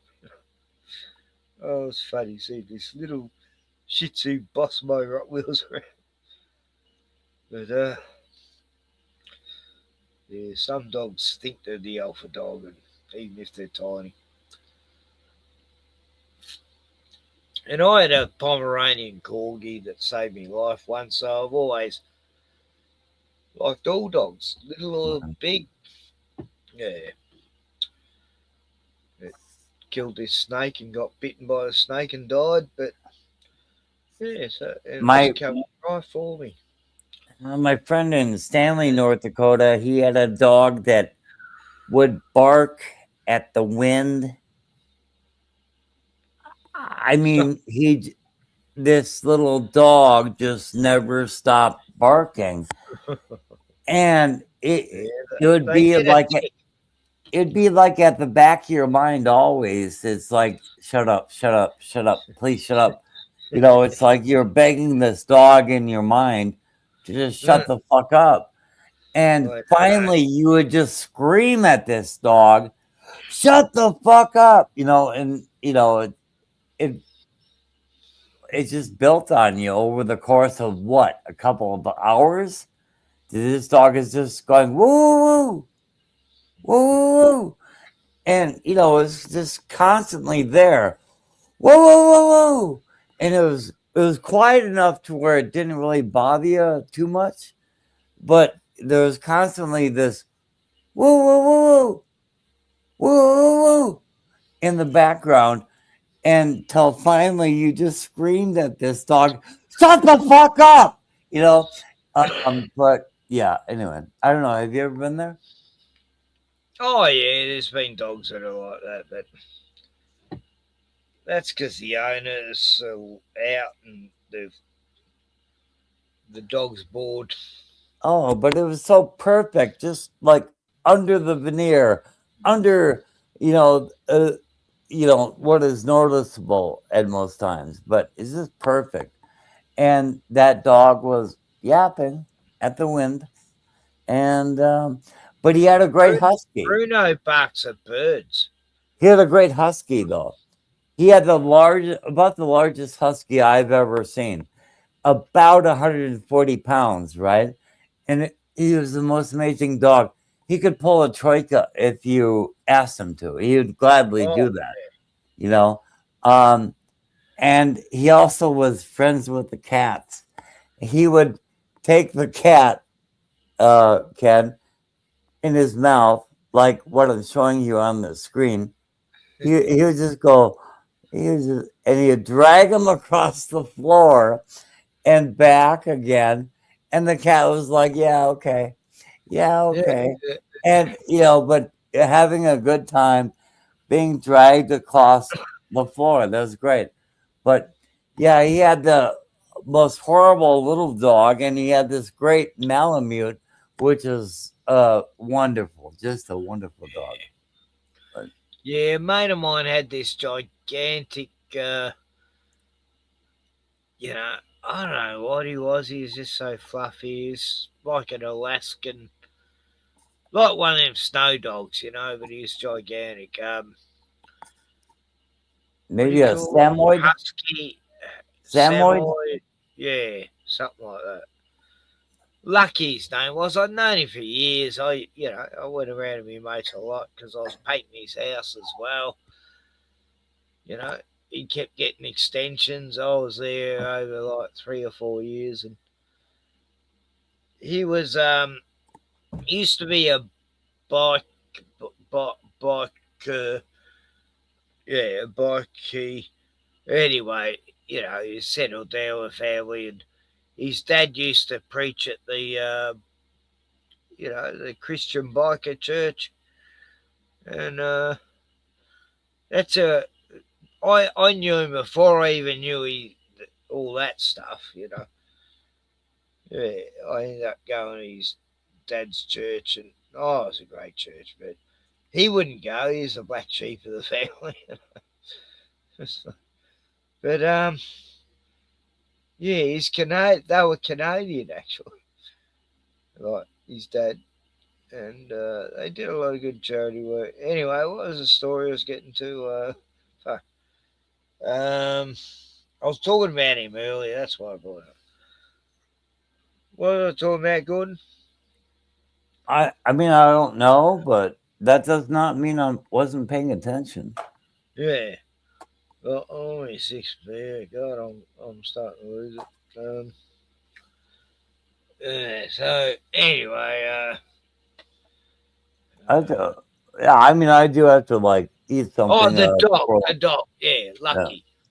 Yeah. And at the same time, my mate Sean had a Rottweiler, right? And Lucky, they had this cat for years, and Lucky used to see the cat. The cat never went near the dog, and the dog always used to look at it. And then one day the cat thought it could trust the dog, and it jumped down. The dog just tore it to pieces, killed it. Holy shit! Yeah. And then Mark asked me if I want to take his dog. At the same time, my mate Sean said, "Oh, look, my missus doesn't like picking up dog poo. And the kids are getting older, and they stood in dog poo the other day, and she don't want the dog anymore." And I go, "Oh, you bitch." Anyway, anyway, I had a choice at the exact same time. Take Lucky, the big giant fucking wolf, or the big giant German Rottweiler. Like, he was a purebred. He was like, he had papers and everything. I lost him. And because Floyd was raised with babies and he never hurt any animal, I chose Floyd, and I felt bad because Lucky went to a good home at least, but Floyd was like, oh God, every dog worshipped him. He was like the ultimate alpha dog. Like 4 times Rottweilers tried to attack him and he just pinned them down, let him know his boss. He'd never tear into pieces. Right. It was just beautiful. If a cat was getting chased by a dog, he'd stop him, protect the cat. A duck next door used to be friends with him. A possum was friends with him. He just never hurt any animal. He's just the most brilliant dog. He was with all my girlfriend's kids and hung around babies, and oh God, you couldn't ask for a better fucking guardian angel. And yeah, if someone was getting in a girlfriend's face or a woman I knew, he'd jump up and grab him and hold her hand and go, "Stop it," and gently too. He just, have a certain grip. And that's why I got him. Actually, was Sean was losing a bit once, and he raised his hands at his wife, and Floyd jumped up and grabbed his arm and just held him, Oh, that's cool. And that's when Sean asked if I could take him. And yeah, so he was the best dog a woman or could have, as far as He's just so protective of women and children. And his offspring were like that, I raised a few of his offspring. My last dog was Sasha. I saved her from this horrible, like Snowtown type family. Some fucking, the commish areas. The kids were tormenting this dog, and when I got her, she'd been ripped away from her puppies, and she still had milk in her tits, and she didn't know what love was. She's only a year old, the poor girl. And yeah, my golden Rottweiler, he taught her Rolly how to, she didn't even know what it was like to be in a house. She wouldn't go in until my dog showed her a few times she could. Yeah. They got this. They got this new breed coming out of Alaska that they'll look like a puppy, and they'll be about 120 pounds. And they'll get up to about only 145 or so. But no, they'll get rather big, right? But they're about. They have the coloring of a Rottweiler, but they're the coat of like a German Shepherd. Not the coloring of a German Shepherd, but the coat. I don't know if you know the coat of a German Shepherd really well, but they're just as at 6 months old, they'll basically knock you over. They're just playing around and just being boisterous, but they'll knock you over. Some of the best dogs. I don't. By the time I left Alaska, there was no name for the actual breed, according to the American Kennel Club or whatever. But anyway, I just didn't hear anything about them after that. But anyway, so 6 months old, they're about 125 pounds, and they really, I guess they're projected at 145. But anyway, that seems a little bit. It seems unusual, but you'd think they'd be a lot heavier, but no. Anyway. Yeah. No, I've met some Great Danes. God, they're amazing animals. Like little ponies. Yeah, like the size of horses. The neighbors, they had a wolf. It was actually the gray wolf, not the Minnesota timber wolf, but one of the big ones, But when it put its paws up on the fence, then it's standing way above your head, and so it's just a huge animal. But I just thought that was amazing. No, look, I think dogs and cats are meant to be. They were definitely created to be our companions. It's just how it was. I believe in the beginning all animals and humans got along, and even spiders. They probably weaved webs, blankets for people when it was cold. And nature would have just been all part of everything, and then shit went down, Mount Hermon, all those 200 archangels fell to heaven, and then started to fuck with our animals and make them into half humans. And anyway, I'm raving a bit. But anyway, the fourth Wiseman is. I wasn't talking about a Rottweiler per se, but he had a Rottweiler coat, and but with a German Shepherd type of fur, but a huge puppy, and literally at 6 months old, they'd be about 125 pounds. Potentially, I imagine they got a lot bigger, but the most I heard was like 145 pounds. But fourth Wiseman, there's probably two great breeds of dogs that have come out of Alaska in the past, I don't know, 20 years. But actual breeds, these are genuine breeds, bred for their, the stability in their genotype, as well as, having like an attribute that people want. So, but yeah, in the past 20 years, probably two very great breeds of dogs have come out of Alaska. But anyway. Yeah. Look, my best friends have been black, my Rottweilers. What?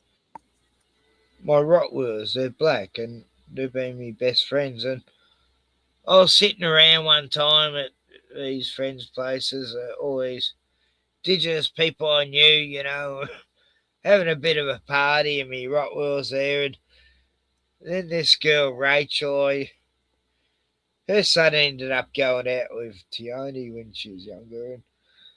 And anyway, she calls me a racist. And I go, yeah, so how do you come to that, Rachel? She goes, oh, just because you're white.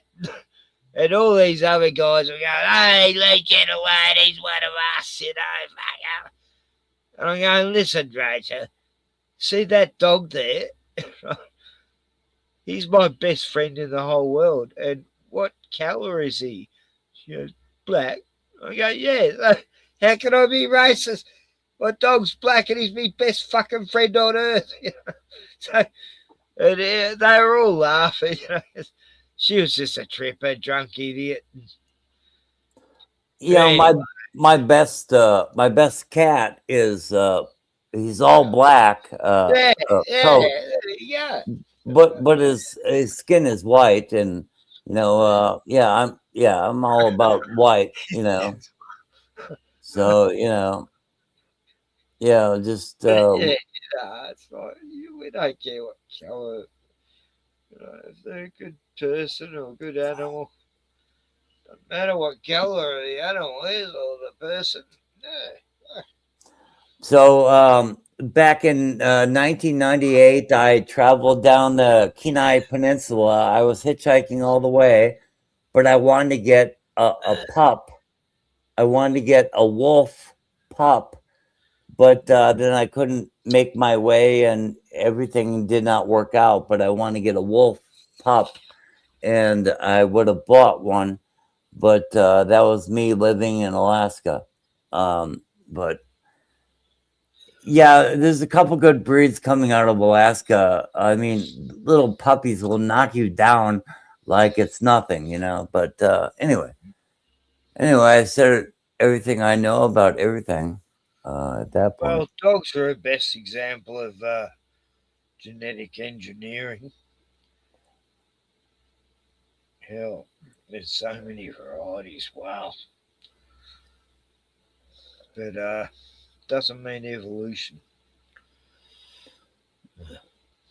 Well, in a way it does. In a way it doesn't. What are you an evolution denier? I always know you as like. Yeah. I don't believe we come from tadpoles and reptilians and then monkeys and then humans. Like you don't believe the whole Prothemian evolution to, like primal stew bullshit. to Prothemians going on the open plain or anything like that. What's a Prothemian? Like pro monkey. Oh nah. I don't think we're a monkey's uncle. The upstanding monkey. Yeah. Oh look, they found the bones of Lucy years ago, and it turned out to be a pig's bone, but they still run with that. It's like what? It's just like we've got this indigenous guy. He's white as fuck. Makes out he's an Aboriginal. He's written all these books about his indigenous tribe. Every indigenous person is the 90s part of any tribe. They don't know him from a bar of soap. And yet the woke people still promote this fucking Bruce Pascoe.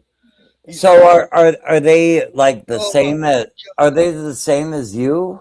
I mean, I just think they're obviously a different species. You know, just like Japanese are a different species of white.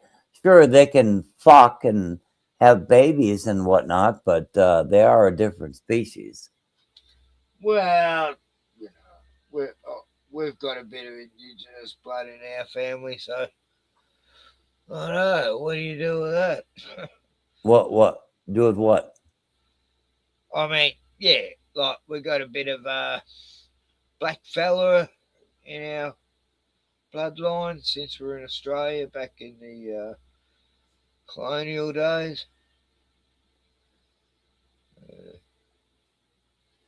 But I don't even want to look into it. I mean, yeah, I could get a lot of privileges if I track down my ancestors that were the offsprings of whatever cousin.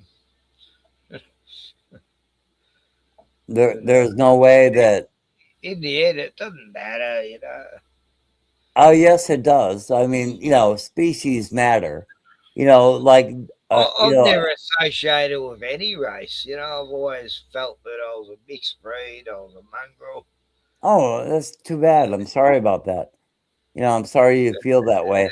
Well, But I was like, always proud that I wasn't any particular race. You know, I think it's why would you feel proud about that? I mean, you have because, no. you know, I can never be called racist because I'm like from 5 different races. You know. But I am pure blood. Scottish, I'm I am German, pure I'm blood, and I think there's English, something to be said about that. You know. I've got Spanish. You know, like we're talking about the speciation of different dogs and whatnot, and I think it's very important.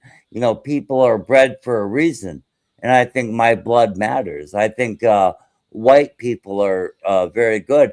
I mean, I identify as white, absolute, 100%. There's no way I would identify with another race or put another race before mine. There's just no way.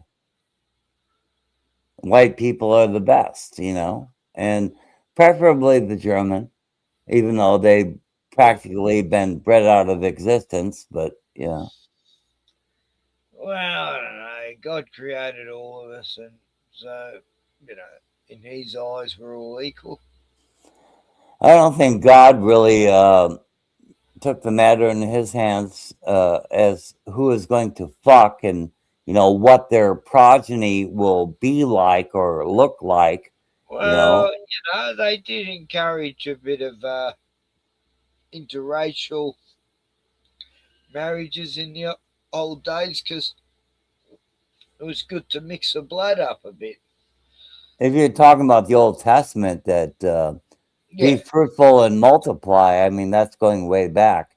But No, I'm not talking about that so much. But I'm talking about after Tower of Babel times and yeah. you know, but I just look at my right to freely associate. You know, my right to And you yeah. have every right to get with a person of your own race. That there is nothing wrong with that whatsoever.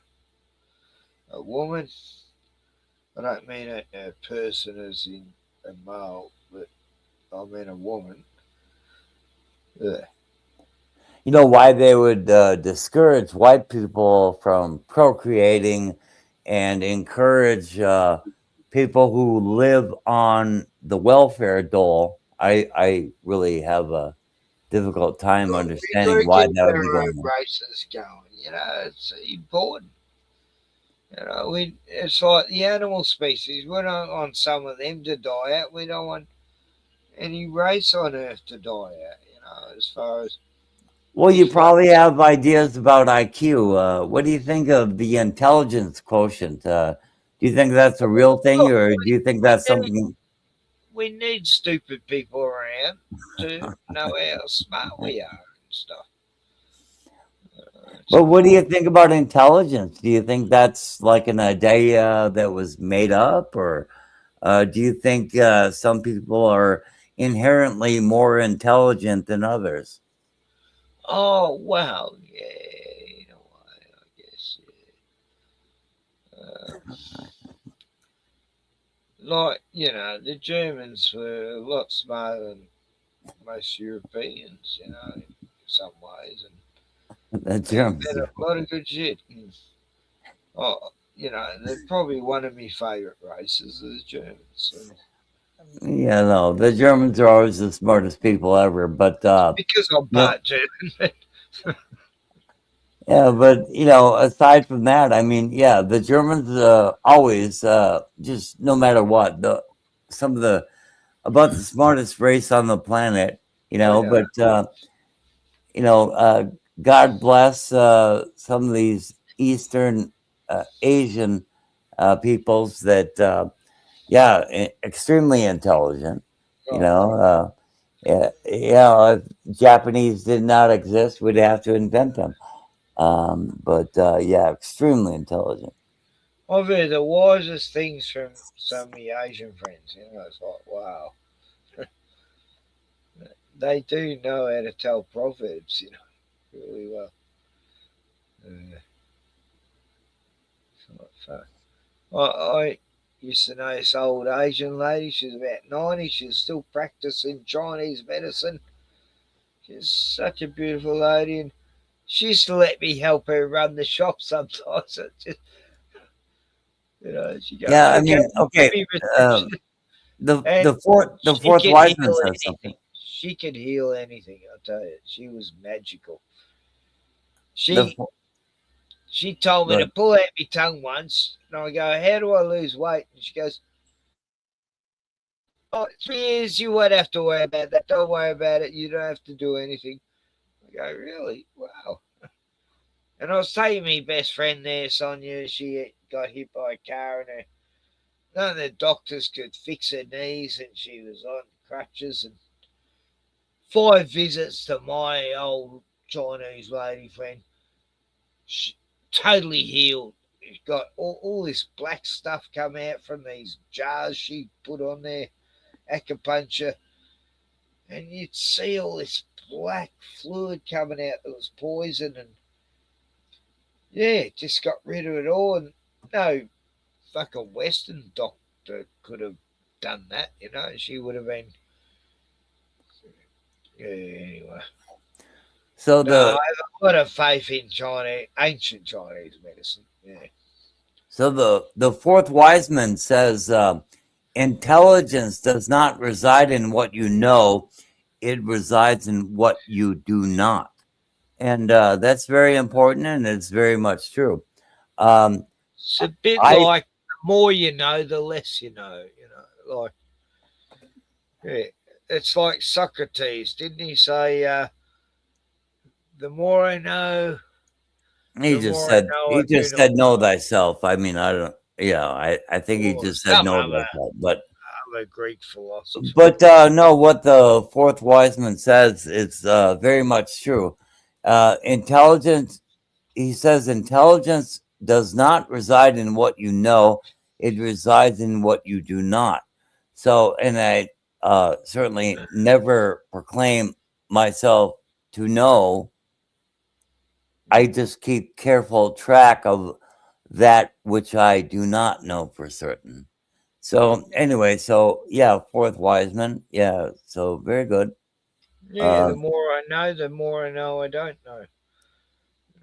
You have to keep careful track of that which you do not know for certain.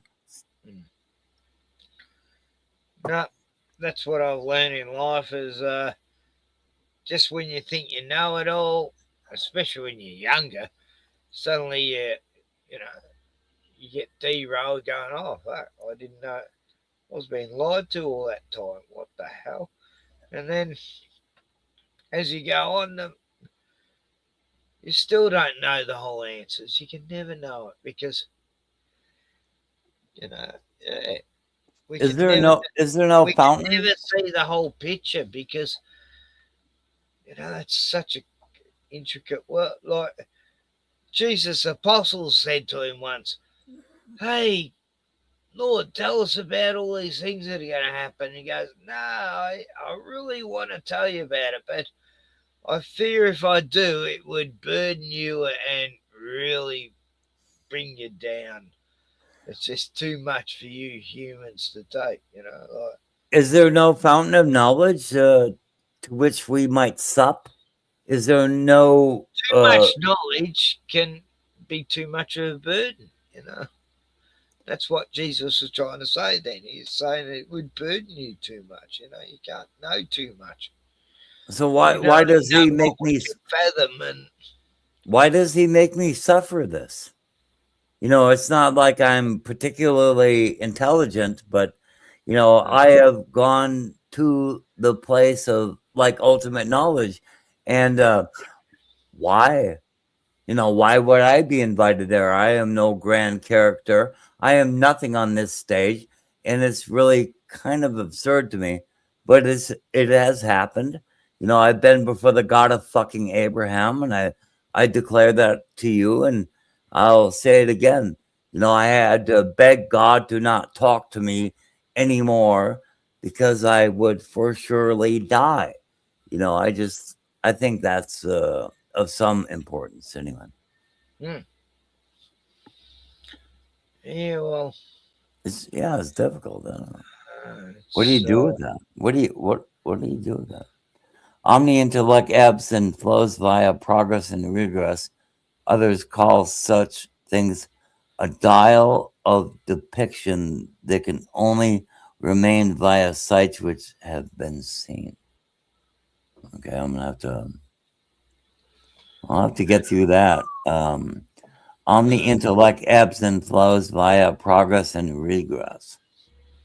Others call such things dial.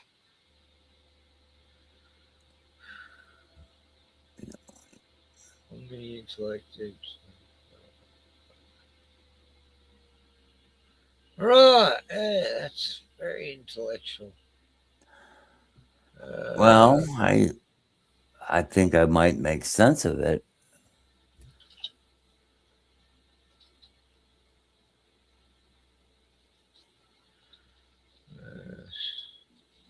He says he's gonna break it down. Yeah, he says he'll break it down. I'm a bit drunk to try to make sense of too much inner depth philosophy and shit tonight. Sorry. Well, I mean, I know too much. It sends you mad. well, he's talking about a dial of depiction, so I just don't know what that. A dial of depiction that remains via sites which have been seen. God, I've been going for nearly 9.5 hours. Yeah, but you're only here for our amusement, so I don't know. I'm just a clown here to amuse you guys. I'm a funny guy. I'm a clown. Oh, do I amuse you? Oh, God, I love Goodfellas. That was such a good movie. Yeah, I can't find it anywhere online for free. I don't know. I mean, unless I want cookies on my computer or some shit, you know. Oh, I've got Goodfellas on my computer. I want to show it. God damn it. The Fourth Wiseman can follow us there, and we can go watch Goodfellas. You know. Yeah. But I don't know if you've never lived a life like that either. So, forever known as forever here. The Stones. Can I read it? Decade of my life was pretty gangster. I didn't go shooting people in the face. I was a pacifist who tried to stop people from shooting people in the face. I was a good guy in the gangster world. I was a fucking hero. Anyway. Forever known as forever here. I was a kid. I wanted to be guy who stopped gangsters kill people, you know. Anyway, I saved a lot of people. I hope God's going to give me a special place in heaven because I'm such a fucking hero. No, just joking. No, this is it seems a bit mystical, but he says forever known is forever here. The stones you pick up along the path are not unknown. They have simply been left there for you or another to find and discover. Talks about stones, though. So. There's a story about footsteps in the sand and a guy walking along, and suddenly there were no footsteps and just one. And God, why didn't you help me? No, that was me carrying you across the sand. What's that? Footsteps in the sand one? Anyway, no, that's really nice. Wolf Wiseman, very, very insightful. I'm a bit drunk to see poeticness and stuff, and I'm sorry, yeah, footprints. I don't remind me of that one. Yeah. Yeah, I just feel like I've been through this one too many times. I don't want to go through this again. You know, I feel like I've lived this so many times. I just yeah, I So Gordon, you're nearly out of your gallon, aren't you? Huh? Your gallon of gin. I am completely out of booze, yeah. I am. Look, I got this much left. Oh. Well, yeah, you're more fortunate than I. Yeah, but no, I really do like my booze. I don't have any. And I got no more in the fridge because I do not want to tempt myself to have a seventh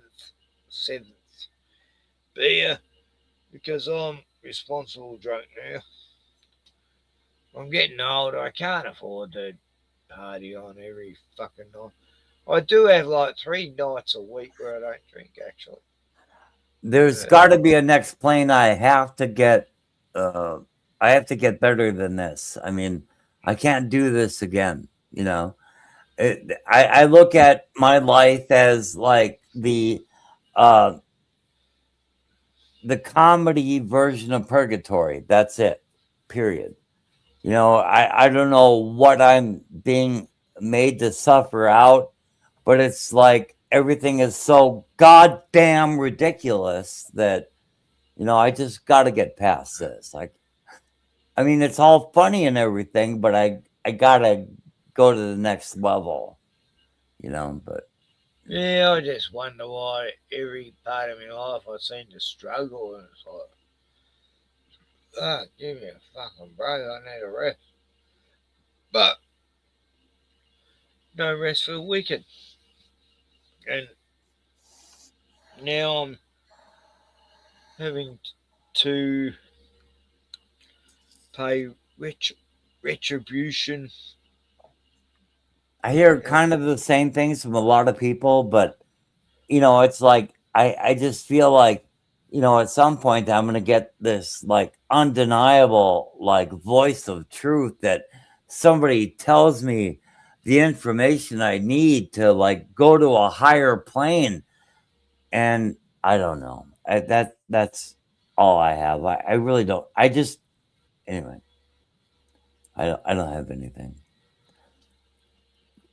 But I don't have anything for you either, right? You know, it's like if I really had anything that would bring you to a higher level of consciousness or being, you know, perhaps you would have sought it from me and I would have given it to you and I would have received the same from you. So I just I know. I'm sorry I haven't. I used to be so wise once, and now I've forgotten it all. I had so much to pass on to it. at this stage of life to all my friends like you who need the amazing wisdom I used to have, and it's like You probably still have it somewhere, but the fourth Wiseman says self-infliction must be acknowledged before understanding of one's position. Adamantly says, "Yep, I know." To the floor. I don't know what that means. yes. I guess I don't know what that means. Just stay on the true path. And what's that saying? It was in that Book of Eli film. God, I love that movie. That was the best Bible film I've seen for a long time. You seen the Book of Eli? Is it a movie or what? Yeah. No, I haven't. I'll watch it if you want me to. Oh fuck! It's my favorite religious movie. It's set in the post-apocalyptic times. It's about a guy. He's going through the wastelands and going from town to town, and he's fighting all these fucking ferals, and he's got a special book, it's the Bible, and he's protected that Bible because everyone's fucked and they want the Bible, It's like, it was written by, who wrote it? Some famous science fiction author. Fuck, it's one of the best sci-fi movies ever, really, but the ending is just brilliant. Like, there's a twist in it that you do not see coming, and it's just. How many times have you lived this life? I'm kind of curious. Oh God, I feel like hundreds. I feel like a time lord, from Gallifrey, and I've been here too many times, and it's like all the lives I've seen come and go, and it's like I just keep going, It gets painful. It's like I'm a vampire that's lived for 1,000 years. And that's how I feel. I feel like I've lived 1,000 years and seen all these friends just come and go, and they're gone. And eventually I'll go, but I still got to watch a lot of more people go before me. And I've lost 5, 6 best friends last year. 2 were animals, and the others were people I've known since the 80s. And I mean, I wish I were crazy, then I would understand that. I just wish there were an explanation for, how I've acquired my experience, because otherwise I just don't know what to do with it. I mean, it's not supernatural. I don't think like I'm a prophet from fucking God or anything. So there must be an explanation available somewhere. well, I think we're all meant to be here for a reason. It's like each one of us has an important part to play in the whole realm of things. And I think I've influenced and disabled a lot of people in my life. There's something I have to figure out at this point, because I, like you, I feel as though I've done this so many times before, not like I'm in some sort of time loop or anything, but maybe kind of akin to that. But I have to break out of this. I mean, it's people you know in your life, and you feel like you've known them forever. It's weird. It's like, hey, there's all these characters in your life, and it's like, wow, it's like, yeah, I do feel like we're all living multiple lives on and on. But at the same time, I don't really believe in reincarnation. I don't know. Well, it's not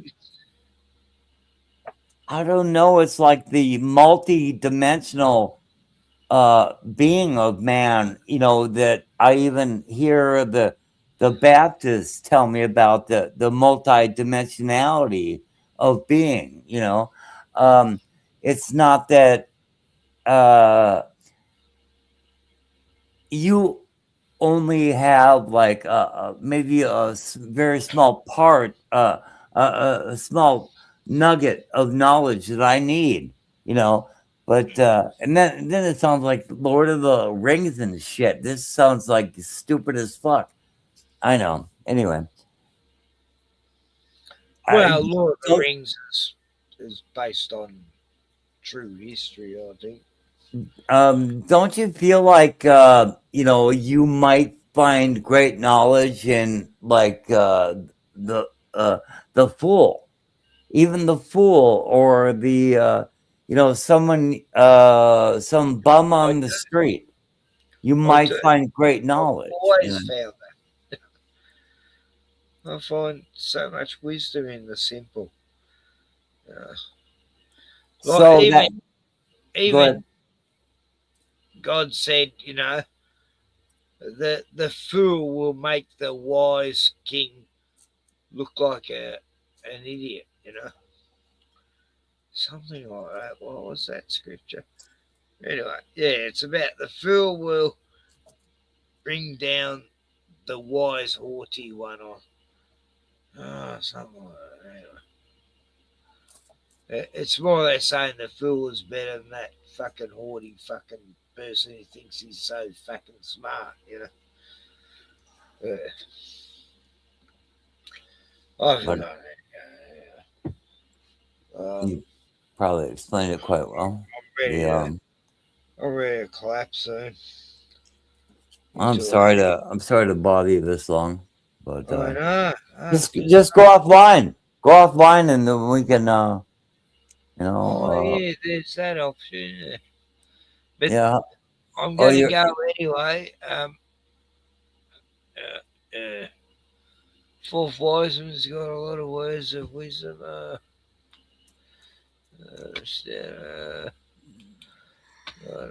I need new glasses. It's hard to see lately. And then there's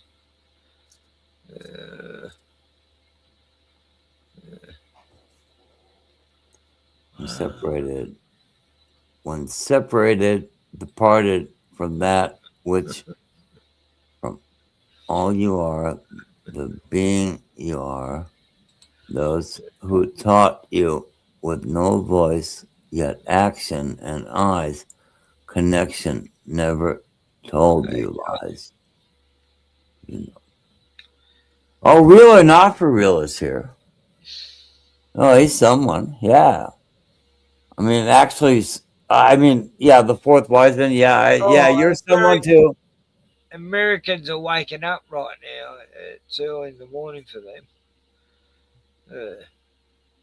Oh, you're American too, Gordon. What are you doing? Yeah. I mean, Ken's been going at it for 10 hours. Real or not for real. I thought I'd have a marathon. I got to get up for my grandkids tomorrow morning. But yeah, we're 8 hours. No, I still got a bit of time. But yeah, we're discussing the very nature of reality. We're into the causae sine qua non, the very essence of it. No, it's real. Yeah. It's all real, man. Everything's real. There's no Matrix. Give fuck. Yeah, watch a movie. Some real metaphysics going on here. Anyway, Josh, come on, and yeah, come on for. I'll leave you and Gordon on. I'll go to sleep for a while, and you can take over the show. Yeah. Look, I'll put a link in, so if anyone wants to come in and help Gordon run the show while I sleep, they're welcome. I want to do a big marathon tonight because I don't have to pay for StreamYard and shit. Yeah, we almost got into the very essence of self. Or I can just go now because I'm very tired. See if he stops in. But yeah, we're the metaphysical sense of the being, the thing in itself, the thing in itself. I mean, I can't even begin to wrap.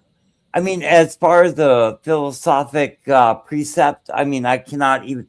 The thing in itself, it's like, can you imagine? I don't know if I can, but I think it's very important and a very central question as a matter of philosophy. But I know, I'm too dumb to know what you're talking about at the moment. Sounds smart. it sounds smart, but yeah. I don't know. I think many a person smarter than me has spoke on the topic. That's why I feel a bit befuddled by it. But sometimes things seem stupid, but then they become smart, and then you realise that you know a lot of stuff about a lot of stuff, and you're much smarter than most people's and things. Yeah, that's my words of wisdom tonight. Well, I think the fourth wise man says he'll continue. Yeah, just I don't know. He can continue to join as long as you're online right now. Then anyway, so I say a lot of things that are not necessary. You're one of fourth wise, and you appreciate Gordon. That's good. Yeah, I like that. Of course. But I say a lot of things that are not authorized for public consumption. They're not always politically correct, Gordon. That becomes a problem sometimes because we're living in a very 1984 non-free speech society now, where you can't say what you fucking think, and that you think that the fucking anyway. But Josh says I appreciate the offer, but I have no desire to talk to Gordon. Okay. I thought you were best mates. I thought we got along pretty well last time, but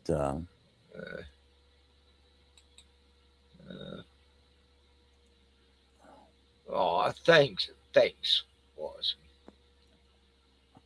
I thought you and Josh were best buddies. Oh, God damn. No. Not best buddies. I just said he's a good panelist. Anyway, Roger liked you. And a few other people. Look, a lot of people don't like me, Gordon. Don't take it personally. I could give two fucks if people like me. This is not a popularity contest I'm in, I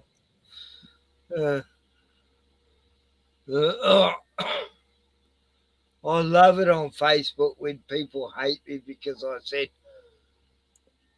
when I see someone there I knew, and they go, I'm vaccinated, you're welcome. And I go,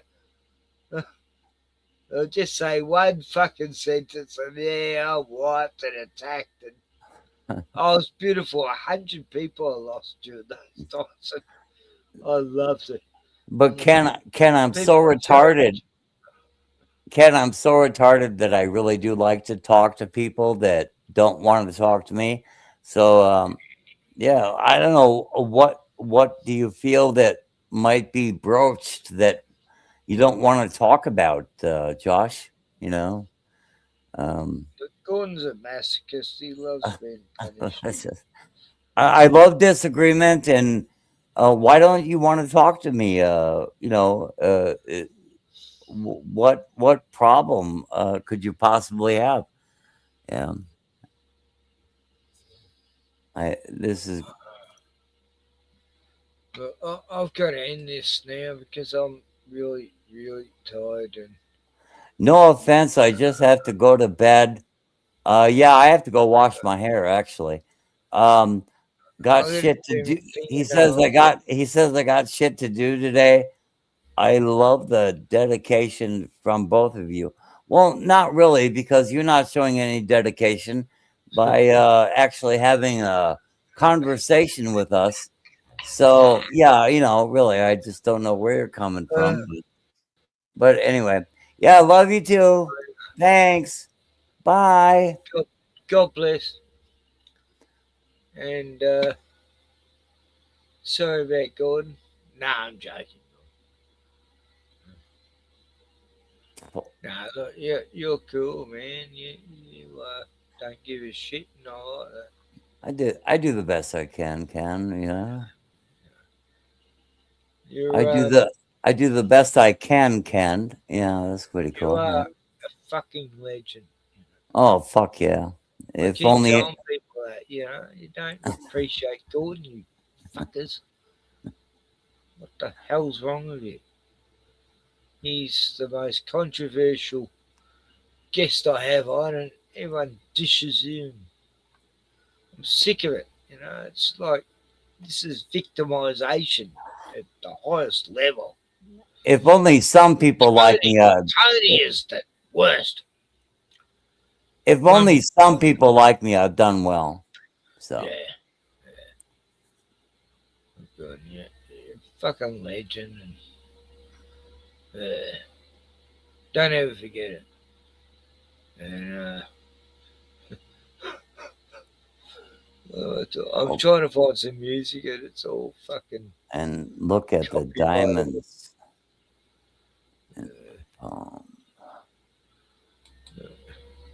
I'm looking at the diamonds in my palm. Yeah. Look, someone read my lifeline not long ago, and Gypsy, and God, it wasn't good. It's like 5 years now. Yeah, Josh, I think you're a good person, but you can be spot on and correct, you have that capacity. So yeah, I do like you, Josh. So yeah, I'll like hit up your info. I imagine you're still in my somewhere on my email, but yeah, I'll hit you up, dude. I really think you're a good guy, Josh. But anyway, I don't know. But yeah, you're talking with big dogs right now. At least I'm a big dog. I think Ken Rotman is a big dog. He knows more. He doesn't even always like me all the time, which is cool. But yeah, Ken Rotman is a big dog. Yeah, he's been circling the sun for some 67 fucking years, or however old he is. How old are you now? I've become a legend that no one knows about. Shit. Yeah. Well, I think you're badass. Not too many people will I say that about. That's why it really hurts my feelings when I don't know you're cross with me. Oh, sorry, mate. Look, I'll play this song. It's what I'm trying to do, okay? And yeah, it's just this is what I think I got to do. It's really ebbing on me, but it's gonna kill me, But anyway, here we go.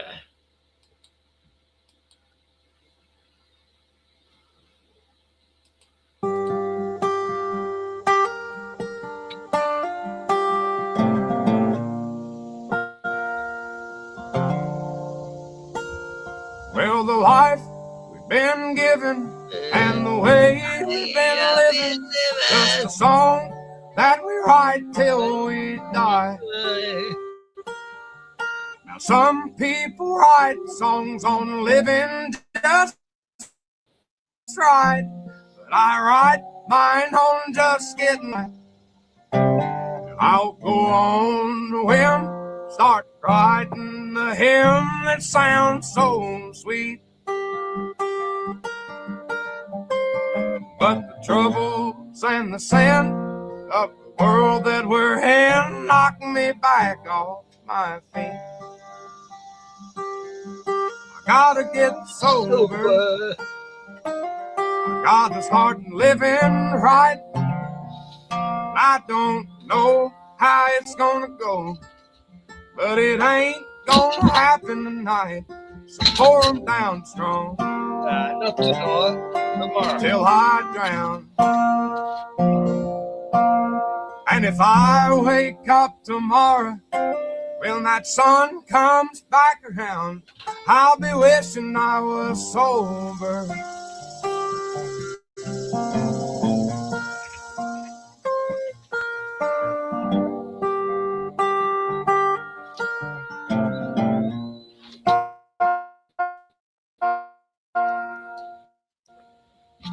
Well, the liquor and the bowl, they empty my soul from the pain that the world's put on me. And Lord, I know that upstairs there's an old man who cares, and one day he'll set me free. I'll go on a whim, start writing a hymn that sounds so sweet. But the troubles and the sin of the world that we're in knock me back off my feet. I gotta get sober. I gotta start living right. And I don't know how it's gonna go, but it ain't gonna happen tonight. So pour 'em down strong till I drown.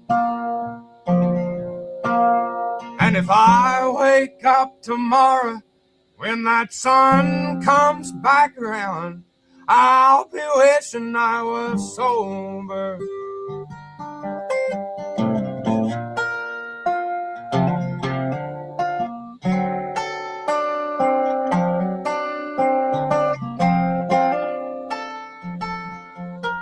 Well, the life we've been given and the way we've been living, just a song that we write till we die.